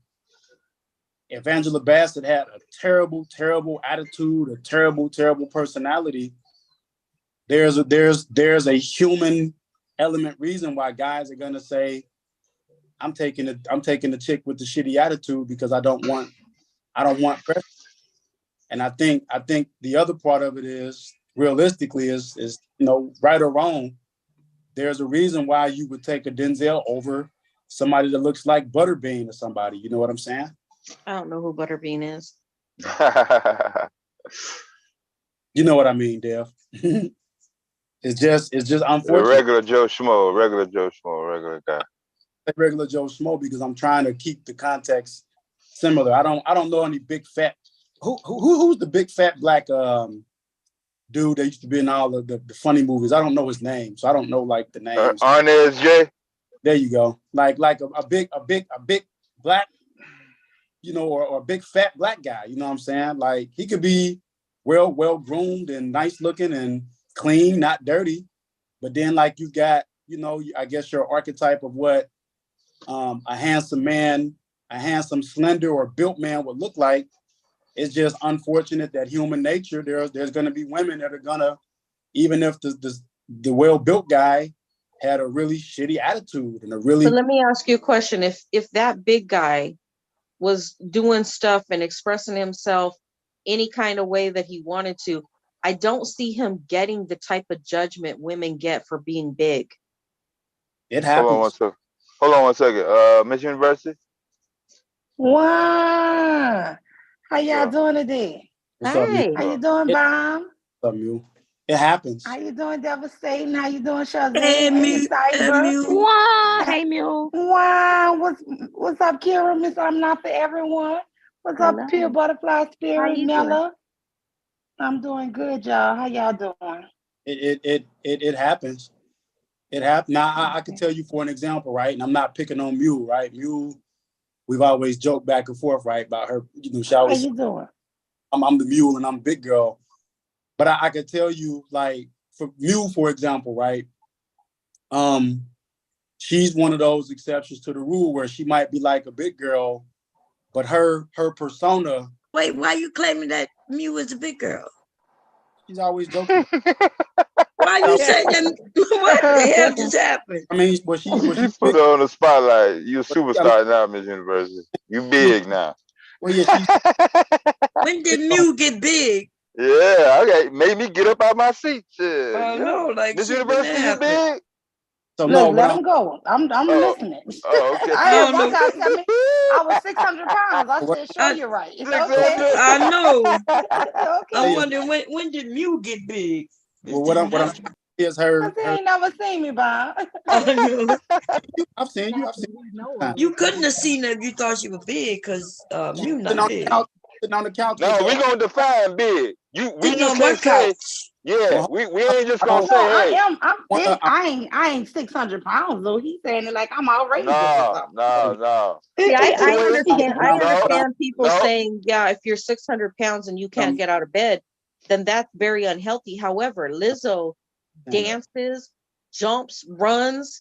Like, she's a healthy woman. She's a big woman that's very healthy. She can move for her size. But the contrast. But she's not 600 pounds neither. No, she's not. Yeah, but you know what's the what? weight? They didn't do that to Biggie Smalls. They didn't do that to what's the big guy with the beard? What's the rapper with the beard? He done lost all that weight now. Well, Rick Ross. That's because Rick Ross. And Biggie Smalls. You know, they only do it to the women. You know what I'm saying? Heavy D, the Jerry Fat Boys, Jerry Jerry Levert. Come on now. Jerry Levert was a teddy bear. Somebody like Biggie Smalls would knock your grill in, so they knew they wasn't gonna do it. But what I'm trying to say is, Fat Joe, Big Pun. It's just they don't shame them, but they shaming Lizzo, and I love the fact that Lizzo loves herself. I love that too. Just an unfortunate thing. I'm not saying it's right. You're right. It's not. But it's just so human. what is the issue where we cannot define this one weight? It's a number where you're not big, but once you hit this number right here, you big. What is that number? I think if you're going over 400 pounds, it's getting to the point where you. Oh, come on, man. I feel like I don't believe 400 that. pounds, it's I putting don't you in believe a that. way like. So you not big at 399? I've seen men and women be. I've seen men and women be into the 360, 380 pounds and be just big and be able to handle things and move and dance and things like that. But I think that once you get into the 400 plus range, I think it's a little difficult to move. How much is Lizzo? Lizzo is 2 something. Lizzo's probably way under two, like maybe 220, 230. No, I think she's like 260, 275, yeah, around there. Okay, but still, that's not bad. So hold on. Wait a minute. So I want to because Devastator. That's far from 600. He asked the stinger, right? So I'm gonna ask you this: what is your honest perception of the average man who would be 350 pounds and he's not an NFL linebacker or an NBA power forward or center? I mean, I already told you that what I find attractive is Samoan type men, like really big men. And you're one of what percentage of what percentage? I like big men too. I find men like that sexy. They have muscular arms, muscular shoulders. She's one of many. Legs. but they're big men. Yeah, I like big men. I don't have no problem with big men. But you notice your answers are beautiful because you're speaking from your perspective. That starts to change when other women start to weigh in and say, I don't want a grease hog. I don't think men that are shaped like that are grease hogs at all. Right. You don't. But again, that's what I'm saying. From where you are. Wait a minute. So 2 other women just said they don't have a problem with a big man. So listen, the thing is, oh wait, I don't either, Bomb. I don't either. That's 3. So we have women who are okay with big men. What we want is a nice man, but I'm okay with a big man. Now my husband's not big. No, he's I not remember big. when he gained weight, because of my cooking when we first got married. Oh man. But yeah, my husband he's just tall. He's not big at all. No fat on him at all. None. 0. But that's so essentially what I'm saying, just because I'm attracted to one thing doesn't mean that's what I ended up marrying though. Right? Yeah. Because I had a problem with smaller guys, regular guys, I would say, but I wouldn't have never been with a man who's real thin. No. Yeah, no, I wouldn't have like real thin. I'm not attracted to skinny men, little small. Yeah, that's what I was asking. Somebody was asking the backlash that quote unquote big women get for, and once again, I'm still trying to define express themselves. I thought everyone expressed themselves, but I get the context of what you're saying. Yeah, so but I never looked at it. Hold on, Ms. Universe. Are you saying from the same people that are criticizing Lizzo are not criticizing guys for their size? Exactly. For sure. That's the fact. Oh, okay. I just want to say this here. I always thought attraction was when you meet somebody, it's got to be just something in them. And nobody look alike, right? So you could like a guy who's small, right? Right?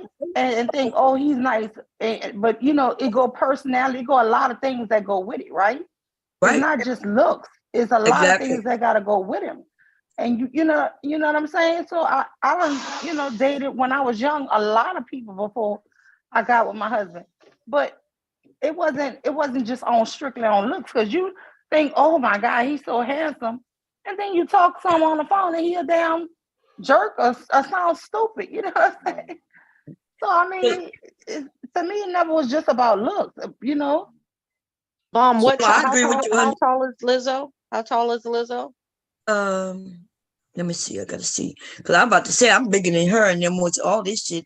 But our weight is different. But I got a bigger butt. My hips are bigger. My breast size is bigger. But her weight is larger than my weight. But I look like I'm just as big, if not bigger than her, because I'm so short. Yeah. Right.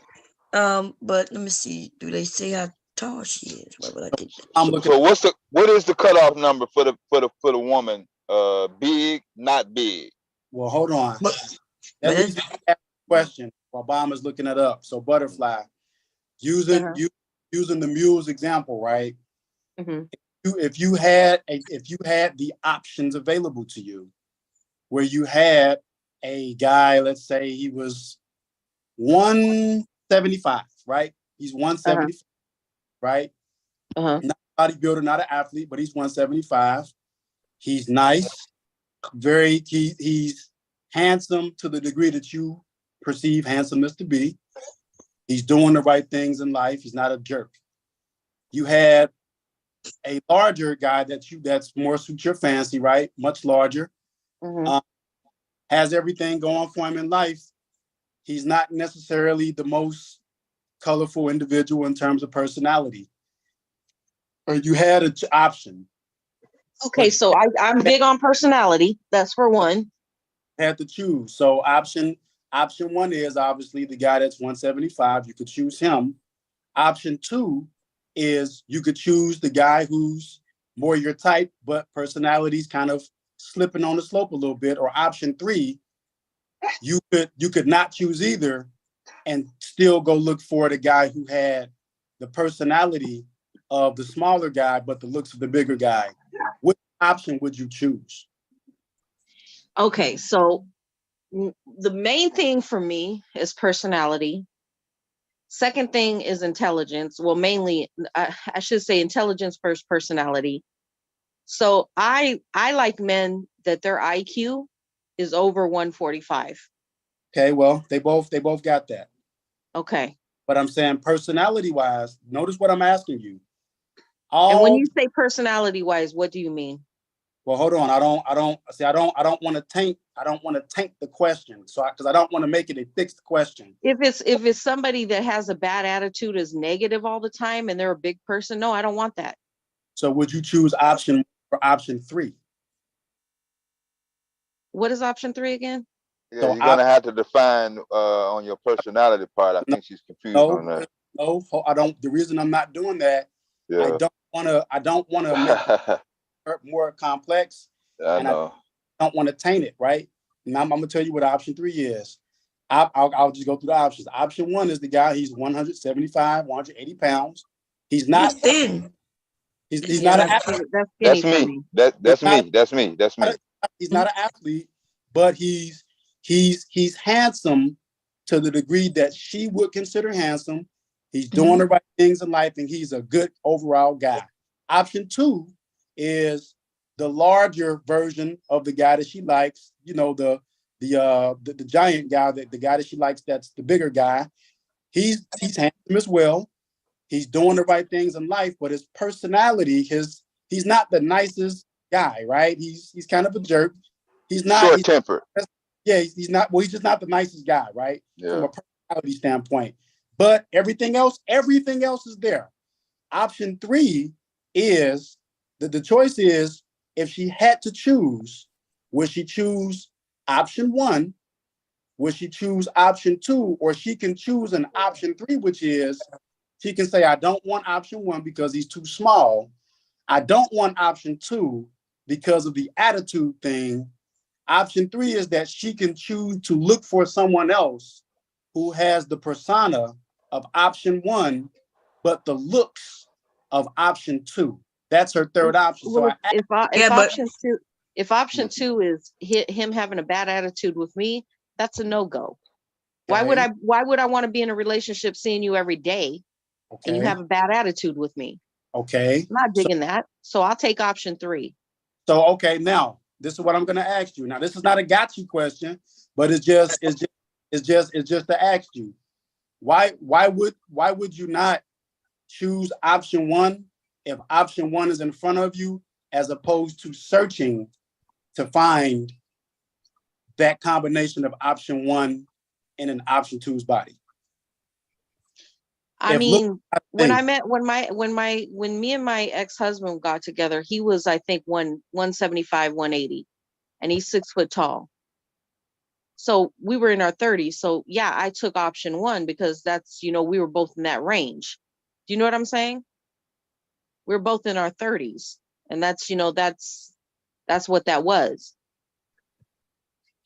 Okay. Now I just have to. That's the reason I wanted to ask, because the way Devastator asked that question, I find it just, it's just interesting that, okay, option 1 would be the ideal guy. The only thing option 1 doesn't have, he's not fat, he's not skinny, he's just not the size that you want. But everything else is there. But you would, and it's not that your choice or option is a bad option, but it's just interesting that your choice would be, hey, I'm gonna use my option to search to find what more I like in terms of the build, as opposed to taking. Yeah, because I like teddy bears. I want a teddy bear. Okay. See? So do you have a number for this? This weight is not big, and then if you get this number though, you're big. For who? Women or men? Women. I think that a woman that's probably 370 might be maybe. Would you think it depends on her height. There's women out there that are like 6'2", 6'3", and being like, come on. So would you think fair? So let me, and this Now just she's 370 and she's 5'1" or 4'11". That's a lot. That's a Yeah, little she bit wide. too much.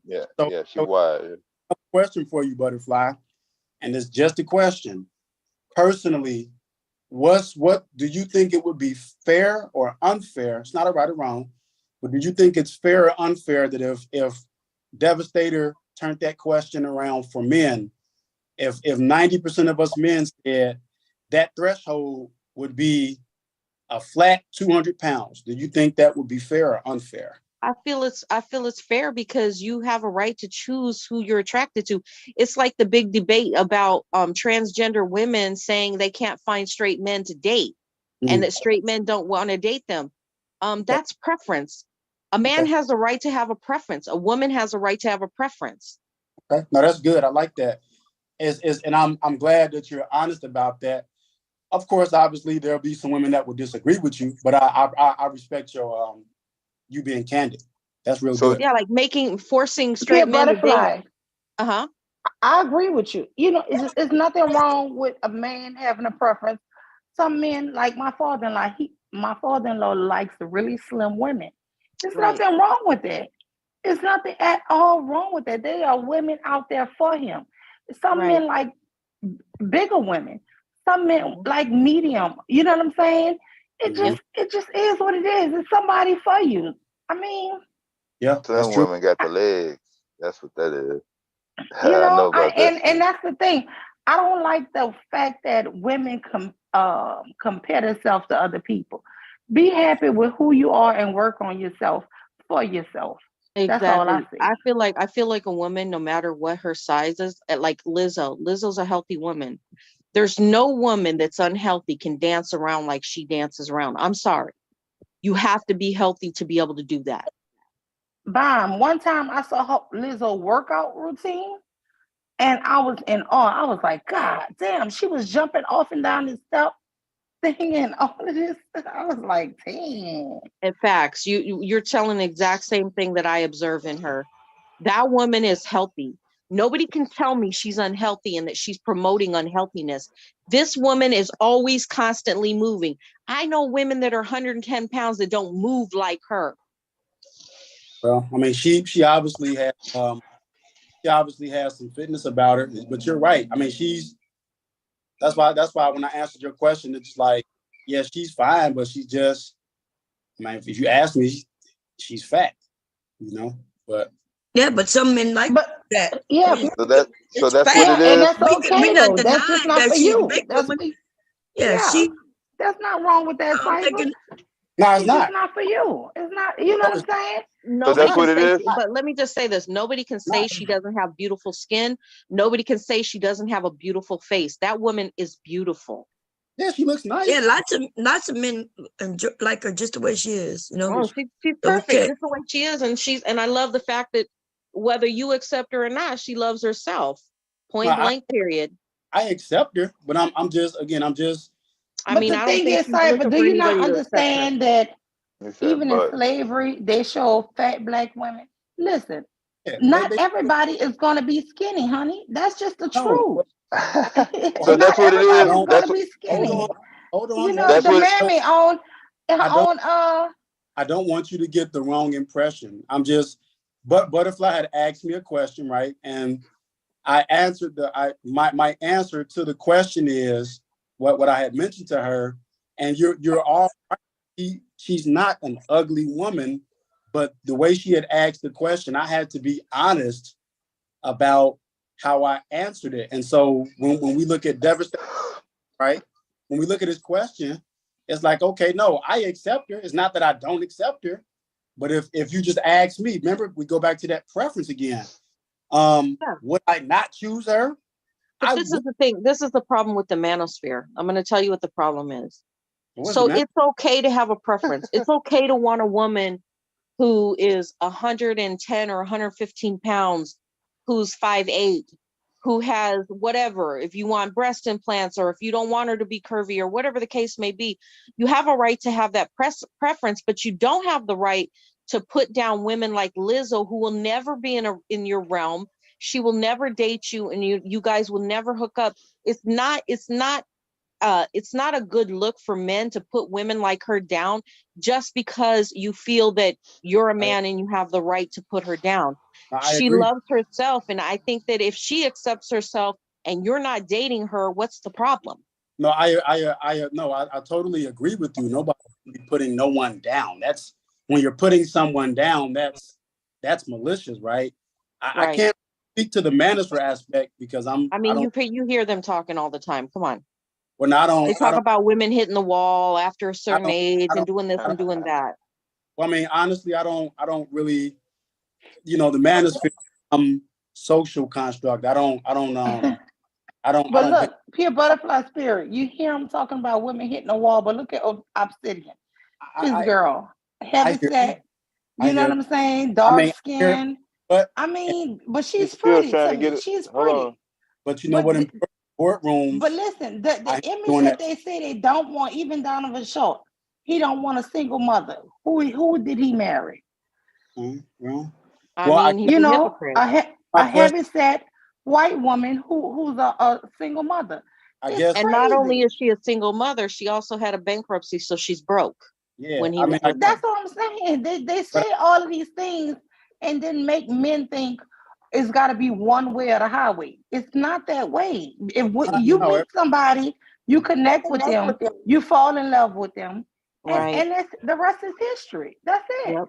No, I think it comes down to that preference thing. I mean, maybe, like I said, I can't account for what the manosphere does because I don't base my standard of living off of what the manosphere. Okay, I'm mistaken. I thought you were part of the manosphere.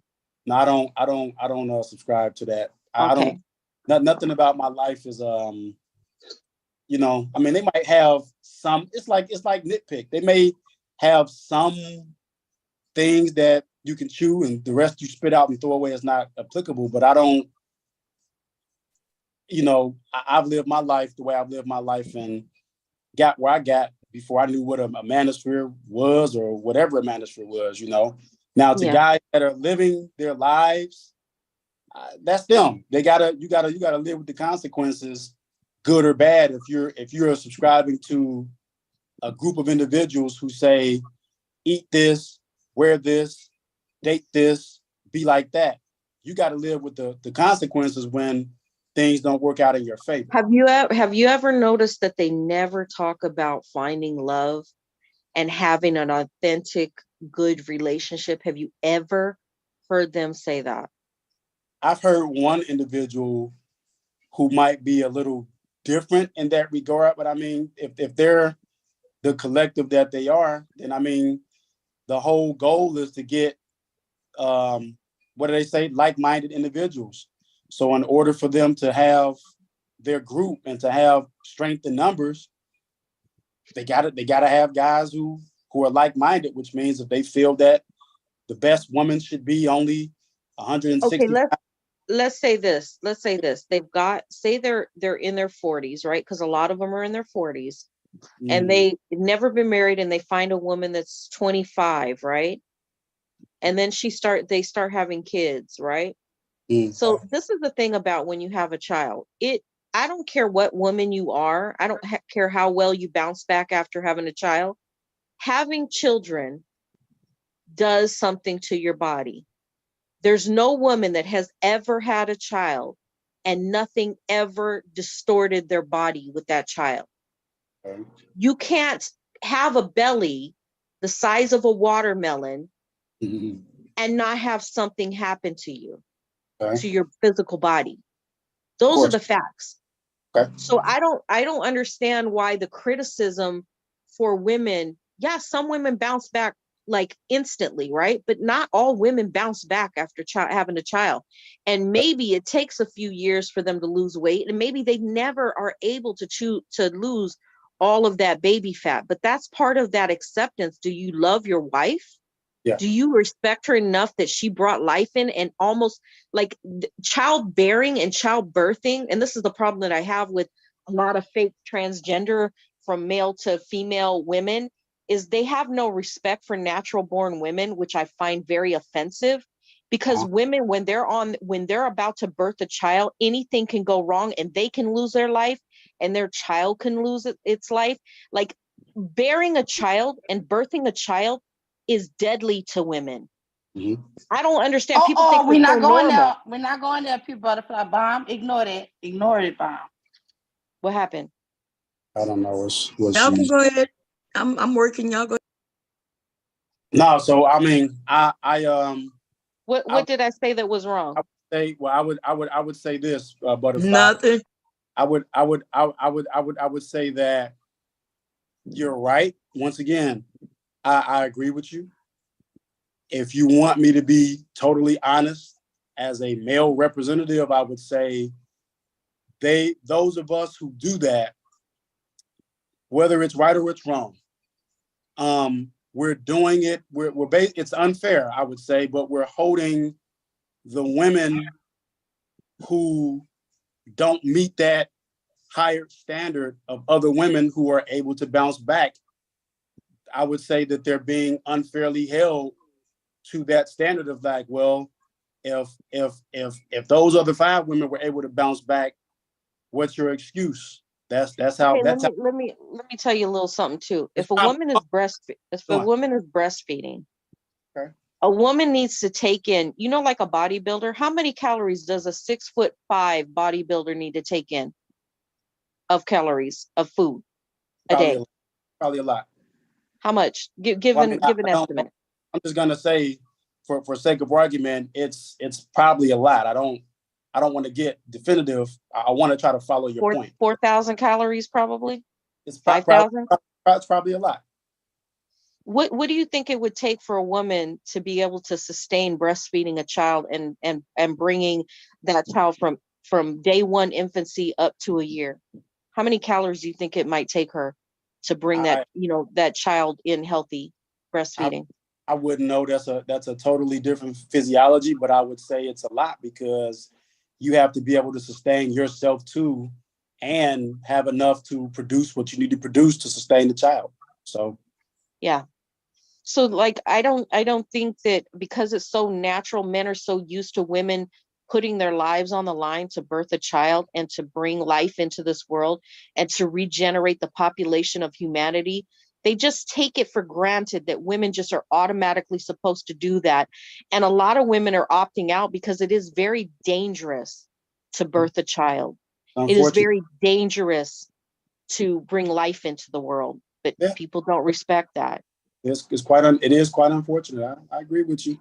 I'm just speaking to the volume of that. If you want the answer, that's generally what's happening, is that they're being unfairly held to a higher standard of women who are able to bounce back. So if you had let me ask you another question, because men love breasts, right? What do you think happens to a woman's breast that has breastfed a child for 9 months or 2 years? What do you think the toll is on her breasts for doing that? So if you want me to be honest, I could tell you one of my favorite women, hers seem to have just gotten bigger, and I love them. But what if she's a size what if she's like 5'7" and 120 pounds? What do you think is going to happen to her boobs? I don't know. I'm going to tell you what's going to happen. They're going to shrivel up to raisins. They're going to shrivel up and they're going to sag. Okay. Yeah. Because you're talking about a woman when she's producing milk in her breast, that her breasts get to the size of muskmelons. Mm-hmm. The big melons, not a watermelon, sometimes a watermelon. Yes. And then when she's done breastfeeding, her child she no longer has milk production in her breasts. What do you think is her breasts are going to shrink down to nothing? Yeah, that's like I said again, men who, like, I see men who respect their wives and they understand what a woman's body goes through. You're talking about misshapen body from a 9-month period, from 0 to 9 months, and then birthing to breastfeeding, and then her body is just annihilated usually in a 2-year period. So I think that it's very unreasonable expectations for a man to think that a woman's body is going to bounce back to what he found her as. That's I mean, I'm you don't hear me disagree with what you're saying. I'm just kind of accounting for the reality is that, you know, it's that preference, and sometimes just like we have to deal with it, it might not be fair that women have a certain type of expectation that comes with that preference that men may or may not be able to meet. It's like that on the other side. What if women did men, because men's body never get misshapen from a woman having a baby. Like, I mean, aside from maybe eating with her to get the calories in for her to birth, or, you know, to make sure that the baby's not a premature baby and she's eating enough calories, he might eat with her, you know, that aside, most men don't have to suffer anything that women suffer. So what if women, you know, nitpicked every little thing about men, which women usually never do? They never nitpick things that go wrong, like having balding spots. They never nitpick that the fact that his belly might be getting a little big, you know what I mean? And he's not birthing a child. And she doesn't talk about maybe his calves or his legs are scrawny or his arms are scrawny or whatever the case may be. You don't hear women who are in love with their man do that. And I'll have to ask all the women on the panel, do women do that? Do they nitpick men?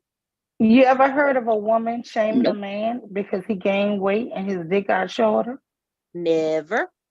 No, that doesn't happen, right? But it's reality. The more belly weight a man gets, right? It goes like that. But I don't hear women saying that. Nope. I've never in my life heard women shame their husband. Oh my God, he's going bald. Oh my God, he's losing his hair. But men do it. Yeah, like I said, it's just that. Men will call a woman bald headed in a minute, and all these men bald headed in their 20s and 30s. Calling women bald headed, fat bitches, kangaroo pouch bitch when she had a C-section or whatever. I mean, the names go on and on and on and on. You're right. You're not lying. It's true. We men do that. It's not right, but it's the reality of, like I said, it's that human element that's just. So, I mean, but now women are starting to do like men, and they're starting to just focus on their careers or be by themselves. And I feel like I'm hearing a lot of men like asking, why are they doing that? Why are they doing that? But can you think why they would be doing that? Well, I guess my question would be this. I know, speaking for me, I'm not asking that. So I would ask what classification, if there is any, of men that are, and I think it would be important to zero in on who these men are in those classes. So that, well, I mean, clearly it's the manosphere, because out of all the women, they supposedly can only find women that are from a certain sector of population, and for them, they are always putting these women down for having too many kids or too many kids out of wedlock or this and that and da da da da da. So apparently their dating pool is very small, because clearly that's all they complain about. I would say the manosphere, again, I can't account for them, but I would honestly and sincerely tell you that just as YouTube is a microcosm, the manosphere is an even smaller microcosm, even though they may seem larger than what they are. They're microcosm. Well, I mean, clearly they were large enough to put Miss Pearly things up. They were large enough to do that, to get her jump started. Anytime you got 20,000 people is a lot of people, but 20,000 individuals is a very small dropping the bucket. Well, how did she get so big and blow up so much when all her talking points were red pill manosphere? Well, you have people who, again, they're like-minded and they agree with that, and they share with other people who are like-minded, and they share, and it continues to just grow larger and larger over time. So is that red pill? Is that manosphere then? Because they're all thinking the same? I mean, again, I don't. I'll be, again, if you, when it comes to like the manosphere stuff, again, I don't have a. I can't account for that because I don't. Cyber Supreme Felix doesn't live his life by the tenets of what these manosphere gentlemen live their lives by. I just don't. I mean, like I live real life. I pay real taxes. I have a real career. I have real experiences, and none of my experiences or most of my experiences aren't what this collective group of guys who obviously they're looking for something specific, and they've kind of amassed themselves together to say, okay, we are a collective and we want this. And if it's not this, what we deem it's not right, or it's not good, or it's something wrong with it, or if you're doing I know that women are listening to that and they're saying, okay, fine. I'm good with being alone. So yeah, you go find what you're looking for. And clearly they're not finding what they're looking for. Yeah, they're probably because they not. have to leave the country to try to find it. Well, here's my views on that, right? And I think that's a good point you have. I'm a gentleman who's long traveled all over the world before I even discovered like group stuff, right? I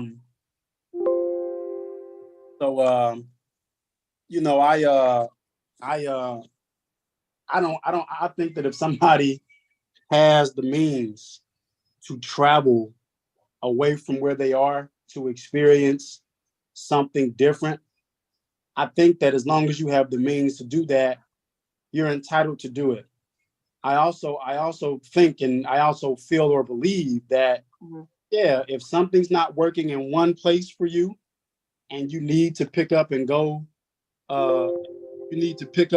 elsewhere to find what's more suitable for you, then if you have the means to do it, then there's nothing wrong with that. That's the one thing I think, the shaming of that is like, oh, well, you can't compete here, you can't get this here, so you have to go there. Well, I mean, what would we have anyone, male or female, to do? Would we have them to suffer? Absolutely not. We would want them to go where they have the best chance of success to fulfill their life in the best manner possible. That's what I would want for anybody, right? Mm-hmm. So I tend to look at it differently. I think that most of those individuals, they're saying, out of the country for a woman. Okay, good. Well, maybe if you go out of the country, what does Miss Mule say? There's somebody for you. Hopefully, is Miss Mule here? Yes, I'm here. Miss Mule, what is your thought process? Because I don't feel like any women that Bomb's ever had on her panel has ever had a problem dating or finding good men. So what is your thought process that a lot of these men that are on social media, why they have such a hard time finding a good woman? I think that just this social media is just crazy. And I've seen it to where they shame the women that these men pick. And so to me, a lot of men are like, maybe, I'm not sure, because I'm not, and I haven't dated, so I don't like to talk about too much dating advice because I haven't dated in forever. But I feel like it's horrible that they shame. What's the guy Bomb was reviewing the other day? Antonio Daniel. So I've seen his wife. Antoine Daniels, you mean? Daniels? Yes. Yeah, nothing looked wrong to me about her, but people will go and say that lady is ugly and this. Listen, this man been with this woman all these years. They have their own marriage. They love, you know what I'm saying? But they will make it to where she's not an Instagram model. She's not a preference, right? She's not that stack shape that, you know, young but they've built a life together. But I see that even with the guy Donovan Sharp, he married a Caucasian woman, right? Who's a little heavy, who's a single mother. But they obviously had some kind of love, some connection that made him go through with that. So my thing is, why shame people for falling in love with people? Yeah, that's true. You know, but that's the social media to where everybody have to look like an Instagram model, or if they don't, if I think men may be so scared to even date or get someone because, oh, if somebody find out I'm with her and she a baby mother and she, you know what I'm saying, or something ridiculous, and then they're gonna miss out on love and just be alone for the rest of their life. Right. Find somebody who you're attracted to, who have a good personality, who y'all share a lot of things in common, and just build with that person, man. I mean, it's really, to me, wasn't hard. I don't know. But I was very young too. So, I mean, I don't know. But you guys have to stop with all of this here. Dating wasn't hard back in my day. I mean, it was fun. It was just fun. Yeah, it was. Yeah. So wait, what was said about Anton Daniel's wife? I mean, they always talking about she ugly, she this, that, and other. She just looked plain to me. It don't look like nothing wrong with her. Yeah, I know, but he is always talking about other women, and that's the only reason people talk about his fucking dumb ass looking plain Jane ass bitch of a wife. So we gonna be very clear. The nigga I never is heard on you here. say nothing about her. Well, I do, and everybody who talk about her is because of him, not because of her. Yeah, and so I get it. That man is on here calling women thoughts 304s. He's calling them straight up whores. These black women ain't shit. These black, like, he call them monkeys and he call them. So I take it his wife is not a black woman, or she is black. She is. Yeah, she's black. No, she's black. You know, this now is that this picture is I saw of her. I don't think she ugly or whatever. Yeah, she's not an ugly woman, and neither I are the women. I feel sorry for the wives that are married to men who are trying to build a platform off of putting other women down, because they are the ones that are going to suffer, because they are going to be nitpicked. They're going to be under a microscope. You know, I couldn't be with a dude like that. I cannot be with a guy that puts the women of his race down. I can't be with a guy that puts women down in general. I could not ever be with one of these dudes that call themselves Red Pill, Manosphere, MGTOW. I could never be with a dude like that, because if you don't have respect for women, that totally goes against who I am as a woman. You know what I'm saying? So to put women, I can't do it. She's on panels with him. You see what I'm saying? So she know exactly what's going on, and that's why. Oh well, if she's doing the same thing, then she's fair bait. Exactly, and that's why. Yeah, I've seen it. She co-signs everything he says, because he'll say, "Baby, what you think?" Yeah, and she's like, "I think you're right." like a damn robot. I be feeling sorry for the lead. That's the only reason it's like that. You know what I'm saying? But I and also, like, women who are male identified like that. Hillary Clinton is a male identified woman. Like, Pearly Things is a male identified woman. I don't click with male identified women. I don't click with women that don't respect their womanhood. I cannot. Well, I mean, I want to know, Roy Chess. I saw Roy Chess had made a comment. I don't really understand perhaps what you're getting at, Roy. I mean, where does supporting tricking even what you're talking about? Roy Chess an incel. Don't worry about him. He all right. Okay. No. He's saying that to the men who support tricking, he's talking about So when you say tricking, you're talking about women that go for men for money. What is tricking? I'm not fully understanding that. I would classify. I wouldn't even say it's just women that go for men for money, because I mean, you can have a nice, you can have I don't even say a nice looking woman, just a woman. If you have a woman that's there and you have an interested man who's willing to offer the woman some form of enticement to get maybe what he wanted from her, if she's willing to entertain that at its core, I would say that that's tricking. So I mean, if a woman said, I want you to buy me a house full of food, and the guy did it, and then he said, well, I want this. If I buy you a house full of food, and she gives it to him on They ain't tricking if you got it. Tricking.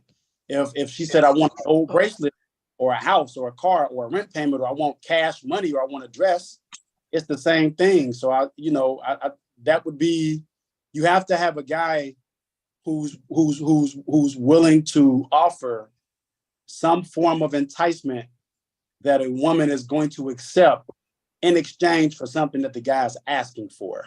I feel like there's a lot of men out there that want to provide for women, even if they're not a woman they're married to, because that is usually a real man's nature to provide for women. And their children.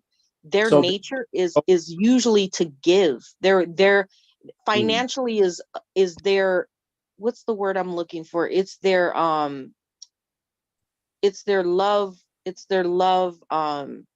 language. Love language. That's it, Bomb. It's their love language to give to women like that. It's ingrained in them. Tricking is not that. Tricking is the John and the prostitute.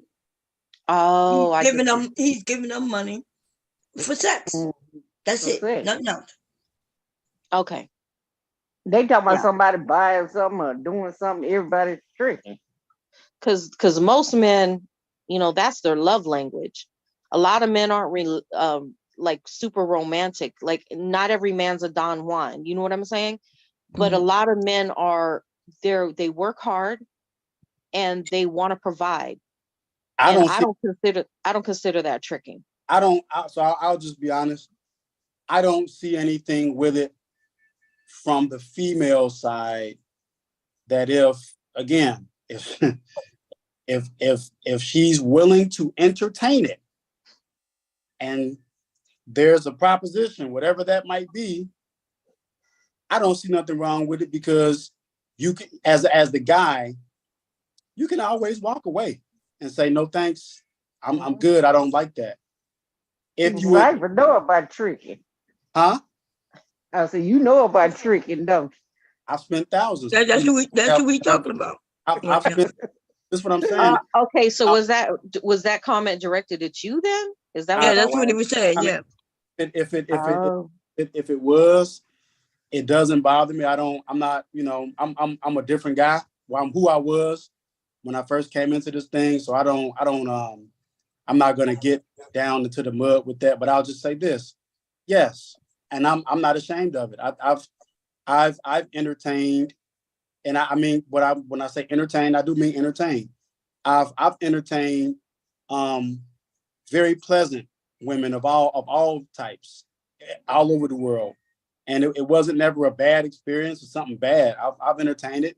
Have I spent money on lavish dinners? I have. Have I done nice things or bought things? I have. Have I given just cash? I have. And it was always straightforward and pleasant. It was never nothing bad, because both of us was willing to entertain, the activity. So in your personal opinion, because you're a man who provides gifts and things and supports and financially, there's a limit. I have a threshold, but go ahead. Okay, so you doing that, do you feel that is your love language? That is innately because you know that you can go out in the workforce and you can gather together all the finances you need to be supportive as a man? Do you feel that's your love language? Do you love them hoes? Be honest. Stop. Be nice. No, I think that it's I've always, I mean, my ability to gain resources is just it just is what it is. I think talk about love language. I'm the type of guy. If a person really knows me, I'm actually very nice person to talk to, and with. I'm funny sometimes. I tend to be funny. How you laugh? I like to make women feel comfortable and laugh. Really, make them feel comfortable. Now, the fact that I might have some chips, I might have that bag. That's just really that's just a resource. That just means, along with making you feel comfortable, I guess I can sprinkle a little sprinkle on top of the icing to make things sweeter to be induced. But I don't look at it as that if I weren't able to have resources, then I don't have nothing. No, that's not me, because I was doing that. I was friendly with women and easy along with women before I had money. And I'm not saying that the women that you're trying to choose are going to be users. Like, there are women that want to use because they're broken themselves, and to have a user mentality, you're not giving back into the relationship, and you don't respect the relationship. And I'm actually talking about women that they know your worth as a man, her worth as a woman, and cohesively together, like Bomb and her husband do. Yeah. Do you know what I'm saying? That you have that mutual respect where you know each other's roles. You know what I'm saying? Like, yeah, it's not that women have to be put under thumb and have to be controlled and manipulated and things like that. That's not the kind of thing I'm talking about. I'm talking about mutual respect, where you, out of love and caring, you do for each other. Yeah, no, I think that's I'm on board with that. I think it's healthy. Number one, any woman that I've always dealt with, it's always been my hope and desire that if there is something that I can do to enhance you or make you better as a person,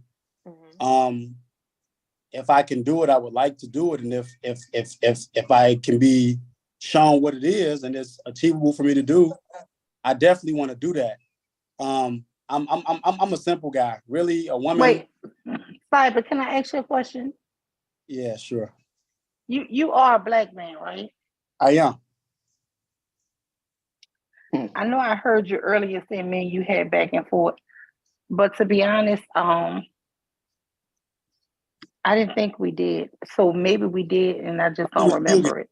Because at one point, when I first came on Bomb Channel, it looked like everybody was going against me at one point.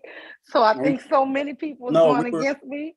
No, he did go against you. He said, "Look at he saw your picture or something." No, picture that you took.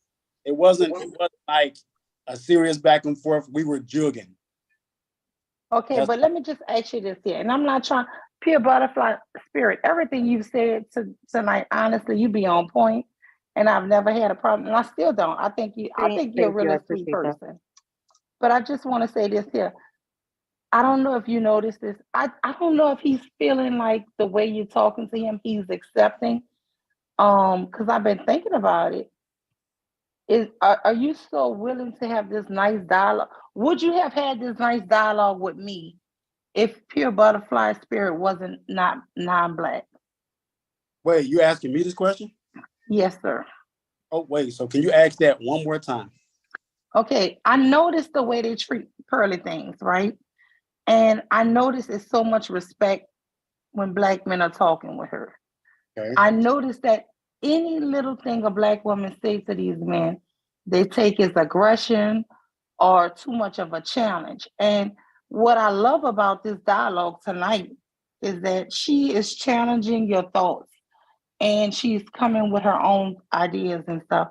But I wonder if it will be received the same way if it wasn't someone who wasn't black.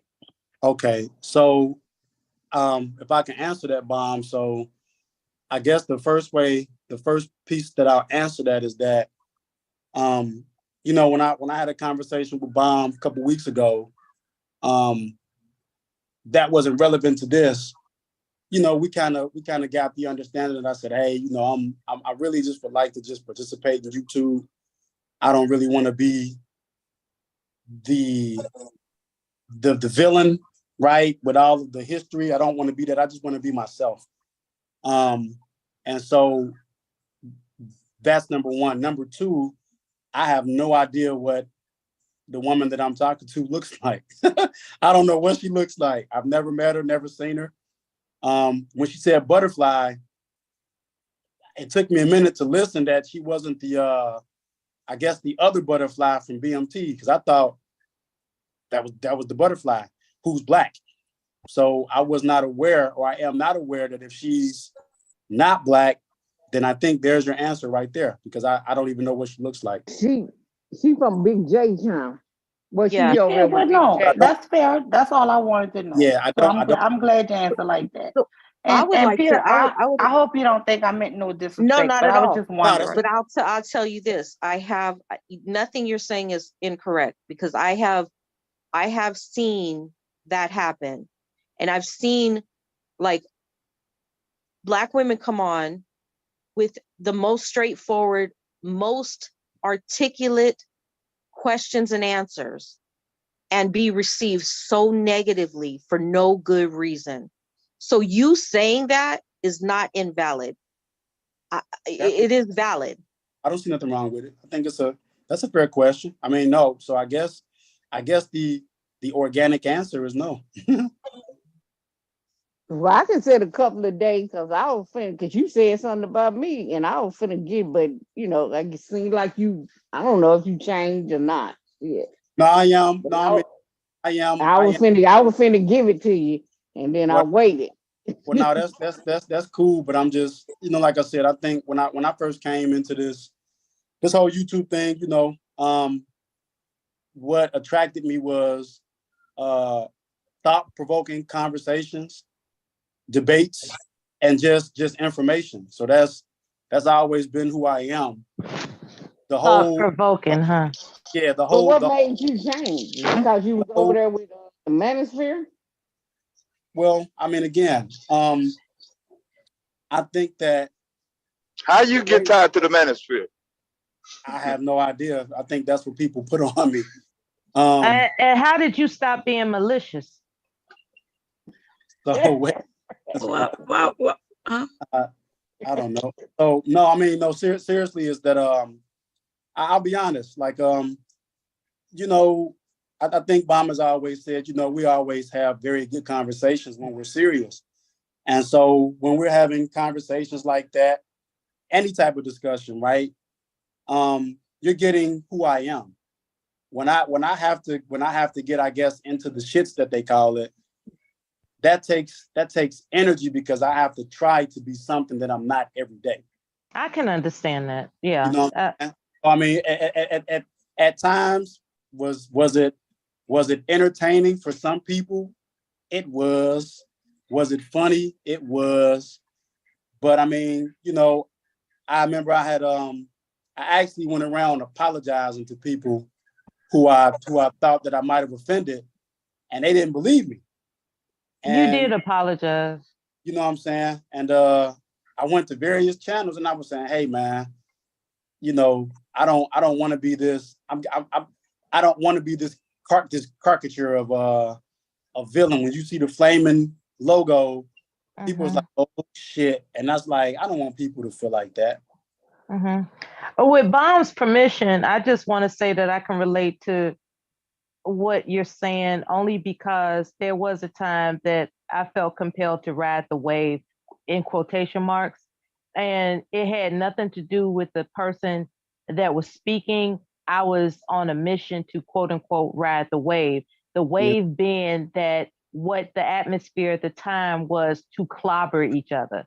And so then when you get a reputation of being so evil, right, and how you get down, you think back to it, it's like, that's not really who I am on a day-to-day basis. Like that's like, I don't go around looking to, wish harm on people. I don't go around looking to say, low down crazy things to people. So what is it about participating on a panel and somebody agitates me or whomever, that might relate to this? what is it about that scenario that brings out the worst in you? Can you explain that? What is it that made you say to me that I have whatever it is you said about me? And because I'm just going to keep it on you and me. I'm not going to bring other people into it out of respect. But you and I have said some really awful things, and you specifically can expound on what was it that made you want to ride the wave to just say, hey, I'm going to get as low down and dirty and malicious as I can to embarrass this person. What made you do that? Survival. Survival. Being able. I mean, I think, the way that you just framed that, I don't think nobody could have framed that better than what you just did. Because I'm Mella. Miss Nobody? Well, hold on. Even the baby liked it, because the baby hollered out. Hey, Mella, I love you, Mella. I love you, and I love everybody. I truly do. I think what's really great about what you said, Mella, is that was the environment at the time, and it was propelling. It's propelling. Yeah, well, I'll put it like this. A lot of it, again, like I said, I had to be somebody who I'm not in my everyday life. And, when you got 150 people in the chat room, it becomes kind of gladiatorial, right? Where, good word. Uh-huh. You have people who they want to see the persona of Cyber Supreme going to the max, saying things that nobody else will say, being consistent, and just people would come just for that, and I understood it. And then the survival part is just like, it's like when we were in school, when you juging or joking back and forth, you don't want to. It's kind of like the whole purge, right? Kind of those principles that the purge is built off of. The purge is built off of two opposing people or groups of people jugging back and forth, being probably who they are not every day, but for one particular occasion, they are somebody else, saying things and doing things. You know why that doesn't hold water though? Because this is online, and there is the option to withdraw. That's and true.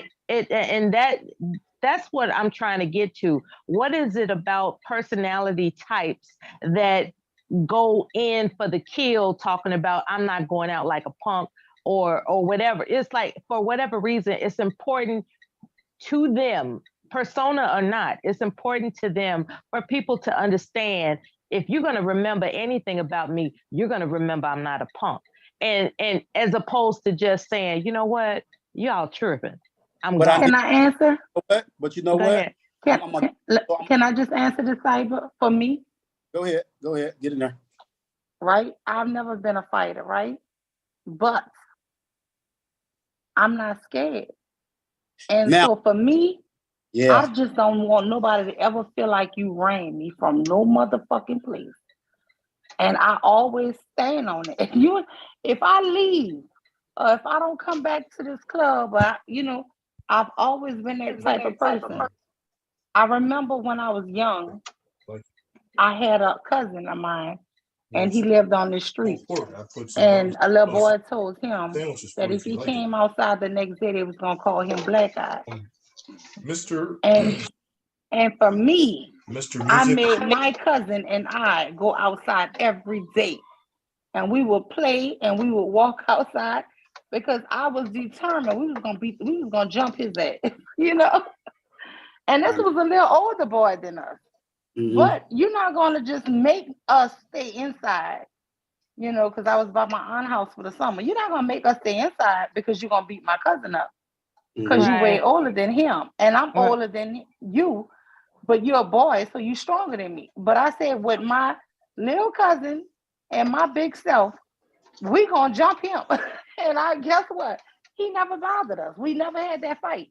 But I didn't want him. I didn't want my little cousin as a little boy to be scared that, you know what I'm saying? Like, you know, like he was by himself. Yeah, you're So not that's so me. this on the heels of what Mule said. And I think maybe this puts it in perspective. You know, sometimes I needed you don't think I needed that? I needed that. I needed for you to be just as vicious and cutthroat in order for me to sustain the mode that I was in. I knew it. I needed that. What you mean by that? He fed off of the he was. Go ahead, baby. I'm sorry. No, you're on the right track. I needed.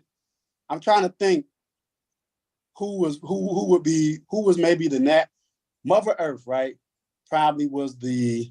He needed somebody to pick up what he was putting down in order to fuel him to go forward even more ferociously. It's like if nobody, if say for instance, whoever he's about to bring up, if that person said, you know what, you crazy, I'm gone, he wouldn't have had any fuel for his narcissism. There's you no know fuel. what I'm saying?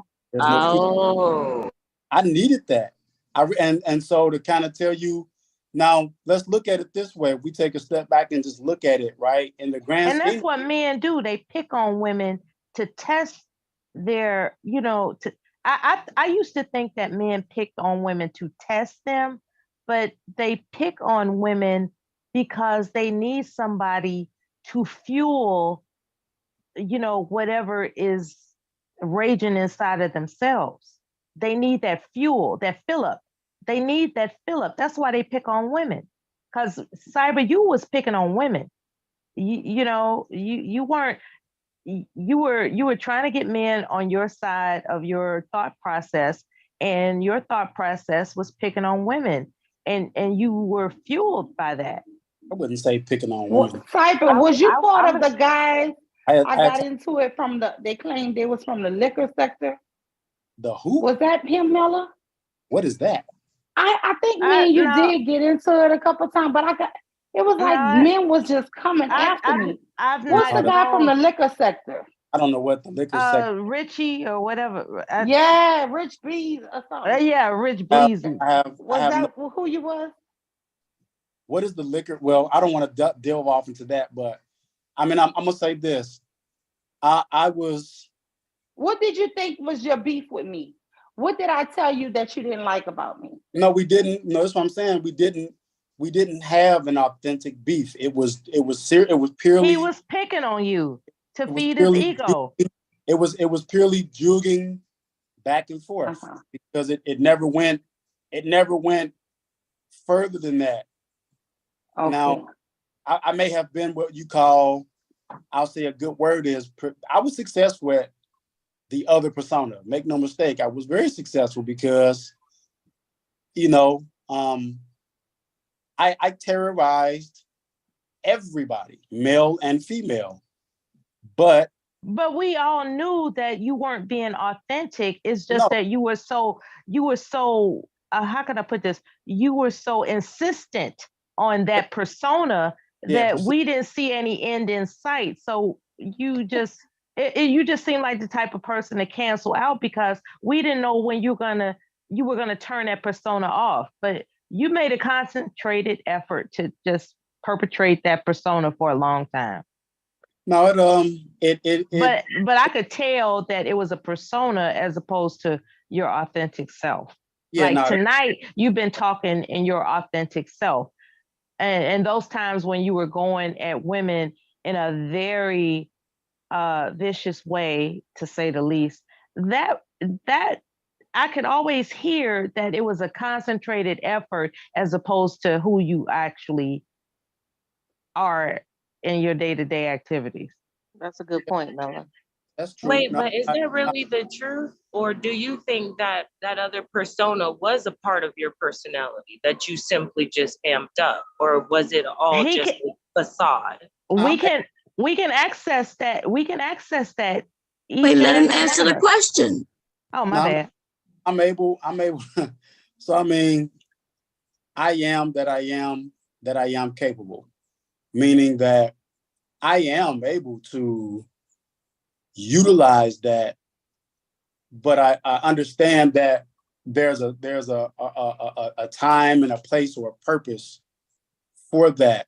But there's also, you know, being really transparent to you, that being like that, really, I have to, I needed like a buffer time. When I would get off of this YouTube stuff, I had to have a buffer period between that and then daily activities, daily life, because, and I'm being honest, and this is just me, maybe nobody else will say it, but it's like, I had to make sure that I didn't carry cyber lion, cyber supreme. I didn't carry the fire into the real world, because it would be, so you were being fake. It would be destructive. It would be. So you were preaching destruction to other dudes, but you didn't take it into your own life. I mean, there were times where, in real life, if I had problems, it was probably comforting to go into cyber mode or supreme mode or fireman mode. I call it fireman mode. I don't know, fireman mode, and crush people, or look to be crushed so I can do some crushing back, right? But there were days that when I would have those type of interactions, those really fiery interactions, and, you know, granted, I'm using my programming background to generate thousands of accounts, and I'm saying things, and I'm poking at people. There was a part of me that. Let me ask you this: did you look forward to it? Because that's the difference between a psychopath as opposed to somebody that is just surfing. Before you got online. Yeah, did you look forward? Like, I'm looking for somebody, you know, were you hunting? Were you hunting for a conflict? Or did you just say, since I'm caught up in the mix, I'm going to do the most? No, it's the latter. I mean, before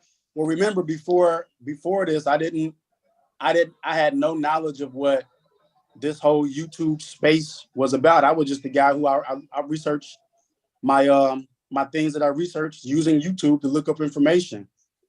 I discovered O'Shea the Duke Jackson. I discovered the things called the Sunday Rumbles, and they were entertaining. And then I discovered who the Taz exclusives were, who the CDs were. And as I listened to them, I said, "Oh, I think I want to weigh in on what they're talking about." I disagree. I had no idea that there was a whole other universe where people would and could get gridlocked into these battles, and I had no idea that the rabbit hole existed like that. And so it's the latter. I mean, to be honest, if I had my choice, I wish that the original Black Brain Trust was still the way it was before it went a little wacky. I really enjoyed talking about business and tech stuff and nerd stuff and political stuff and just discussing things. I enjoyed that, but that went off of the rails. And then I got led into other channels, other areas, and things started to change. And I'll admit to you, I got caught up in it. And in order to survive, like I said, I had to be able to adapt to the environment, which I'm able to do that. I adapt to my environment in real life. Does anybody understand where he's coming from? Because I do. No, what was going to happen if you didn't? No, I don't. Because I get what he's saying. I get what he's saying. Because I feel like anybody that is a content creator as well has a persona. Because a lot of times you don't come in with your authentic you. That you just don't on social media. I don't know. You have to have some sort of relevance to something. I want to. I mean, I get if you're trying to copy somebody I off of came TV. in pure with my authentic me, and that's who the hell I am. That's all I Hey, know. Devastating was talking. What y'all didn't hear him? Oh, okay. No, it's you got Go to ahead, delay. No, I was saying, I just kind of find that some difficulty in buying into that because I'm coming in online based on nobody else. No, especially no other dude. I'm not coming in trying to act like no other dude. Fuck. That's Devastated. You have like maybe 2 decades of experience.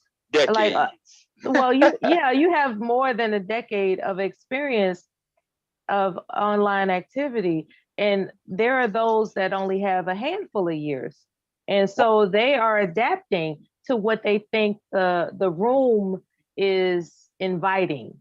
If the room is inviting conflict, they're going to adapt their persona to participate in conflict. If the room is inviting educational information, they're going to adapt their persona to that. It's about adaptation. And you have grown past that. You don't have to adapt to a conversation. You are so skilled that you can just be yourself.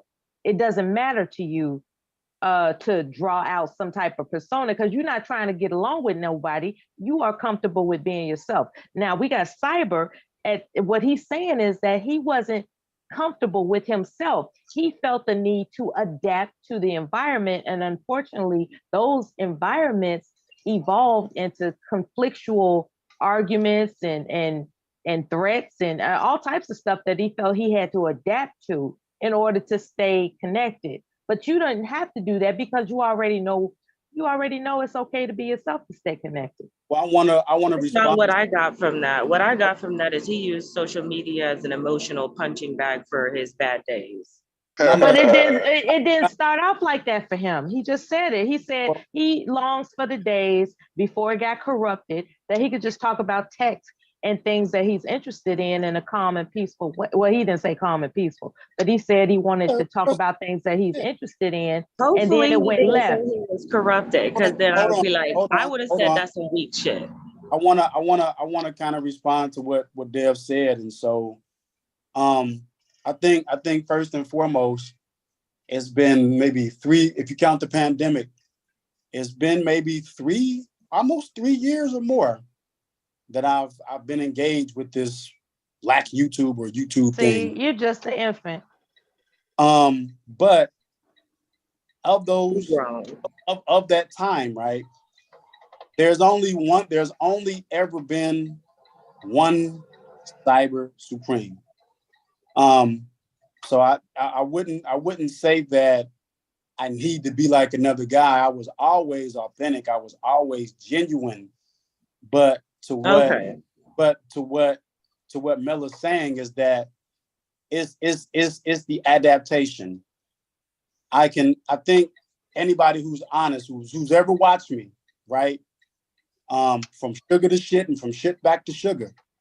If they're honest, they'll tell you that if you got down in the maggots and the shit, I'm not only going to get down in the maggots and shit with you, I'm going to exceed you in the maggots and shit. If you don't get into the maggots and shit, would you consider yourself Wait. Let him finish what he was about to say. If you don't do what? Yeah. If you don't do what? Yeah, if you don't get into the maggots and shit, then I'm not gonna get into the maggots and shit. If it's peaceful. Oh, wait. Okay, so you're saying right now to everybody that you only mess with people who mess with you. So how in the hell me and you ever was fighting then? Because you ain't gonna be able to prove not one time that I said something about you. So I think the way that the previous history, how we actually got into it, I think that came on the back of somebody making a statement that they purported that I said that wasn't true. Like I remember vividly when people were accusing me of literally sending things like pizzas and shit to your house. Dude, even before that, you was on your channel talking about my grandson. You forgot that? Out of the blue, like one day you was over here talking on this panel, and then the next day people was like, he's over there talking about you being naked around your grandson.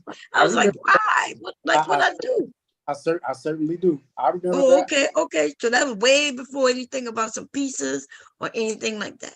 It was. I think we had gotten to a faux, and I call it a faux because it wasn't real.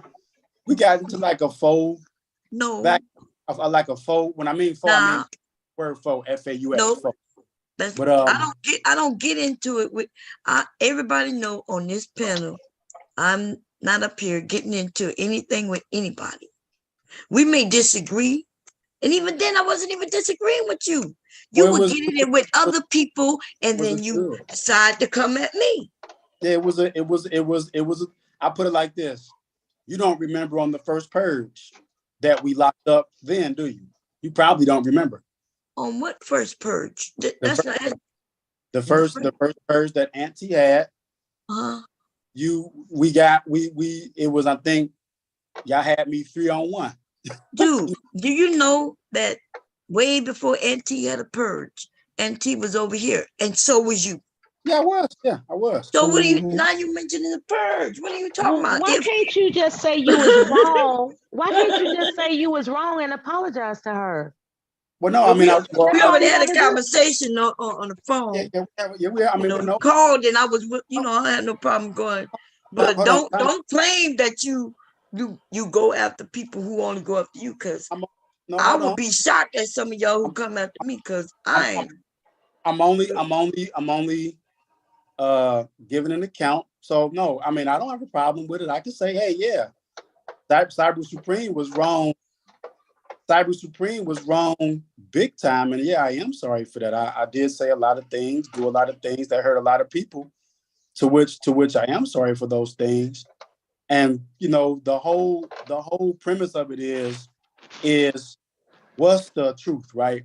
Because people, you got to think. You're about to put your foot in your mouth, bro. Slow down. Slow down. You said enough. Okay. Be like, we wonder when the old ice was gonna come back. We're not pressuring you into I'm just saying shit on sugar. Okay, we're not pressuring you to do that. Was you one of the guys with David Johnson? Was you one of them with me? He was over David Johnson. Oh, that's what it was. Okay, I'm trying to remember. He was influenced. Yeah. There was no influence, because sometimes I put David Johnson in the back of the taxi cab and drove his ass. So I remember one time we made, what's that guy name? Cerulean Gray.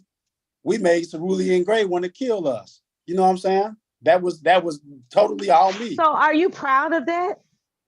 This what I was trying to say was that. Yes or no? Are you proud of that? Well, hold on, sweetheart, please. I guess that's a yes.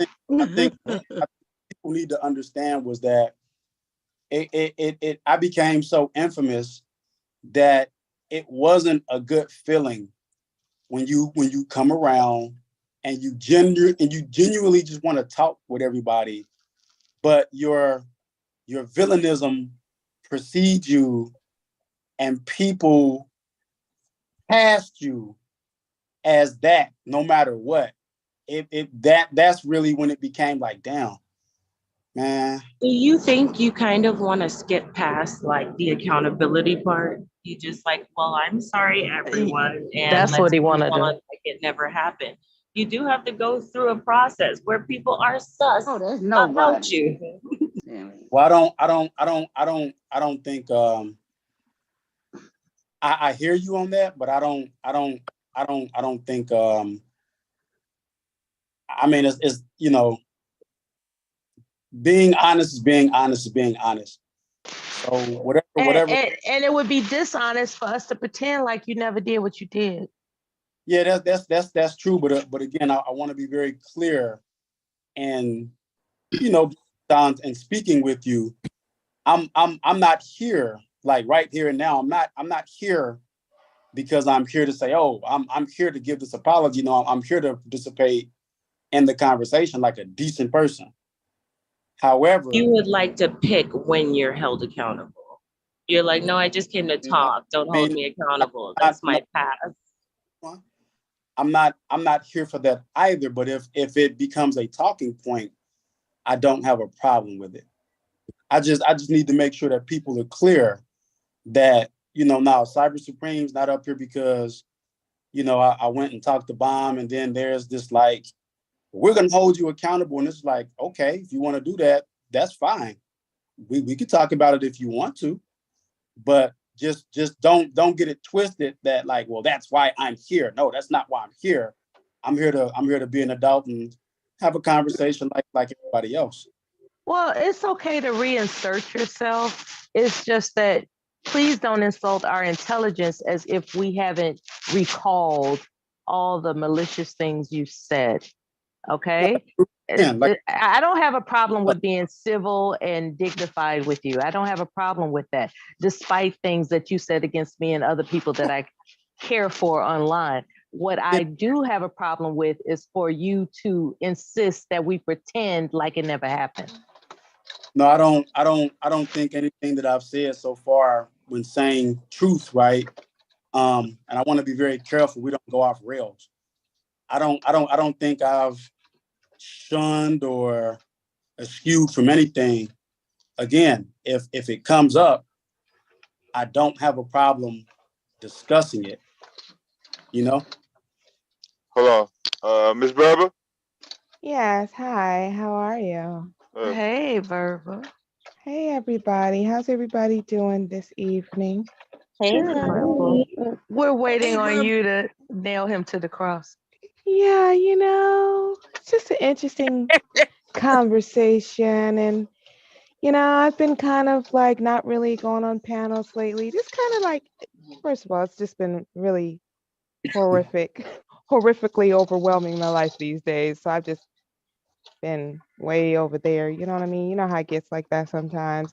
Where's my Bomb sister? Where is she? You know that person that came up in their real name? Just now? The last person that just came. Yeah. Change your name, whoever just came up. We don't want to say your name because we don't want to dox you. You can hit change name. Like what tell them how to do it because I can't see. Hit Who is it, first of all? They, Yeah. Are they there? When they change it, we'll know. Bomb, what are you creating? What is that for? Oh, this is gonna be put on different things. Like I like it. Everybody voted. Everybody voted on this one because I had a. I like it. Like it? Yeah, that's cute. I like that. I'll put that on a sweatshirt or hoodie. It is cool. Yeah, it could go on hats, shirts, anything. I can make patches out of it. People could put it on themselves or whatever. So they voted on this one when it was yesterday, y'all, or day before. Yeah. Yeah. So I had to make it small because I'm making something for Devastating, and I had to redo it to make it smaller. That's why I'm doing it again. Oh, okay. Yeah, that's hot. I like that. That's cute. That's real cute. I think the background you have it in that turquoise. I would want mine in pink. No, I'm taking that off. Oh, I had to just switch gonna be it. the ball? Yeah. But I had to separate it from the other color because I need the white. It was white. Oh, okay. So The that's white just around the bomb. Right. And if I would have not put a strange color, then it wouldn't. You wouldn't see it. I wouldn't be able to get the white. Yeah. You'll see it, man. I understand what you're saying. Because the background is all white, so you wouldn't be able to see the outline. No. When I go to stitch this, and I tell it I don't want it to stitch out the background, which was white, then it won't stitch out the white on the bomb. Right, the white that outlines the bomb. Yeah. The white, the white. That outlines it won't stitch out the right? white. It won't stitch out no white if I tell it not to stitch out white. So I have to make the background a whole different color. And what I'm gonna do is say, don't stitch out the turquoise, and then it will stitch out the white. See what I mean?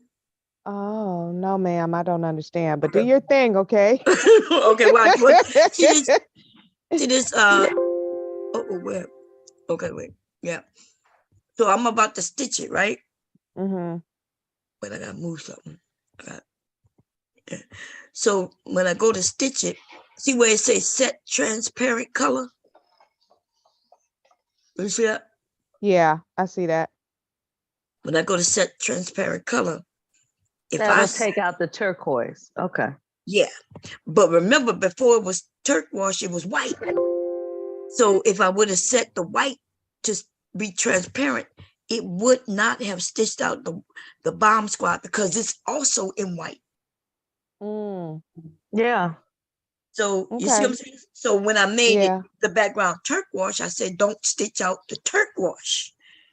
And now the bomb squad. Yeah, so that's why I made it just a weird color. And now you see it stitched out here, and it stitched out the white, the black, all of this. Except it did not stitch out the turquoise. The turquoise. So the turquoise won't show up, but everything else will. Yeah. Okay. But if I would have kept the background white and said don't stitch out any white, because that's what I would have had to do. I would have had to change the color of the bomb squad because it won't stitch out no white. Yeah, So that's why cute. I do that. I like that. That's cute. Yeah. So that's a sophisticated program right there. Mm-hmm. It's all fancy. Yeah, actually, the background don't look bad at all. Actually. Hey, Verbal. Hi. How are y'all doing? You miss me? Y'all miss me? Yeah, we miss you. We miss you. You know we miss you. It's okay to say no. I So I thought just Verbal, came up I here thought she was because coming up here to wreck some shop. I'm getting there, All honey. those in favor of missing Verbal, say no, I'm just you know, we just in the No, don't preliminaries. say ass. Say We just in the, why. we just in the preliminaries, Miss Mule. We just in the preliminaries. She's You know just what I'm getting saying? warmed up, baby. You know what it is. Just sticking my little toe in the water, just easing myself on into it. But I heard that there was an apology tour going around, so I came up here for my apology. Tour? You on deck? Cyber, I you on came up deck? here for my Where's your apology. apology? Cyber, are you there? Yeah, I'm here. I'm listening. Where's your apology? Yeah. Somebody say something like, hey, what happened?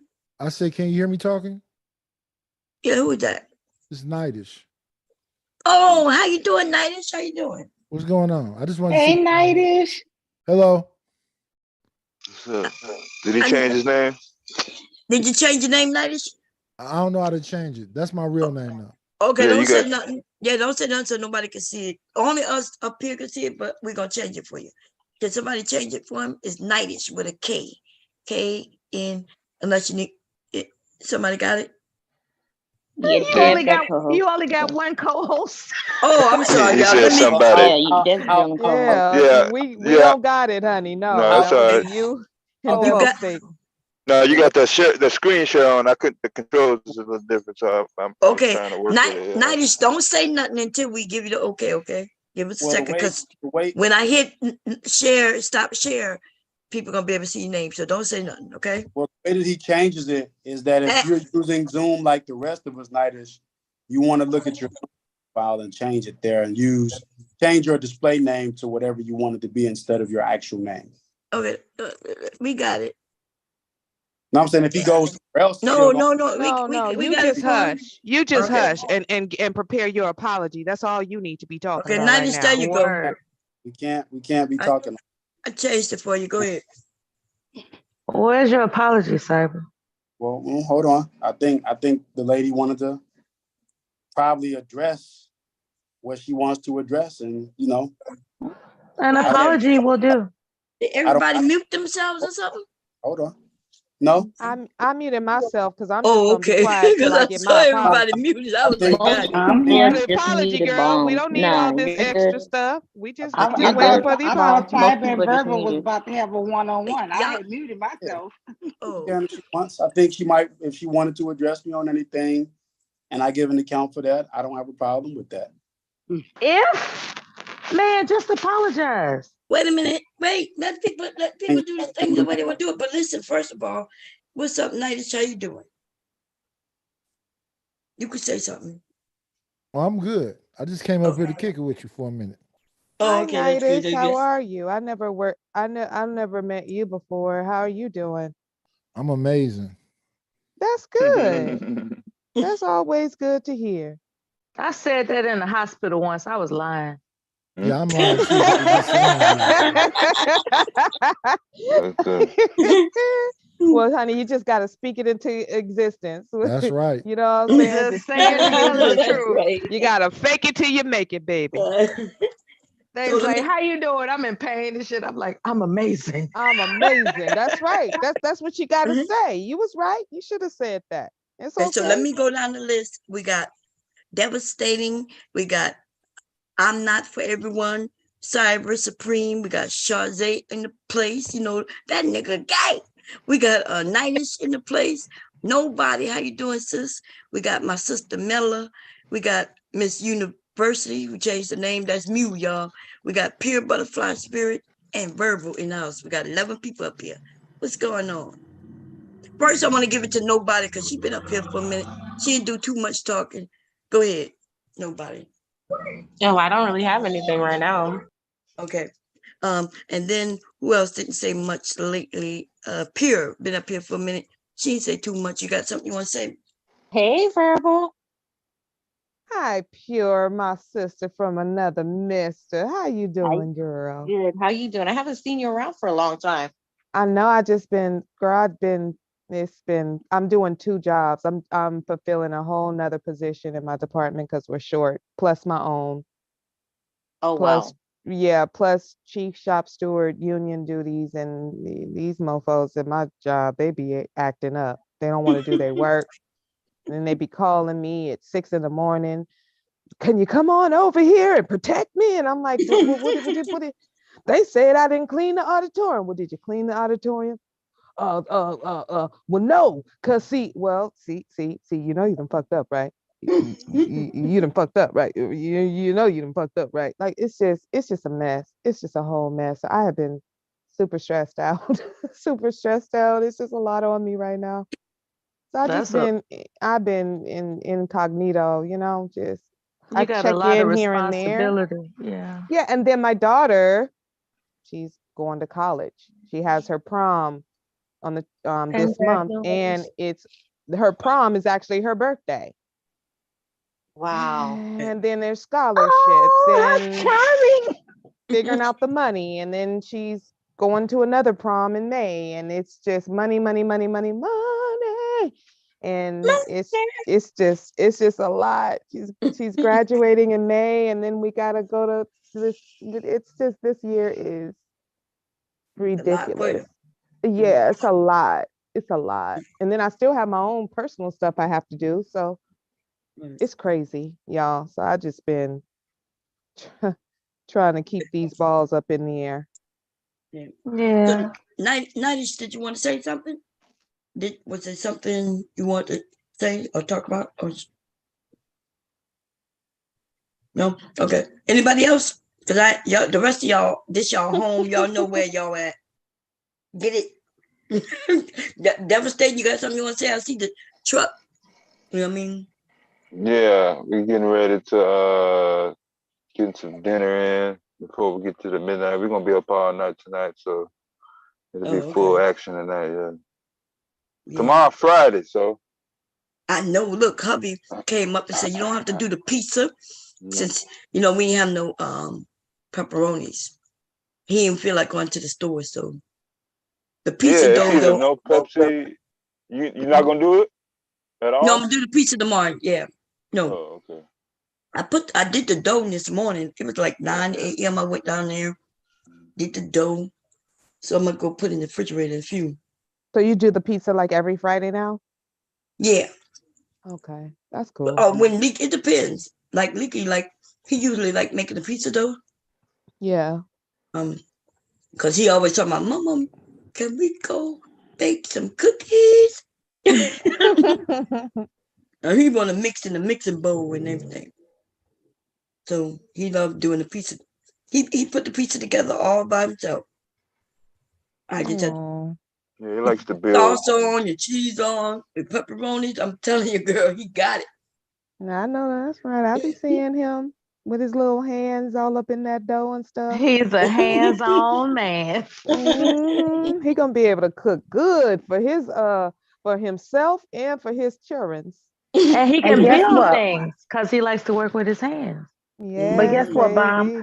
Mom? I showed my husband your video of the French bread, and we was watching it together. And I told him we making it. Oh, okay. I told him I wanted to make that. Yeah. I made French bread yesterday. The shit was good too. But the one I did, that's the one I didn't have thick bread. You know that, right? So they were Yeah, but that's the slices. one I need for to make my shrimp po' boy. So I don't want it thick. Oh, you talking about the French bread? Wait, you talking about Yeah. the French bread? Oh, okay. Yeah. I thought you were talking about. I'm sorry. I made French toast yesterday. You're right. Yeah. Oh, the French bread is good. Yeah. I love French bread. Yeah. Shrimp po' boy, huh, Mule? Okay.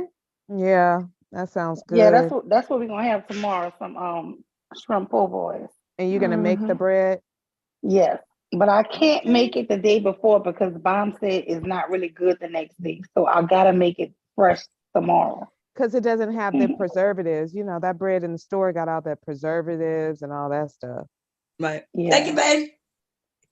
Yeah. Yeah, that sounds good. When I get some time to myself, I'm and it's I was telling Mr. I Am that going into this new season of my life is bittersweet because I've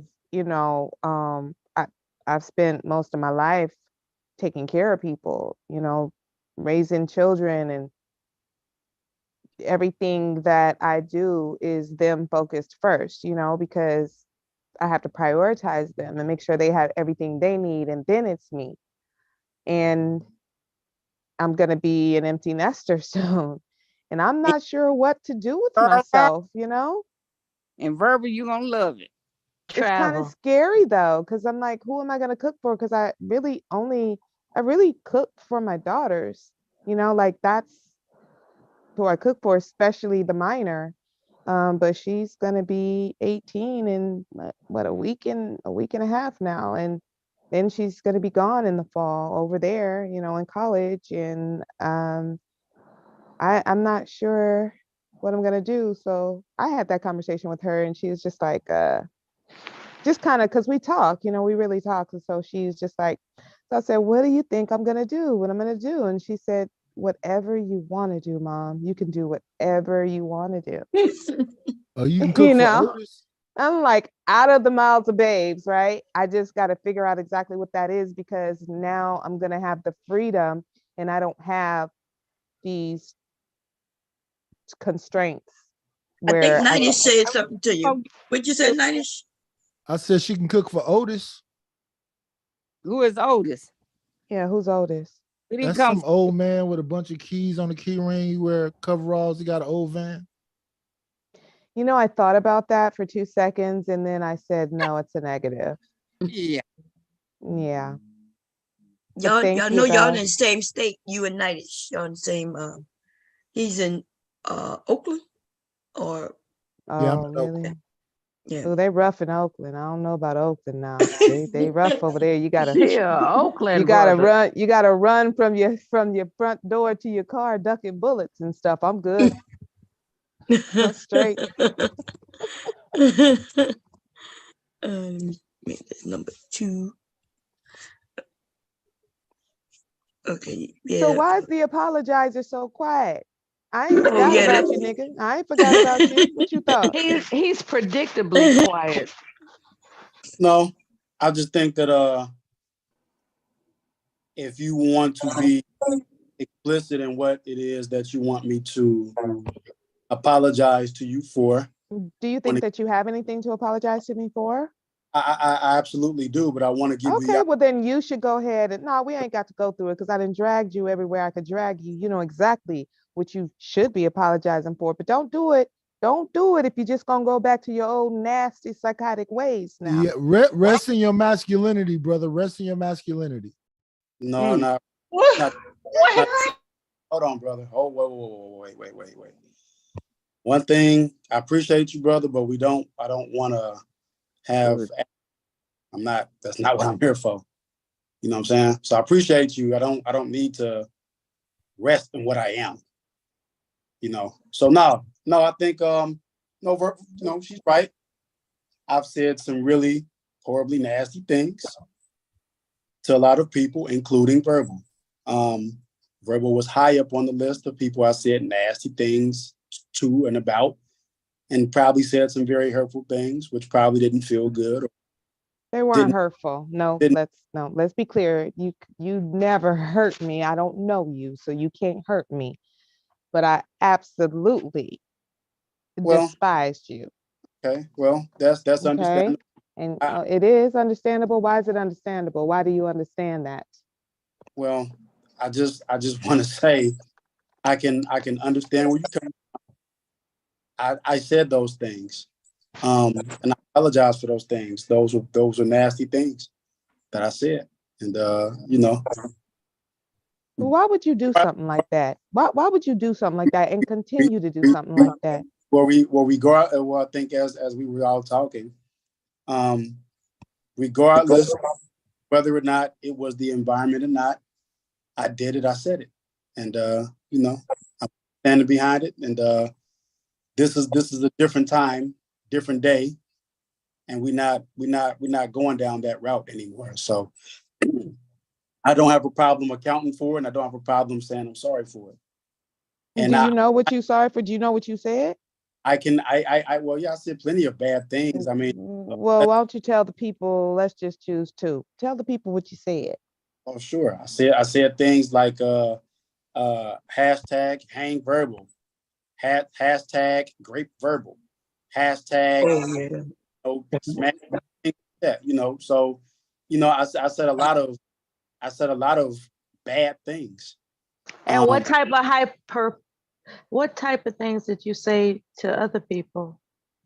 Well, I don't want to delve off into that because I think I want to just afford Verbal her opportunity to give the same opportunity I gave to everybody else, which is to stand up, and to account for whatever it is I might have done and or said during the time that I said it.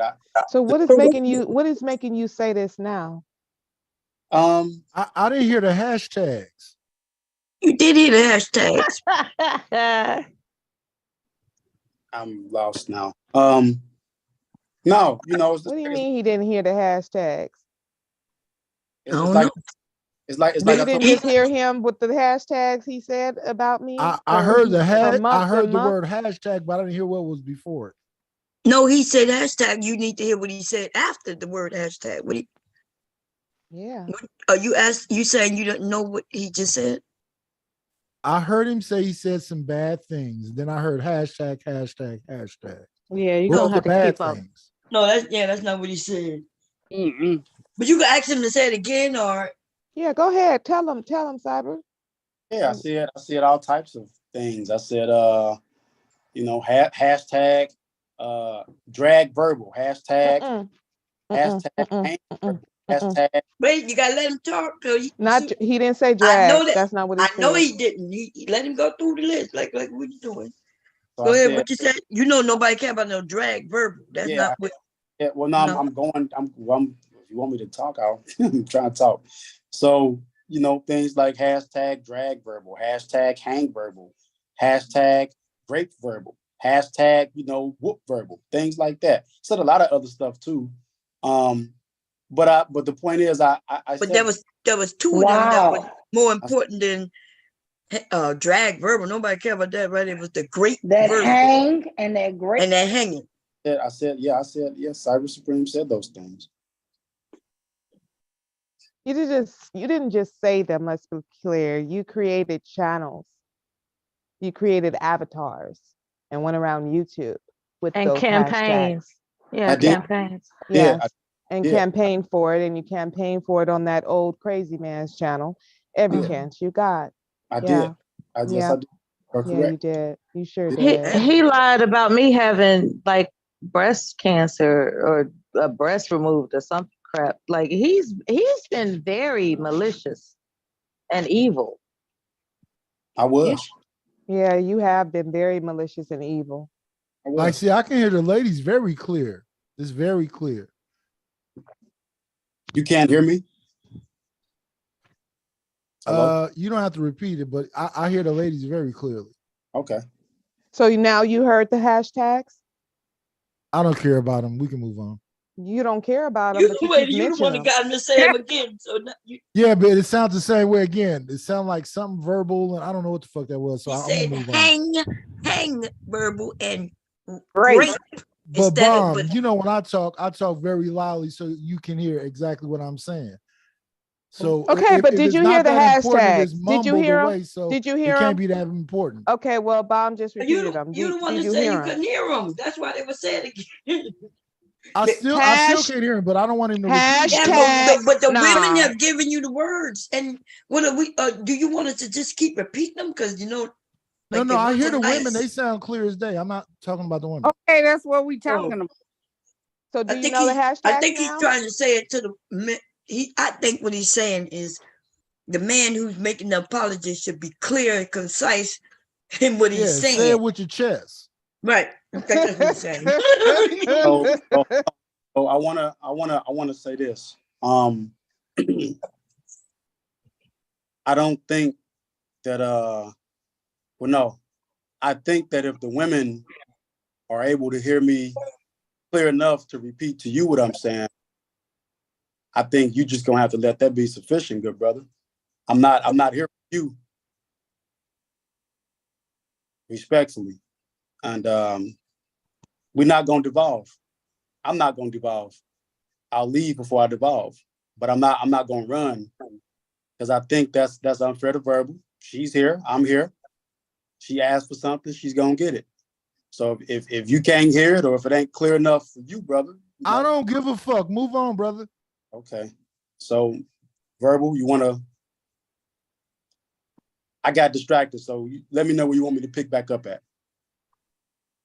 I mean, you just pick back up after the hashtags. I need to know why you thought that was okay. Well, it wasn't okay. But why did you think it was okay? Well, again, as we mentioned here, in the environment that we were in, whether it was right or wrong, I simply said those things in the moment while we were doing. What type of environment would cause you to say something like that? The environment that we all participated in. No, because we don't be participating in no environments where people are thinking that's okay to say. Like, you're the only one who's ever said anything like, and to be clear, yes, I've been on your head, but I've been on your head because of those things. I've been on your head because of the way that you talk to women and the nasty things you say. Do you know how despicable you have been towards Trinity? I mean, disgustingly despicable, to the point where they adjusted that old crazy man's channel because of you.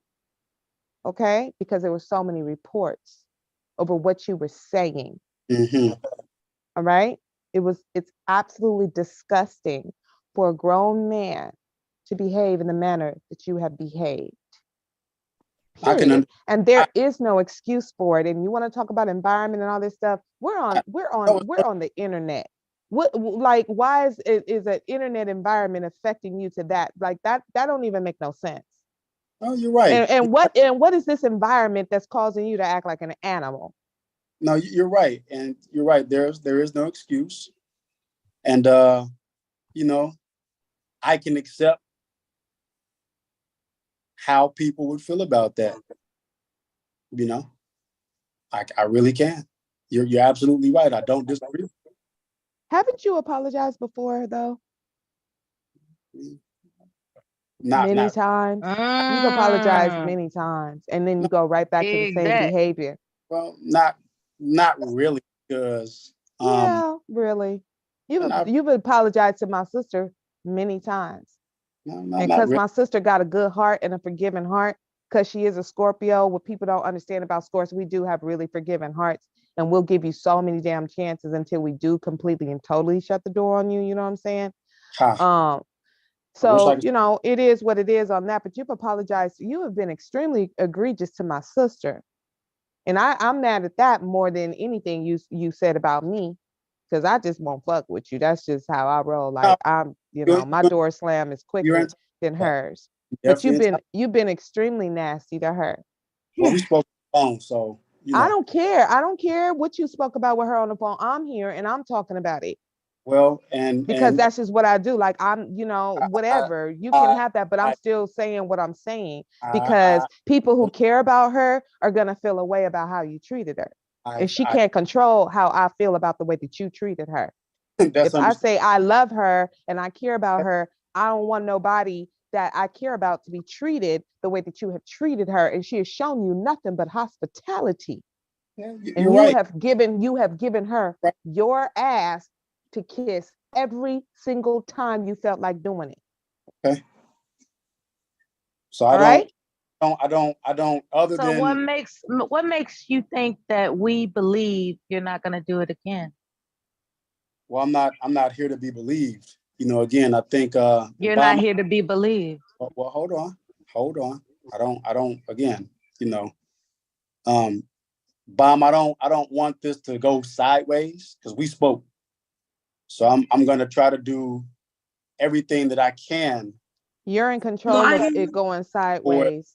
You're in control of it going sideways, because see, we're adults and you're an adult. And so if you're saying that you're making attrition, that you are contrite, that you are sincere, then you should be able to stand up to the questioning and take full accountability, because nobody's cussing you out, nobody's dragging you, but you want forgiveness, it seems. So then there are questions that people want to ask, because you yourself have said the things that you have said and done to people who have been nice to you are egregious. So you don't get to just come and be like, well, I'm sorry, and everybody's supposed to be like, oh, okay, let's kiss and make up. No, you have gone so far past the line that it's going to take you a minute to walk it back.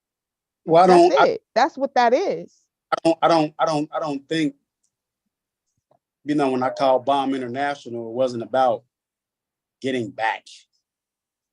I am who I am, you know what I'm saying? So I think. So are you that guy that said the egregious things, or are you the guy who's contrite? Now, like, so we're confused at this point. You are who you are. Which person is that?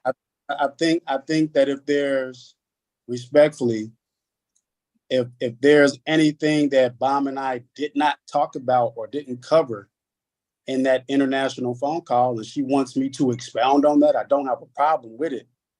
But what I will not do, and I'll be clear. What you will not do when you apologize and you sincere, right? And you genuine, right? Because if you touch her, then I'm sorry, the way that I am with my loyalty and how I feel about people that I care about, then you touch me. All right. And that's just what it is. She could forgive you for what you did to her all day. That ain't got nothing to do with me. I know, but I didn't call you. I'm questioning you about that, because when you did that to her, that bothered me. And that bothered Mela, and that bothered University, that bothered Deb, that bothered a lot of people who care about her. So don't try to act like we not in it, because we in it, because we been Bomb Squad before you was ever even thought of. So don't do that. If you are genuine, and this is what I'm talking about, that's why I came up here, because all of this, oh, I'm sorry and stuff, when someone who's supposedly so sorry gets challenged, they're going to keep that same energy and not trying to turn it up on you. But now you're being challenged, and now you want to try to wake it up, right?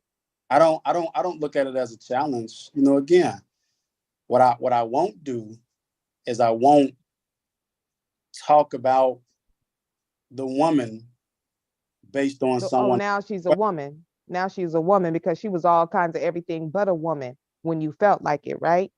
Yeah, you know, Verb. I won't, like I said.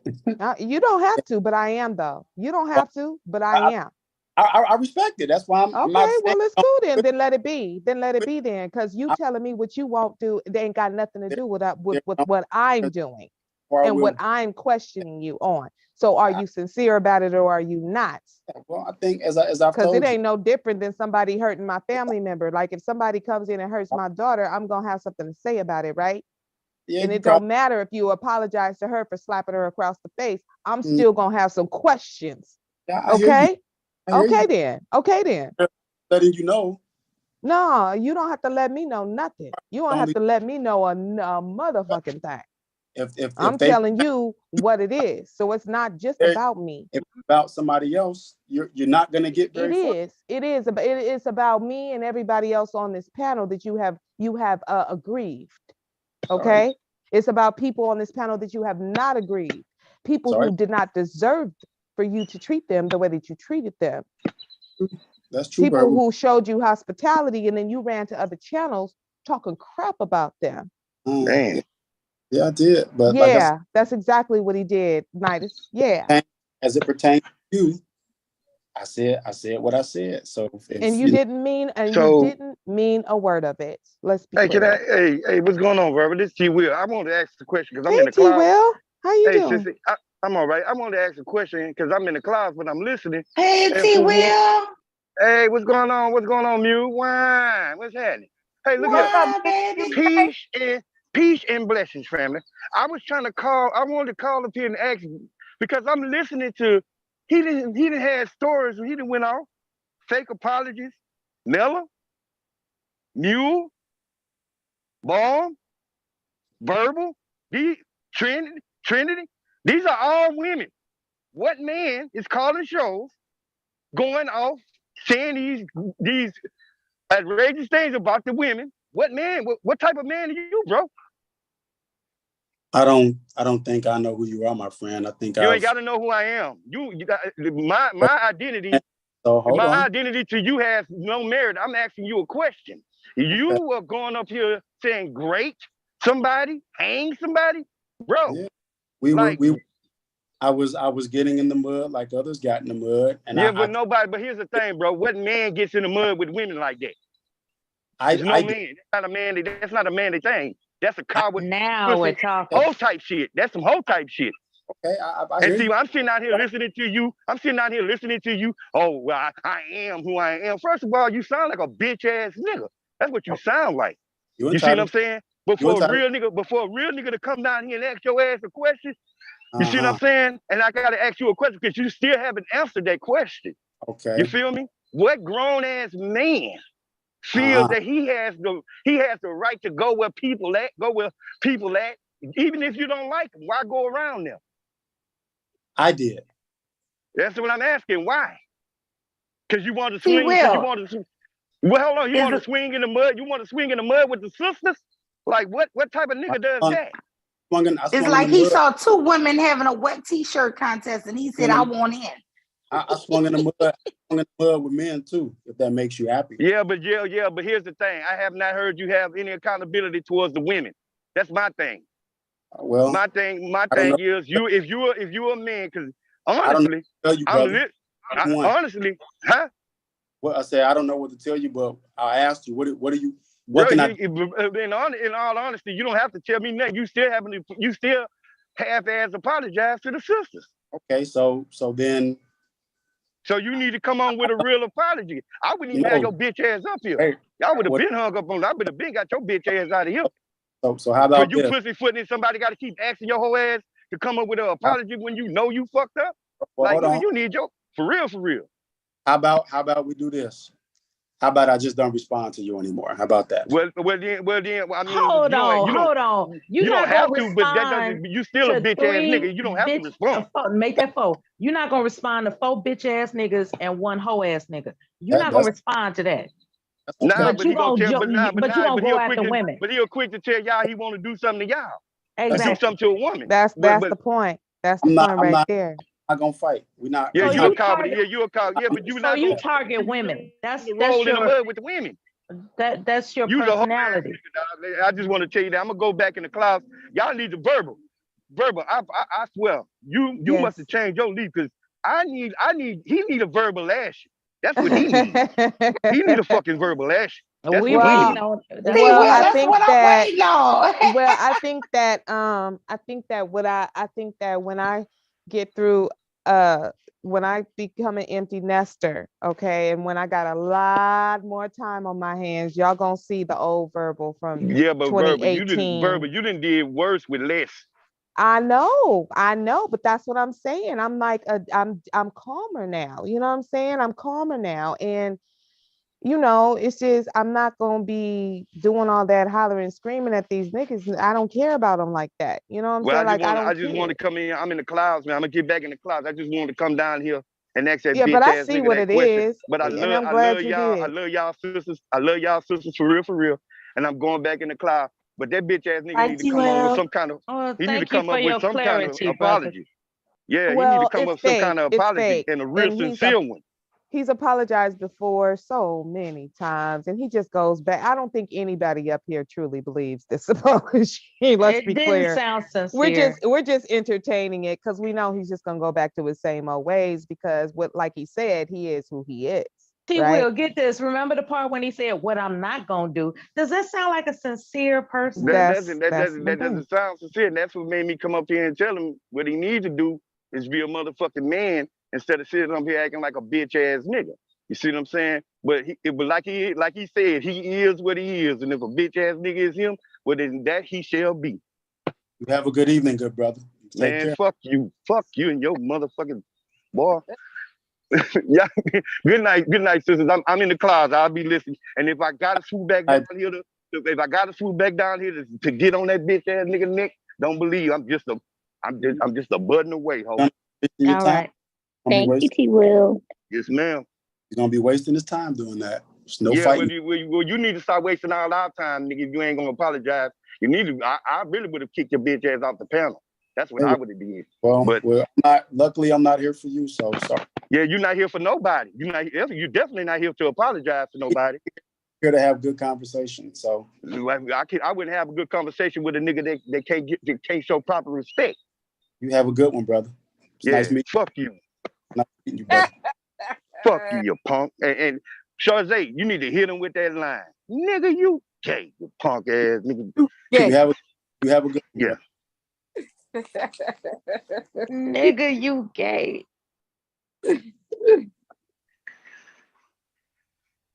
Oh Lord. Oh man. Yeah, so the apology didn't sound sincere at all because you tried to come up with this what you not gonna do stuff. People that are sincere when they apologize, they don't announce what they not gonna do. Yeah, Mel, I'm sorry. I can't get into that. I think we was doing good. Just Your ego, I think you cherish your ego above the apology. We need you to drop your ego. I just don't want to get into the show. I don't hear you dropping your ego Yeah, with this apology. I just don't hear it. I just don't want to get into the shucks and jives. I think we was doing real good. So, verbal, hey, I said some really fucked up, nasty things. I apologize for that. I'm not going to devolve further to the left or the right. It just is what it is. So maybe you won't devolve tonight, but you will devolve again. I mean, let's just be clear and keep it all the way 100. We're going to keep this a buck. You going to devolve, and you'll be on RPR's channel tomorrow, and you will act like an animal. Okay. Verbal, That's what you'll do. Can I ask him a question, Verbal, on your behalf? You don't have to. Yeah, you don't have to ask me that. Go ahead, do what you want. So listening to you saying all those horrible things. Now, initially, were you going on the bandwagon with the manosphere when they were attacking Verbal? Because they can't stand an expressive woman who stands up for herself. So my question would be, did you start up because you were part of the manosphere doing that? No, I was solo. It's all me. Self-driven, self-motivated. That was all me. Cyber has no affiliations. Stands alone. Well, he stood alone. So. But why though? What would be your reasoning for saying all those things to Verbal? Well, again, I really don't want. I think I was doing really good by just being honest about what I did. No, I'm trying to find the psychology of it. I'm not trying to nitpick at you. No, I hear I'm you. not, I'm wondering because I just don't want to get into the.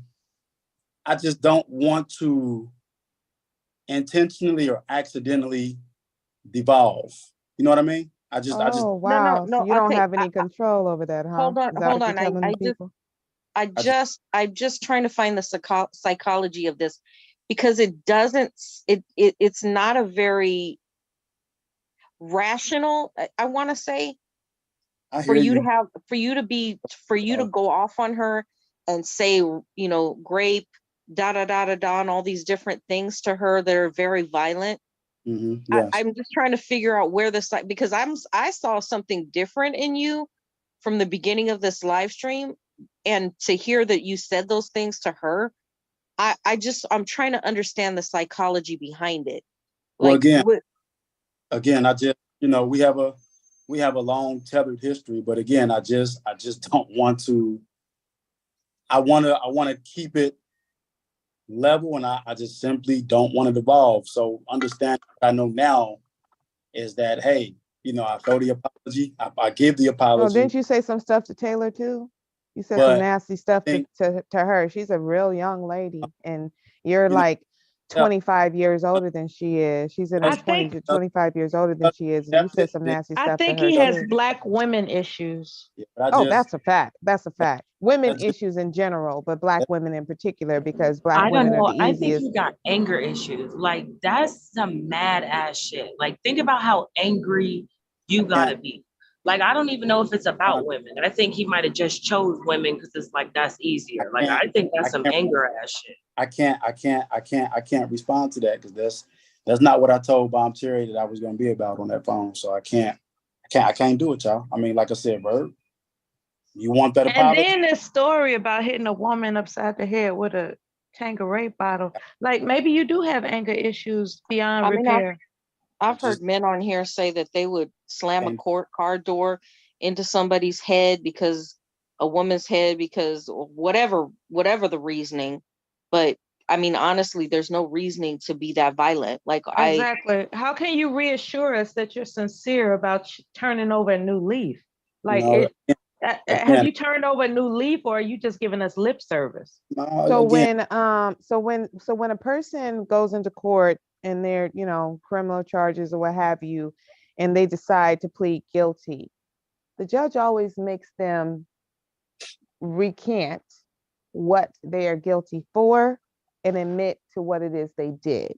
Well, they don't get to say, and they do not get to stand there and say, well, Your Honor, I don't want to go into all that. I'm just guilty, and they don't get to do that. They have to lip service. They have to recount their crimes. They have to admit to their crimes verbally in open court in front of the judge, the court reporter, and the clerk, and the deputy, and all the people sitting in the gallows. Okay, their attorneys and the opposite attorney. They have to stand there and admit to everything they have done, and they do not get to say, well, Your Honor, I don't want to go into all that now. They don't get to say that.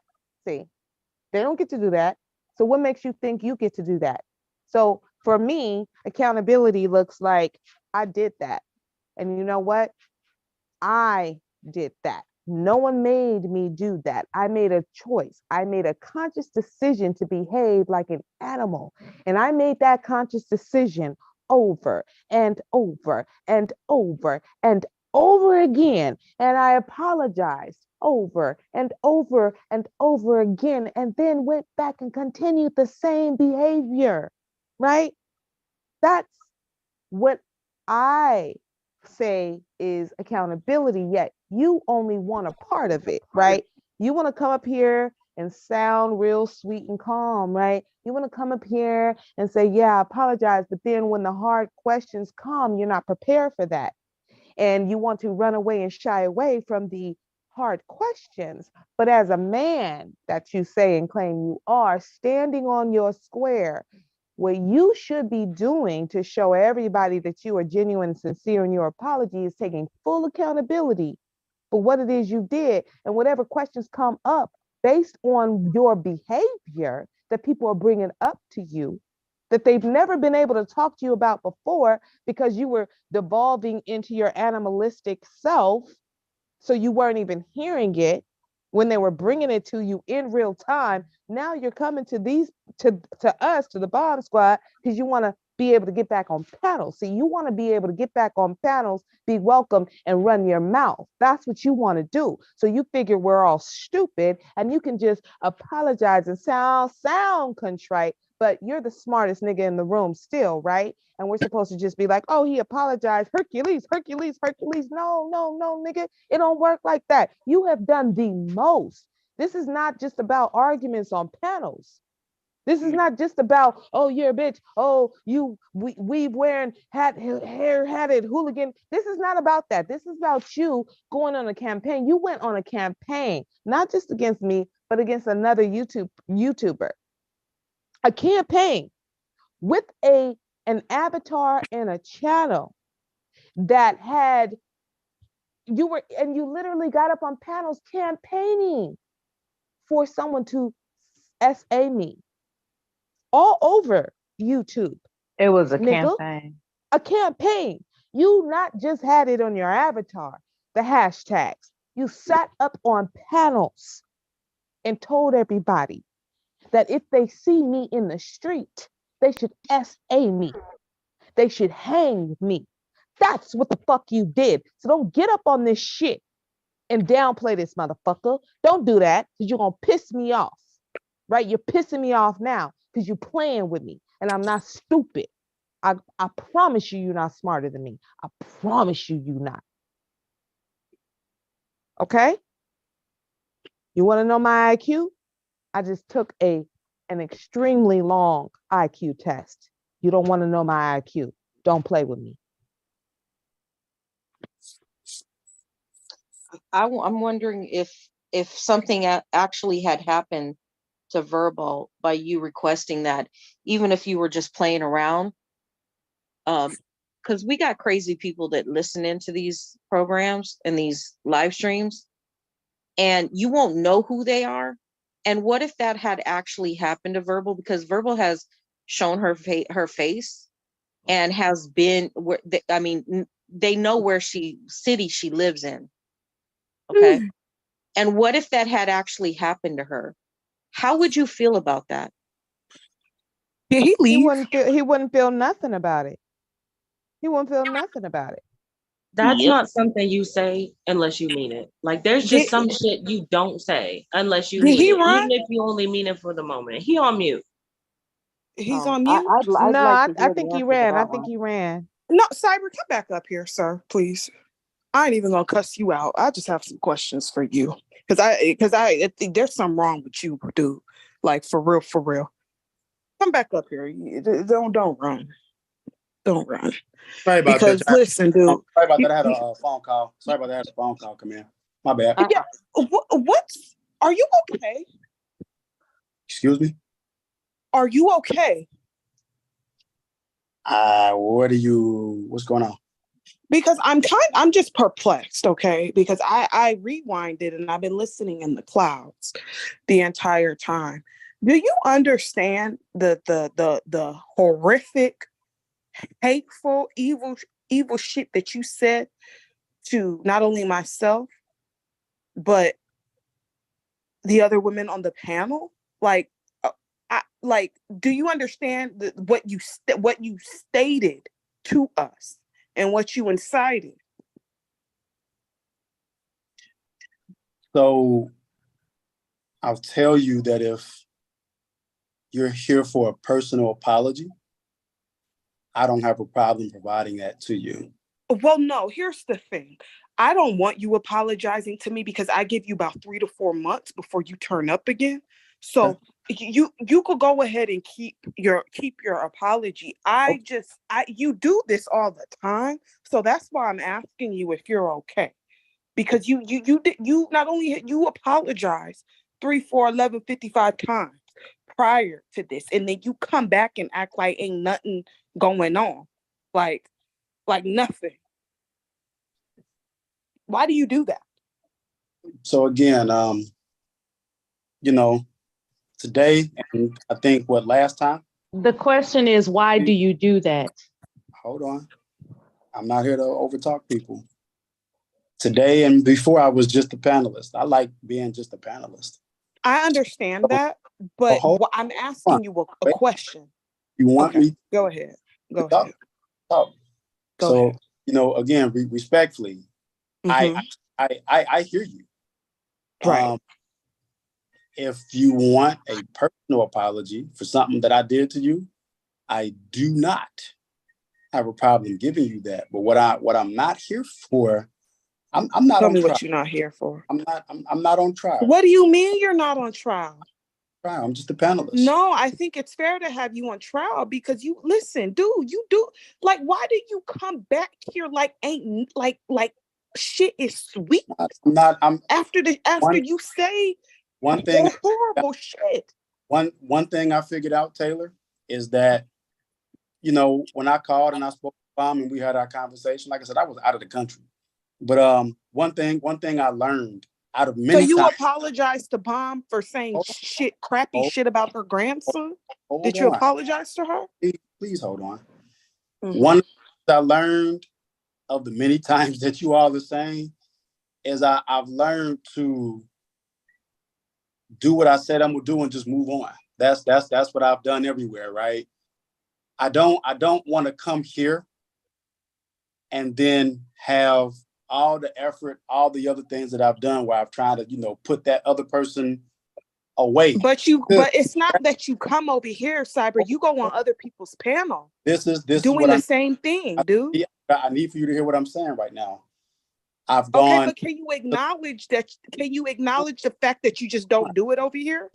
Can we talk, or are we gonna do this madness? But I'm asking you a question. Right, and I'm trying to talk back to you, but what are we doing? But you're not answering my question. You're saying a whole bunch of non sequiturs that don't mean anything. I'm asking you, are you aware, Taylor? If I can't talk back to you, I can't talk. Oh, Jesus. Right? Okay. I'm just trying to talk. I'm trying to talk to you. Right? I'm trying. But if you want it one way, I probably can't do it that way that you want me to do it. I don't want it no other way. I'm just go ahead, Cyber. I tried to say to answer the question. Go ahead. I've gone to many. I pulled up at what's the freckle face guy name? Shit. I don't forgot his name right now. He's always over there at RBR, the black guy with the dreads. I pulled up to him, and Mo Del Grease or Maurice Del. I pulled up on his live stream, and he cussed me out for a few times, and eventually I said, "Hey man, you know, I jabbed at you, I hit you, I fucked with your avatar, I did a lot of crazy things." I said, "Hey man, I don't want to do that no more. I'm not with that. I'm tired of that whole negative cycle, like that whole all of it. You know what I'm saying? I want to distance away from it." I went to many of your panels on that, and you're right, I get it. It's a lot of people who even have tried to bait me to go back into it, but they just ended up frustrating themselves. I'm just like, nah, that's not who I am every day, bro. Like I like the conversations. Granted, we'll agree to disagree, but I just like talking like everybody else likes talking. So that's why I'm telling you, like, yo, if I came up here to be a panelist just to participate in the conversation, this not going to be some tribunal or some type of trial. It's just not going to be that. It's like Mela says, I have the choice to walk away, but I'm here. You want to put Mela in your mouth. Okay, listen here. Let's talk about how it was a punk ass move for you to just exclusively attack women. That's the common denominator. You were attacking women. There is something very punk-ish about that. Like men too. What is it about you that makes you such a punk that you want to target women? I can't jive with that. I can't. You didn't. That's you your really pattern.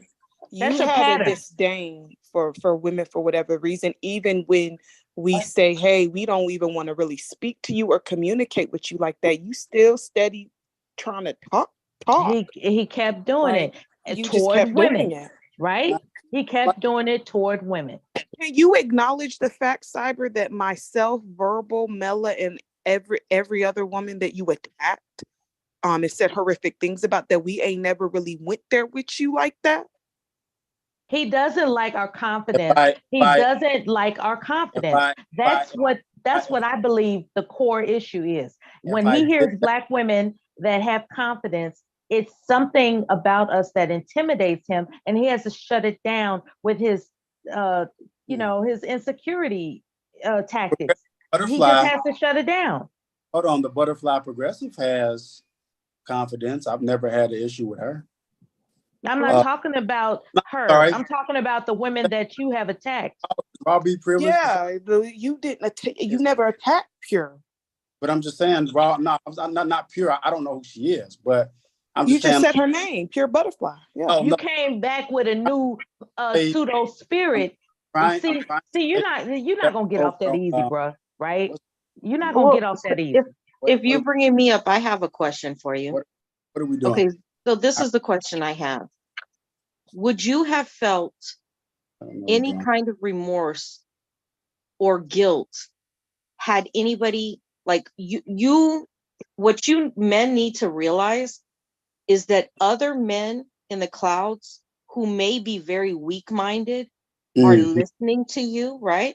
Mm-hmm. So you may personally be, getting with the shits or being, what you consider joking around, but a lot of men take that shit serious and they feed off of your energy as a man, and they may look at you kind of like idealistic on these panels. And what would have happened if somebody went up to Verbal and did exactly what you were joking around with, right? So I need a really solid, like, sincere answer for this. What would you feel if that actually had happened to her? Because that can happen. I would have felt. Because you don't know who's listening to you. I would have felt bad. That would have been very unfortunate. You're right. Absolutely, it'd have been totally unfortunate. So, do you understand as the reason why, our attitudes towards you, even that you come back and you're I guess you done been baptized by the Holy Spirit? I don't know. Do you understand why we kind of are a little bit standoffish towards you and really don't have too much to say to you, even on a conversation level? I do understand along the same lines. I'm just keeping it strictly conversational about, the topics and the discussions. I'm not, as I said, I'm not. But that's what we used to. That's what we used to do. We would be on topics for a while, and then all of a sudden, out of nowhere, you go on another channel talking shit. The very next day for no reason. For no reason. After you show him the utmost of hospitality, Cherry, there are only a couple of channels that, and Pure asked him about the Manosphere. Pure, the Manosphere don't fool with Cyber, honey. They don't. He's been over here with us for a while. Yeah, and then he turned on him. Yeah, he goes. I think I remember him going on. I don't know if it was Rude Amp's channel. He's on RBR's panel all the time. Well, no, I think he's been a few places because I think I've run into him either at Big J's channel or Rude Amp's channel somewhere. Yeah, I don't remember. Yeah, by Rude. But that's because Ruby over here. You see what I'm saying? And he's tried to get on my panel before when I have held lives, and I just don't let him up because I don't fool with him. I don't fool with him. So even though Cyber, you want to have conversations now and you just want to be a panelist, really, we don't want to really talk to you like that, because even when we try to talk to you on a conversational level, you just take it too far, dude. Well, and it's just so unnecessary. Bad blood, brother. Hold on. So this is what I'll say directly in response to you on that, Taylor. I think this is probably just the second time I've called in and some spread out time, right? Based on whatever subjects, good conversation we were having. I think my focus is really if and when I hit the link, good hosts pass me up and I participate. I'm really just focused on working in that space, not doing too much, not doing anything outside of that. You know what I'm saying? So I hear you when you're saying like, well, we don't want to talk to you. But I mean, you know, respectfully is that, you know, if the host bring me up, it's not about me. It's just about being able to participate in the conversation. If she feels, but it seems like you think that Bomb can control how we feel about you. Bomb can't control how we feel about you.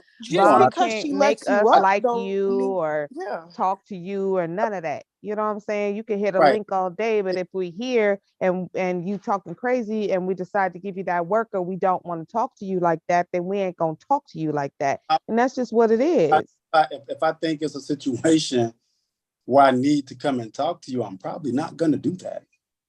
So what's with all the what's with the and you don't have to, nobody cares, but what's with the 50 million trying to get on the panel using other people's names and then coming in and saying crazy, weird, disrespectful stuff about people because you can't get on the panel?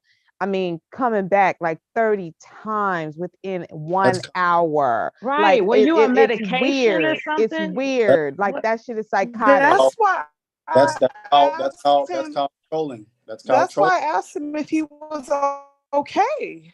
That's called psycho. That's called psycho. No, that's called desperate. It's called desperation. You take but it's called trolling. It's called desperation. Take trolling to a whole other level, my guy. Yeah, it's called desperation. I did. Okay. I really did. You're right. Yeah, you really did. Trolls usually go where they're welcome, and then when trolls are blocked or trolls can't get on the panel, trolls go somewhere else to troll. You want to force yourself on people, which makes me think you'll do that in real life, especially when you put hashtags on me of getting SA. And what you really did was put out a death warrant on somebody who tries it, because I'm not the one. Okay, that's what you really, really did.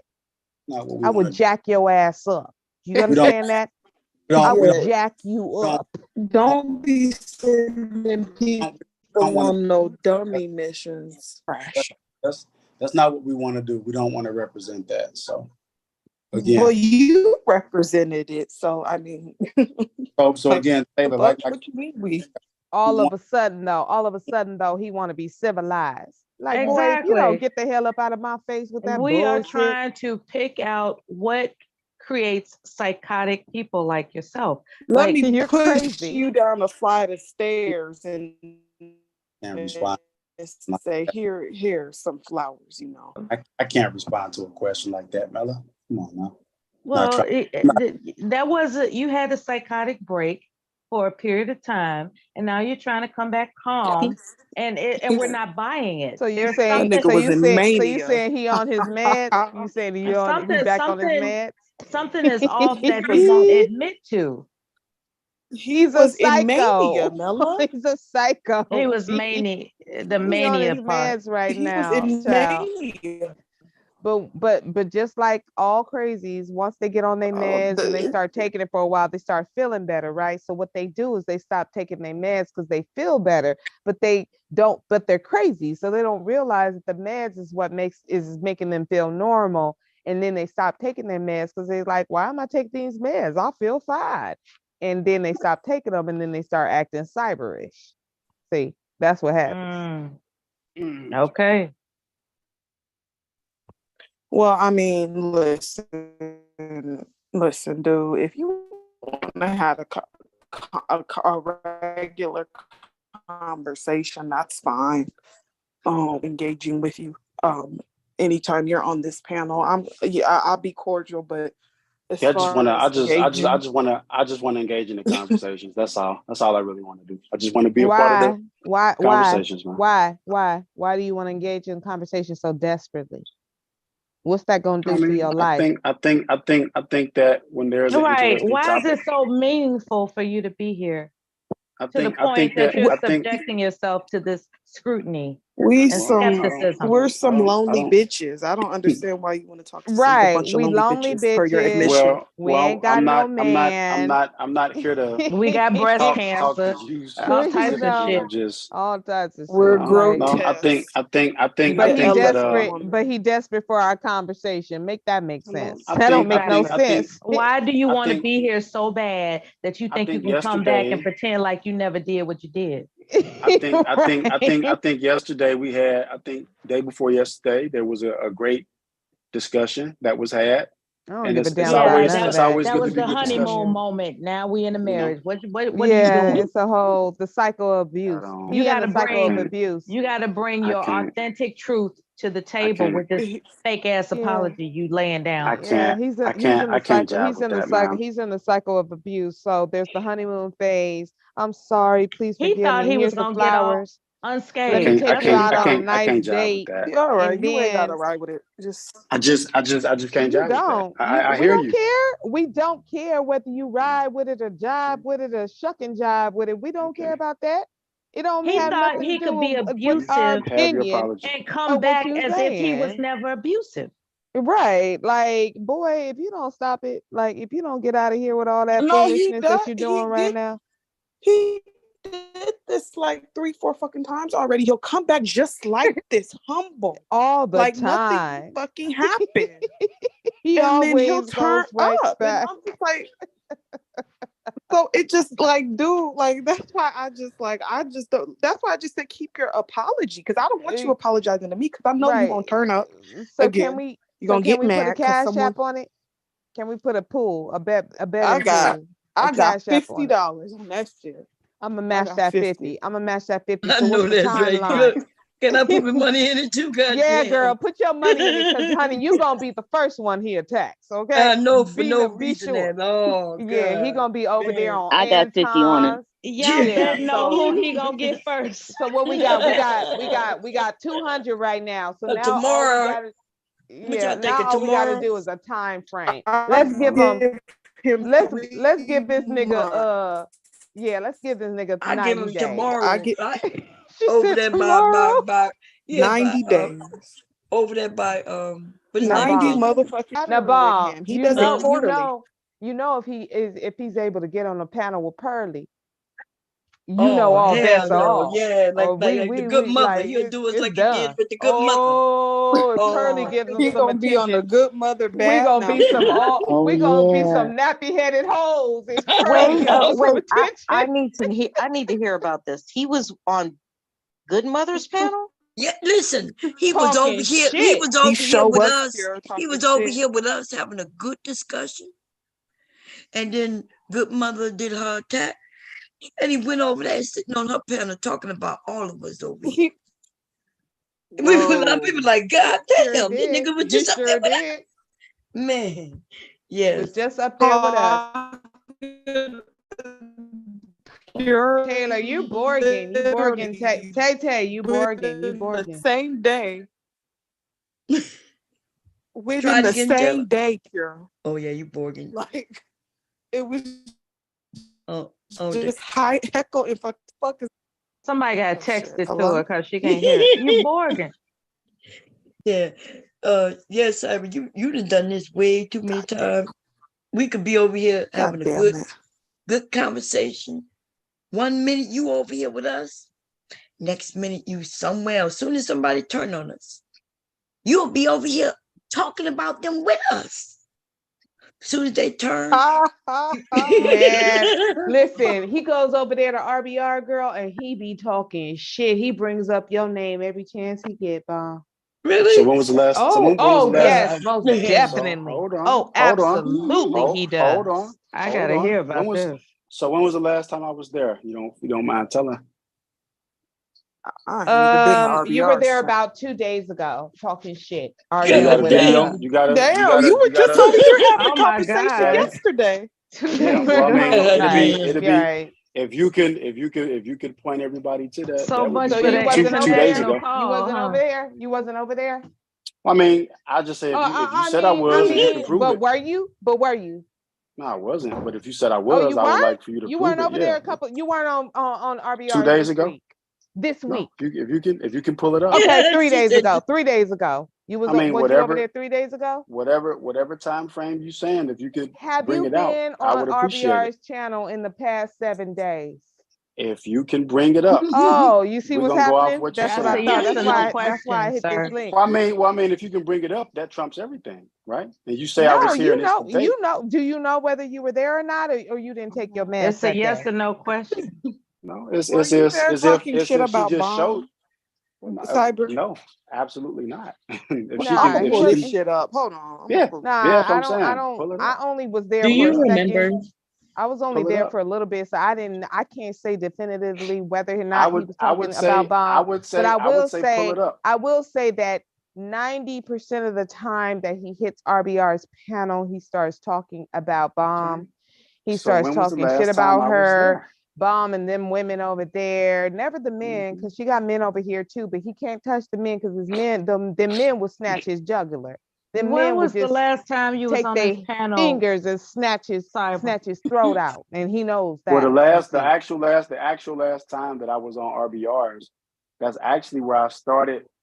I started over at RBR saying, "Hey, you know what? We letting this type of stuff go." When? It got to the point that When? RBR, hold on, man. RBR had to block people because they kept trying to pull me back into the cauldron. It's like, nah, y'all trying to pull this guy. Pull you back. Yeah, they want me to go into it. RBR is Yeah. So I'm saying if you saying He's been evasive for a reason. RBR is a dick sucker from the back. Okay, stop it. Just stop. He's a dick sucker from the back. You sit on RBR's panel and you both suck each other's dick for 7 hours. That's what you do. I know it is crazy when I see it. I think it's crazy too when I be seeing it. I be like watching that's a really y'all crazy do it. thing to say. It is crazy. It's crazy, right? Because I be watching y'all do it and I be like, damn, that's crazy. So I agree with you. It is crazy, but that's what y'all be doing. Y'all are in a love romance, a situation that is extremely sexually passionate. That's really bad thing to say. Bob, it's a bad thing for you to be doing, but you're doing it. You're doing it in front of everybody. Y'all not even hiding it. What was the appeal of Good Mother? Like I don't understand the connection for you. Like I'm still stuck on that She one. white. She white, pure. You know what it is. Look in the mirror. Oh, let's see the change. Oh, by the way, Cyber, our good sister right here, pure. She white. She ain't black. She ain't black. She white. She white. But I just don't understand because she's a nasty spirited woman. Like but she's white. You don't understand. I told you she's white. Stop acting like you don't understand. She's white. That's all she needs to be. It's like I'm so confused. I'm so confused on the connection for him. Stop being. Oh my God! What's wrong? Here's the thing. Bomb, kick her off. I told you the connection. I told you the excitement. She white. What is wrong with you? That's it. That's all you need to be is white. That's literally all you have to be, and it's the same reason as why these men are sitting here and interested in that in Ron Weasley and Ron Weasley looking broad. What's her name? Farmer Boy. Yes, Farmer John. Farmer Johnette. That's Farmer Johnette over there with her plain weird ass looking self. Yeah, like, somebody in the chat room brought up a good point. You did advocate for having sex with 15-year-old girls, Cyber. Oh, damn. They have to stand there. No, it's just because it was hot today. I'm sorry now. Say that again. Bye, honey. I don't want to repeat it. Okay. It's in the chat. There's an accusation that I recall. I'm scanning. You mean the person named what? Yeah, this type of stuff right here is. You did say 15 years old was appropriate to have sex. This type of stuff is with what a girl. You did this say is that. this is the I other heard you type say of it. stuff. Well, this is the other type of stuff that I'm just. I'm not trying to. You don't have to get off into it. Why don't you just denounce it? Well, I did denounce it. I denounced it many times, and You know, I think the people in What made you say something like that? I think the people that are trying to Was it peer pressure? Are you Well, influenced by the I wanna, manosphere I mean, and you you're in want me to? denial about it? I'm just gonna be quiet because I don't want to. I don't want to do that. I don't want to get into the, the bullshit. I'm totally clean. Like I'm telling you, It's just a question. Yeah. What Well, I mean, I'm trying to answer, but if she's gonna ask, I can't. I think Butterfly asked, so I think, multiple times YouTube is the place of snippets and clips, and so whoever it is that's named what, I see you. And I understand this is people's opportunity to try to take their swipes, but Cyber's not swinging back with a sword this time. I'm just not. All right. Well, this is getting boring. Okay, Cyber. All right. It feels good just being the regular person. You said video snippets, and what context could be added to that to make it make Well, any stay sense? regular, nigga. Stay regular. Yeah, that's I like being just plain on me. I don't like being the character. So the person that's bringing it up, they're subscribing to somebody that took a snippet and took something I said and twisted and they bent it. And then they spread it out, right? And then so now you get caught up. You get caught up. We all actually heard you say that. We all heard you say that. But that's not. You agree with the men, with some of the men. That's not what I'm about. So whatever context that was heard or took it in, that's not what we represent today. Well, you was agreeing that in the states where the girl is 15 and of legal age to consent. No, I'm sorry. I'm sorry. No, it's okay. We're just not going to represent that. No, I'm just saying I'm just not representing. You can say, look, you're not down for that. I'm not. You just, I'm not.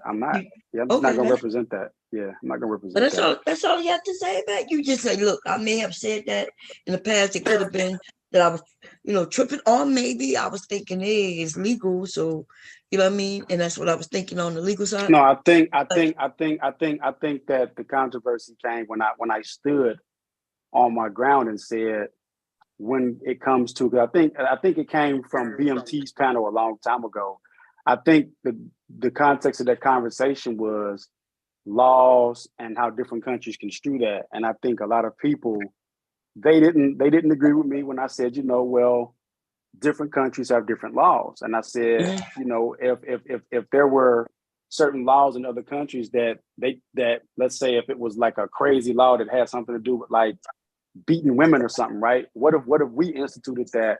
Women definitely wouldn't like that if we had like Muslim law or Sharia law where you can beat a woman. Men wouldn't like it either. Men wouldn't like it either. And this is a crazy thing because y'all think that this happens. Well, let me just say this. No, because you brought up Sharia law, and I just want to interject the men part of it and how women wouldn't like it, but men wouldn't either because all this fucking and sucking and this what is it? What does Ramel say? What is that? Hit him and quit him, like dash and dodge. Yeah, you will get stoned. You will get stoned in this town square for that. Okay, so men want this Sharia law and they think it's gonna be one way, but it's gonna be the other way. All right. Yeah, you're right. Because y'all will be losing your lives more than you losing your lives by gun violence right now. If we were in Sharia law. So you're stop absolutely it. Right. So stop it.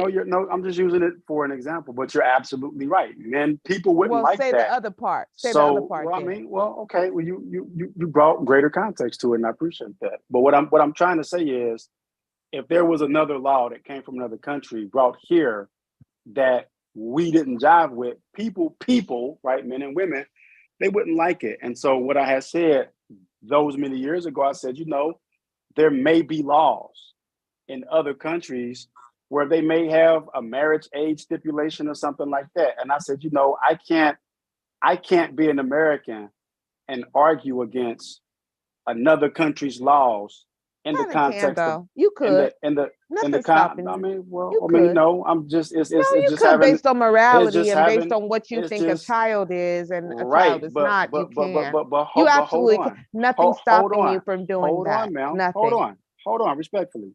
So that's the same thing if we're talking about something similar to Sharia law, which is based in morality, right?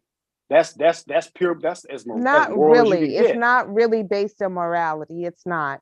It's based in not. control of men over women's bodies, their thoughts, their minds, and their behaviors. But what about the men part that it really doesn't have anything to do with what morality. about the men part that you just referenced? What is that? What about it? So What about it? So what about it?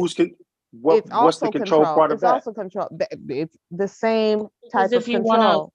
if you want to control a large group of women, there are men you will have to control in order to do that. So that's how that goes. No, butterfly. I'm speaking specifically to the aspect which she so greatly expounded upon, which is that Sharia law isn't just about men having dominance and control, but no, you can't be doing pumping and dumping, leaving kids. That's a part of the control of the women. In order to control the women the way they want them controlled, they do have to control some of the men. They cannot have the men just doing they can't have all of them doing all types of stuff and keep the women how they want them. So it is still about the women. The men are a side effect. So here's my query, right? My query is this. Do you believe it's immoral or moral for someone not to get another woman pregnant and just leave her? Do you believe it's moral or immoral not to cheat on your spouse? Right? I hate when people use this argument. Just because there are good things about something doesn't mean overall it's not bad. It's not an argument. I'm just simply asking a question. Okay, so let's do this. Let's bring back. So if you guys want to talk about, well, the Asian consent is different in other countries. Okay, so murking men and unaliving them and stoning them in the town square is allowed also in other countries. So we can bring it all back. I'll throw the first stone. I don't have a problem with it. I'm waiting for a nigga to try me. You know what I'm saying? So we can bring now all that here. Let's bring it all here and let's see what happens. Okay. Well, no, I'm with you. Because remember, there are more women than men, right? That's what y'all want to say. There's more women than men, and you think it's a good thing. But let's bring Sharia law over here and let's watch what happens to the men when they step out of line. And it's more women than men. So you're going to have 1,000 women throwing rocks at your head if you step out of line. And they're going to love it. They're going to wait for that day. They're going to live their whole lives just for that day when they get to be in the town square and throw boulders at your head for stepping out of line. You want it? You really want it? That could be true. Okay. Then it is true. So you can't have one without the other. See, y'all want to have one without the other, but don't nothing come without the other. The other always comes with the one. And y'all forget that because you only think about how you can control women and how you can oppress women and how you can put women in line. But you don't understand that all of that control on women is going to fall on you too. You're going to be controlled also. I don't think like that. Oh, you don't really, but you just sat up here and told us how you can't talk against another country's rules and laws about violating children. I can disagree with it, but that, right? No, but you don't disagree with it. No. Let's be clear. You're not gonna worm and squiggle your way out of this one. You don't disagree with it. You told us that you can't disagree with it because that's a whole nother country, right? That's not my place. That's not my place. Exactly. So it's not my place to be upset or mad or say that it's wrong for 1,000 women to get in the town square and throw big boulders at your skee ball head. It's not my place to say it's wrong neither, huh? Perhaps. Oh, not perhaps. Again, absolutely. Perhaps I can't. I won't argue. You against ain't got it, to, but I am. This is what I'm. Right? This is no, not really. I mean, nobody has anybody. I do though, but I do.